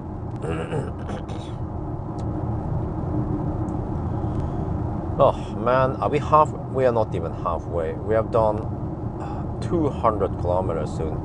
198 kilometers. iDrive. Yes, it has iDrive.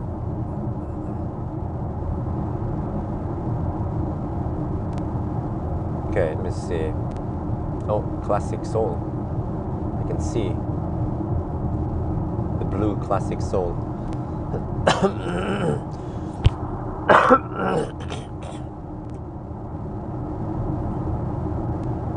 Wait, I have an idea. I can P at Circle K, close to the end. Wait. Yeah. Something. Well, I'll see.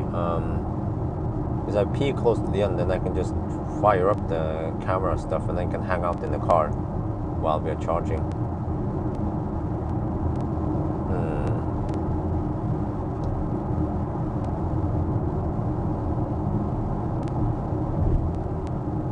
Sun is setting, or we went behind the mountains. How's the screen? The screen is kind of small. I mean, the instrument cluster is nice and large, but it's just waste of space. Like, it shows the speedometer and the it's just waste of massive space here. Could have been used for so much other better stuff. And the screen, I mean, the main screen is nice, but they could also have made that one better. But they have more traditional design. I guess they didn't want to change too much because it's just based on the iX3. I mean the X3 fossil. Snappy? No, not that snappy. It feels a bit semi-laggy sometimes.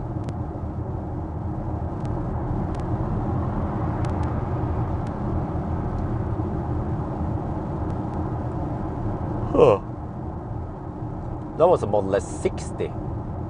The unicorn. Oh, the wind. Oh, the wind slowed down now suddenly. Yeah, we have this time right after sunset, or ish.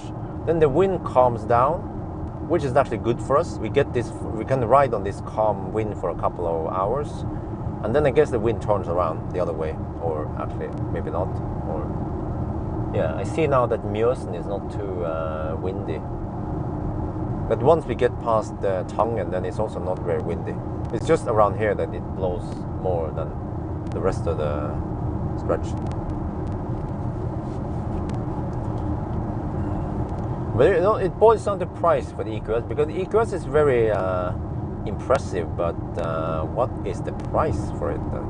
Because people can afford a Model S long range with 660 kilometers of range or something, right? They can't afford it. Over 600 kilometers, that's crazy.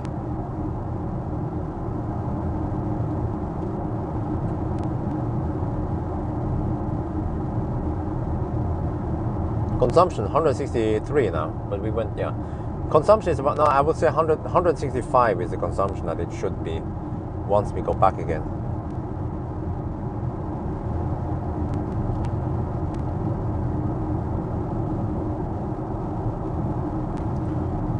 But I mean, affordable cars with good range. That's Kona, e-Niro, e-Soul, and also ID3, ID4, and Teslas, of course. Model 3, affordable cars for the masses with good range. So I just wonder how long it will take before affordable cars will have 600-700 kilometers of range. Well, Tesla is really close though. Model 3 long range has 560 now, or 70. Yes, I missed Thailand. So already Model 3 is getting close to the 600 mark.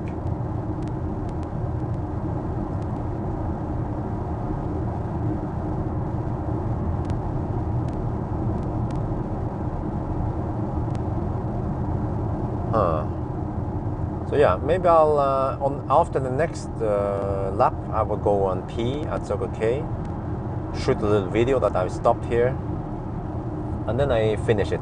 And then the last one should be only 100-ish. No, wait. No, less than 100 kilometers, yeah. Wait. 360. Oh, yeah, less than 100 kilometers. Might have to go to Troubleshooting back again. Okay. Or I could just, because I don't know how hot the battery will be. Because we were getting nice charging speed there earlier, but now the battery might cool down. So that means we might have to hammer it in order to get the maximum speed, or yo-yo or whatever. Ioniq 5, I don't know too much about it, unfortunately, so I can't say too much about it. But looks promising. Overall opinion, yes, it's efficient for this size. Yeah, and Model 2, yeah, of course. But I bet it will be a sedan. It will be a shorter, lighter version of Model 3. With probably similar, it will probably share some of the hardware with Model 3 and Y, like the screen and the steering wheel and whatever, to cut the cost low. I mean, cut the cost, yeah.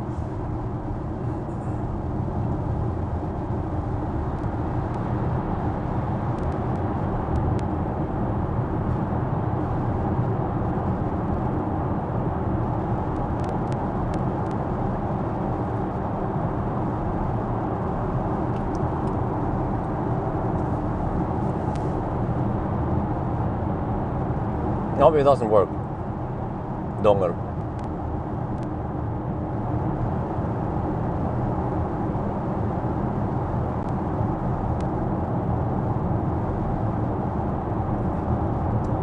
Good question. The suspension is nice and soft.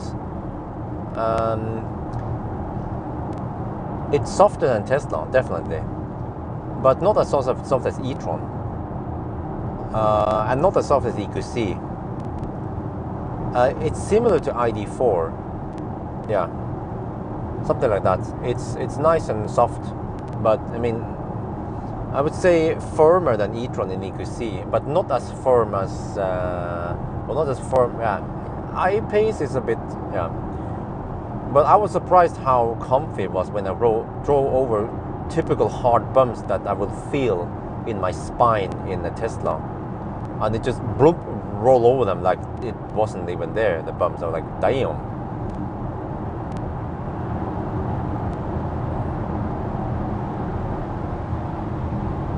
Lars, I know you have a big dog and you care about it, but unfortunately Tesla, they will make a sedan because that's more efficient, and that's, I guess, what sells in US, just like they did with the Model 3. I know you mentioned it many times before, and you want to make a big point of it, but for you, Tesla is probably not for you. You might want to go for ID3 or something because of your big dog. But for the rest of the majority, they will be happy with a sedan. Or maybe even better if Tesla could make a combo or something, a 5-door hatch. We'll see what they decide to do. They could make a miniature Model S instead, you know.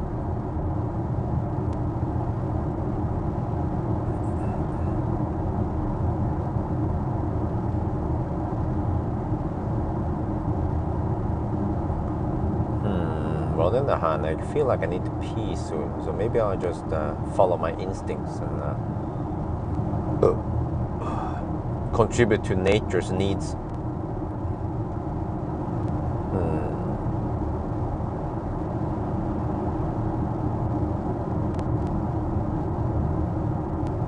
You know, it's been a while since I've shown you guys Troubleshooting. Yeah, that's all. Maybe okay, on the return, hopefully, if it's not too dark. Oh, it's gonna take an hour at least. Yeah. Okay, I should have peed earlier, but whatever. We'll try. Yeah. I'll stop at that Troubleshooting public toilet. Let me see. Yeah. It will take about an hour or so before I'm there, which means that it might. No, it will not be completely dark. Yeah, that's true. Okay, it will work.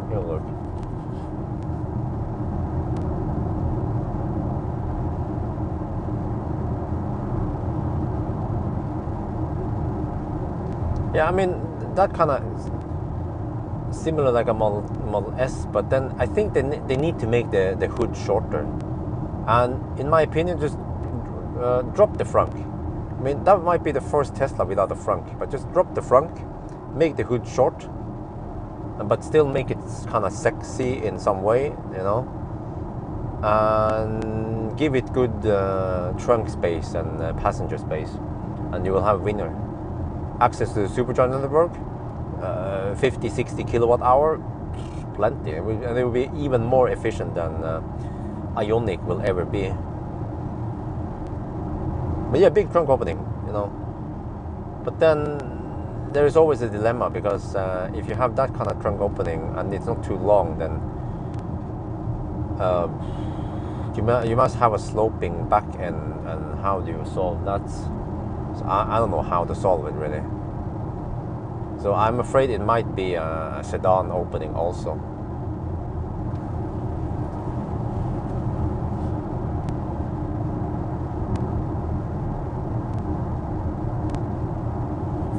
The seats are very nice and firm.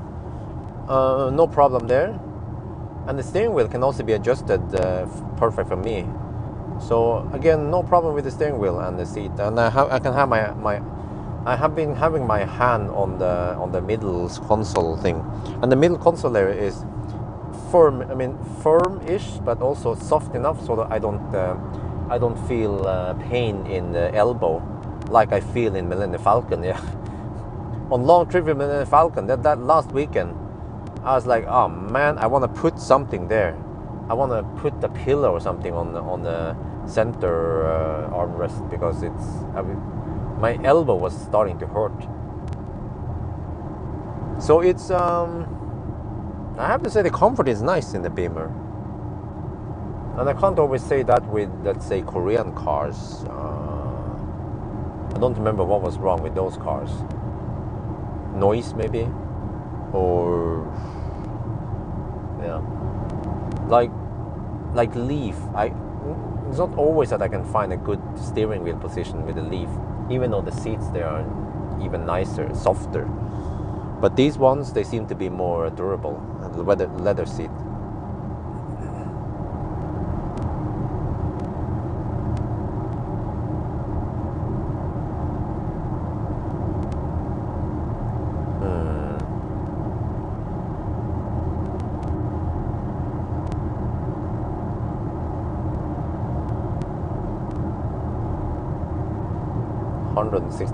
Okay, well, still okay. I still have tail because now the consumption drops to 161. Yeah, it drops every time I go this direction, and it goes up again once I go back.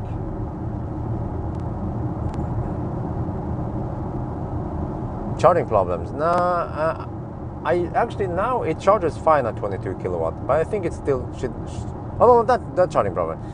Not yet. I have an appointment tomorrow. But in general, you can watch the video once it's out. Yeah, most stuff, you know, watch the video, it'll be out when it's ready.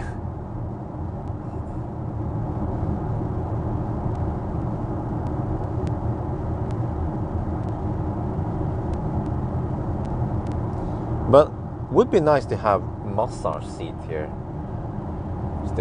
I still feel like, okay, I mean, these seats are nice and firm and all that, but and they don't make me sweaty, maybe because it's leather. But I have to say the seats in the Model 3 is nicer and softer, but it makes me sweaty. So I need ventilated seats from Tesla. That's good. But I also like the seats from the ID4, ID3, ID4 seats.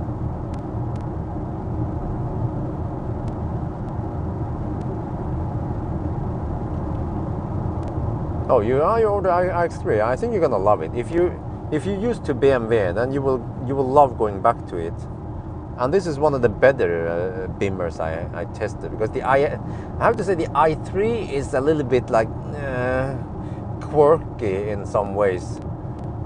Yeah, just the whole door solution and the frameless window and the whole design of the car is like, nah.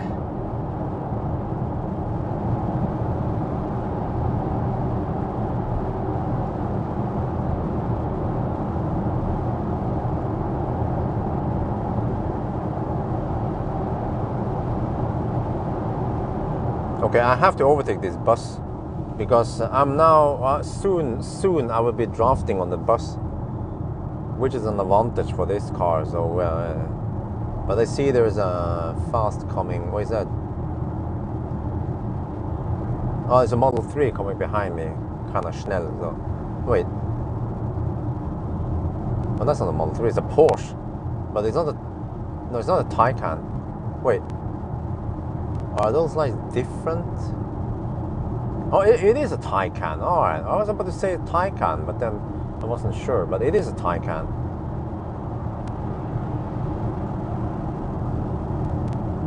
With some fat tires. Every Taycan I've seen, they have fat tires. Nobody uses those skinny tires on Taycan in summer.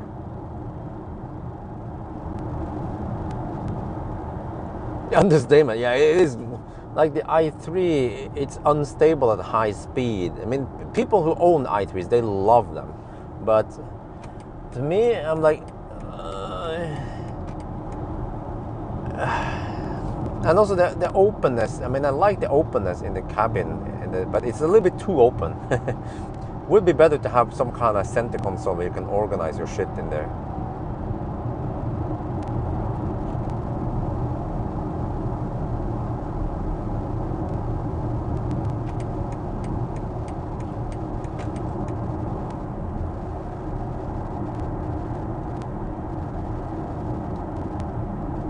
But as for the lights, though, I think I like the Polestar light better. Maybe even the ID3 lights. But okay, I haven't tested these lights that much. But it doesn't seem like it has LED matrix. It has the old design, the moving lights, like the e-Golf, and the LED matrix is one step better than the moving lights. But it seems like when I got a car in oncoming car, it will move the cones to the left and right of that car, rather than having some LED matrix action going on. So, well, but you guys saw the light video this morning, and I better prepare another video eventually. I need to push out videos. I have them stocked up. So tomorrow will be a good day because tomorrow it's raining and I'm not planning to drive anywhere, not even testing in front of the house. I will just record acceleration result and charging video, and I'll pump out videos tomorrow and also get more videos ready in the queue. Oh, we have a donation. Martin donated $10. Will you check out Model 3? Yes, thank you, Martin. Yes, eventually I will. It's just a matter of when I can get my hands on one, because they are kind of rare in Norway. That's the problem. Yeah, i3 is a fun car. Don't get me wrong. It's fun to drive in the city, but on the highway, it's not really a highway cruiser. And oh man, if there's one thing I hate about the i3 is that it doesn't have a radar. So when you're driving on the highway, yeah, but like it fails a lot. The adaptive cruise control in low sun or in some conditions, it will fail a lot. So this one, I mean, well, I haven't checked, but I bet it has a radar like most other cars have nowadays. So if you guys don't know, i3 uses only camera to estimate the distance to the car in front or something. I don't know what the heck it does, but so then it has its weakness with adaptive cruise control.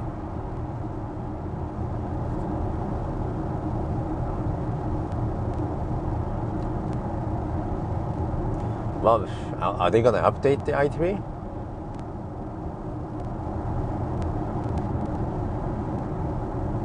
I mean, I heard rumors that they were ending the production, that they're going to discontinue i3 eventually. Open part? Okay, I don't know about that one.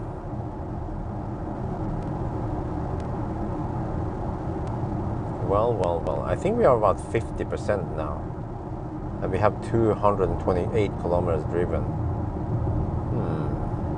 GOM claims 236. Oh, okay, I think we can cross that kind of. So we are about halfway now.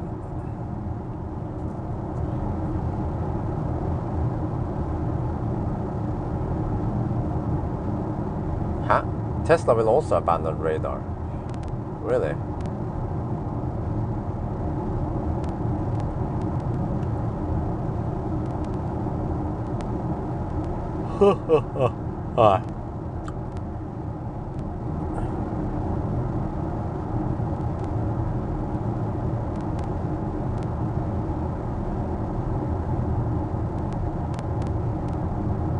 Oh, the i3S, yeah. But the regular i3 has 155 tires.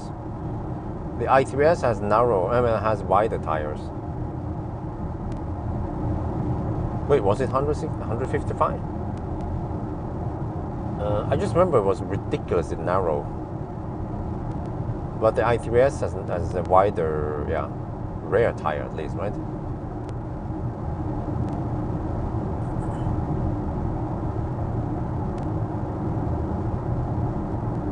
Oh, okay, they will still milk on the i3, okay.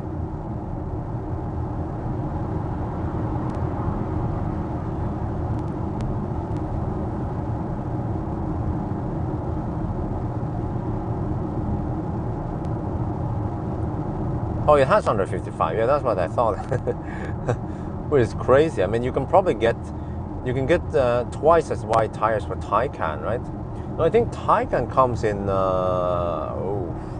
285 maybe, or maybe I don't know if Taycan can get 305. That sounds crazy.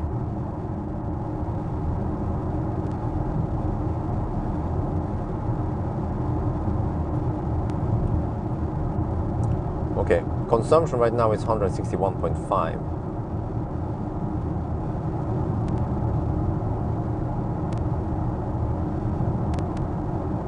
Maybe I should make a video over here. I haven't shot that many videos.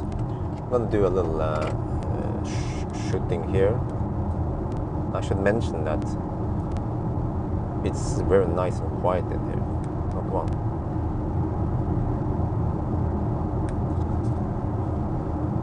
Alright, Rode microphone is on.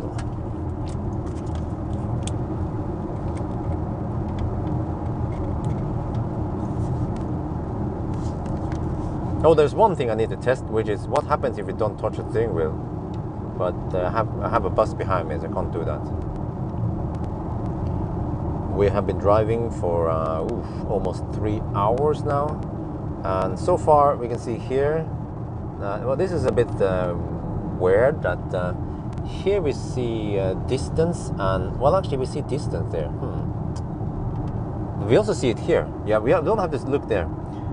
We can see here that the distance driven is 233 and that the consumption is 161, and we have about half battery right now, and the outside temperature is 13. It was warmer earlier. We had 18 something at the highest one. So we are only halfway now. But one thing I noticed ever since I sat my big fat butt in here a couple of days ago is that the Beamer is quiet. Not as quiet as e-tron, but you see over here we have pretty rough tarmac, and I feel like this is nice and quiet, right? So very pleasant to drive the iX3. I mean, in general, okay, it's a big mess here. We have some camera and stuff, but the interior in the iX3 is nice. And you see here, it's not so cramped. They made it fairly open, unlike Polestar and e-tron. Is central area has like stuff, screen and stuff over here. Well, okay, this one here, I don't know what the heck. Oh, is it like a? Oh, it's a lid. Okay, it's a lid. Yeah. But other than that, nice auto. Yeah.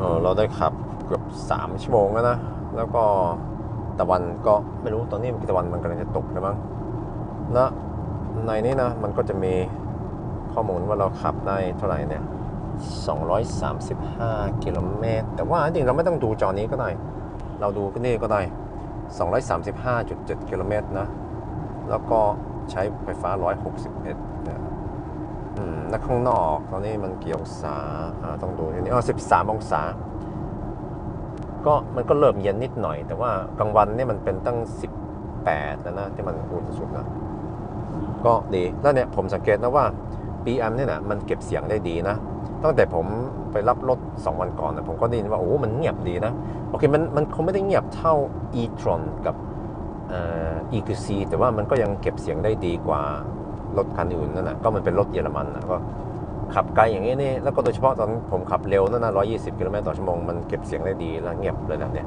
อันนี้กระจกนี่เป็น2 ชั้น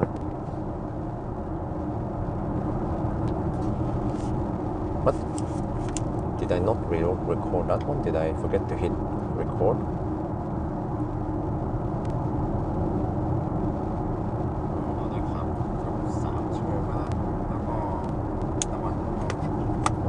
Okay, no, I did.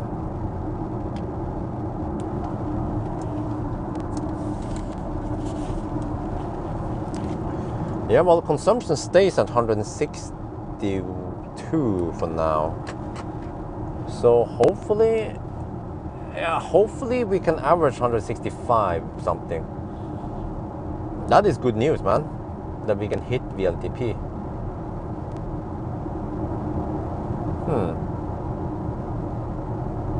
Not many cars can hit VLTP.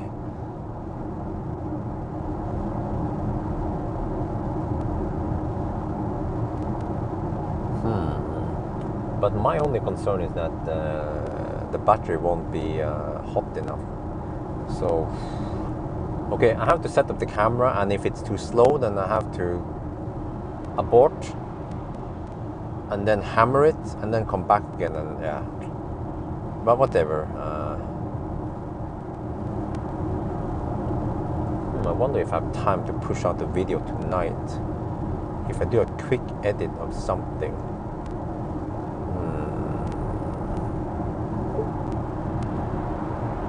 Actually, acceleration results shouldn't take too long. Wait, no, I need to process the data. Okay, charging video. I can do charging video quickly.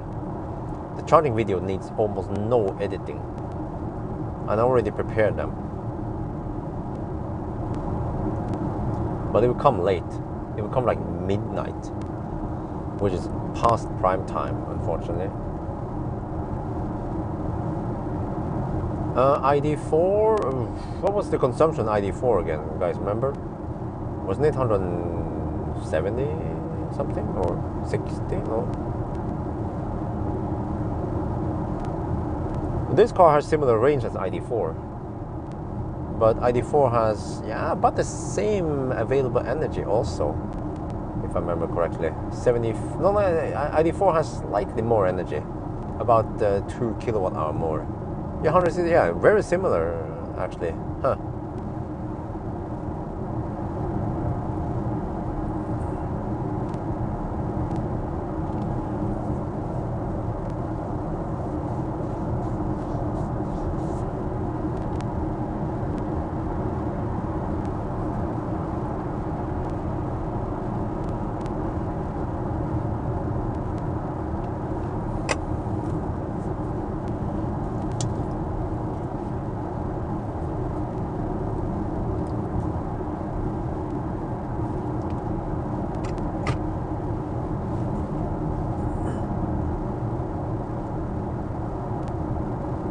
Well, the best range of those SUV things should be the Q4 e-tron Sportback.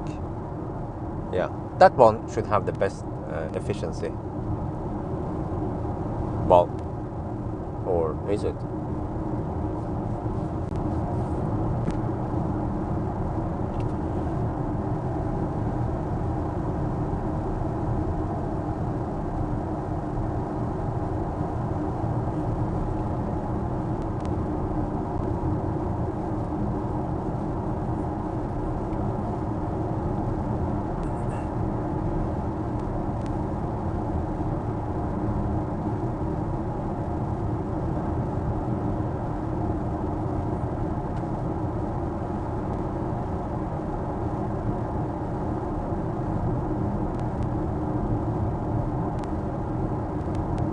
Well, Lewis, I think you meant 30 kilowatt, not 30 kilowatt hour.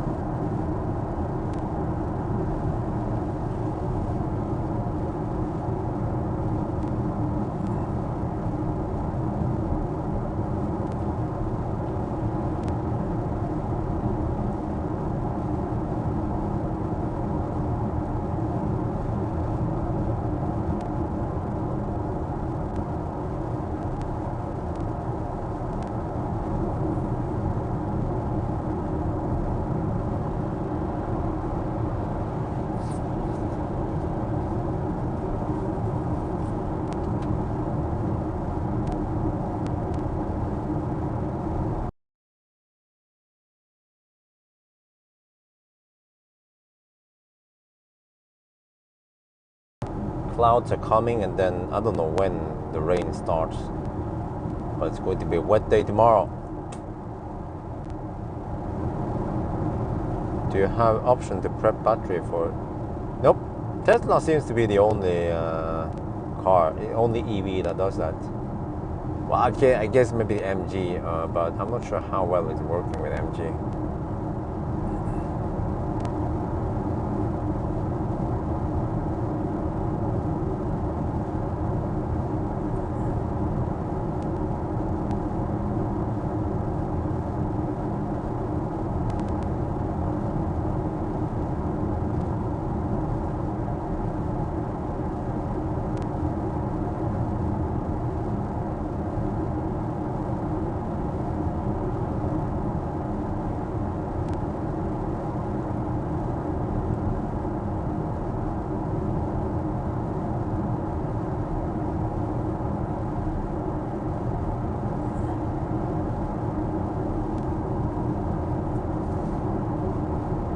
But they don't have it yet, Volkswagen. They claim they had it, but I found out it doesn't have it.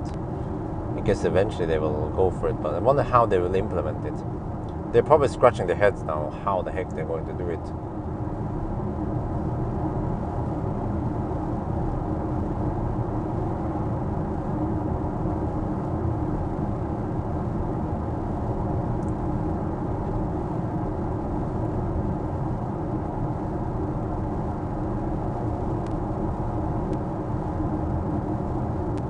Oh, 200 kilowatt. Well, maybe, but then how healthy is it to pump the battery at 200? I mean, Tesla is already doing it, 250 kilowatt.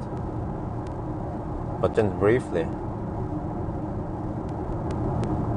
So, I mean, yeah, I mean, if you could get 200 kilowatt until 17% or whatever, then that would be great, yeah. Shaves up a couple of minutes. A minute.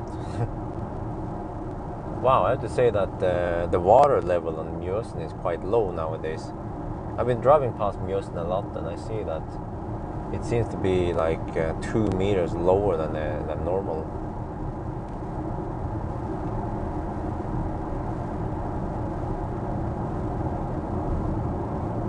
Fartsblind, yeah, maybe because you sit so high up, yeah. Fartsblind question.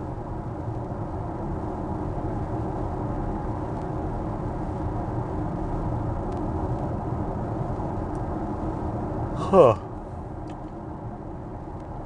So this will be a second loop, and then I don't know if I go. I don't feel comfortable taking a Espa loop. That's 80 kilometers. I'll go Mogren loop, 60 kilometers. That would put me at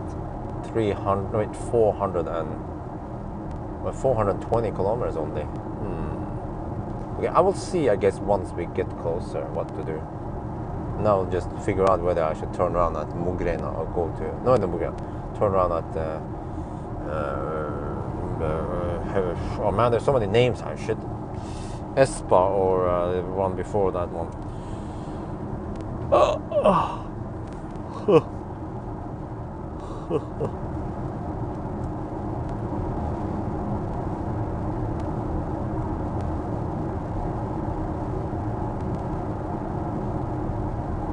don't actually, do I need to see this screen? I mean, it just shows me average speed, but that's kind of irrelevant. Hey, wait a minute, let me check something here. Huh? There I see kilometers and consumption. But if I go to car and driving information, journey data. Are you kidding me? Holy guacamole. No, Tawasate. Strandlisha. Wow.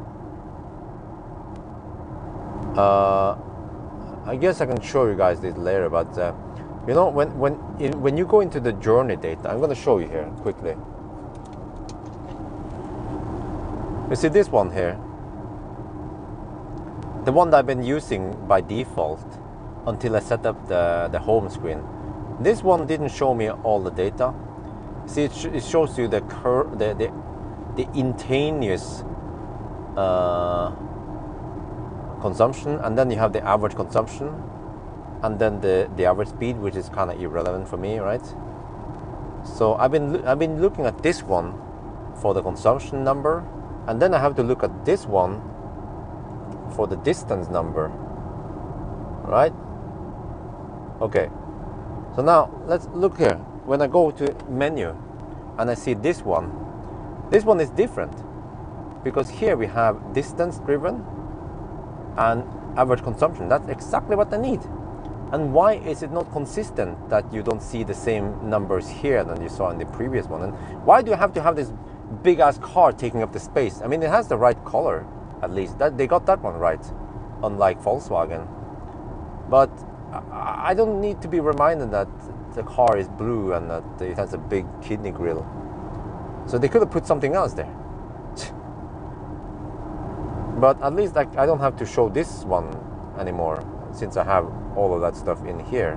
Except for I need the temperature on that screen, so I'll still probably save it. But I can switch it to something else. I just realized now, I switch it to something else, like what else do we have then? G-force. Actually, we don't have anything else to show. Yeah.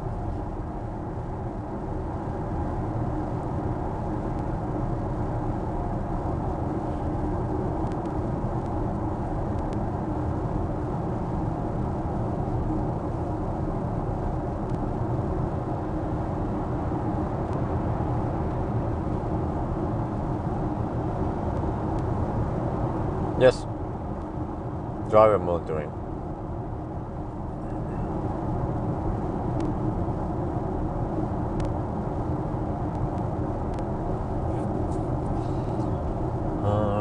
Okay. Wow, consumption is 160 now. It drops every time you go this way. 14 degrees Celsius. Wow, 8 in the evening we have 14 degrees. That's pretty nice, I have to admit. Okay, is this guy going to be slow, or is he going to accelerate like a dead horse? Yeah, he's accelerating now. I can see schmutz coming out on the pipe. Okay, he's going faster.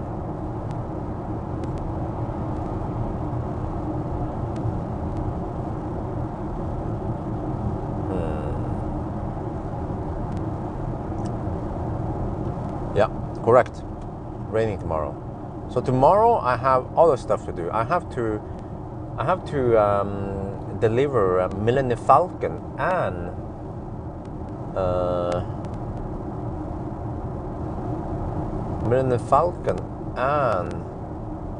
the Leaf for repairs or inspection. I don't know if they can fix it right away with Millennium Falcon, but I guess I will just leave Millennium Falcon there until they fix it, hopefully quickly. Hopefully they have parts in stock, or maybe they can quickly get them from Tesla or somewhere. I don't know where they have their suppliers. And to be honest, I have too many cars now. I have 4 cars at my disposal. I'm not kidding. I have this car here, and I have Millennium Falcon. I have the Model 3 Standard Range Plus, and the freaking Soul. And actually tomorrow morning I have to go to Marcus Bil around 10 and swap the Soul for the Leaf, and then drive the Leaf over to Bilexperten But before that, I will deliver Millennium Falcon there so they can start preparing. And then I will shoot 2 videos, about one with the Leaf and one with Millennium Falcon, with those respective problems they had. Yeah. So not too long test, just a little bit of driving back and forth a little bit and stuff. But no test drives or whatever planned tomorrow. I will just chew away all the raw data. I need to edit lots of videos tomorrow. Like I have almost enough videos for the next week now, so I can just take the week off and not shoot any videos and just post 1 video per day. But I will post 2 videos per day, especially the short ones. Then I post 2 per day. Let's say 1 road trip video with Millennium Falcon's failed trip, plus a charging video or something, or acceleration video. Because I need to push them out, otherwise, yeah, people want to see the results soon. And I actually get more views and more reach and more money by pushing out more videos rather than spreading them out too thin.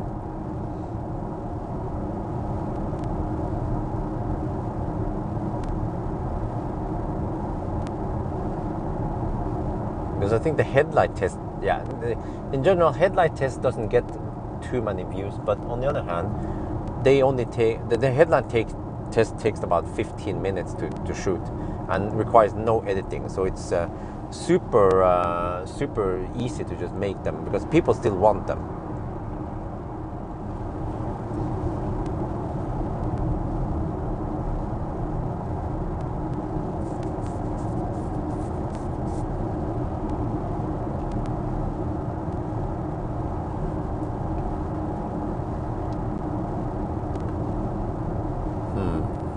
Wow, every time I go this way, consumption is 159.7 now. Well, it's gonna go up again. But as long as it stays around 165, then that is pretty good. Streamlabs bot is kind of spammy here. Huh. I have to ask Morten to turn down the like thing there. That can be switched off, and the whole location actually also. Yeah. What's wrong with the i3 headlights? Are they bad? Never tested it. Oh, I remember it has that bluish color. Oh yeah, but it's not adaptive, or is it? Well, where's the wind blowing now? Let's check some flags here.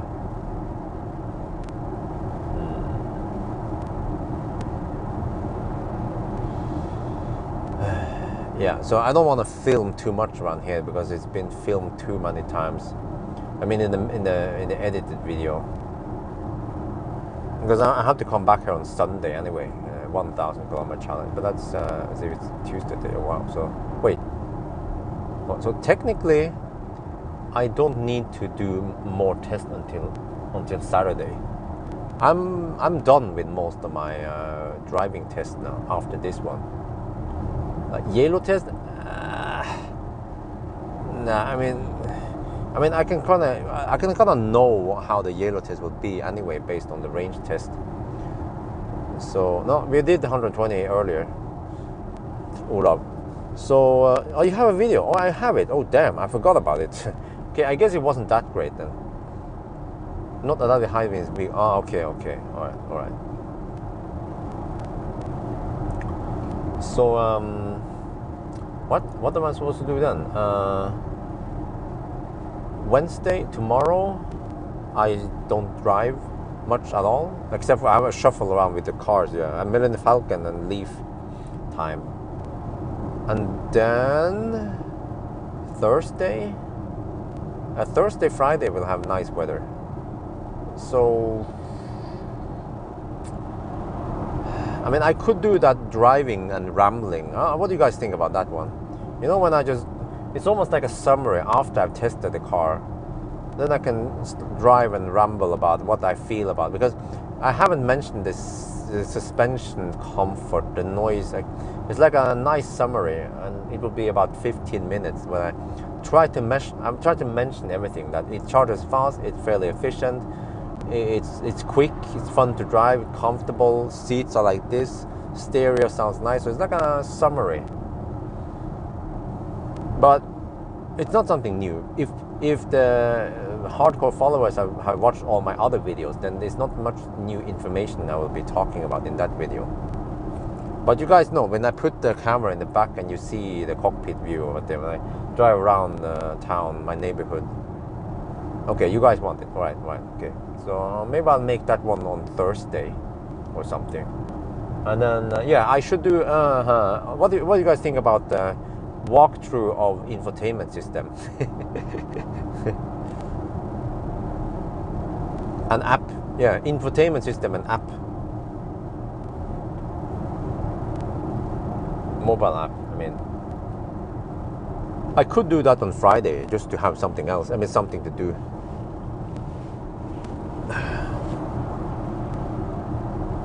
Oh, i3.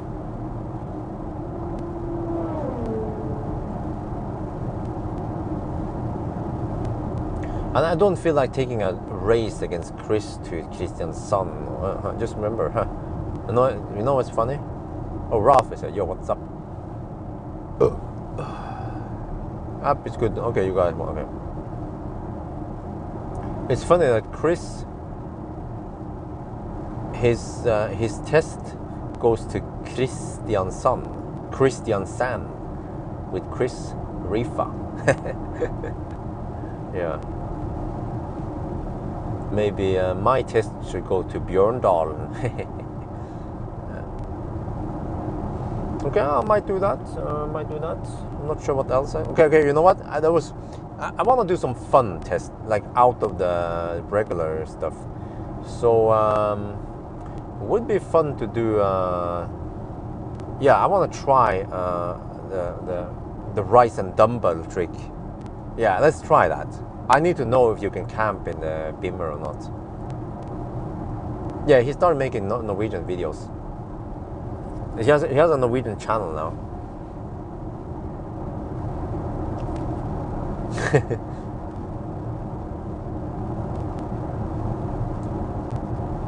Pilot assist.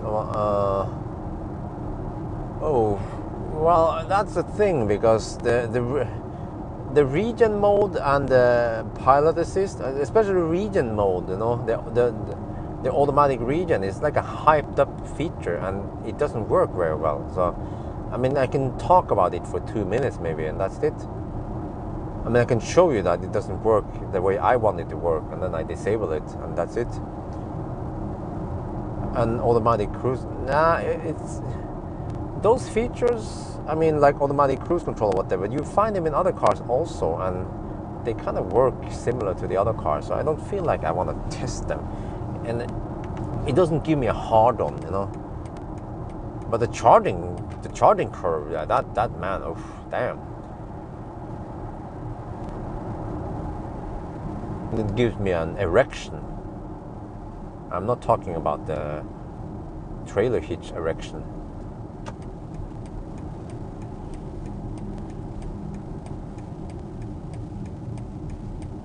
Yeah, but I want to make something different. I keep doing the same videos over and again, and it would be nice to do something different with this car. But what? Nah, I'm not gonna drive Christian's son to Christian soon. What is the point of that? I mean, you're Norwegian, of course. You want to see the landscape, and for me, well, actually, a sleeping test would be cool to do in the iX3. But of course, before that, I had to test the what do you call it? The dumbbell trick. Yeah, I need to test if the dumbbell trick works.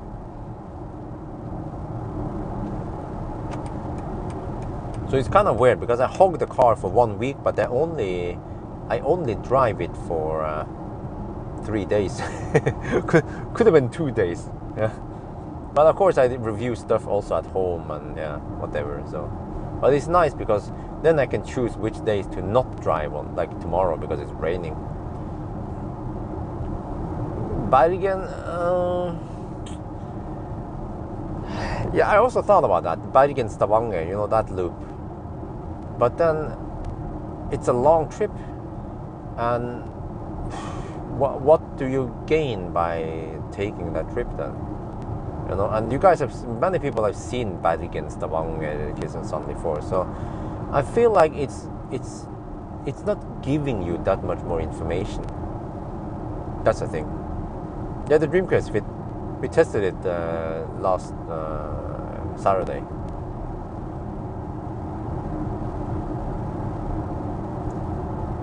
Height with the phone. No, button. What? Oh no! I'm not gonna do that. 4 people. No, like crazy man. COVID time. You want me to put 4 people in this car? Ain't gonna happen. Oh no, guys. Remember COVID. We will not put random people in the car here. Mask or not mask, we don't want to put them in here. I'd rather put washer fluid in here to match the weight of these guys. But that doesn't need to be done with this car. So I guess we'll see what to do. Yeah, 1,000 coming on Saturday. And then Sunday will be like a slack day for me. So actually, in a way, since I don't know exactly what the heck I'm supposed to do, then I could go to Arctic Circle. You know, like I mentioned, I could do I mean, since I have lots of left time over and I don't know what else to do, and Arctic Circle trip would be fun, and I want to eat that pizza. And to me, yellow test is killing me. I'm bored of yellow test. I don't like it, especially now in summer. Kind of yellow test in winter would be kind of interesting. Like, oh, how is the rear wheel drive in slippery, snowy roads? Yeah, well, it's still freaking annoying to drive to yellow. It's basically the stretch from Oslo to about Hønefoss. That's the most annoying part. And then still after Hønefoss, you still have some Nisser. So mostly after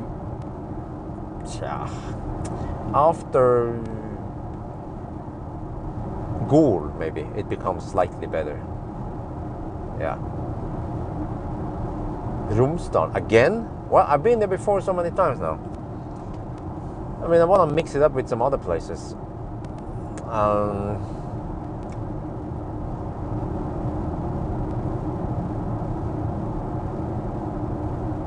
So, yeah. But if I do Saturday, Sunday, if I do go to Arctic Circle and back, then I fill up those days, and I bet people will watch them. Yeah. Arctic Circle trip. Plus, I can do 1,000 kilometer challenge in like Thursday night, like I mentioned. Thursday night until Friday morning, and then I'm just fucked up, and then I have to sleep.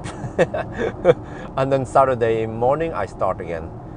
So then I have time off on Wednesday. Wait, only Wednesday I have time off. Yeah, and Thursday morning, Thursday midday, and then Thursday evening I start the 1,000 kilometer. Yeah, and then I have a little bit of time also on Friday to edit some stuff. So that could actually work. I might go for that solution, because I feel like I want to go on a long trip with this car. It has nice headlights. It's comfy. It has good range. It's not too annoying to drive around with it and charge every 150 kilometers. So, yeah, maybe the dictator has decided that we will go to Arctic Circle after all. Because that's the thing. Yeah, I can go to Romsdal, I can go to Bergen, but we have seen those places before. But if I go to Arctic Circle, it becomes a test, a benchmark. I want to benchmark it. You know, how fast is this? Okay, hey, how about this? The challenge. we're gonna try to beat the ID4 to Arctic, to Mo i Rana. ID4 did it in, what was it again? What was the ID4 time again?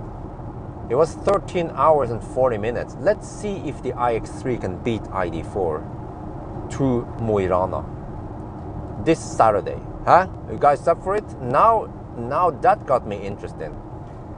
Yeah, just going to Bergen and saying, we go to Bergen, let's go back, let's sleep in the car, shit, it's not working, shit, yeah.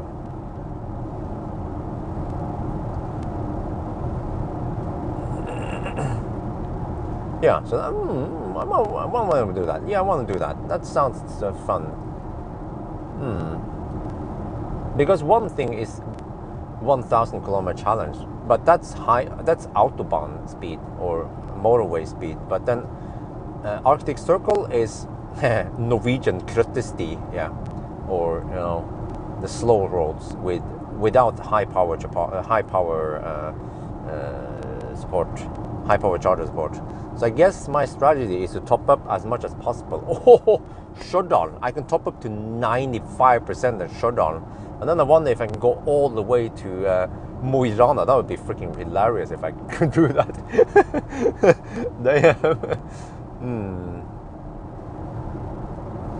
Yeah, charging is faster and it's also slightly more efficient, but also the weather is slightly better, which is also an advantage for us. And also, and what else? I can get that pizza, because I was expecting that pizza last time, and but I can always do it with the Falcon any other time. This summer, July or whatever. Wait. No, actually, you know what? I think I can go to Arctic Circle in July. Wait. Oh, I'll see. I'll figure out something. Yeah, but this is nice. I like that idea. We have to put the Germans up against each other. Bimmer versus Volkswagen. Yeah. Oh yeah.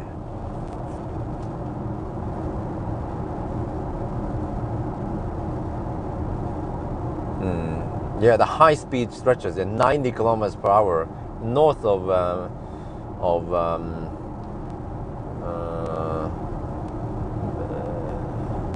oh man, not Namsskogan, Majavatn, north of Majavatn, the 90 stretch there. Oh yeah, just unleash the power.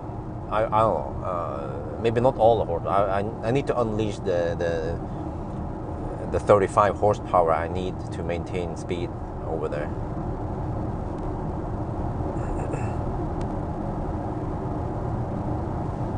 Actually, I can estimate that.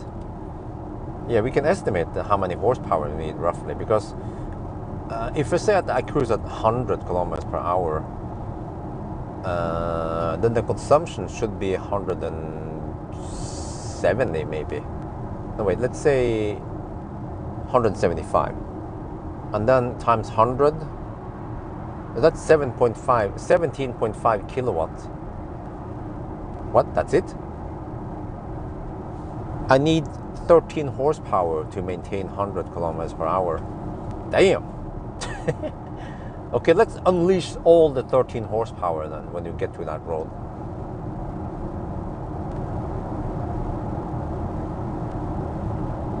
Okay, but I have to find out if the rise and dumbbell trick works with this car or not.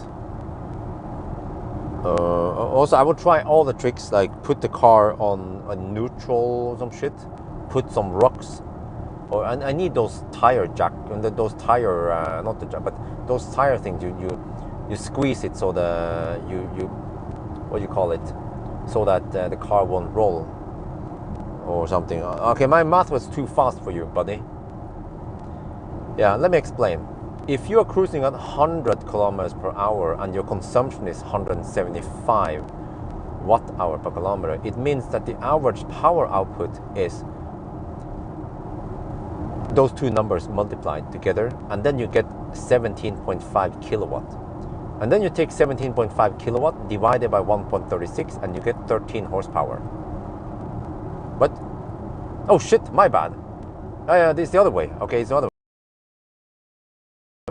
So we need to unleash the 23 ponies then to maintain speed at that flat road. Yeah, that sounds more plausible. Okay, but that's actually quite low. Only 23 horsepower to keep this big ass car rolling. Yeah.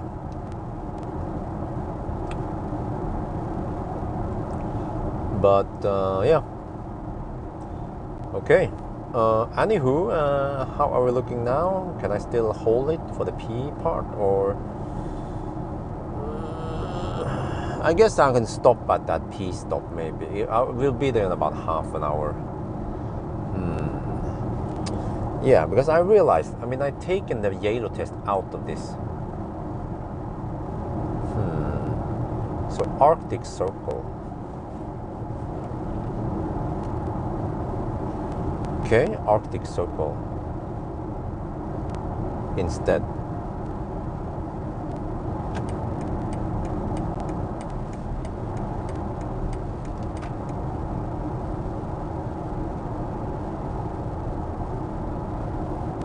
Oh, that guy is hammering it. I thought he would be slow, but...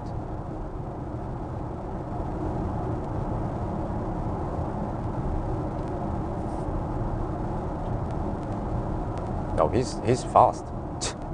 I can barely catch up with him.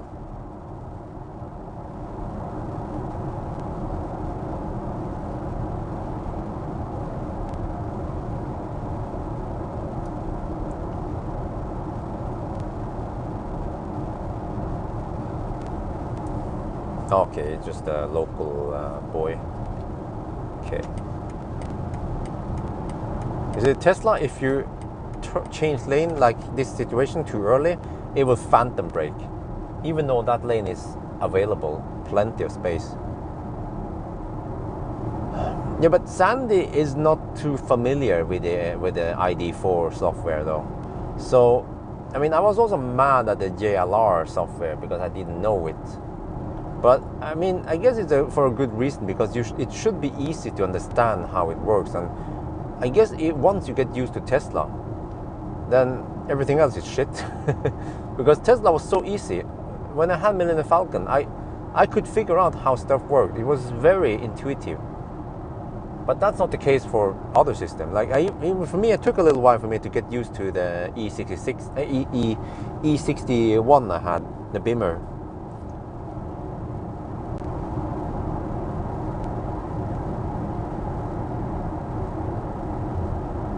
I guess it's just, you know, nowadays, when you make a phone app, right? I don't know, let's say Uber. When you sign up for Uber, or you sign up for Tinder or something, it's really self-explanatory how to use it. Oh, that's the profile. Okay, you have your name and whatever, email or whatever. There you can change your profile picture. You know, that's how you can find Uber drivers. You know, it's intuitive. You don't need to read a manual to understand how stuff works. But it seems like car manufacturers, they don't understand that that's also how they should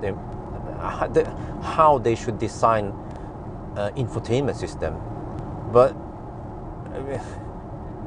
I don't know if you get my point, but yeah. Car infotainment should be as intuitive as Uber and what's again,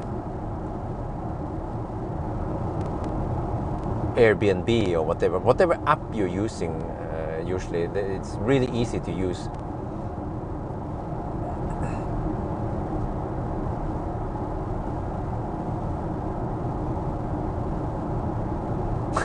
Yeah, the home button there is kind of weird, but on the other hand, you know, Volvo, they also have a home button on the bottom. So as long as people are used to the home button, then it works. But it's not intuitive, because I didn't know about the home button on Polestar and Volvo. But on the other hand, on a phone, you also know some shortcuts, and you know the pull down menu on top and whatever. So, you know, you need to have a little bit of basic understanding of how UI is supposed to work on different platforms or whatever. And again, also for me, I don't know how the UI on iOS works. Wifey knows, because she's an Apple user, but I just know how Android phones work roughly.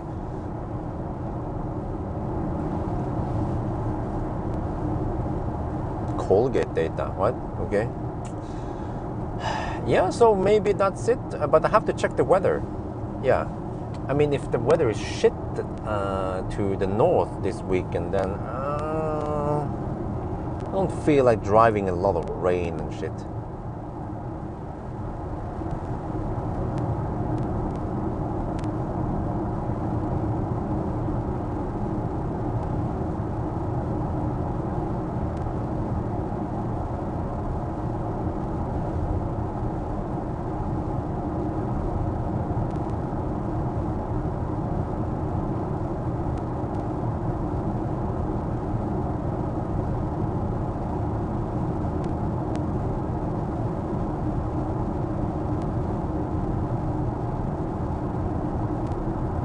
I'm an expert because I think it's okay.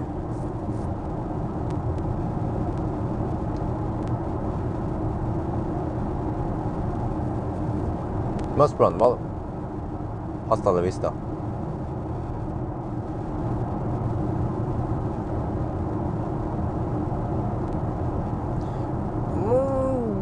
Yeah.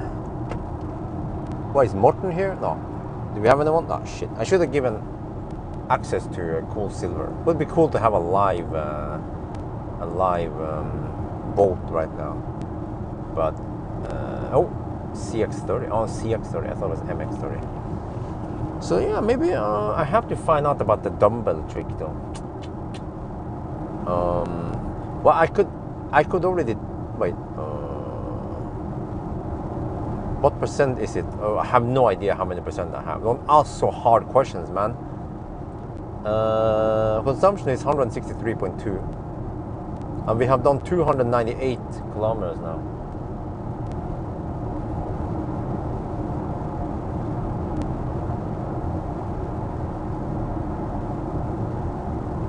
Yeah, I just don't know the shortcuts for delete. I mean, for like how to manage apps and close apps and whatever, and the shortcut for taking a screenshot or yeah.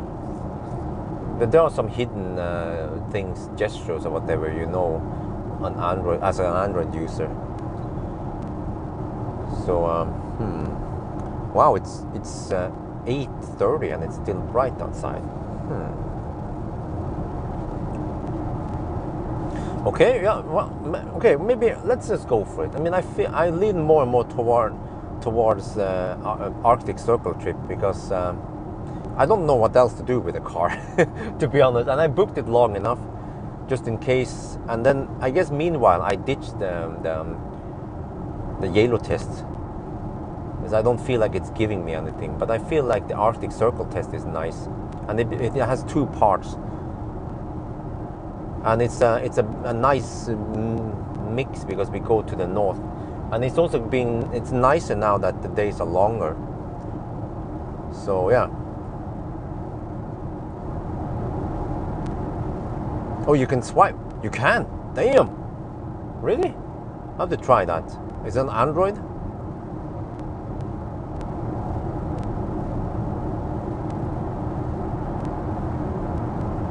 But it's if I can't figure out how to keep the car alive through the night, then I don't know what the heck I'm gonna do, because it might still be cold out there. Maybe 5 degrees Celsius at night, maybe 0 even.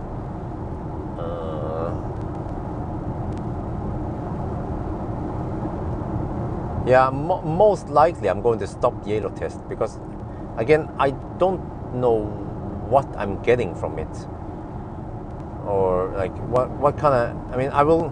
Okay, one aspect is the Colgate part, but I can easily make a specific Colgate test for it.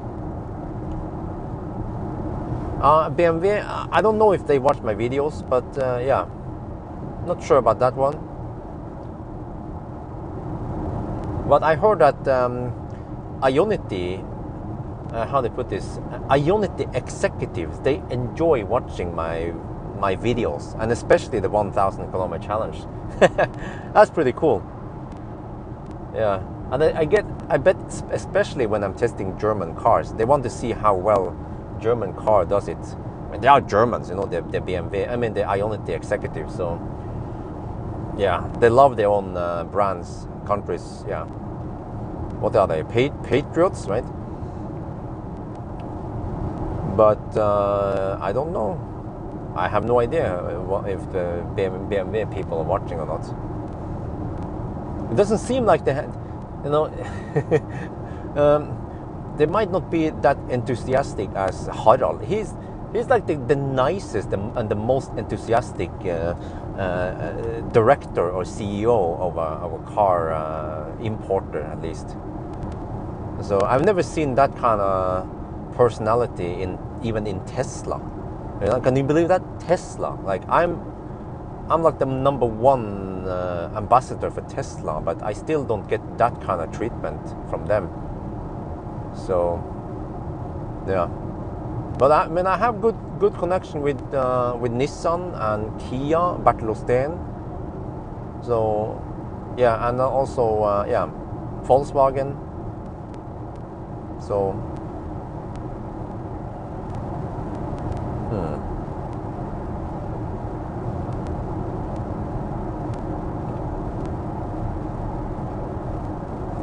making it exclusive. I think because they were getting funding from EU, so taxpayers of EU was also paying for Ionity, so that's probably why they had to make it available for other brands also.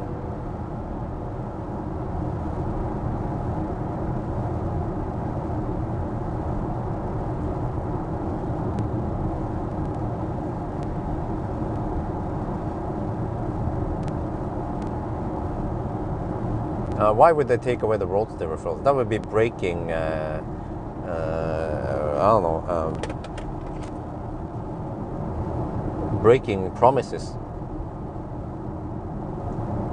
which would actually, that would result in some massive negative PR about Tesla if they did something like that.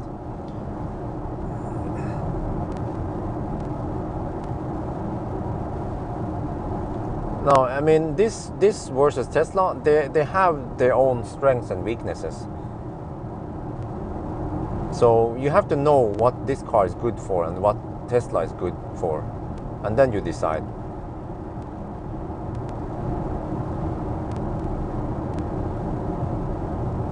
It's starting to get dark-ish now, so I wonder if I should stop and pee and show that toilet. Yeah, let's do that.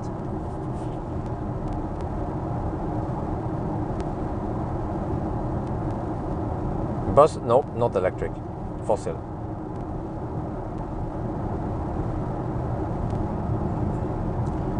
Yeah, that sounds like a fun trip because it's getting brighter and brighter in the north. I think by the time we reach Mo i Rana, it should still be. I mean, we should still have a little bit of daylight there, or it's not completely dark. Yeah, until this weekend. Why do you think MMD80? Why do you think the iX3 is shit? I want to hear your opinions about it.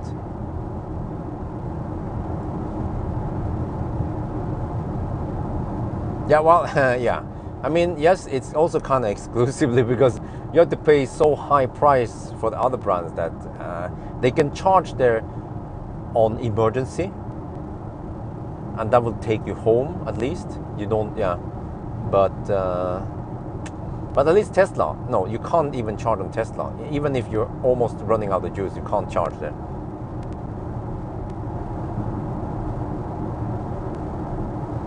Average fuel consumption, autobahn exception.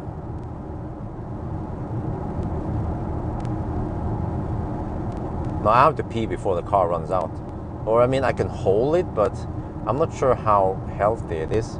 But on the other hand, I didn't drink that much, so it kind of went away now. I'm now just sitting here, you know.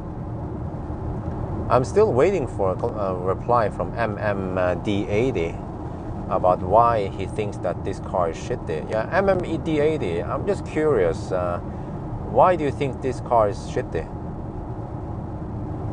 Oh, the energy consumption is 163.5 right now.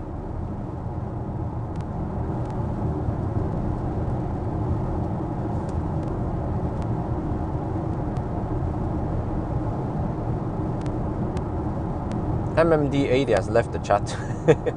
No, but again, please. I mean, I'm not gonna yell at you. I'm just curious. Why do you think it's shitty? Just want to know people's opinions.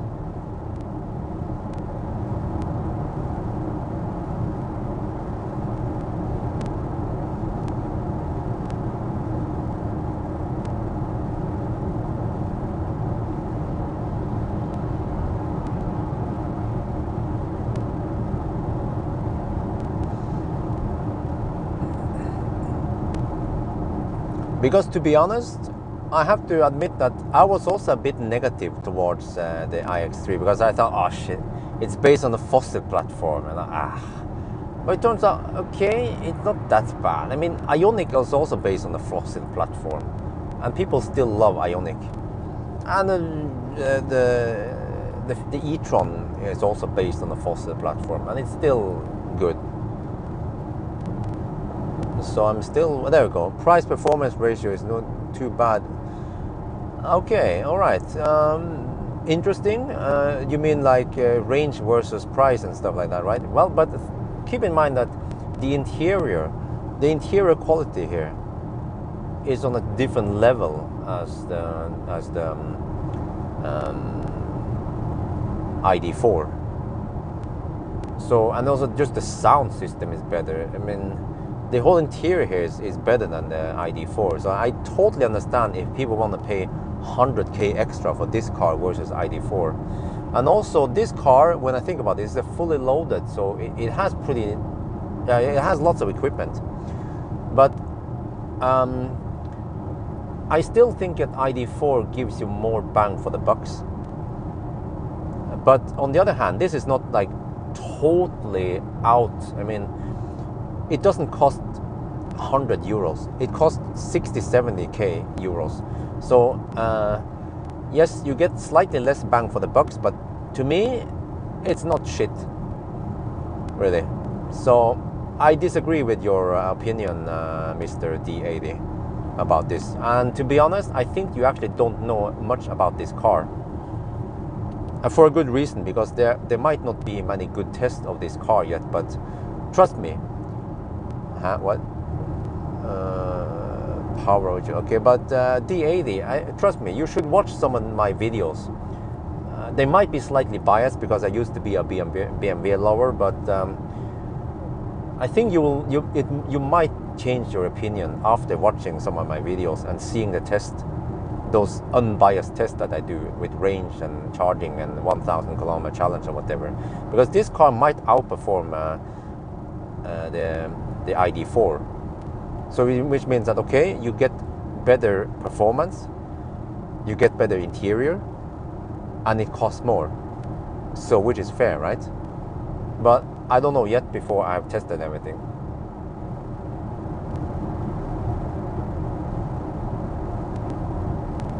What?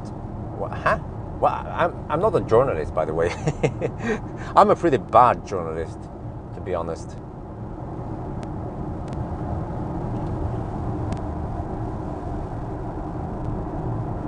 Okay, the no frunk, I agree. That one is like bleh. Yeah, that one I agree. But on the other hand, I also understand that it's a matter of cost, because they made this car fairly cheap-ish for 80 kilowatt hour. This base, this interior, they made it cheap by reusing existing platform, just like Mercedes did with the EQC, just to get a car out in the market while they're working on something better. So yeah, of course. I mean, I also understand that D80, that this is not a car for you. The moment you said poop something, I understand that this is not the car for you. The exact same way when I see someone saying that, you know, Tesla is shit, no matter what you try to convince to them, it's not a car for them. So then they don't want it. I remember there was a little discussion on my Facebook page about this guy. I mean, I said that the Model 3 is the best in class. You know, the Model 3 Standard Range Plus is the best in class. His argument was that, no, the ID4 is better. And I was like, okay. And after talking back and forth, he doesn't like a sedan. He doesn't want to sit low in a sedan. He wants an SUV crossover. So I was like, well, he has a different need in the first place. So he's not comparing apples to apples. So that I was like, okay, whatever. Let's just not argue about it with him. It's just pointless and stupid.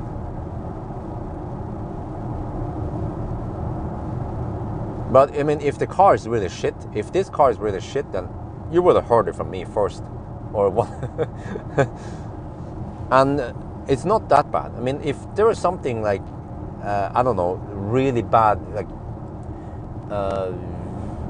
like it's slow, it's highly inefficient, it's noisy, or the interior is shit, or there's just several things that ticks me off. I mean, pisses me off, then of course I would say this is shit. But I totally understand why people would buy this car.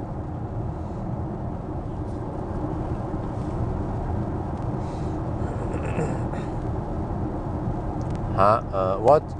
Can you share your worst scare with any older? No, I'm not sure what you mean.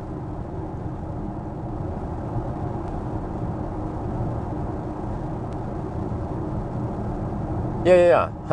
And it's actually funny when D80 mentioned performance, because this car will outperform the ID4 any day.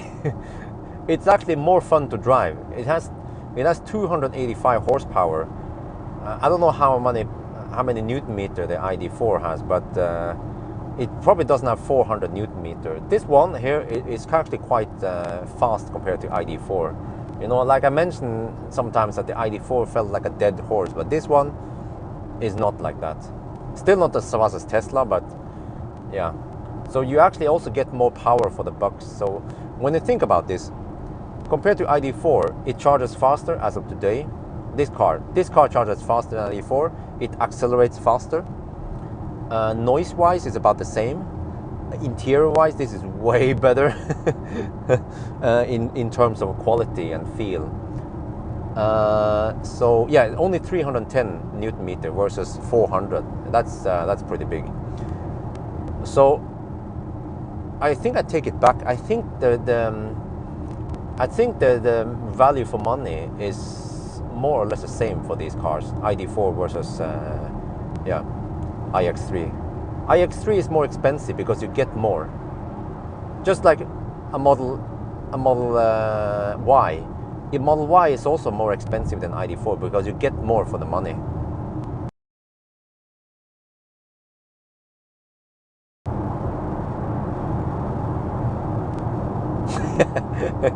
Yeah.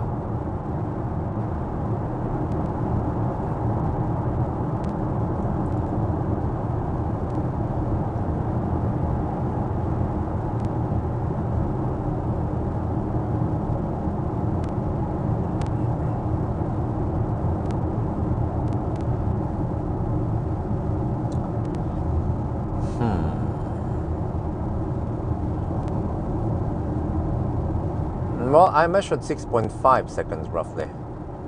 Or 6.5, 6.6 yesterday. So that's fast. Wait, isn't that about the same as an e-tron 55? I think so. And people don't say that e-tron 55 is a slow car.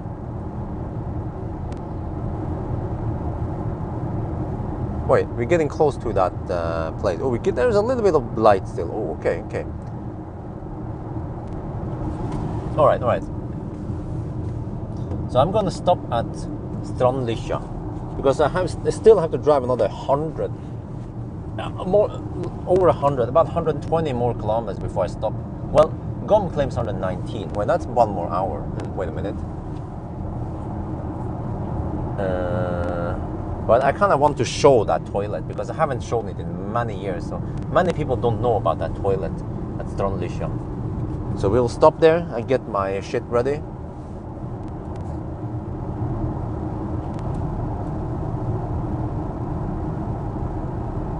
What, did you actually do it in 6 seconds? Did you use Jeppe? Did you use Draghi, or did you look at the speedometer? And did you do it on a flat surface? Because if you didn't use draggy, then that's already a pretty big error, because this car, like right now, I have to cruise at 94 to match 90 speed. So when you think you hit 100, you actually had only 96 kilometers per hour. Huh? What? Is e-tron really that fast? No. Oh no, e-tron S. Yeah, you have the e-tron 60. Yeah, that's different. Different. Lane assist is okay.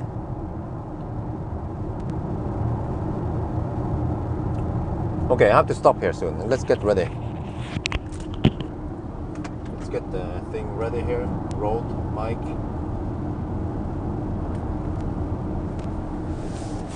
Canon Road mic, fire up. See, confirm that it's up and running. Yes. Audio, yes. Okay, we have connection.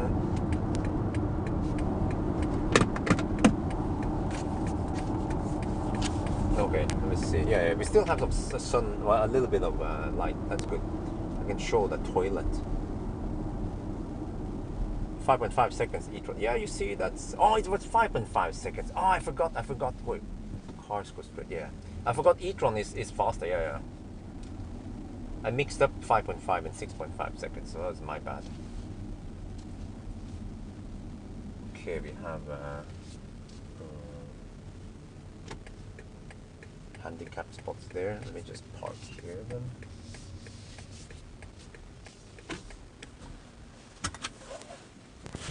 Okay, let me just turn it off. I'll be back.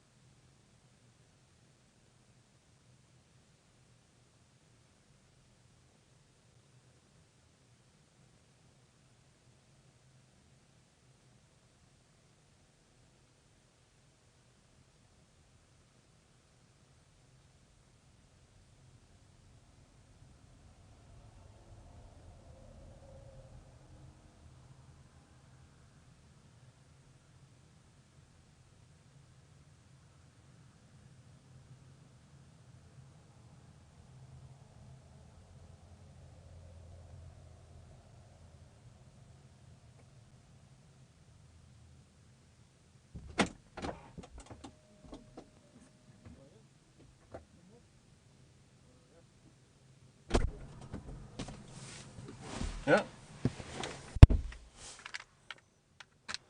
Okay. No, that was, he didn't know me. He was just like, oh, long trip today, whatever. And then, yeah, so, all right, let's see. Let's fire up the ultimate drying machine again. Oh, man. Turns out that I actually had a freaking Type 3C coming. I didn't see that coming until it was there. So I was like, ugh. But at least that one has been solved, because you guys know the timing of the Type 3C. It just comes when you don't expect it, and then just, ugh. So whatever, let's not talk too much about that one.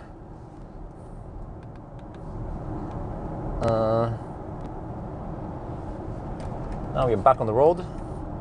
Let's hope it doesn't become a problem. Bullshit. Because I think I can set up the this is a bit weird. I think I might be able to set up the camera inside the car, so I don't need a tripod outside. So in case I need to go inside to do some shit, then it's safer to do that. And it's actually more convenient to have it inside the car, the camcorder. So anyway,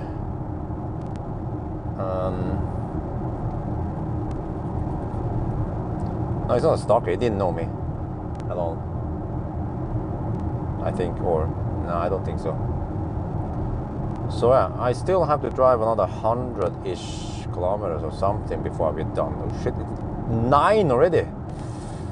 Oh damn, we're gonna be done by 10. No, wait. Oh, a little bit more than 10. 10:15 maybe we'll be done, and then we start charging. And I have to charge 100%. It's gonna take an hour. So 11:15 roughly we'll be done. Oh shit, I hope. We might have to spend 15 minutes doing some yo-yoing, but I'll see. As long as we get 155 kilowatt to 17%, then we don't have to abort it.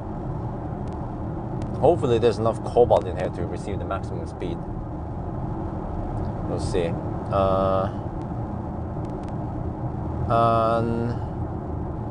And then we go home. Yeah, so I will hopefully, and most likely I'll be home before midnight, just like yesterday. Oh shit. So tomorrow is a slack day, mostly slacking. And then Thursday is also slack day. No wait, Wednesday, what is it, Wednesday already?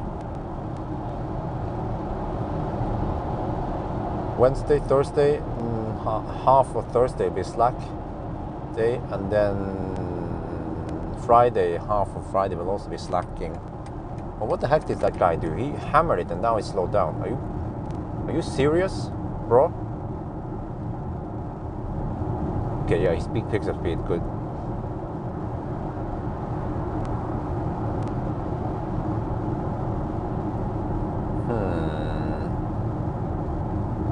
Yeah, but I'm just counting the days. Counting the time. Yeah, but you know, guys, I agree. I-Pace is a better looking car than this one. But practically, I-Pace has way less space. And it can tow the same weight. And it's more inefficient, but it's all-wheel drive, that's good. But it rides more sporty than the iX3. But then the iX3 kind of beats the I-Pace on every other charging speed, range, efficiency, even noise. So yeah, and the I-Pace is also more expensive. I know the D80 guy claimed that it's about the same. He thinks it's about the same, but the I-Pace is more expensive. So yeah, different people have different needs, right?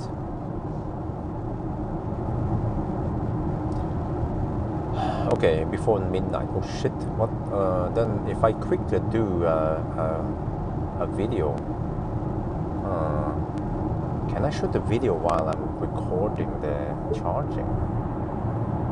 Maybe I can. I just have to look in that tiny phone thing instead of the laptop. I should be able to do it. Then I could record a video, but then I'd use the big cam. Yeah, well, it is possible. Because once I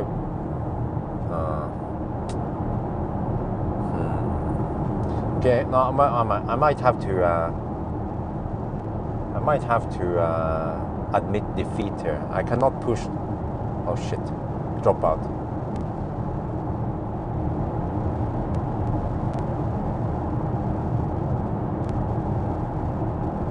Okay, we're back. I don't think I can make a second video today, and I kind of knew that it could be like this, but at least tomorrow I should be able to push out 2 videos. And yeah, for the following days I will try to push out 2 videos, but I have to save a couple of them because I'm going to Arctic Circle. But I have to start pushing out, I have to start editing videos, and I still haven't finished the Thai version of the banana box test yet. But tomorrow I have lots of time to edit and shoot video inside the car, yeah. Oh, there was never a fault. You see, this is so confusing because I didn't know that it never dropped out. But sometimes I don't know, and then it dropped out. Well, it's going to be quite a pleasure to drive the iX3 to Arctic Circle. Well, I hope we don't have any snow. Most likely not. Well, I guess I have to check the weather forecast. But I don't think we have any snow on that route, because I have summer tires.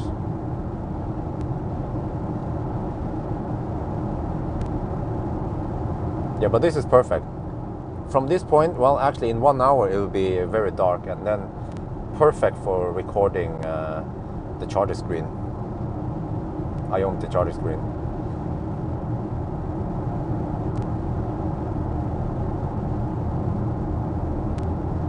Yeah, 104 kilometers of range left now. Yeah, all right. Oh shit! Wait, that's not even 350. No, that's not even 450 kilometers. Maybe GOM is not totally adjusted, right? Yeah, okay. Well, I guess I will drive until we see the turtle mode again. I can just do the final lap around Mogreina. Yeah, just do several Mogreina loops. Drive it down to 3% again until we see the turtle. But if the turtle appears before, then I have to be careful, because that means that the battery is colder and it might not take the maximum speed. So in that case, I have to charge up quickly, hammer it, and come back, and yeah. But I need to start at 10%, which is actually a little bummer. No, wait. I might have started earlier with the other cars, or did I? Because that would be a bummer, because I can only show the 155 kilowatt until 17%, and then it drops. Okay, let's start at 10%, because that's what I usually do. That means I get some time to heat up the battery before it hits 10%.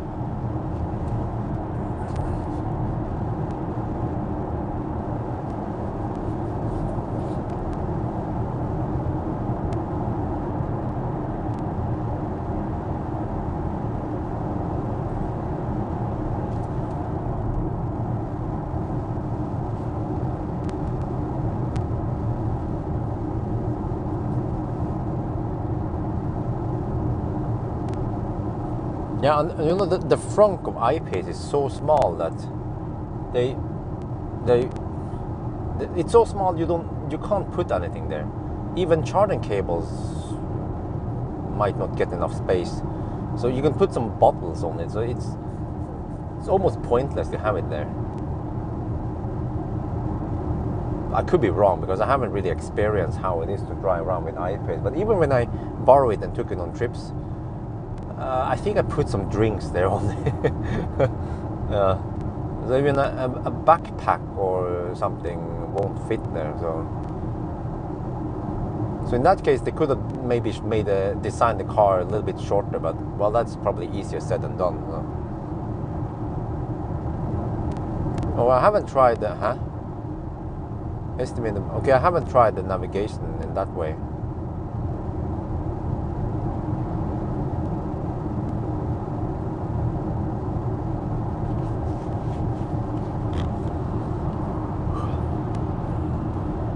I guess I should also try to play around with navigation.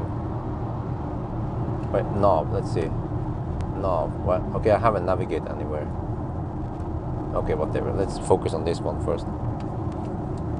So consumption is 165.2 now. So it's not going to be too crazy high.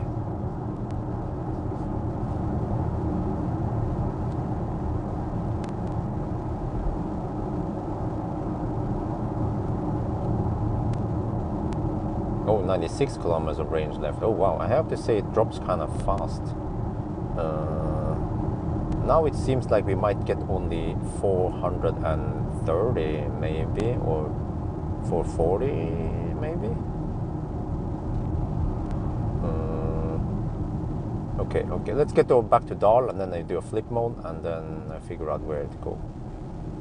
I might have to take a, yeah, Troubleshooting loop. That's 60 kilometers. That sounds safe. And then Høyresæter, and then some Mogrina shorter loops. Yeah. Oh, why are you braking? Shit. Why is that guy slow? What the heck? Oh, this is really weird behavior.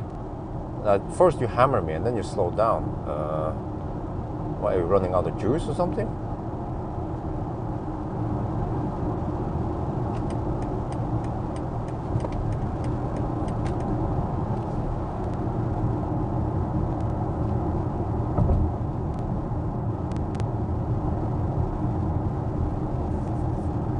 Yeah, now it goes.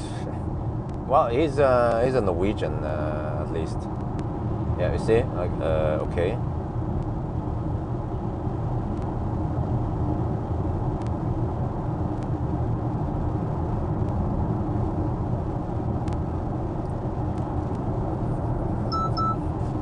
What the heck? Just bugs. Oh, you know, I have to test that. What happens if you don't hold the steering wheel? Let's do that. Okay, this is gonna be interesting. I have no cars behind me now, so I better hurry.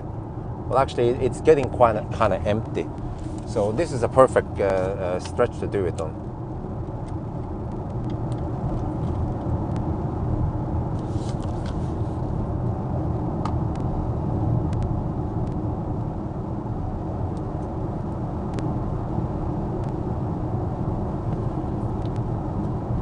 Okay, let's see what happens if we don't touch. Too late, the bus is behind me. Yeah. Oh well. Okay, I have to wait for another opportunity.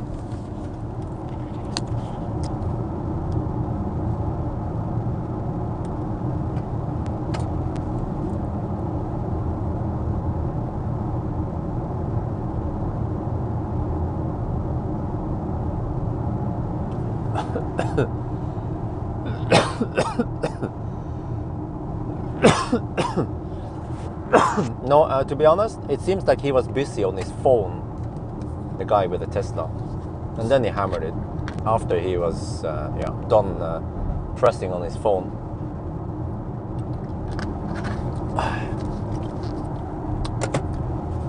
So yeah.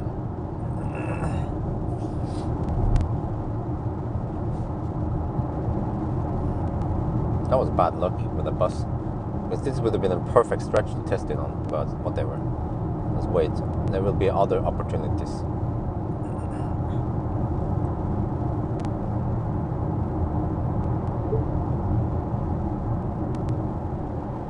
What the heck? It suddenly just disengage. You see? Wait. Oh yeah, it's weird. Sometimes it just locks. I mean, it loses focus on the lane. Wait, the bus might overtake me. Aha. Yeah, the bus seems to be cruising at 100 kilometers per hour. But it will take several minutes before the bus is past me, and then have other cars coming from behind. What do you think? My place says Norway. Lofoten, Bergen, Troms. Yeah, Bergen route is nice. Yeah. We should, I don't know, I can't really summarize in one video. You should watch some of my videos, especially the trips to Bergen. Leave to Bergen, for example, and the Lofoten trip. Then you get some inspiration.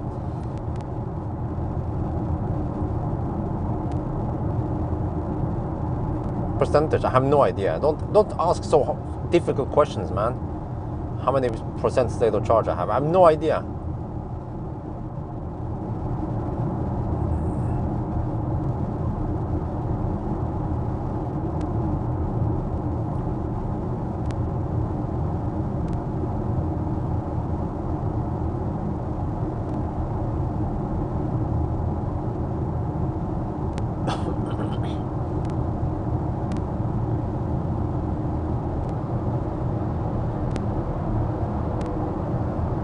Wait a minute. Why we... Does this mean that ID4 has better range than the iX3? Well, the ID4 has a bigger battery. Yeah. It managed to get 76, wasn't it? 76 kilowatt hour. This one only 74 and a half or something. That's only... well, let's try again then. Hurry. Yeah, I have no cars behind me for a while, so that should be safe. Oh shit, no, never mind. Why is it so busy over here, huh? What? Well, actually, it's busy on this stretch. Yeah, I have to wait until we get further north.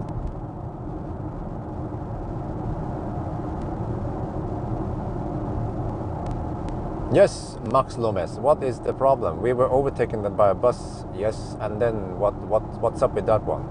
Please explain, Max Lomes. I have 79 kilometers on GOM, so we are getting there, kind of. It seems like I can't even go to... I'm not sure how far I need to go. Even Strandlisja is too far. So might I just have to go to Minnesund? Maybe before that annoying slowdown. Yeah, let's do that.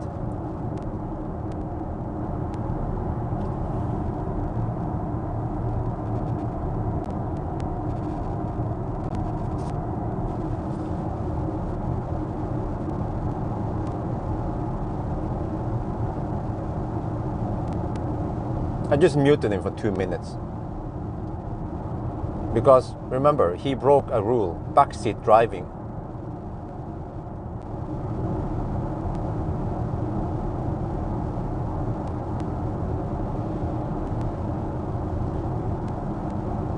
Let me see. So actually, I will be at... wow, look, what the heck? Look at this traffic. Huh? It's Tuesday evening, 9. Huh.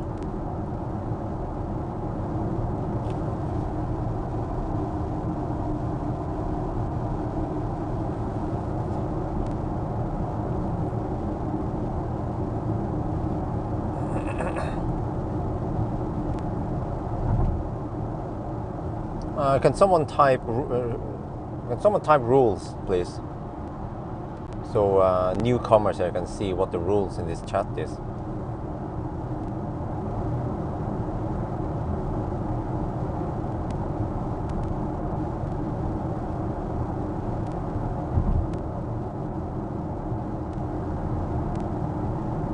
There you go. Take it. Where's the bot asleep? There we go. So to whatever the guy was doing again, was the name again? Yeah, whatever. Just read the rules before you chat again. Yeah. Thank you.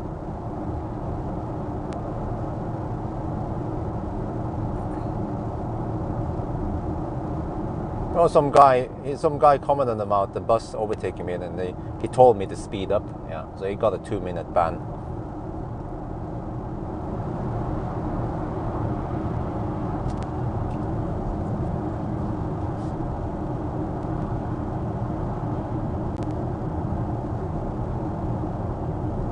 Okay, I'll have to overtake this truck.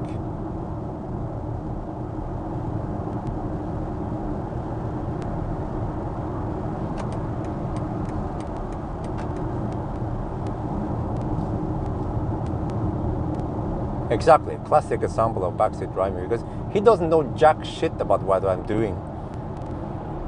I mean, I explained so many times why I do this test, and I did also the 120 test, but he wasn't here for it. Yeah. So people like him to just join the chat and then start tossing out shit like that, I wouldn't mind giving him a permanent ban even.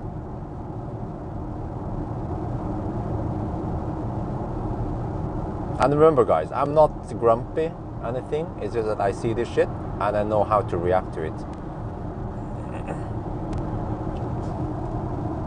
Alright, hasta la vista.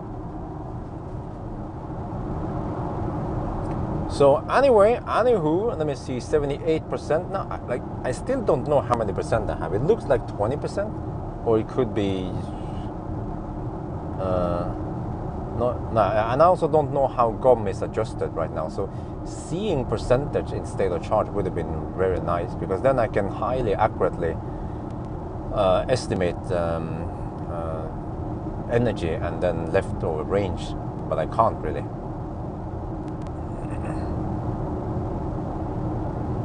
Yeah, comfort of the car is very nice. It's so nice that I will most likely do an Arctic Circle with it. Yeah, I like that. Because what I like about the Arctic Circle trip is that it has that element of nice view, like you get to Bergen, but it also has that element of testing the car against each other, and it has that trip element, and it also has the sleeper. So the Arctic Circle has lots of good stuff mixed in one trip. So yeah, I like that. And I kind of want to see if this car can beat ID4 or not. Yeah, because like I said, you know, I was kind of skeptic to this car. I was like, it's based on a fossil car, and I think many people also think like me, or thought like me. But then once I start driving it, it's not that bad. It's actually quite good. And I want to show people that, hey, you know, you think ID4 is good? Well, what about iX3? It's actually equivalent good, or maybe even better. Yeah. Okay, for you guys who don't know, I will explain shortly why I do this test here. This test has been refined over many years. In the beginning, I drove on smaller roads. I drove via Gjøvik to actually to Gulsvik. You know, I took the trip halfway to Gol and then back again. That was like my range test.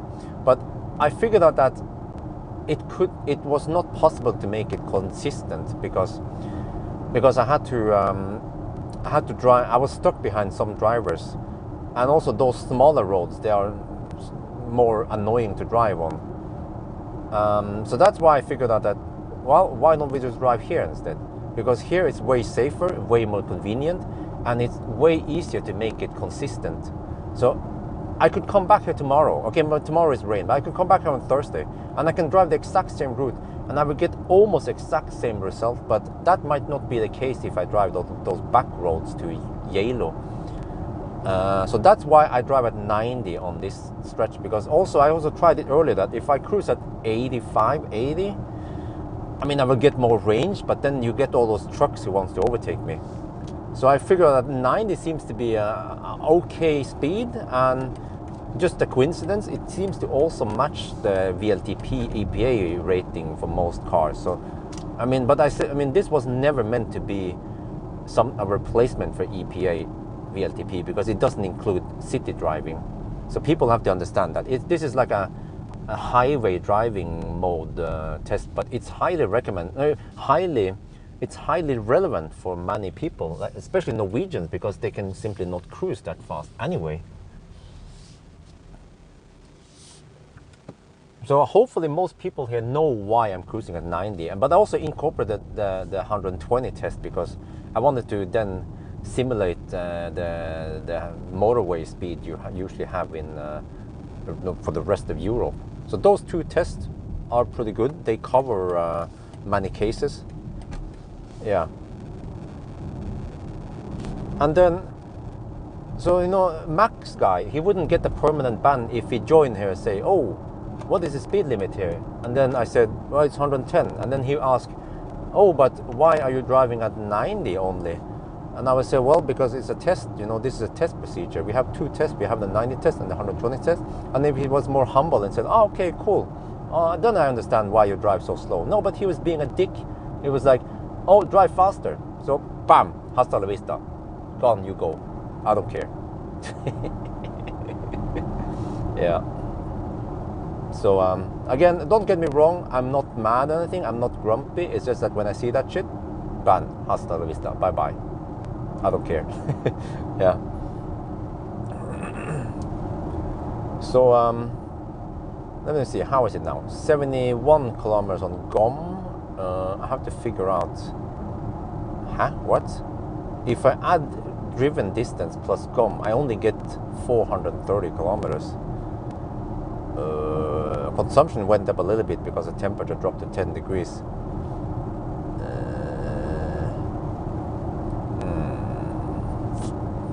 We will not be able to beat VLTP today, unfortunately. I actually don't know why. It was looking really good in the daytime, but now at night, oh, yeah. So it seems like when the temperature drops, then the efficiency takes a beating. I guess I have to be aware of this when I do 1,000 kilometer challenge, because we will probably not average 235 at night.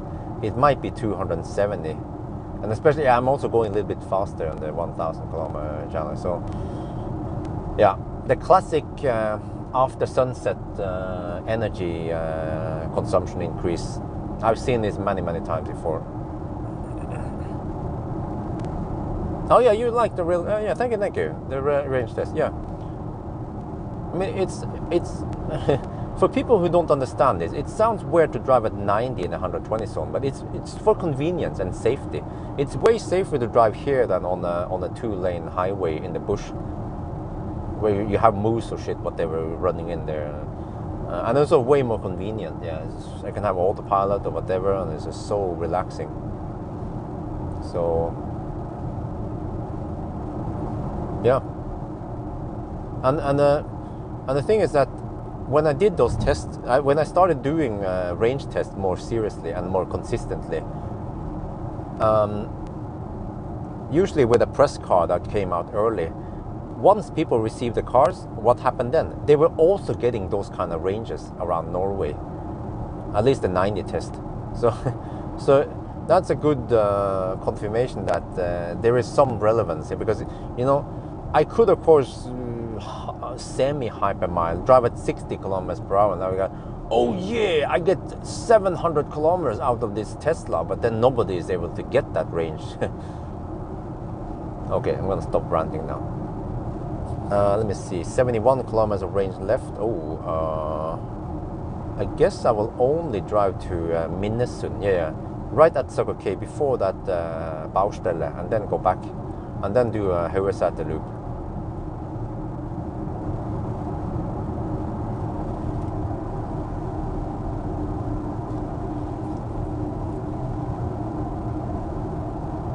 Oh, 1,000 kilometer challenge with the BMW.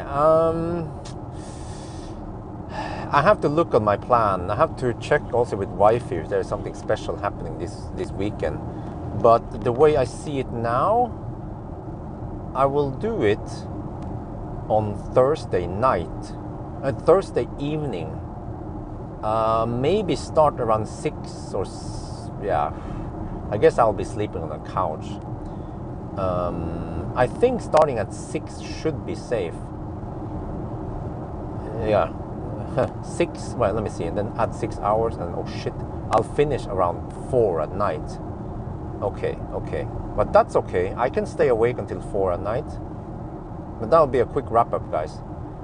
So I expect around 10-ish hours with this car. So if I start at 6 in the evening, hopefully I won't get too much traffic south towards Schweinsund. Or maybe I have to wait until 7 or 8. I'm not sure. That's the thing. I'm not sure. But worst case, I will finish around 6 in the morning, which is not too bad. There were days when I finished 10 or something, 9 or 10 in the morning. I was just destroyed for that day.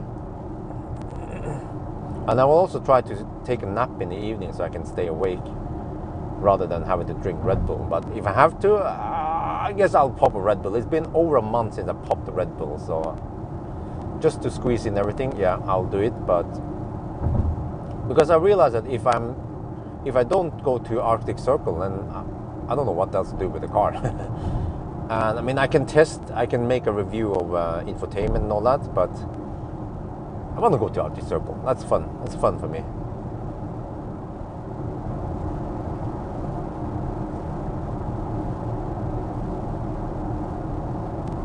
Huh?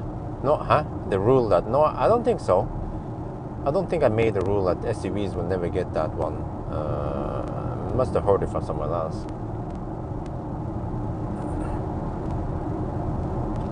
Huh? He did one several years ago. What the heck? What?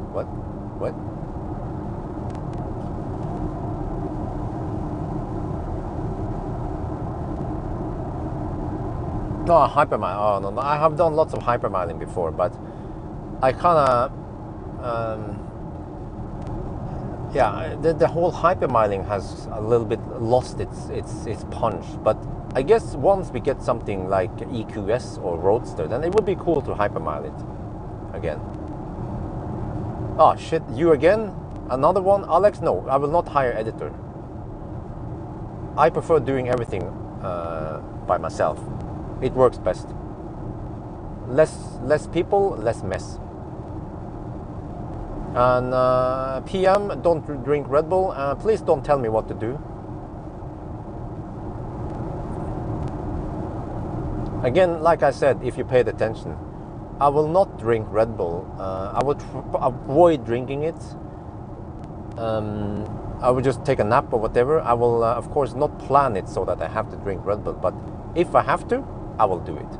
So again, please don't tell me what to do. Because if I'm halfway in the 1,000 kilometer challenge and I'm getting tired or something, then I'll take a Red Bull, because I almost never drink alcohol. I mean, I never drink coffee.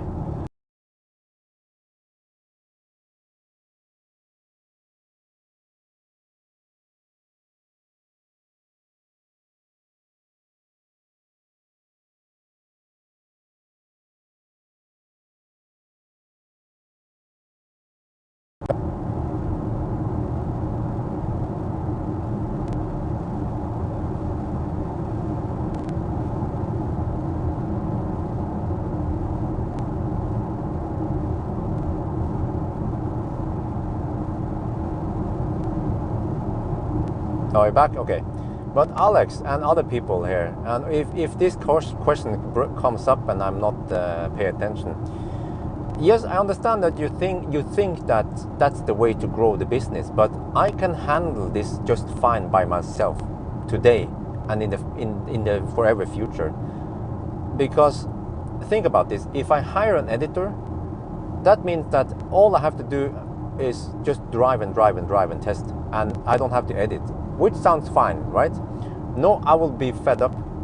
What I like about the job I do is because I can drive and then I can stay home and edit videos and crunch numbers. And I'm the one who's crunching the numbers. You know, I make the spreadsheet, I draw the graphs. And I don't want to tell someone else to how do you edit this, because I made the data, and then I have to tell the editor how to edit this. It's way easier for me to do that by myself. So yes, of course, if the new EVs come out like crazy and all I have to do is just edit, run out and test, and I don't have time to edit, then yeah, the idea is that yes, it's a great idea that we let someone else take care of the editing, but eventually I will be burned out. I will be fed up with a job, because I only do one thing, which is drive. You know, what I like about the job now is I have a little bit nice mix of driving, testing, reviewing, crunching numbers, making some graphs, updating the spreadsheet, thinking out new ideas, and also do the editing. All of that stuff gives me a nice mix, so I never get bored of it.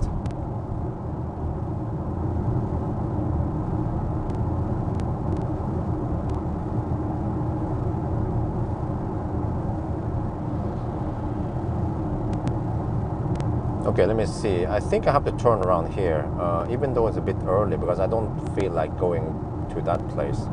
Okay, so I'm going to turn around here, and then I guess we have to do some Mogreina. No, wait. Høyesæter loops.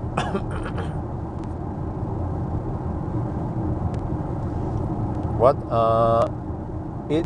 It is there some... No, you see, it isn't. We don't have that many EVs coming out. And I think in the future, also, it won't be like that. Because look at it. Do we have that many crazy amount of new fossil cars coming out? No, we don't. So I can handle it, even in the future, I can handle this just fine by myself. In 1 year, I mean, technically, I only need 1 week, maybe even less than 1 week with one car.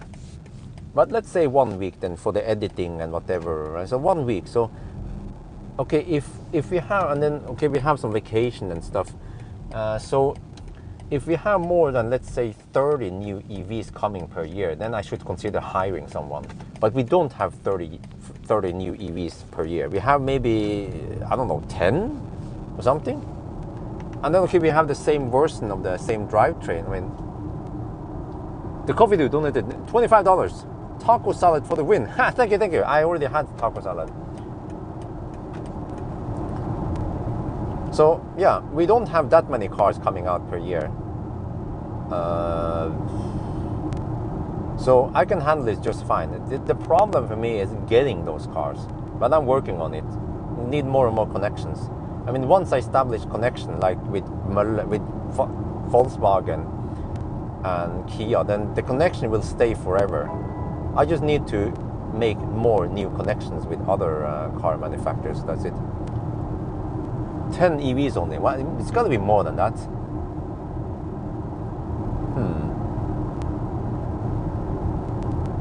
But also, what is going to happen in the future, though, is that once I test the car, I will most likely not retest it that much, because that's what's been happening. I've been testing the Leaf again. I've been testing the e-Golf again. I've been, doing some race with the car. So what might happen in the future is that I just test the car for a week, and that's it. And I'm done with that car. For example, the iX3 here, most likely I will not go back to test it again or take it on a road trip or whatever. There are some special cars like the ID4 that I would take to the to the North Cape. But yeah, so in a way you could say that last year was semi-boring because there weren't too many cars coming out. So I took Leaf or I took other cars out for a trip. But once the cars come out faster, then I don't have to retest them or whatever. Except for, of course, winter extreme test, then we have to retest them, yeah. Like minus 30 degrees. You over-tested Tesla cars. I disagree, because I still believe that the test I did had something, like extreme testing in cold weather, or when I tested whatever. I disagree with you that I over-tested it. I think you just said it like that because you want to see other cars and you didn't really understand the point of my Tesla test. But they had really good value for people, and you can see that by the view count, really.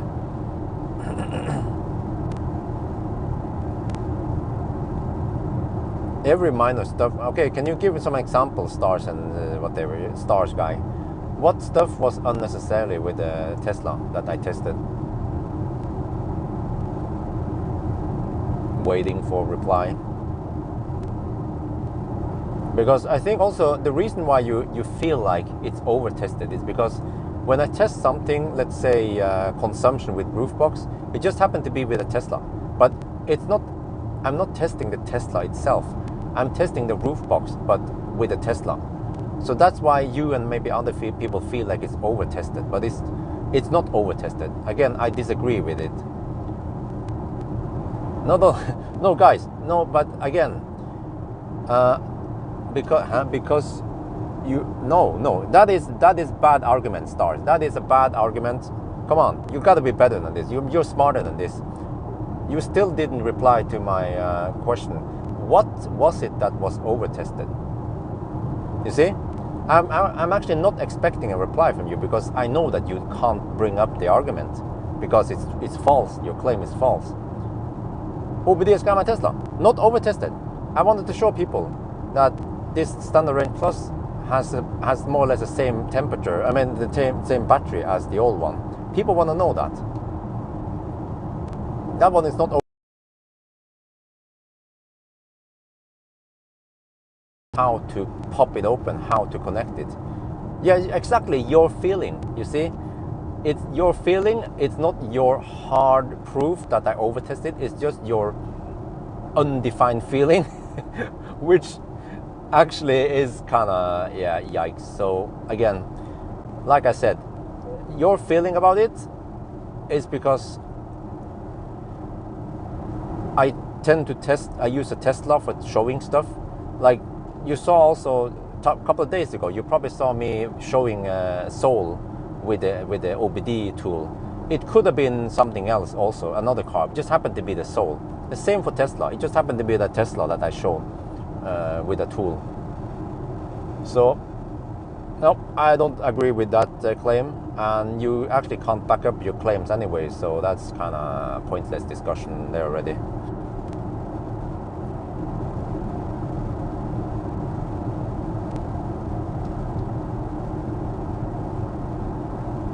And Ionic, I should test degradation on Ionic, yeah.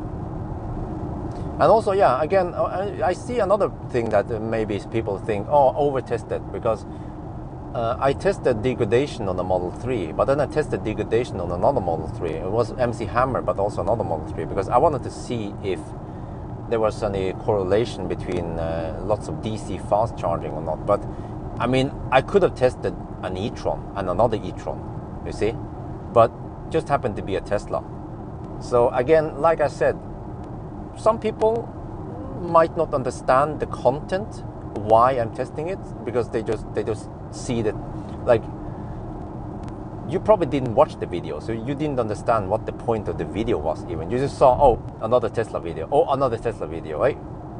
He already did range test, or he already did acceleration test or whatever. Why is he testing it again? Well, you don't know. No offense, but you have no clue what's going on in those videos.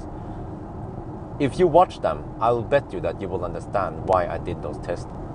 I wouldn't just make tests for no reason, you know, do a test that I already done before, like, oh yeah, you know.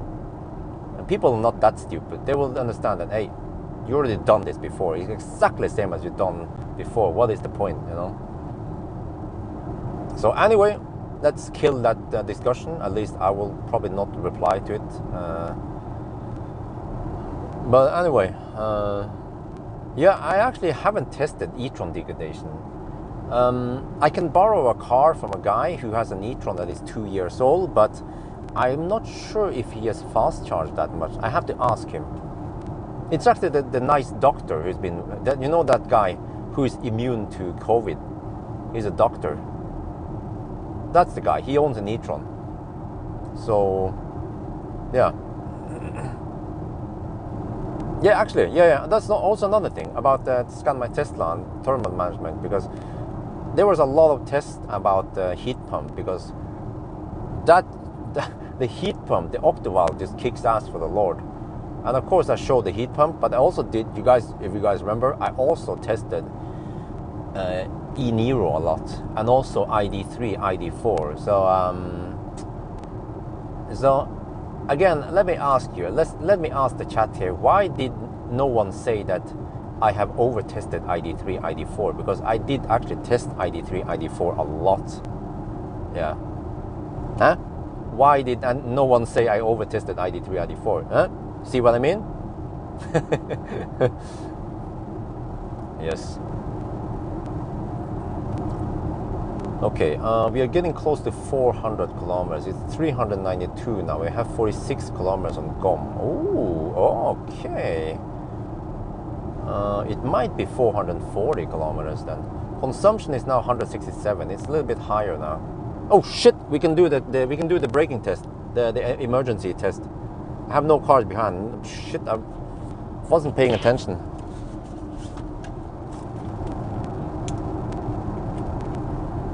You have what? You have what? Dane, ABC, always be clear. I have what? Remember, Dane, you're not new here. ABC, always be clear.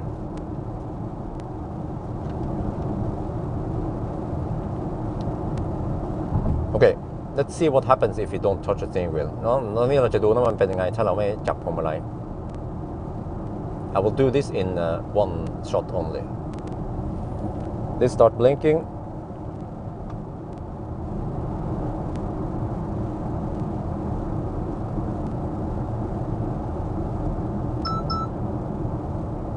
Okay, red, red, red alert.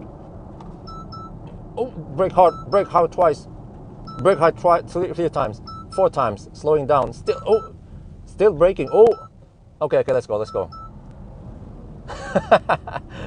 All right, that was good. Try to wake me up. All right, alles gut, ja.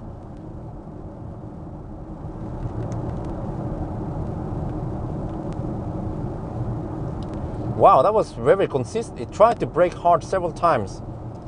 Tried to wake me up. But I wasn't sure if it still did the lane assist. I think it did. Huh.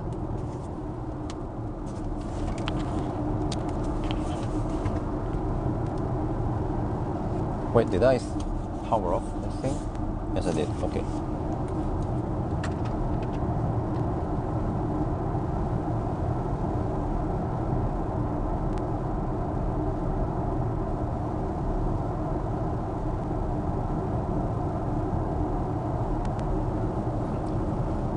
Okay, high beam. Wait, should I use the auto? Let's use that's auto high beam. Yeah. Oh, look at that. Oh yeah, look at that. Oh, it's doing some kind of ninja there. Oh, okay. There. Oh, noise. Now we get. Oh shit. Now we get over to the dark side, the bright side. It's doing a little bit of stuff, and it's confused by the light, oncoming light. Yeah. Oh, it moves all that stuff around. Huh.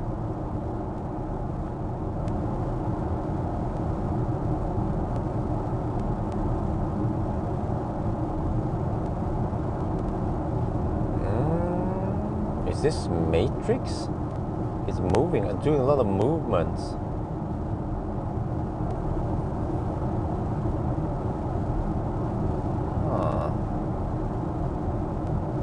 All right. Okay, I can switch it off now because we are in the bright side.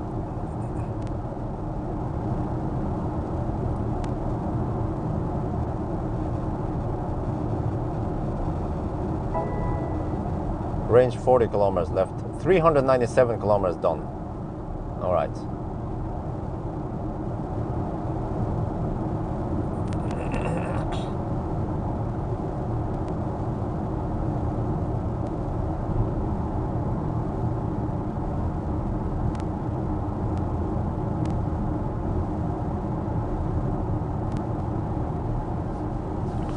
Huh, but it's so it means that BMW, like, yeah, many cars, they have been programmed so that they assume that you have fallen asleep, which is probably the highest, like the highest cause of user not holding the steering wheel. But you know, this one has face recognition. I mean, it has some kind of face thing also. You know that thing in the instrument cluster, it will read your face. That's why it has infrared stuff. Oh, what is that? Oh shit! Roadworks? Oh no! Don't tell me they. Oh man! Uh-oh. It means that it's harder for me to fine tune now. It seems like they have closed Mogren exit.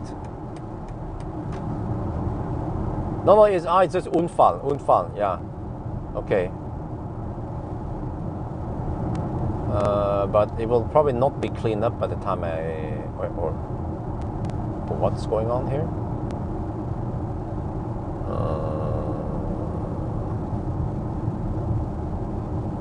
Oh no, they're picking garbage. Oh, that's what they're doing.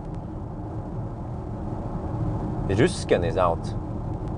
Oh, they're picking garbage here. Oh. All right. Okay, but in that case, they might be gone by the time I get there, but or not.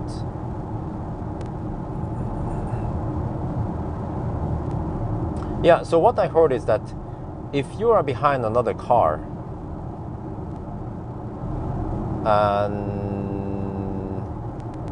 in an intersection or something, I think the guy told me, the Marius from BMW, said that if you're behind another car in a T intersection and that other car starts moving and you're not looking forward, because this camera will see that you're looking other places, it will beep a little bit. It will just give a little ding at you that you can go now.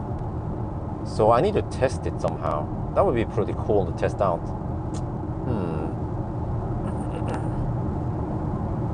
Right, 401.5 kilometers driven. Consumption is now 167.5. It's getting close to the ID4 consumption.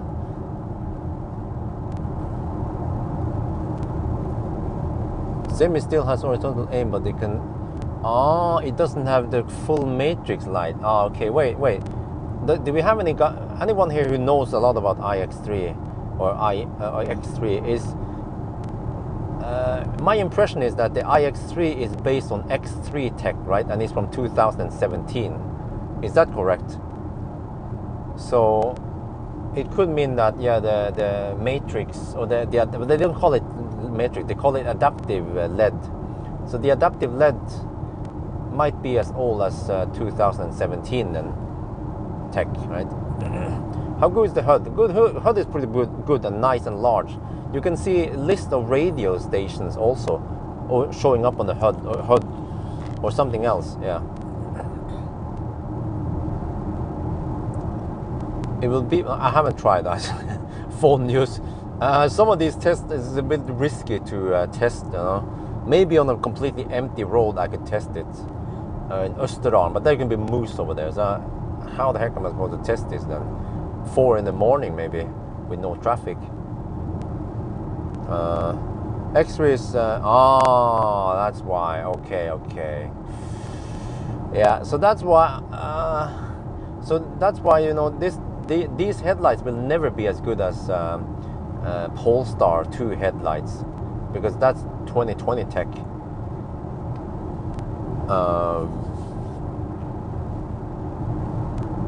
Major is a Volkswagen term. Well, but it's still a LED, it's a matrix of LEDs that turn on and off. So that's why I use it as a general term. Okay, let's turn around here and then go back. Well, actually,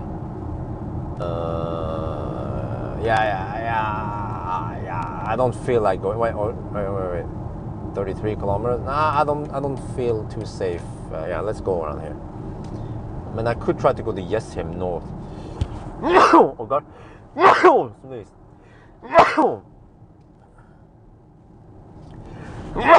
Damn, that's a pretty big one. 4 sneezes. 4 out of 5 sneezes possible. So that means the plant jizz is coming big now.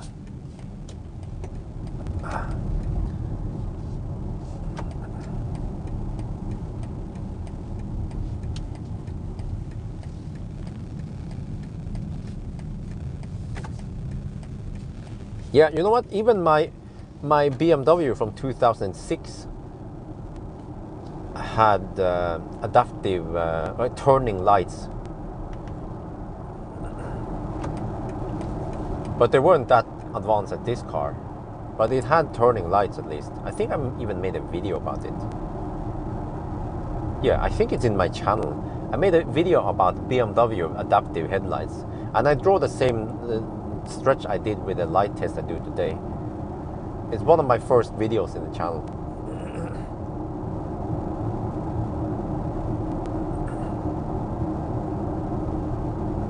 Okay, anyway, 31 kilometers of GOM range left. So it sounds almost like I could do another Hoes at the loop, but I'm not sure if it's safe. Well, it should be safe, right? Yeah, it should be safe. But okay, let's just go with it in case I need to bail out or something. But I can also bail out here. I can just go to Gardermoen if something happens and I can't make it back to Dal.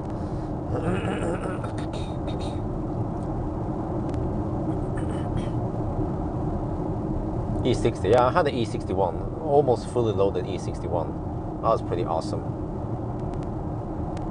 And the funny thing is that when I sat in the iX3, the way the car feels, the seat, the steering wheel, the infotainment system, the lights in the the dashboard, everything felt like E61. Not everything, but many things felt like E61. It seems like BMW, they don't want to change too much. They keep the same design, kind of old-fashioned design with lots of buttons. We have actually lots of shit taken up by we have buttons for radio taking up lots of space. Radio channels, who cares about that, huh? Could have been used for a touchscreen or something instead.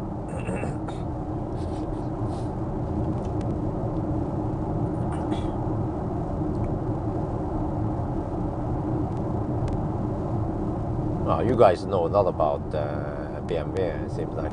You know, you're really hardcore if you know all the E series and the F series. I kind of forgot about them. Okay, guys. Okay, let's have a little quiz here, a BMW quiz. What car is E65? Come on. Which car is an E65?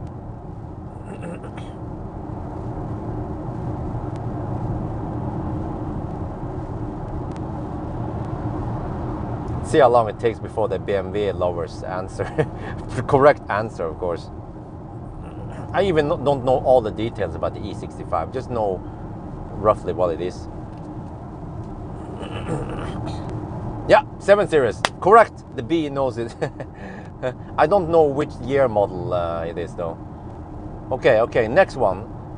What is an F31? I think that's the correct one. What is F31?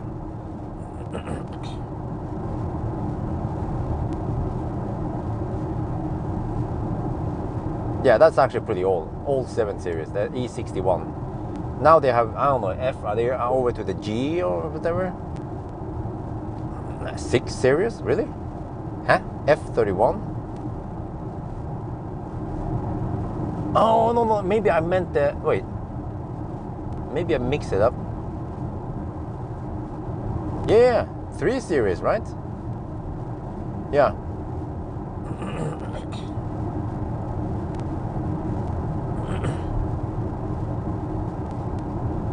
Man, yeah, touring, that's right. But, man, what G, it's the G11, the current highest number. Oh shit, that is very confusing. And then you have those Mercedes people.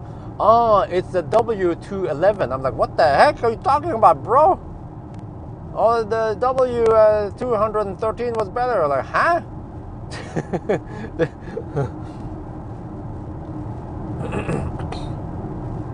G11, G12, okay. Yeah, F31 was the 3 Series. The reason why I remember it was because I had it as a loaner. That one is actually getting pretty old. Okay, 27 kilometers left. I think I would just go to Nebbenes this time. Yeah, the W211. I'm like, what the? What? Okay, I guess it's a Mercedes something, but which model, which shape? I have no idea. Is it a station wagon? Is it a sedan? I have no idea. I'm actually hungry again.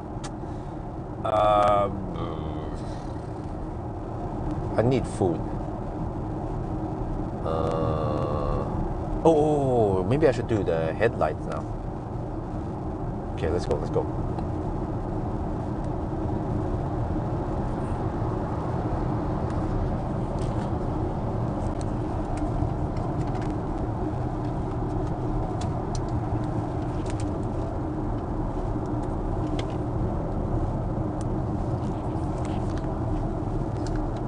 What, can we see it here though?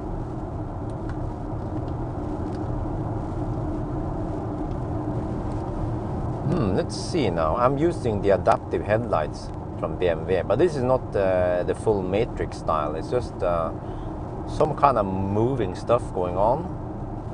I have a car in front, so it blacks out that one, and then oncoming cars. I don't feel like it's doing too much. Okay, let's see. After the truck passes, what happens then? It should light up the left side. Oh, it's not. There. Oh, there. Oh, wow, that was super slow. And then it... Oh, I think it's being confused by these lights here. we have these lights in the middle, and then oh, there the truck comes. Okay, don't blind the truck. Okay, after the truck has passed, now you can turn it on. Left side on. Now. Okay, how about now? It's being confused by the lights. All right.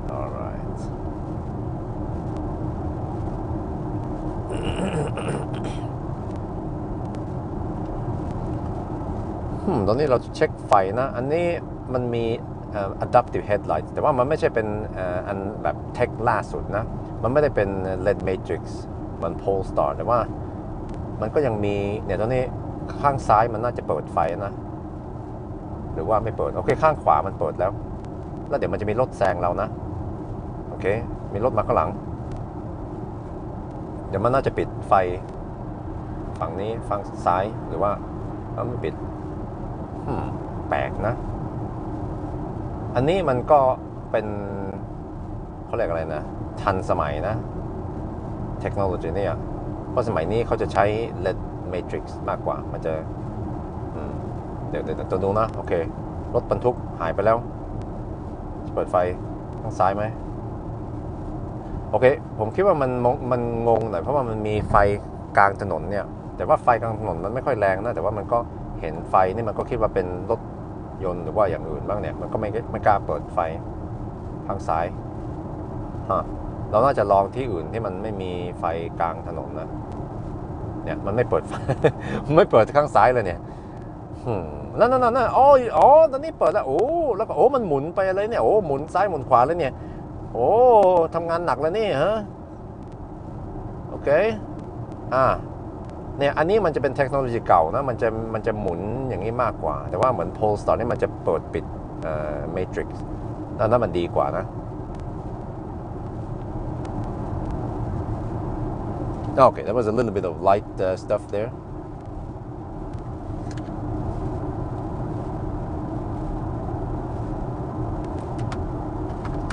Man, I'm ready for another Mexican. Maybe I got a bad Mexican, that's why I had a Type 3C discharge. So I don't know what to eat. How to see.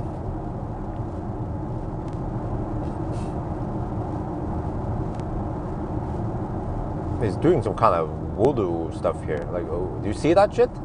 Is that on light? Oh no, oncoming car. No wait, it's not. It's just a center line something light. Okay, 19 kilometers left. Okay, let's just go back to Darlin. I wonder if I can do the. Oh shit! You see, if I can't exit to Mogrena, then I'm kind of deep shit. Oh.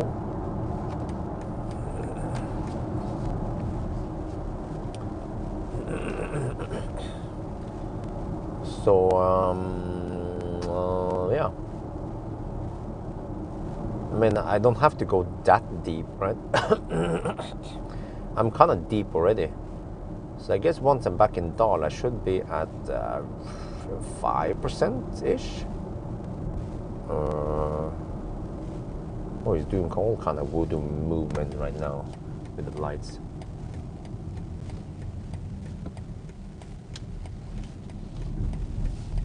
Does it turn here though? A little bit maybe.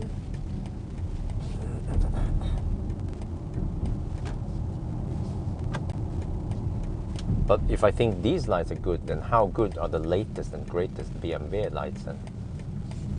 In the 2021 model or something, or at least 2020, right?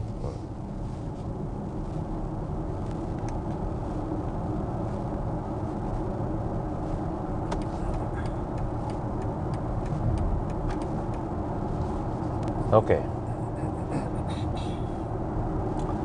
I might go for a double sausage, double wiener penetration. Haven't had that one in a while.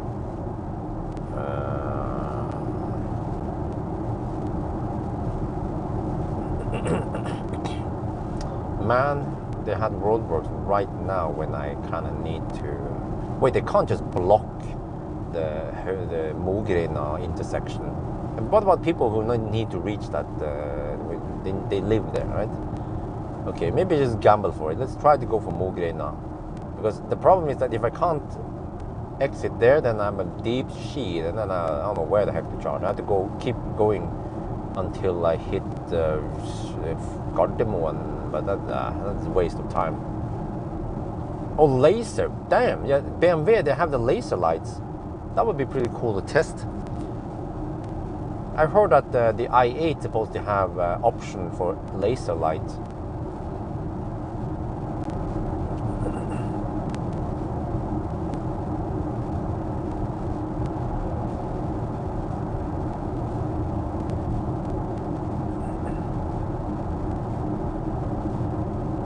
Oh, our consumption has actually gone up to 168 now. It means that it's wow. It must be quite high now at night for the whole average to go up that much. Because we were hovering around 165 for the longest time, and now it's at 168. Wow.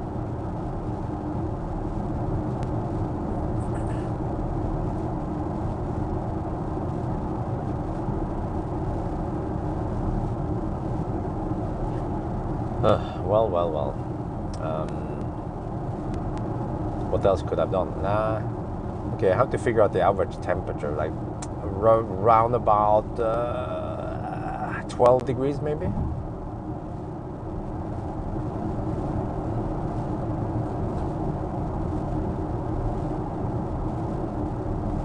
Oh, wow, laser light. Wow, I need to experience how good the laser lights are.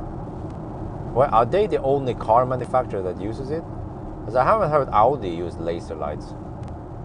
Audi and BMW, they are like arch rivals, right? When it comes to tech and sportiness. They will always bash each other's cars. Well, is this guy struggling? Yeah, he's struggling uphill. Okay, let me overtake you, buddy. He's like, over my dead body. Yeah, did he just speed up? Huh? Did that guy just speed up? Okay, I'm just gonna let off the pedal here and see what happened, because he was slowing down a little bit. And then when I wanted to overtake, then it seems like he speeded up. He's like, I'm not letting some beamer pass me. You shall not pass. Yeah. Okay, 14 kilometers of range now. 13. Okay. That's less than 10%. Yeah. Wait. How much is it? 10% should be. 10% should be 40 kilometers. So I should be down to about I don't know, 4%, 4%, maybe 3%.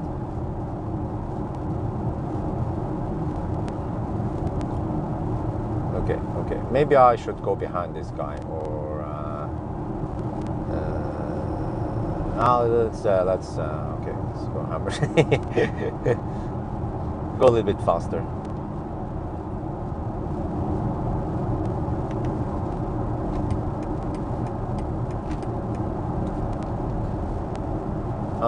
I prefer iX3.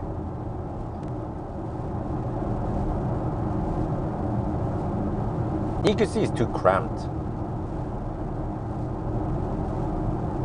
But EQC has all-wheel drive. That's nice. Okay. 12 kilometers of range left. I forgot that 12 kilometers here is more than because we have low speed. So okay, it should. I mean, if you add these two together, it'll be 440 kilometers, which is VLTP. Woo!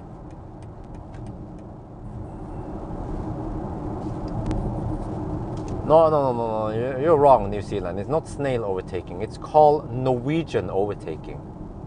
Yeah, or Nisse overtaking, or BMW overtaking, or Audi overtaking. That's what I just demonstrated right now.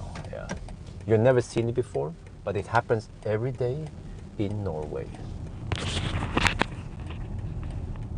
Okay, microphone off. That's it. We're gonna call it. Actually, no. What the heck is that? Huh? What? Why? There's a car parked at my favorite spot. Okay, actually, no, you know what? I don't need that spot now. Yeah, I can take the other spot. But is this charging?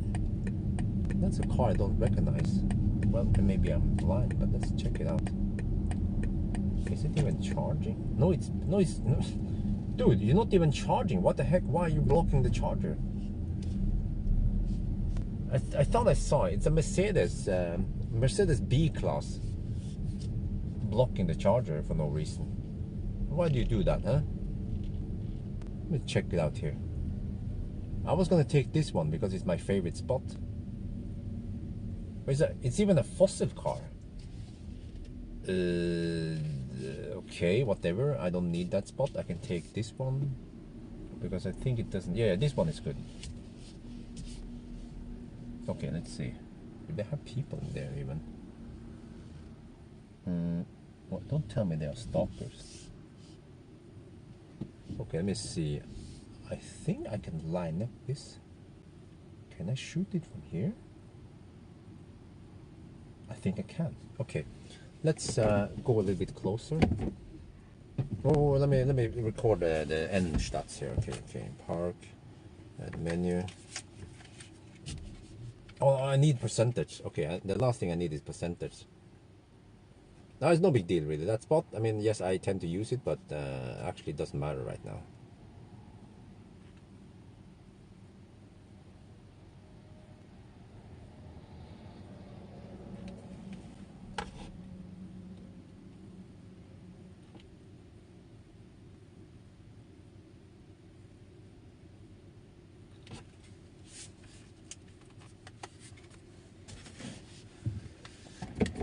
Okay, let me get a little bit closer.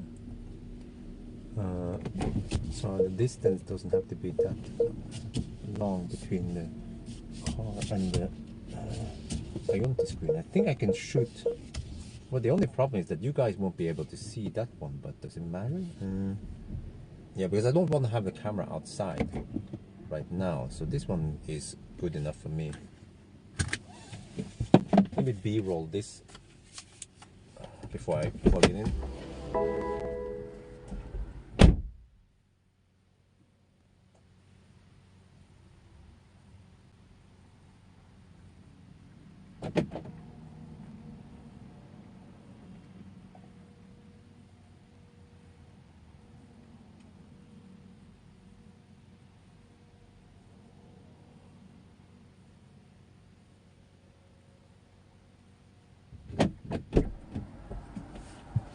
All right, and then get my shaft ready. Well, actually, I can just squeeze you guys in here. We have plenty of panorama roof space. Well, except for that, I don't have enough shafts. Yeah, that's the problem. Okay, let me see. This one needs to be placed as close as possible.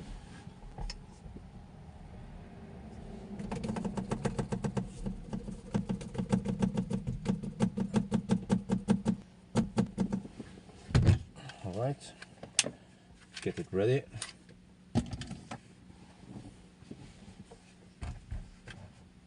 Why are these fossils parked next to an Ionity charger? That's kind of annoying.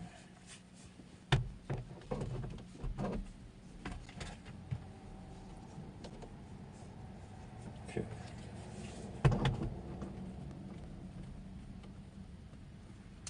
This is nice. Okay, let's see. Okay, I have to line up and zoom in. Yeah, ooh, I kind of like this. Only problem is that I have to be careful and don't shake the car. Oh yeah, that's the problem, but this is actually quite safe.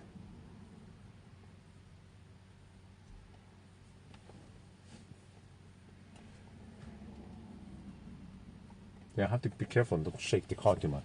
And it's going to shake the camera every time I open and close the door. So I have to avoid that.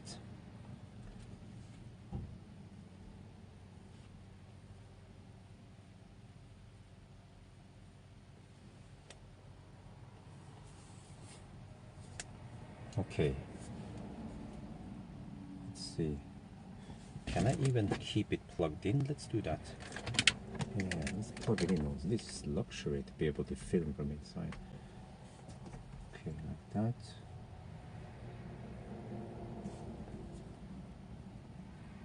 All right.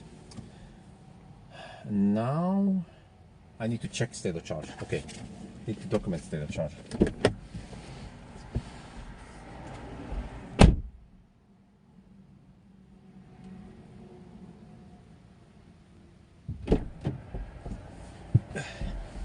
Well, and as for you guys, I guess I can move the shafts around a little bit here. Let me see. Yeah, I can give you guys this spot, kind of. Wait. Oops. How do I put you guys to see the stuff? Can you see it from here? Nope, you can't. Okay. And that camera, of course, gets the prime spot. So then you guys would be too low or too high or something. Wait. I can put you guys here. This is good enough. A little bit of shake here doesn't matter, really. Like this-ish. Yeah, that works. Okay. Put the protector on. The most important is that we avoid too much shake. Oh shit, it's sliding. Scheiße. Okay, there. Oh, maybe I can take it off then. Get the rubber. Get more. Yeah. All right. The camera gets a prime spot. You guys just get second best spot, but still okay. Like this-ish. Is that good? Is it blurry? Well, it's not blurry. It's overexposed. That's why. There. Wait, even more? No! Ah, shit. Misclick and it goes.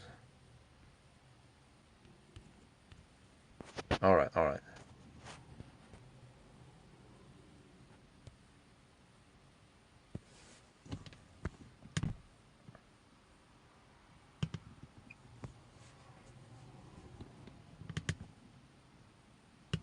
Okay. The thing is now that before I start, I need to document state of charge.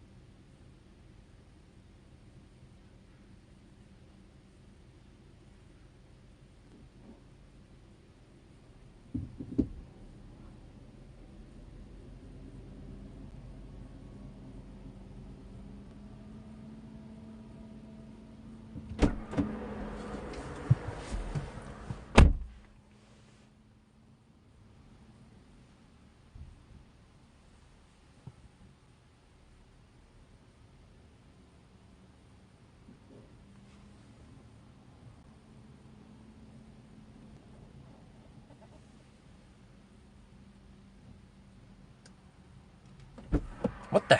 What? Huh? Are you crazy, man? Okay.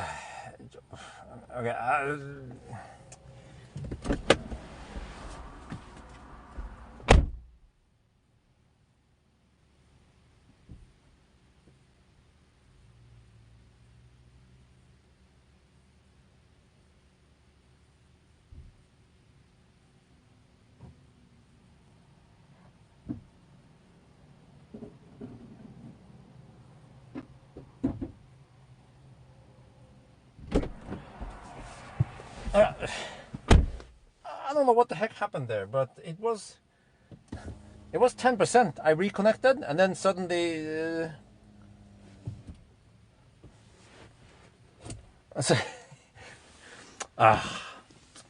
Okay. So, oops. But I get the feeling that maybe the battery is a bit cold. So what we're going to do now is heat up the battery. But before that, I'm going to the gas station. Before we do that, I have to put the camera away, so I don't have that much of a rush. What the heck? Wait. Okay. Well, I need to save the numbers here. Fire up the car. Let's see.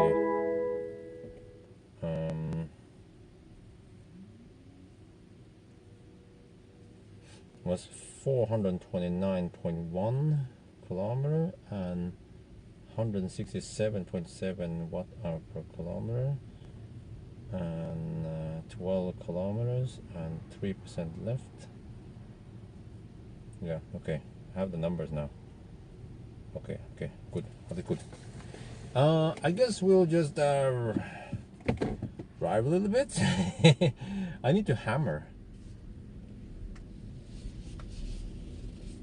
What are those guys doing? Taking up a charging spot. Wait. I think if you're parked here, you might have to pay. Maybe that's the problem. Well, okay, I'm gonna go to. Oh, is this a handicap spot? Okay, I'll take the other spot.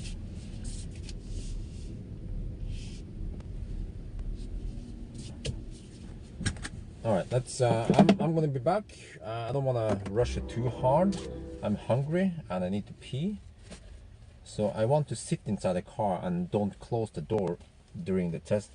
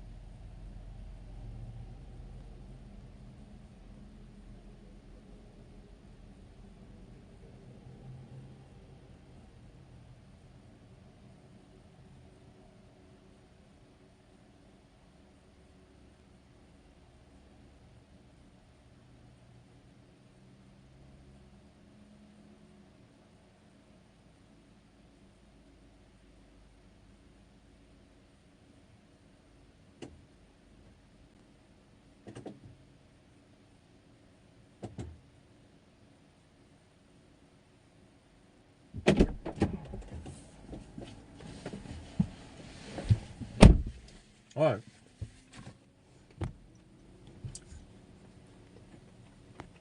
Oh, chat is bugged again.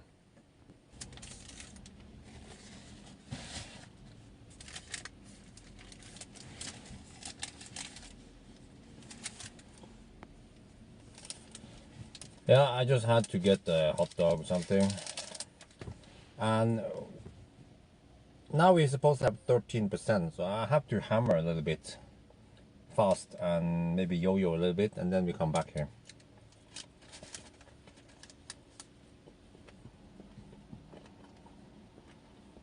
Nope.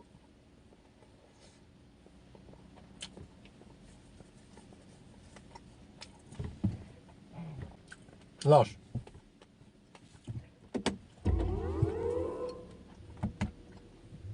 The chat was in fact bugged.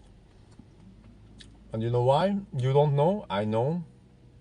Because when I came back, I scroll up and lots of people have been talking while I was gone, but it didn't automatically scroll up. That means chat is bugged.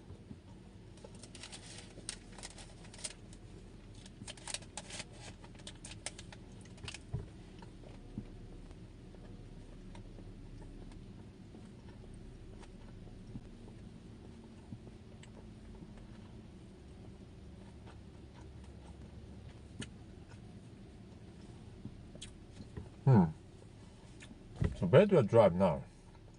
I have 48 kilometers on gum. I have to drive to probably to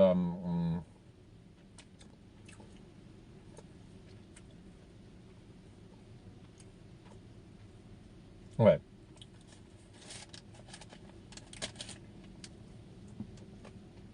Let's go Huvudsätet first.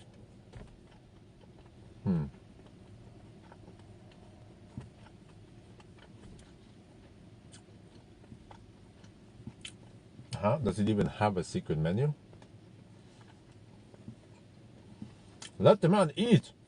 That's what I'm saying.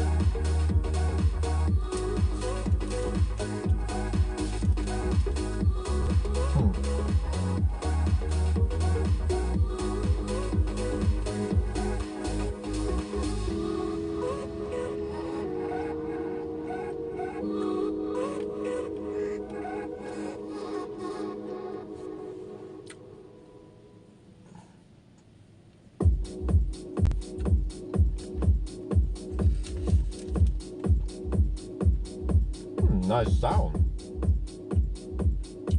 I like it. Bass sound linear. Good stereo picture. Not too booming.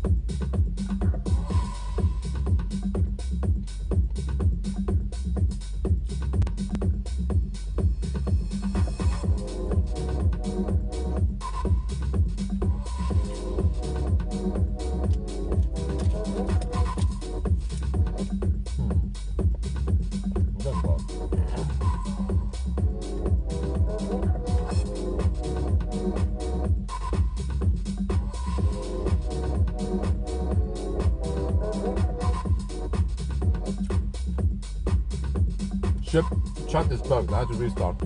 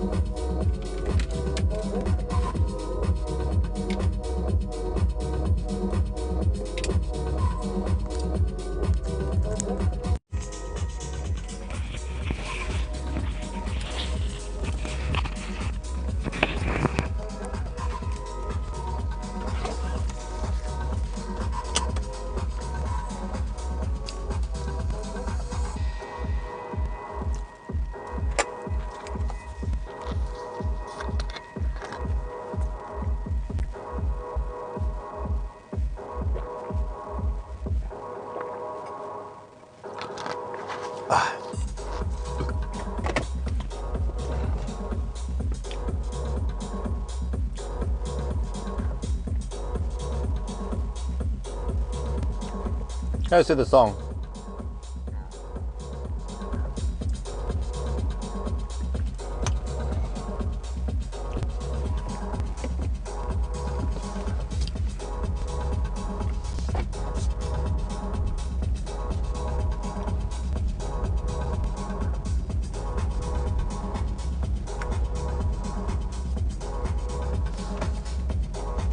You broke a rule which is about spamming, so get over it.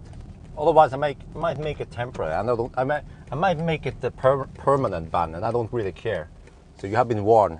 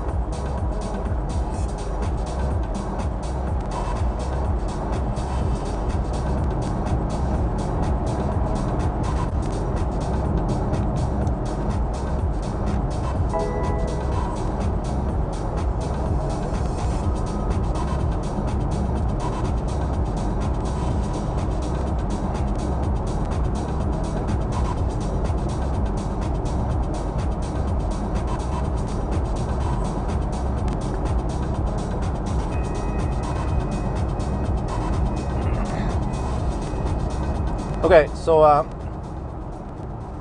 the plan now is that I will just hammer it. I will probably arrive with, I don't know, 6-7%, but that's good enough.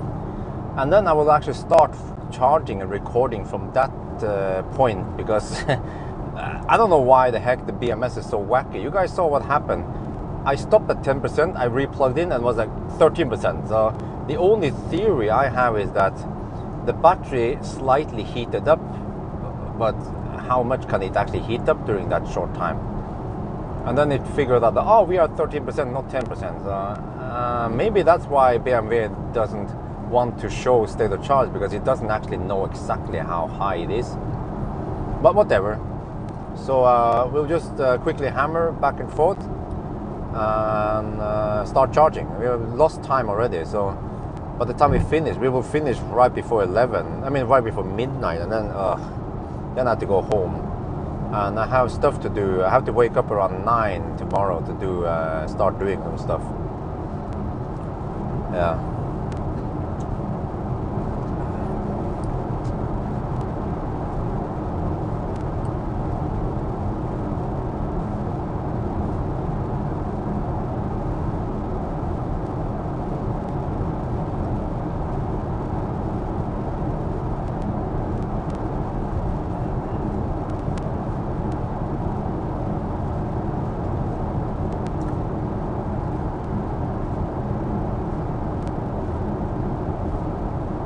Okay, it gives me some warning about low range, but I guess, wait, is it safe to hammer it that hard? Maybe I should lower it a little bit. Well, I mean, it should be good enough, right? We have about 10%, and we don't waste 10% on this stretch. No, there's no way we waste that much. Okay, let's see. Yeah, it says 27 kilometers of range left, and we have only 8 kilometers back to Dal now. Let's say 8.5 then from here. This is a slightly longer route than the Haugesæter loop.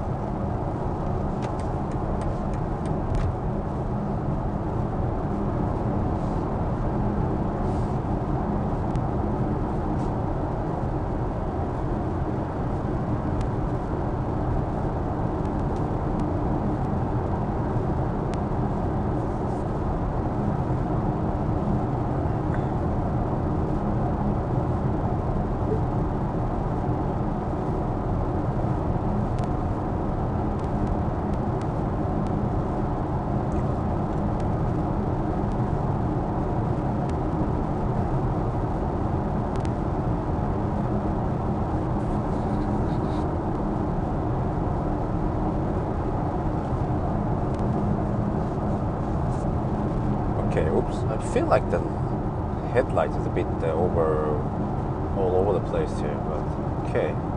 Well, it has 22 kilometers of range left, so I guess we can still keep going, right? Do you have any indication that we have low power? No.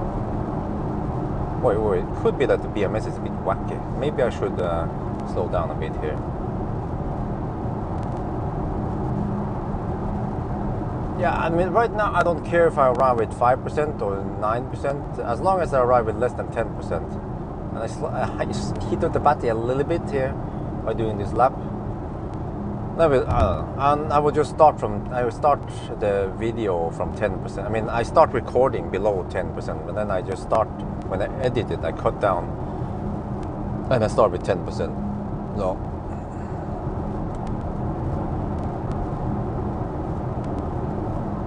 Yeah. Are we safe? I think we are safe. Let's go a little bit faster. Yeah. Seems like this car has enough juice. Yeah. Otherwise, we'd complain. Now we get the turtle mode.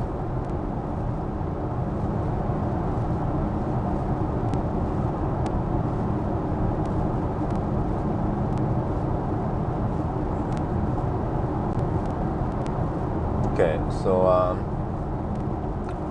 44. Yeah. Okay. Oops. See how long it takes now to charge 100%. I guess we'll do it since we already have 100% charge with the other German cars, right?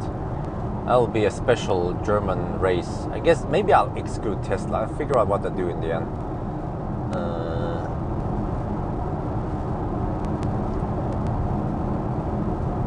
But wait a minute, I might change my mind and put the tripod in front of the thing anyway.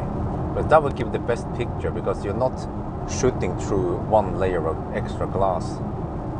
So, but on the other hand, the quality doesn't have to be top notch for a charging session.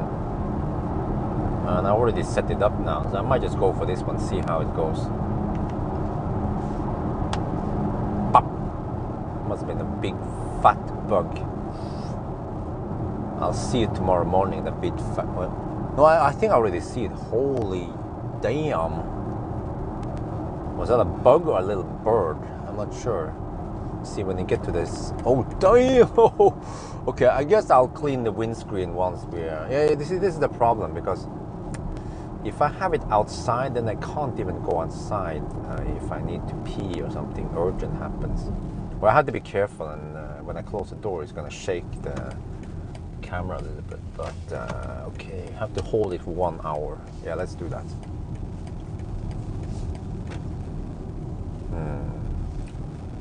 Okay, let me see. Yeah, the fossil went away now. Good. Maybe I can take that spot instead. Or does it matter? Nah. Okay, 1 more hour, right? And then I'm done charging. Okay. Well, let me take my favorite spot because I like it. Oh yeah, I have to shoot the wrap-up video also. Yeah, on hindsight, I will set up the tripod because I don't want it to mess up with my movements, because I have to go in and out of the camera of the car a little bit. So what we have to do then is to do something like this. Good enough space. So we have the tripod there. Ish. Okay. Yeah, something like this. And then I think that's enough for the tripod. Yeah.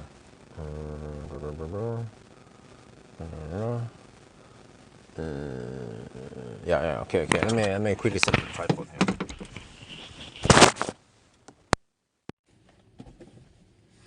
And the shaft. Yeah. You guys need to be on that shaft then. Hopefully you will see something behind the tripod, because tripod will get prime spot.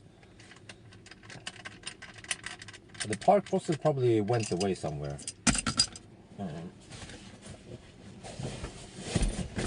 Hit the sack or whatever it did. I don't know. Okay, and then I put you guys here, but you might not get the best spot though. Wait, it's gonna be here. Okay, whatever. That's good enough. Ooh, it's gonna drop, almost fall off. Okay. No, I need to move the shaft. Need to move the shaft a little bit, like this. Okay. And then I can close this one a little bit. Okay, and then this is pretty long zoom. Whoop. Yeah, but I don't know if you guys will see anything because you will be blocked by the main cam. But I will try to, yeah, maybe mount the main cam a little bit lower. Let's see.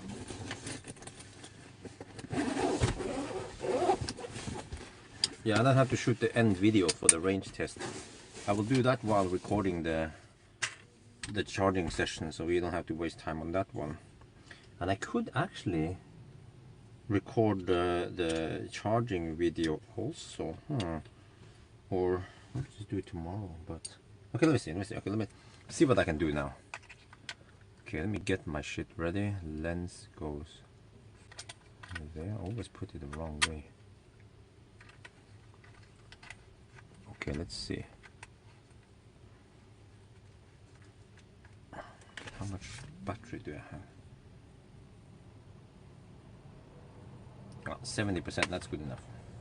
Alright, let's go. Heater and stuff. Oop.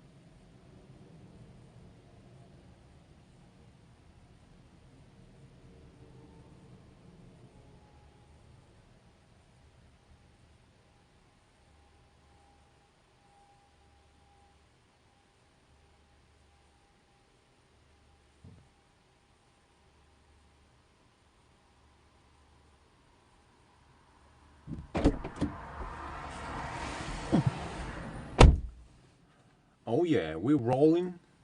Oh, you can actually see that. Oh, well, I can move you guys a little bit more up, maybe. Oh, that's the maximum I can go. Oh, you can't see the power. Oh shit, you can't see the power. All right, let me quickly fix that.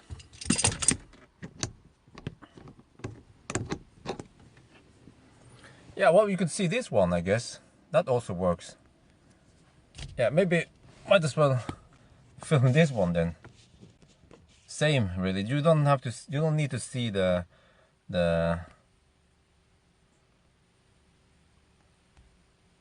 But the problem here, you don't see the percentage. Yeah, okay, okay, whatever. Let's fix that. Okay, well, you can watch this one for now.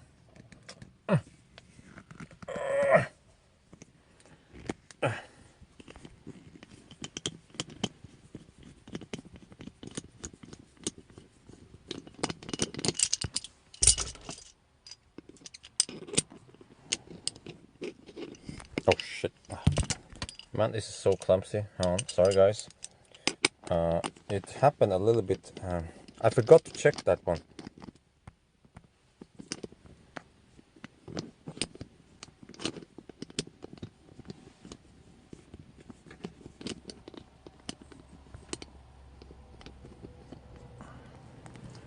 Okay. Now let's see if I can just have an idea quickly.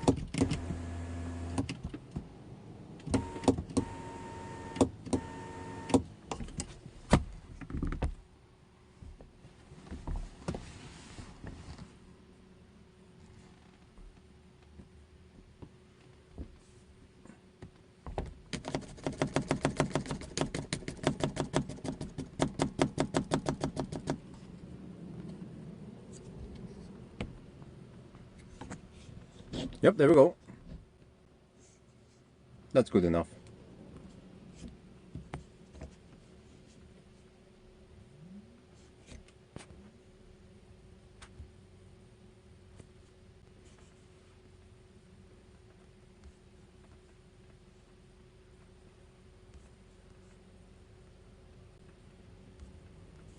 You guys barely just caught the show.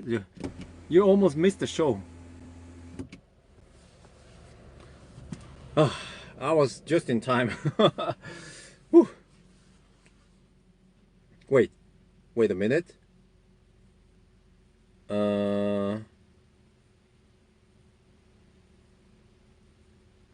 Why is it charging slower than usual? Do you guys see that?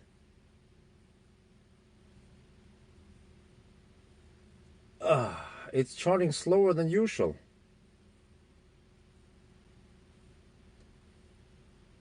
It's supposed to be 150 kilowatt until 17%.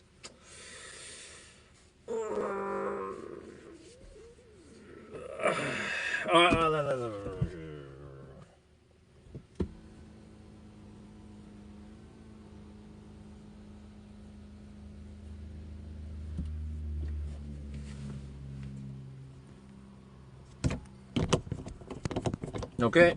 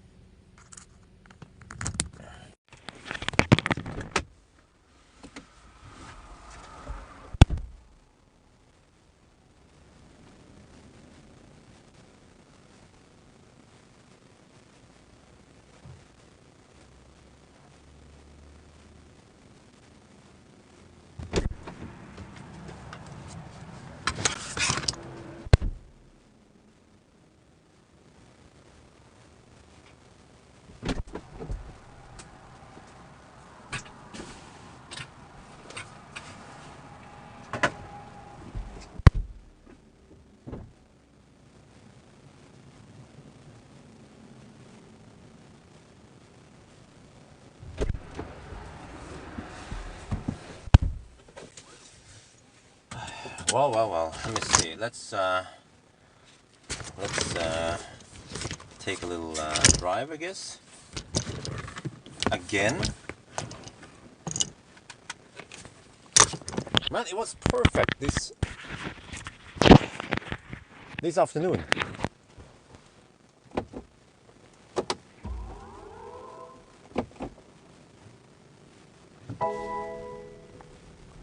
It was perfect this afternoon. Now I have to reset up again. Okay, let's do one more try, and then you have to understand that once I do the test, I want it to be. Oh, oops. Let me move some stuff away here. Put that one away there safely, and the shaft goes here, kind of. Okay, that's better, slightly better. Once I do that test, I want it to be perfect. Can't say that, oh, it's almost perfect.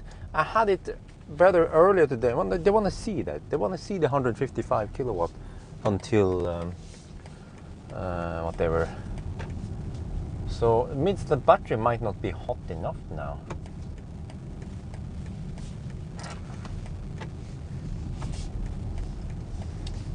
Let's see, 155. I actually feel like the horizontal loop is faster. It is faster, but then we get to the right spot also. Maybe the iX3 is replicating. No, it's probably not.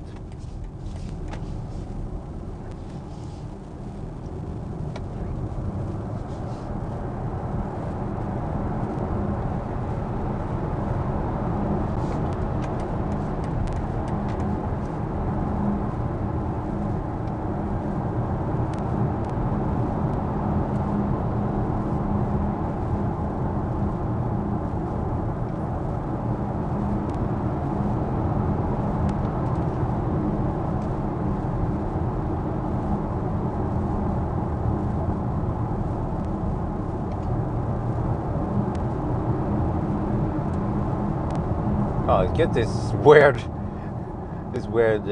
tilting every time you hammer it. There's just so much torque going to the rear motor. I mean, the rear axle, I guess. Just wags like a boat almost.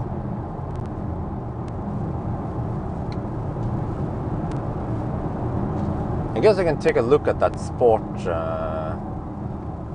display thing out there. Let me just put it on what? Mode. Okay.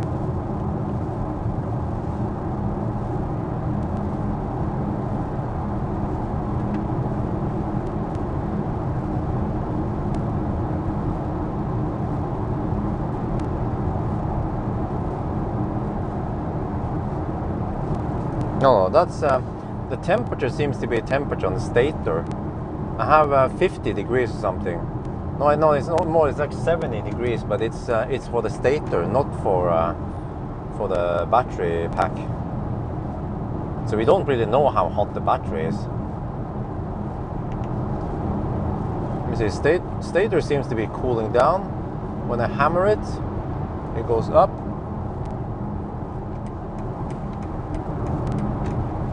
A little bit.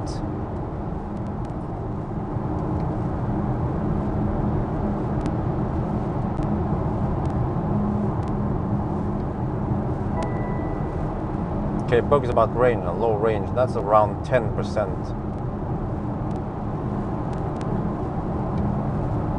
Wow, I have to say that when I do, it wags almost like a boat when I do stuff like this.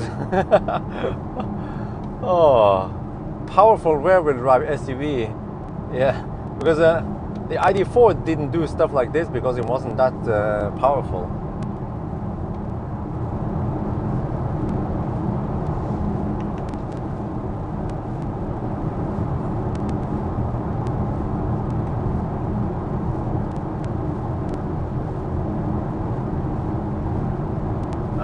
Not YOLO, you mean yo-yo, right? Not YOLO. Those are two different things, actually. Actually, very different things.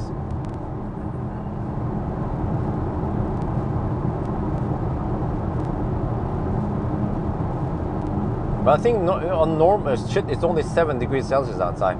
But on normal runs, like the 1,000 kilometer challenge, we will be charging quite often. charging and driving is hard, so we won't have any problems with too cold battery. But here we have, because you've been slow poking. Oh, but I'm going to exit here.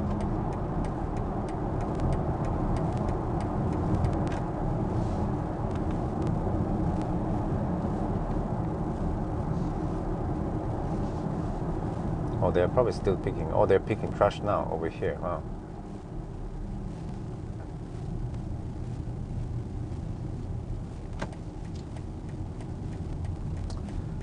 Oh man, it's still not 11 and we haven't started charging yet. Oh.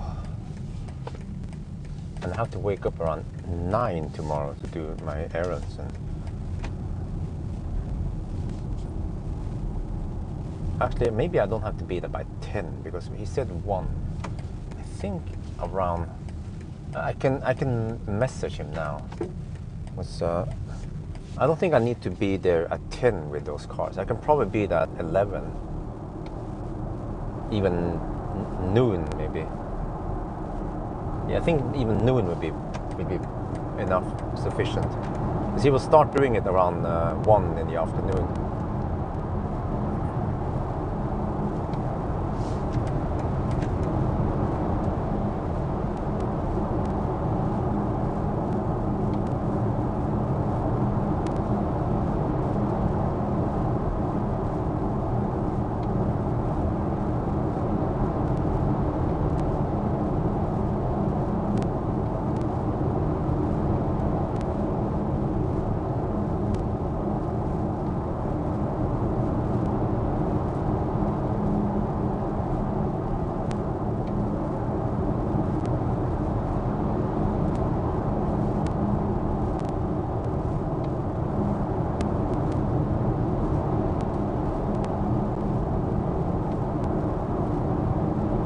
Wow, the motor is heating up above 100 degrees Celsius now, and it's cooling down. I don't know how it's cooling. I mean, there's got to be some active cooling here.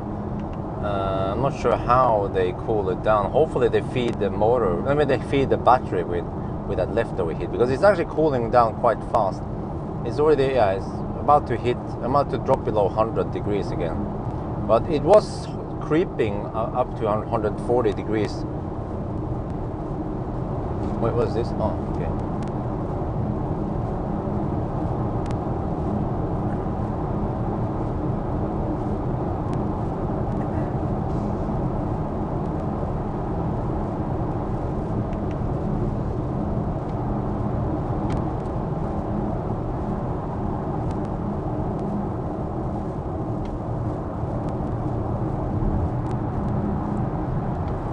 Okay, if this doesn't help, then I don't know, man.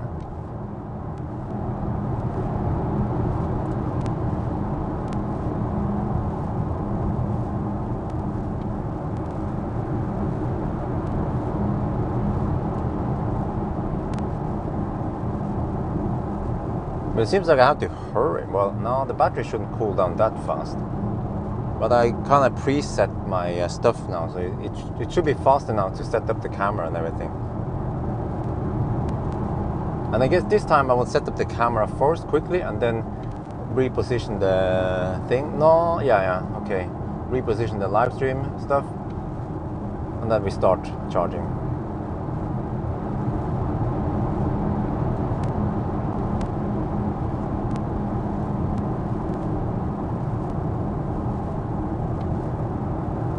Now I can feel a little bit of power fade right now. But we are lower than 10%, so this is still very good performance, below 10%.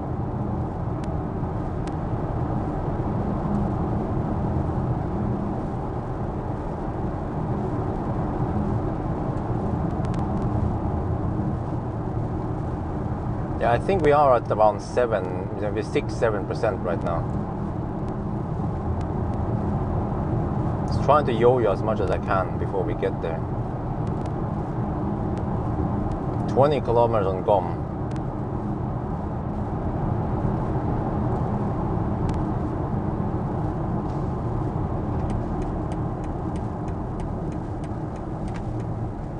Okay, 90. Okay, yeah, well, this gotta help, man.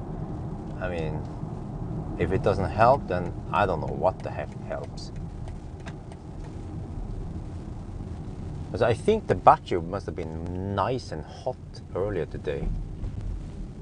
Yeah, and now also it makes me wonder, when other people tested iX3, was the battery in fact in its optimal temperature? Maybe not. Okay, let's see. I need enough space for the tripod. But actually I found out the tripod doesn't need that much space. I overdid it a little bit on the previous stop. Let's put it here roughly. And I guess if the camera is over there, then if I go a little bit back. Yeah. Then it's easier to place you guys. Okay, let's say this one, okay. Okay, round 2. I guess I'll just put you guys here temporarily.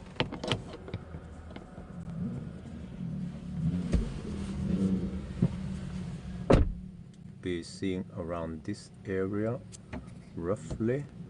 Yeah, that seems good.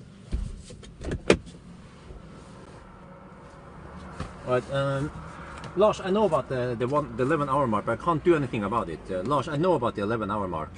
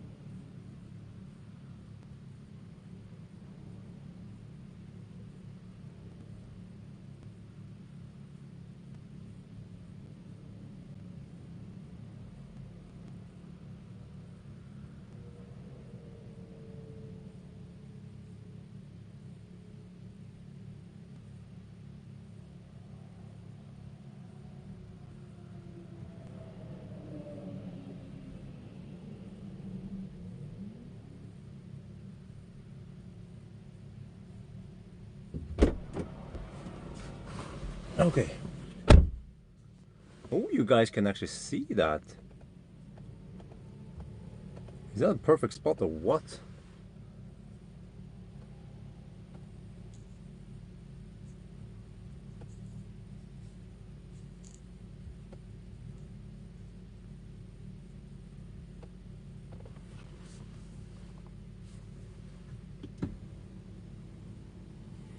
Okay, hopefully this is better. We'll see, I guess. Come on now. I just want it to stay above 150 kilowatt until 17%. And that should be an indication that we have a pretty good run.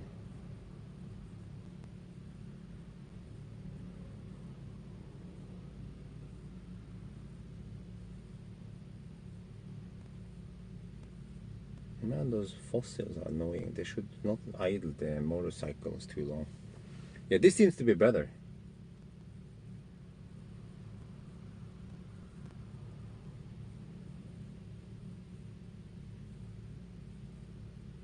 Come on. Okay, let me get my other camera stuff ready here.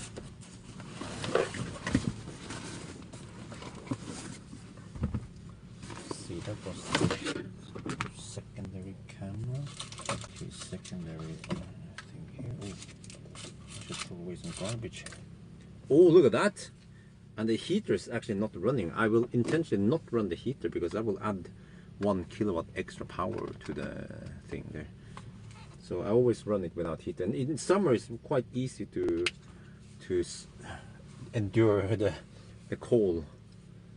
Oh yeah, now we're cooking. Look at that! Like a boss. Wait, where's the last thing here? Huh? They put it in the back? Oh, it's in the back here. Okay. Oh, this is the one. Okay, well, let's see. I can just put it there. Okay. That is perfect. So that's it, guys. You guys know the drill now. If you don't get optimal charging speed, yo-yo for about 15 kilometers or at least 10 kilometers, and then you come back, and then you get maximum speed. Yes. Uncle Bjørn's tips and tricks. There we go. This is the one I want to show. Yeah. 156. I think we saw 157 earlier because the heater was on. Okay, it's gonna throttle now. There. Okay, that's fine. And then the battery should start heating up now as we go. But I can't fire up the heater because that will take 1 kilowatt extra, and then it looks better than it really is. So unfortunately, no heater, but that's fine. It's 7.5 degrees outside. Ooh, can I use these ones also? Have a different color. Oh, they have. Oh, nice. I can use the makeup lights. Oh yeah. But that is still damn nice. 149 kilowatt at 80%. Damn. I'm getting a small erection here. Whew.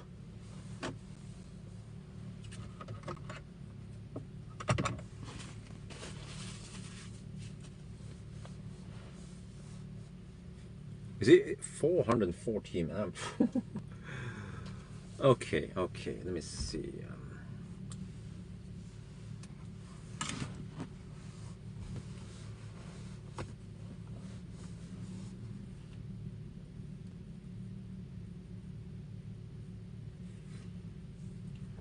Oh yeah, I could calculate capacity here.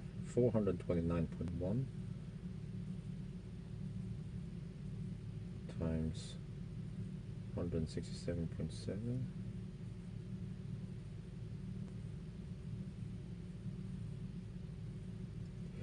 Oh, 71.2 kilowatt hour. Interesting. No, 74.2. Huh. The range was. Wait a minute. I stopped at 3%.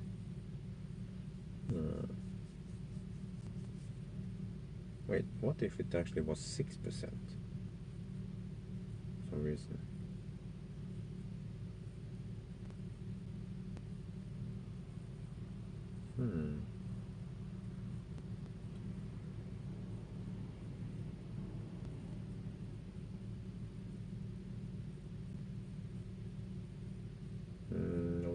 No, that's not correct. Okay. Okay, so the range was 429.1, 21.97, 442 kilometers. Wait, isn't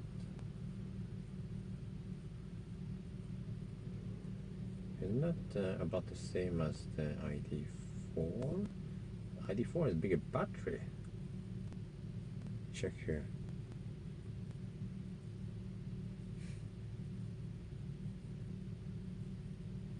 Wow, look at that speed, man. Damn, how long are you supposed to get 150 kilowatt?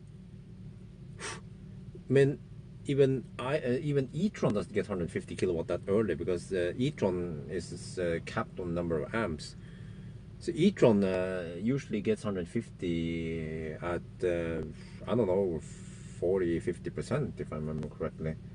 It's capped at 340 amp if I remember correctly. But anyway, let me see here.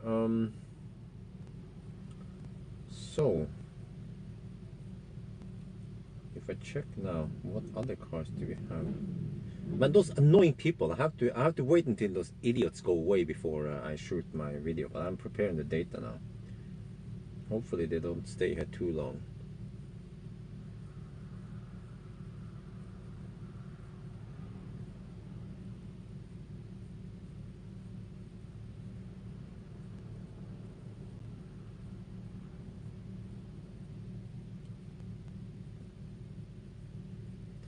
Ah, 449, 297. Okay, 449, 297. Huh. The iX3 has better range than ID4 at high speed, but then slightly worse on the low speed. Okay, why do I call them idiots? Because they are idling with the motorcycles out here, and they've been idling for over 5 minutes. There is no reason for them to idle here, and they also, for no reason, they are also revving the freaking noisy fossil motorcycles. That's why I call them idiots. Because there are some rules against idling in Norway. I don't know them quite. I get out leaving now. There's no reason for them to make so much noise.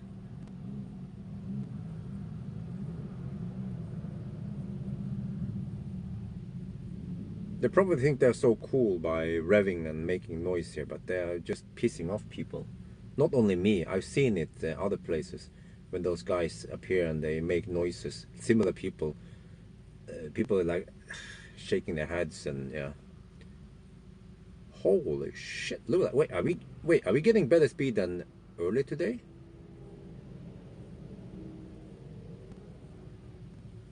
Okay, I have to wait until after they join the highway, because they will rev up once they accelerate into the highway. But yeah, let me set up the camera. I'm still preparing the data here. So against ID4, this one does it better on the high speed, but then slightly worse on. So just put it neck on neck with ID4. That's what I'm saying. And the funny thing is that it beats e-tron 55. It beats EQC also. What about I-Pace then? Wait, do I have a summer I-Pace? Because that's what people will be comparing it against. There, I-Pace summer. Okay, let me see. Row 46.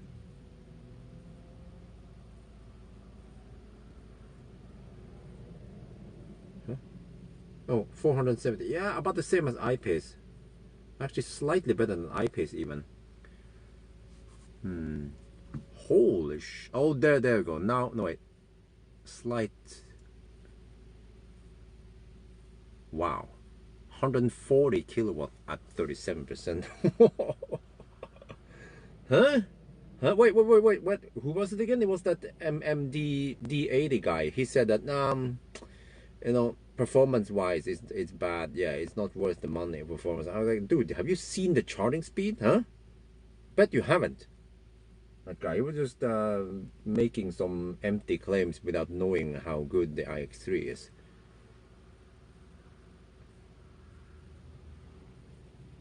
Wow, I need to watch that. I can sit and watch that charging curve for a while now. Wow. Yeah, well, you see, I heated up the battery properly. So whoever, the fastnet session was probably not optimal, and we need to show the best possible charging session. Oh, shit. Okay, at 40% it dropped a little bit. I guess that's fine. We are charging at 1.2C now, right? Something like that. Yeah, about 1.2C at 40%. Okay.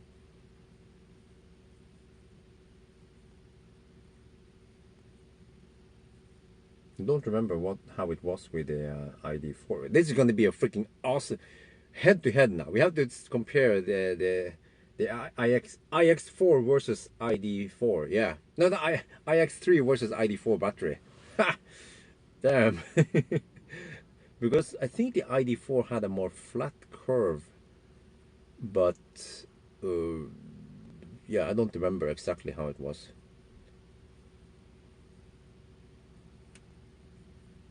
And of course, all the Volkswagen fanboys be like, I just wait for the 170 kilowatt update. Yeah, well, it's not out yet, so Beamer just beat Volkswagen for now.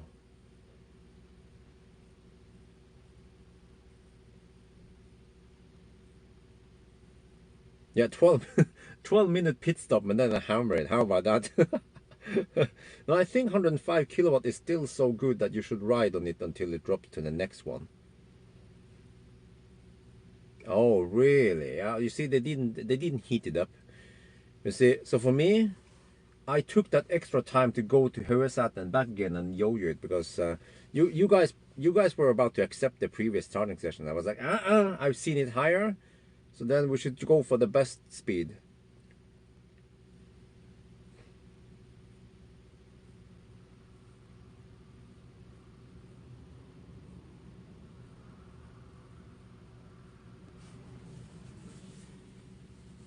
Yeah, but iX3 can actually compete range-wise. If you have the all-wheel drive iX3, it should be able to compete against e-tron 55 even.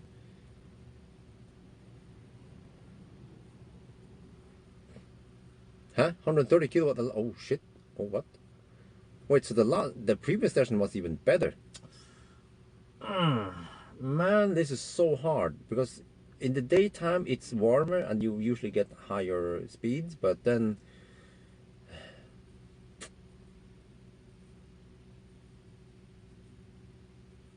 okay, this could indicate that wait,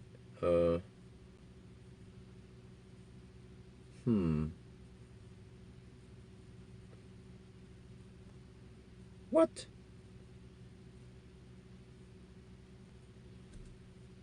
Man, do I have to redo this? Well, actually, maybe that's not too bad idea. I need to somehow heat up the battery. Like lots. I need to charge, start from 90% and hammer it on a nice hot day and then charge it up. But then how the heck do I record the screen when it's just too bright outside? No, the live stream is too shitty. What? Last session was insanely good then. How the heck can I need to replicate that one. Wait, it's going up now. What the heck? Well, the battery is heating up.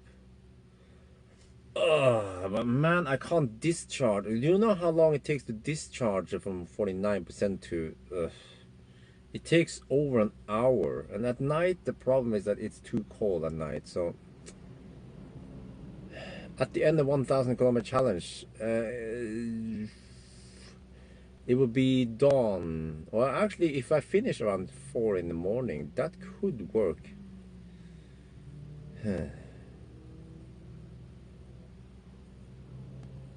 Yeah, this is an indication that the battery is heating up. It did allow okay speed on the bottom, but it wasn't at optimal temperature. Today it was perfect. It was 18 degrees Celsius, and we've been hammering for a long time. No, there's nothing strange with this. Okay, but anyway, I have to do the wrap up on the range test. And then we figure out what to do. I might just go home early now because this is kind of pointless and I don't want to stay out too long. Because I think the only way is for me to record the screen in the daytime when it's not, I mean, yeah, very important for me to get the best speed, and I can accept a little bit of screen reflection.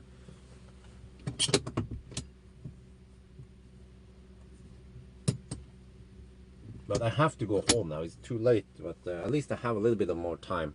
And I think I could do this in one of the other off days or whatever. We'll see what I do, but not tomorrow because it will be rainy tomorrow. Okay, let me. Ooh, I can use F28 maybe. It's that bright in here.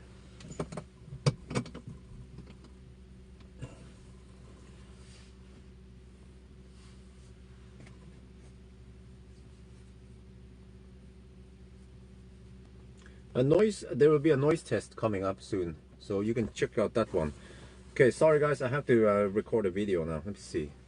Audio is on. Okay. Wait, where's the record button? Oh shit, the record button is. Oh, what? Record button is hidden behind. Oh, oh there. Hey, what? Okay.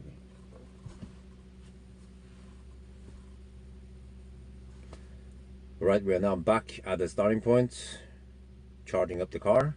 But let's take a look at the result. Okay, so let's start with a 90 kilometers per hour test. So we managed to drive 429 kilometers with 3% left, and that equals to 442 kilometers of range. Really good. That's actually the same as the VLTP range, so very good. And then I calculated that the consumption was 168. I think that's also very good for such a big car, and compared to e-tron, EQC and I-Pace, similar sized car kind of, I-Pace being the smallest one, then this one has also the best efficiency of them all. But remember, it's a rear-wheel drive. Once we test the all-wheel drive, it might be a completely different story. And then I calculated that we have 74.2 kilowatt hour energy. So wait, why do I keep? Okay, let me redo that one.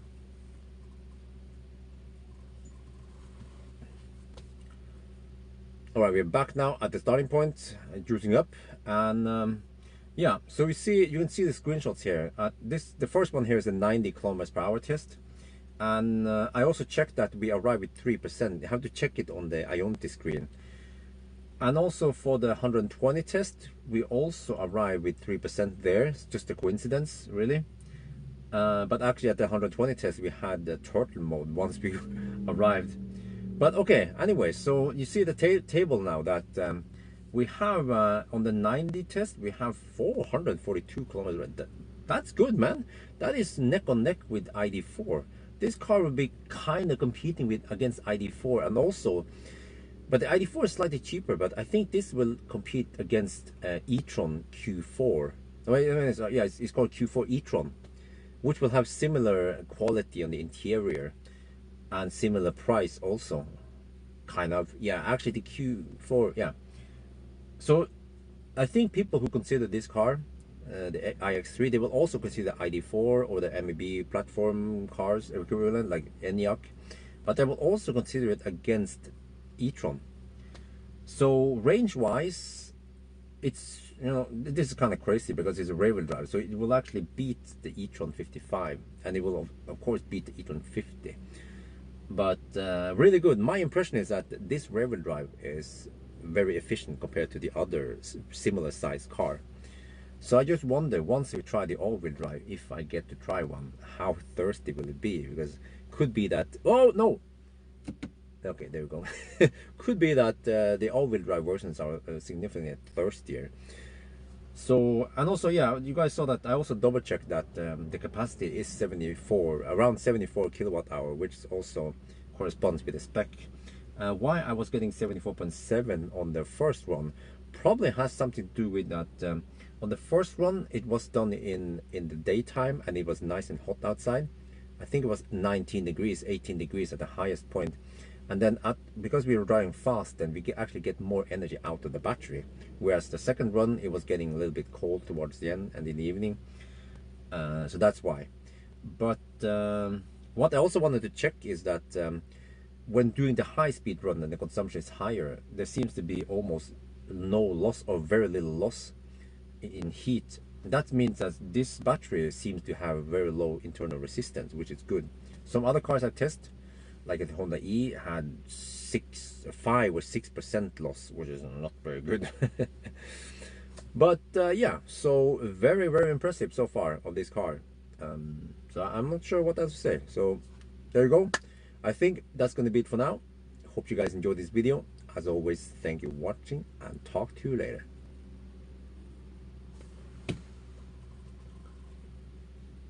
Wait, does this... Okay, you know what? I'm still going to keep this charging session because if... can you guys... If this one reaches 90% about the same time as the other one, then it is good enough, right? So I will just record it to 100% or whatever, or well, actually that's gonna take a while.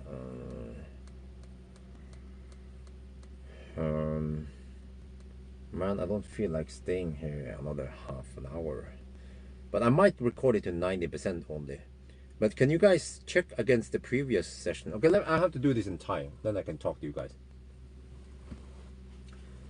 เรากลับมาที่ Ionity นะแล้วก็ชาร์จแล้วก็คุณก็เห็นสกรีนช็อตนะอันนี้มันเป็น90 กิโลเมตรต่อชั่วโมงนะเราขับได้ตั้ง400 กว่ากิโลเมตรเลยนะแล้วก็ผมก็ต้องเช็คที่ Ionity Charge ว่ามันมีกี่เปอร์เซ็นต์เป็น 3% ตอนเรากลับมาแล้วก็อีกสกรีนช็อตนี้เป็นตอนเราขับตอนแรกนะ120 กิโลเมตรต่อชั่วโมงอ่ะมันก็ขับได้เกิน300 กิโลเมตรแล้วก็ดีมากเลยนะเนี่ยรถนี้ผมรู้สึกว่ามันใช้ไฟฟ้าน้อยนะเนี่ยถ้าเราเทียบกับคันอื่นนะมันใช้ไฟฟ้าน้อยกว่าขนาดiPace นี่มันยังเล็กกว่าแต่ว่ามันใช้ไฟฟ้ามากกว่าแต่ว่ามันคงจะเป็นเกี่ยวกับว่าคันนี้มันเป็น rear wheel drive คันอื่นนี่มันเป็น all wheel drive แล้วผมสงสัยแล้วว่า all wheel drive นะถ้ามันใช้ PM motor หรือว่าจริงๆ e-tron มันก็ไม่ใช่เป็นมันใช้ induction motor แต่ว่ามันดูท่าทางเหมือนกับว่ารถคันอื่นนะนอกจาก Tesla ถ้าเป็น all wheel drive มันใช้ไฟฟ้ามากกว่า rear wheel drive หรือว่า front wheel drive ก็ถ้า iX3 มันมาแล้วก็มันมี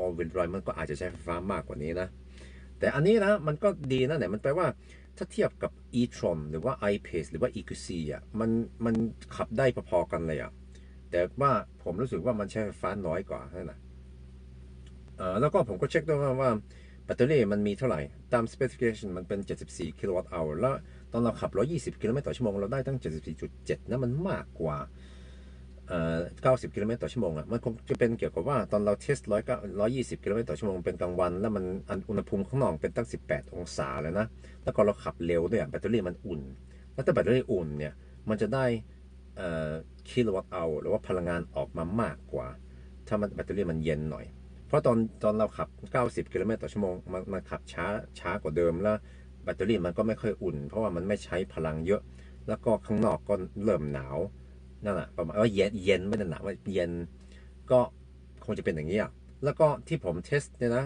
เทสตั้งเร็วกับช้าเพราะว่าผมอยากจะรู้ว่าตอนรถมันใช้พลังเยอะขึ้นอ่ะมันจะทำให้มันมีheat loss ไหมหมายว่ามันจะมีพลังงานที่หายไปไหมและสรุปแล้วอ่ะมันแทบจะไม่มีแล้วนะก็แปลว่า internal resistance ของแบตเตอรี่เนี่ยคงจะน้อยมากเลยก็ถือว่าดีถ้าเทียบกับ Honda E หรือว่า MG ZS EV อันนั้นนี่ถ้าขับเร็วใช้พลังเยอะมันจะเสียไปตั้งจำไม่ได้แล้วนะ5 หรือว่า 6% นะประมาณนั้นนะก็โอเคก็คงจะเป็นแค่นี้นะครับขอบคุณที่คุณดูวิดีโอนะแล้วก็เราก็ไปกันใหม่สวัสดีครับ Alright, that was the shots I did. Now I can focus more on you guys. So nearly 100 kilowatt hour. How you mean 100 kilowatt? Okay. Wait, did you guys compare to the previous one? Or I can check it. I forgot I can check it. Now that I'm not driving, I don't know why I have to ask you guys for it all the time. I can hear the cooling going on, by the way.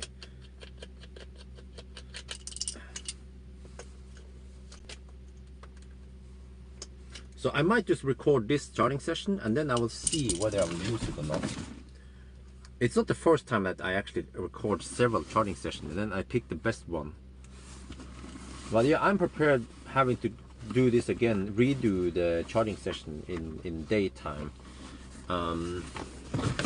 I could do it after the 1000 kilometer challenge, but it's going to be a bit cold in the morning. But after hammering it, then the battery should be warm enough.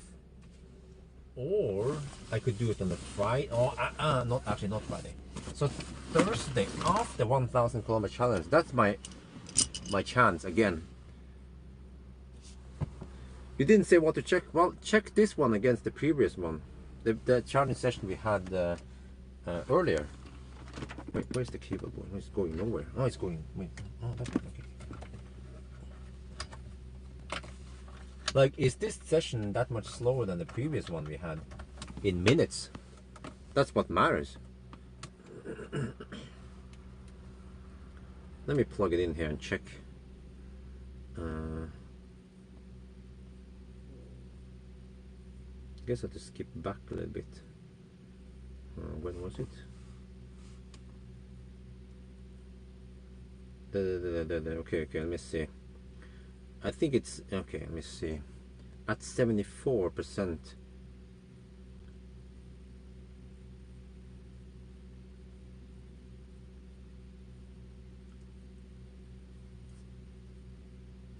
Okay, 27 minutes. Well, you know, it's actually neck on neck when it comes to minutes, at least.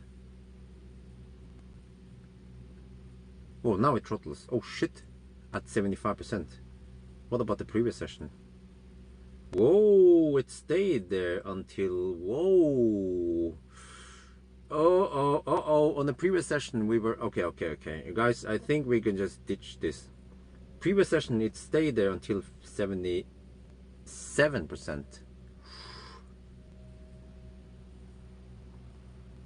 Yeah, so I guess I have to start deep. I have to really hammer it and go deep and then start from low and then start recording from there. But not today.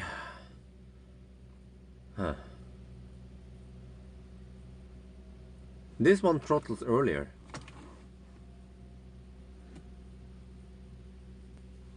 So it might be 1 minute slower. So is that good enough? Okay, let me double check again. Okay, let me check again against the playback.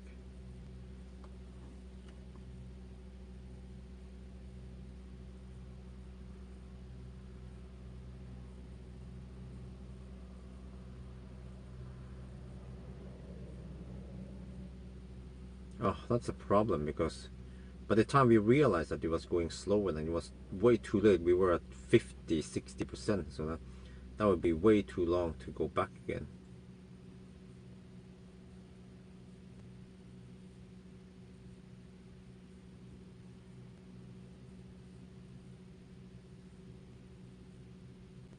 Where's the charge session? Oh, there, okay. Right, let me see. Let me skip a little bit. 77%. Let me see what we're getting.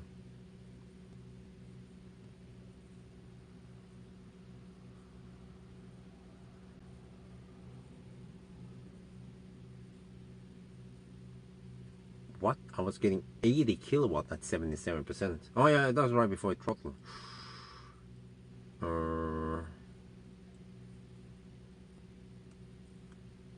But interestingly, then it dropped to 58 kilowatt. Now we're getting 60 kilowatt. Wait, and then 59 kilowatt.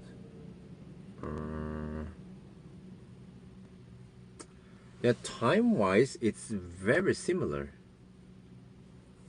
But, yeah. Whoa, and at 78%. Whoa, interesting. Oh no, the same throttle. Oh, okay. At 78%, we're down to 45 kilowatt. But time-wise, it's almost identical.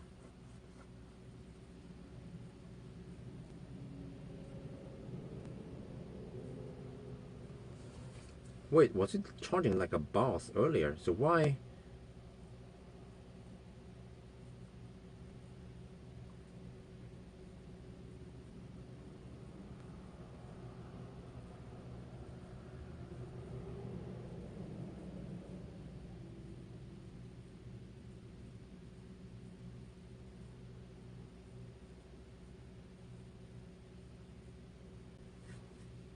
Oh, that was massive charging speed there earlier today. But it did, you know what? It seems like this car managed to do some magic shit, and then it moved that 120 kilowatt wave until later or something. So it managed to, it moved the whole 120 kilowatt wave further out. And it managed to still make this session fairly fast. Let me check now. I'm going to check against time, so we might still be able to use this. Wait, can I switch off the chat here? Or? Okay. Let's see. What? I was getting 59 kilowatt at 78%. Oh, wait. Oh, no, my bad. 80%. Check. Let's see how many kilowatt hours. 60, 58. Oh, but that's the heater and some stuff. Okay. Oh, it's like 1 minute difference only.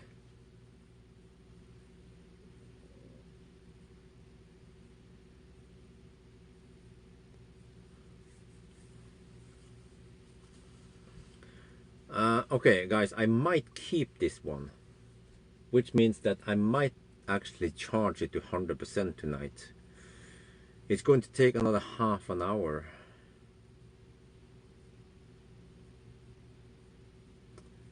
Yeah, I could, because it's actually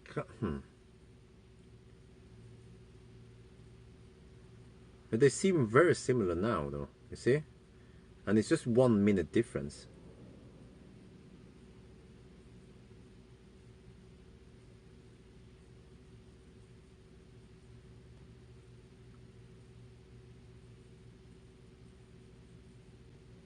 But it did charge like a boss earlier.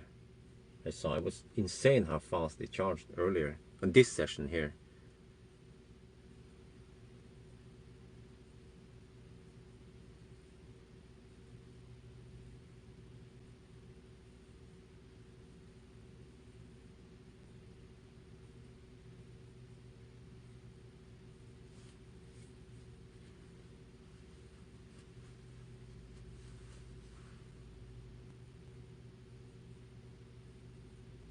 Wait, let's see.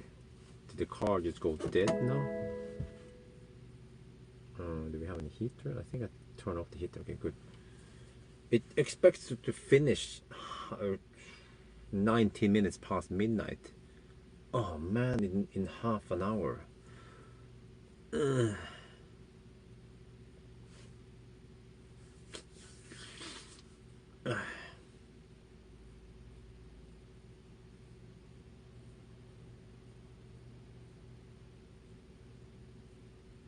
Yeah, it's basically neck on neck right now. Let me see. Yeah. Okay, whatever. Let's let me ask. Okay, maybe this one. Let me reply to mail.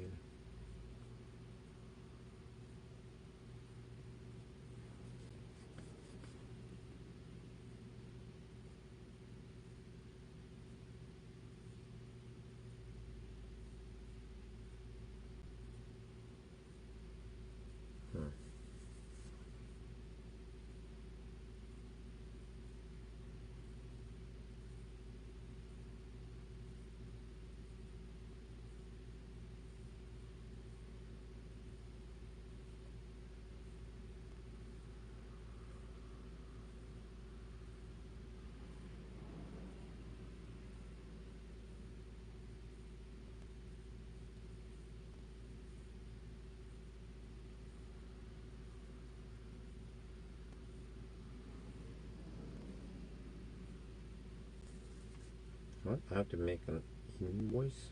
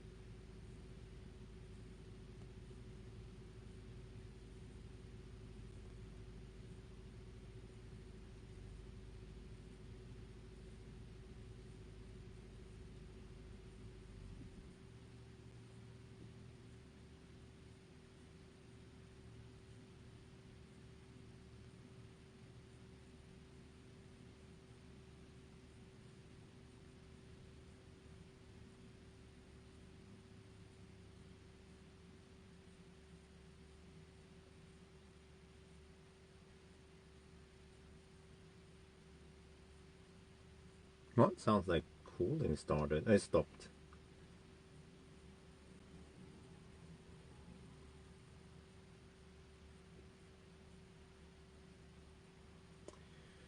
Right. Check my email. Responded to my emails. Because now we stay until 100%. Well, actually,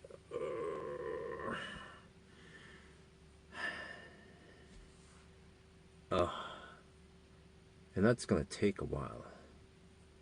Okay, what? I changed my mind. Maybe I'll just charge to 90% and show only charging to 90%. It's a race to see who finishes, which car finishes to 90% first. Because making a video to 100% will make the video twice as long, really. And I think the current format and the length of a charging test to 90% is good enough. So yeah. Okay, let me see. Let me compare to the earlier we had 87%. Skip. We might be able to keep this one. So yeah, if it's just a matter of 1 minute, I can mention that it was slightly faster earlier today, but somehow it did do some weird recovery to speed things up. Let me see, 87%. No, it's neck. This is now it's just neck on neck here. 87. This is exact same time now. Very similar. So, or maybe 1 minute 30-second difference. So I will keep this one. Oh, that's good. I'll keep it. And I really need to see past 90% anyway. So.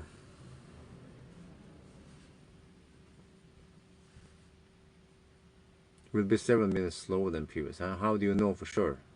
Right now it's just neck and neck. Wait a minute. 87%. Let me check here. How many? Yeah, 39 minutes. Yeah, 40 minutes. It's about 1 minute maybe, or yeah, it's about 1 minute slower now.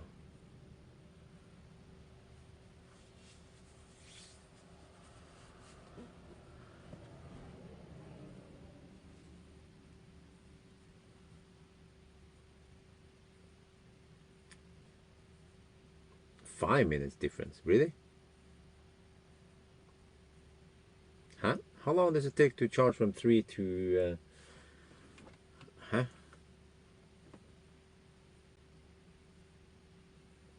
How many percent did I start with here? Wasn't it 7% or something?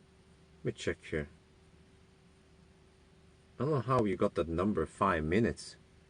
Let me check how long it actually took to okay, here it is. Let's skip.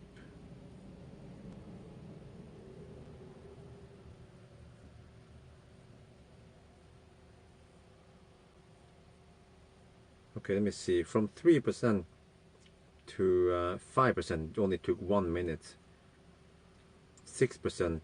So, now, dude, we're talking about 1 minute difference here. But we didn't start at 10% here, guys. Remember, we didn't start with 10%.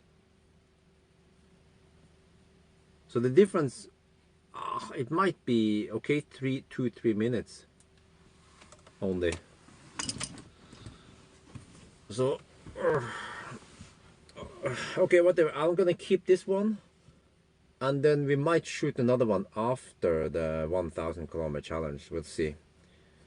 I guess I'll just get the camera ready and see how I do it. But I need the tripod, and I'm going to shoot it right after we finish the 1,000 kilometer challenge. Hopefully it's still kind of dark-ish outside.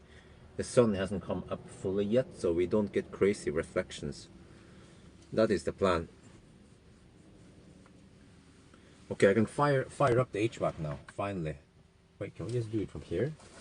From the key, right?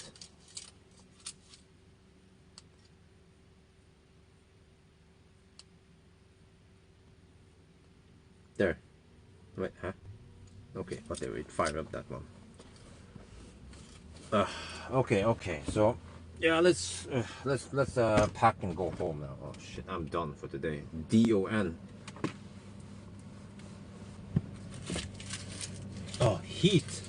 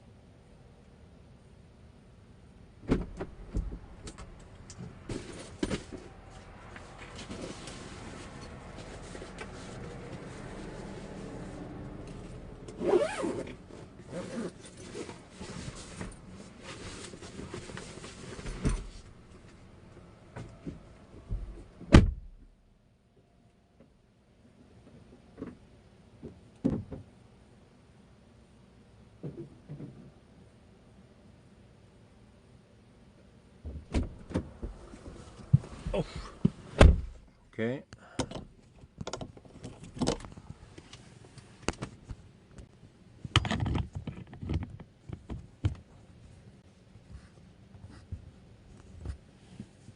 Yeah, so to summarize, how much slower was this session? What?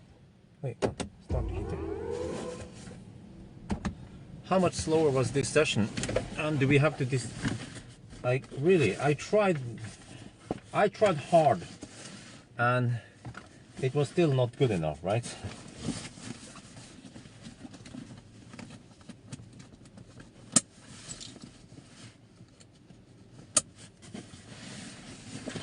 So you really have to try hard, try real hard before we get the optimal speed, huh? No, but how many minutes? How much slower was it then? Oh, what the heck? This is where do you put this shit? In here? Yeah, okay, okay. It kind of stays there.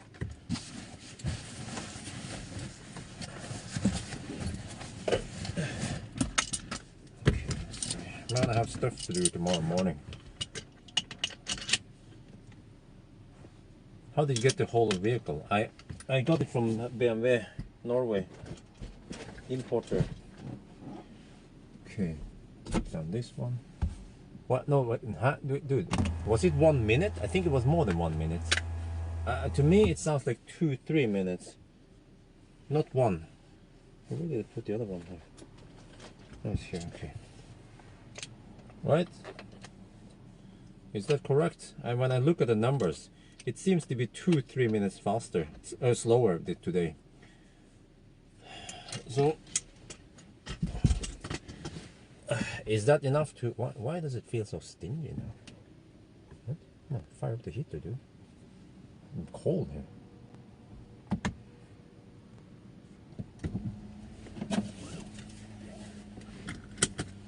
This one is a little bit off. Yeah, I lost lots of time now. I don't know what the heck happened. I mean, I kind of knew that it could happen. That when we do the slow speed, as I've seen this over and over again, that when you do the slow poke, then we don't get enough heat in the battery. So let's see. 3 minutes slower. Oh, that's like 8% slower, isn't it? Or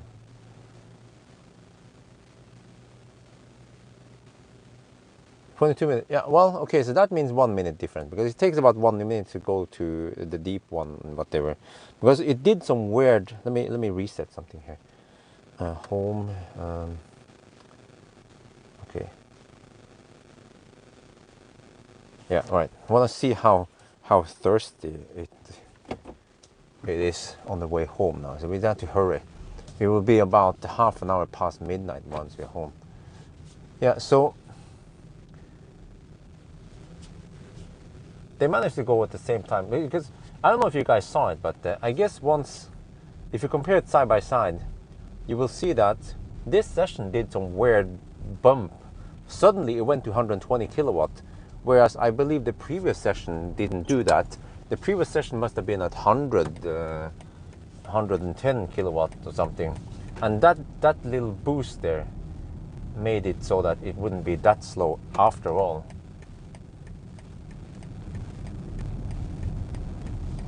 That's something I have seen something similar, but not in that that much.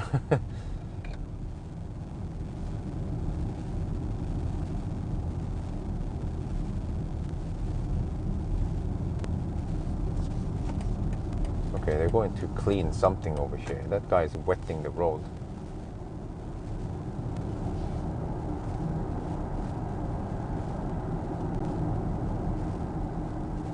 Renhold, okay. I guess I'll just go a little bit before.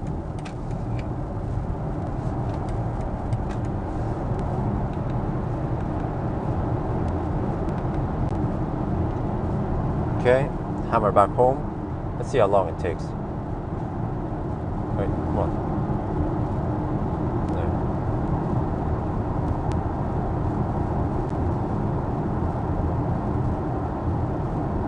Okay, so in 1 minute difference then. Wait, 3 to the. Yeah. So wait. Yeah, so that's about two minute difference. Yeah.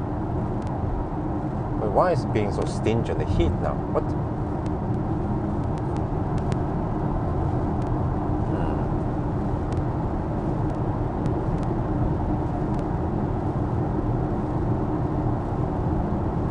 Okay. So most likely, if we are hammering it, and if it's,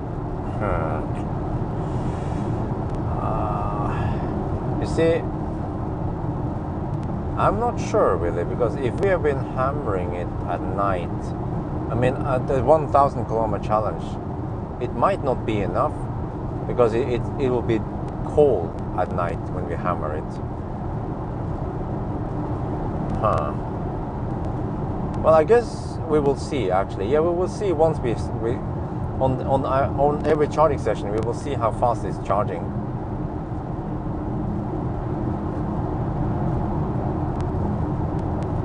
So actually, when I think about it, it would be better to do the 1,000 kilometer challenge on the daytime when the battery is nice and hot. But on the other hand, it should also be able to have okay performance at night, because as long as you charge it and drive charge fast, and drive fast and charge fast, then the battery should stay nice and warm. The problem with the range test is that we drove too slow and too long. Like we let the battery cool down for 5 hours, and then we try to quickly heat it up, which is simply not enough.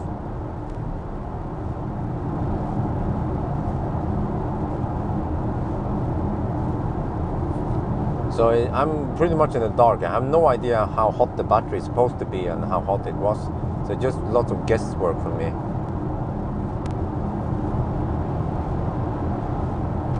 Yeah, I know. I haven't prepared a new stream, so we just have to go with this one. And it's super clumsy to start a new stream from the phone, so whatever.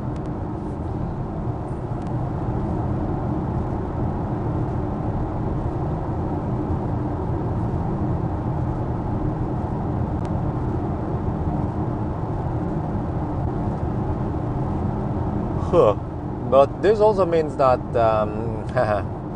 Norwegians, they won't be. This car might Colgate slightly in winter. We don't know how bad it will be.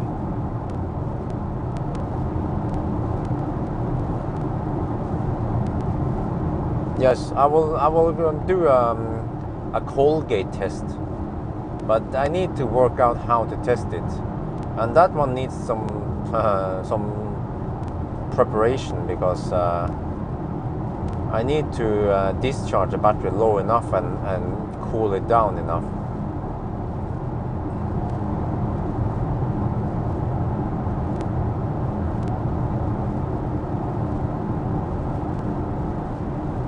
But actually, you know what? I think no big deal. We can do it at night, because I remember at night it is super calm and super quiet in Oslo.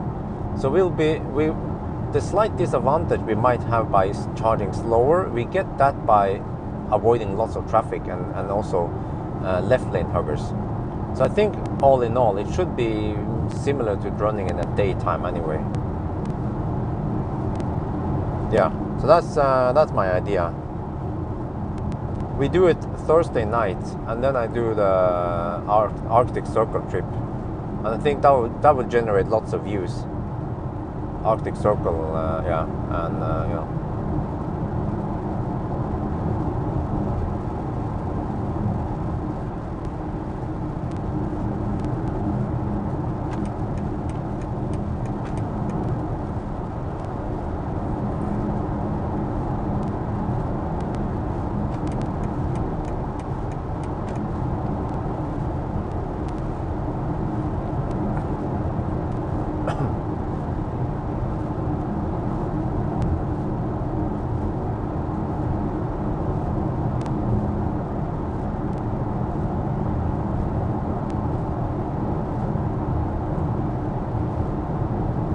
Well, you know, it's kind of weird because I have proof from the acceleration test. The car was taking. Oh, wait a minute. Yeah, no, the car was taking 52 kilowatt at 92%. So it allowed that because I guess we started at 85% or something. So yeah. So it seems like the car has different charging curve based on when you start also. And the battery wasn't that. Oh, what the heck is going on here? Oh, convoy and stuff. Oh, gross. Svær transport with policy escort. That must be expensive. Well, I guess they don't have to pay the police, do they?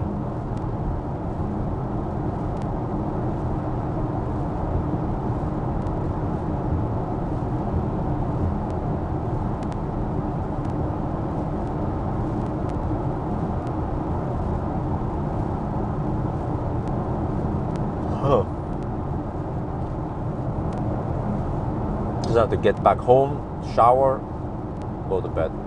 I can edit videos tomorrow. This was a long day. Wait, is the chat bug? No, it's not bug.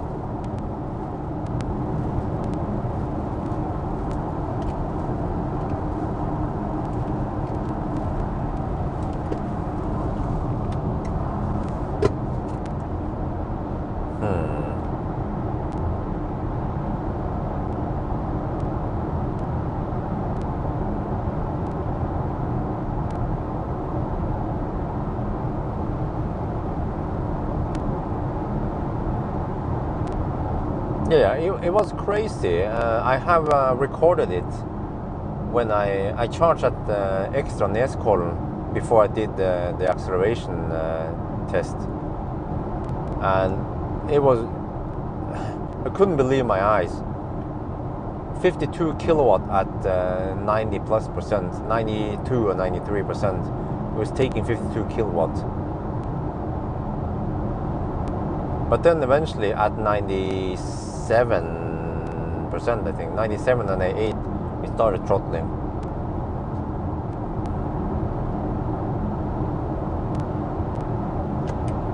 But I've seen something similar like that in eNiro also, that when you plug it in, initially it will allow slightly higher charging speed than normal at that same state of charge. And then it throttles after a while.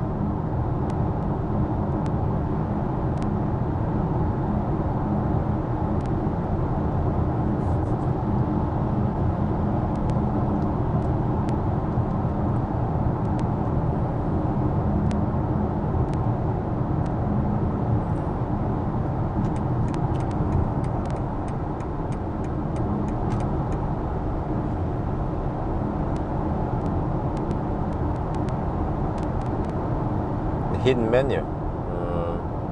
Well, what will the hidden menu show at, by the way? I mean, have you guys tried it in the iX3, or are you just assuming that it works based on the i3?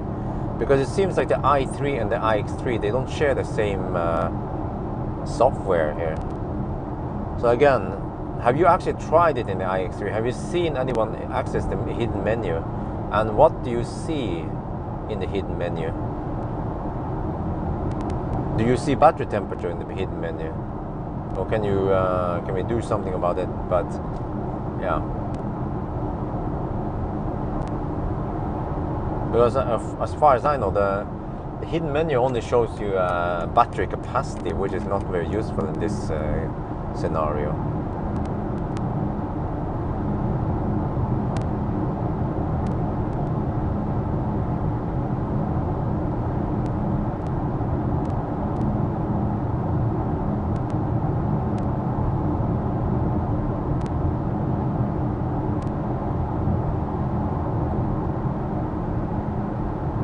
Oh, you assume. Okay, okay. Then I don't trust it. Sorry.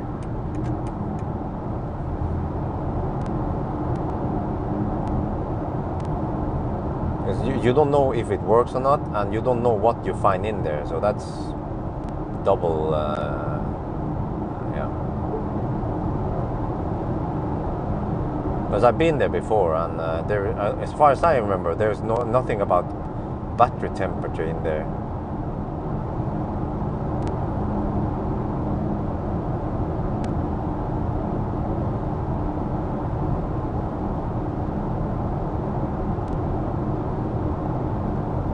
Well, good night. It was a long day. It was a successful range test at least, but the charging test, good thing I did the noise and acceleration test before, and also the headlight test. So I'm done with those tests. Still have to figure out how the heck I'm going to do the charging test. Yeah, so right after 1,000 kilometer challenge, 4 at night, I think we start to get a little bit of daylight at 4, but that's fine. But another problem then is that as I charge, it will become brighter, so I can't use fixed exposure anymore like I always do. I have to use exposure compensation so that the camera will adjust it up. So yeah. No, but no, I haven't tried. I'm talking about I'm talking about the i3. I tried it.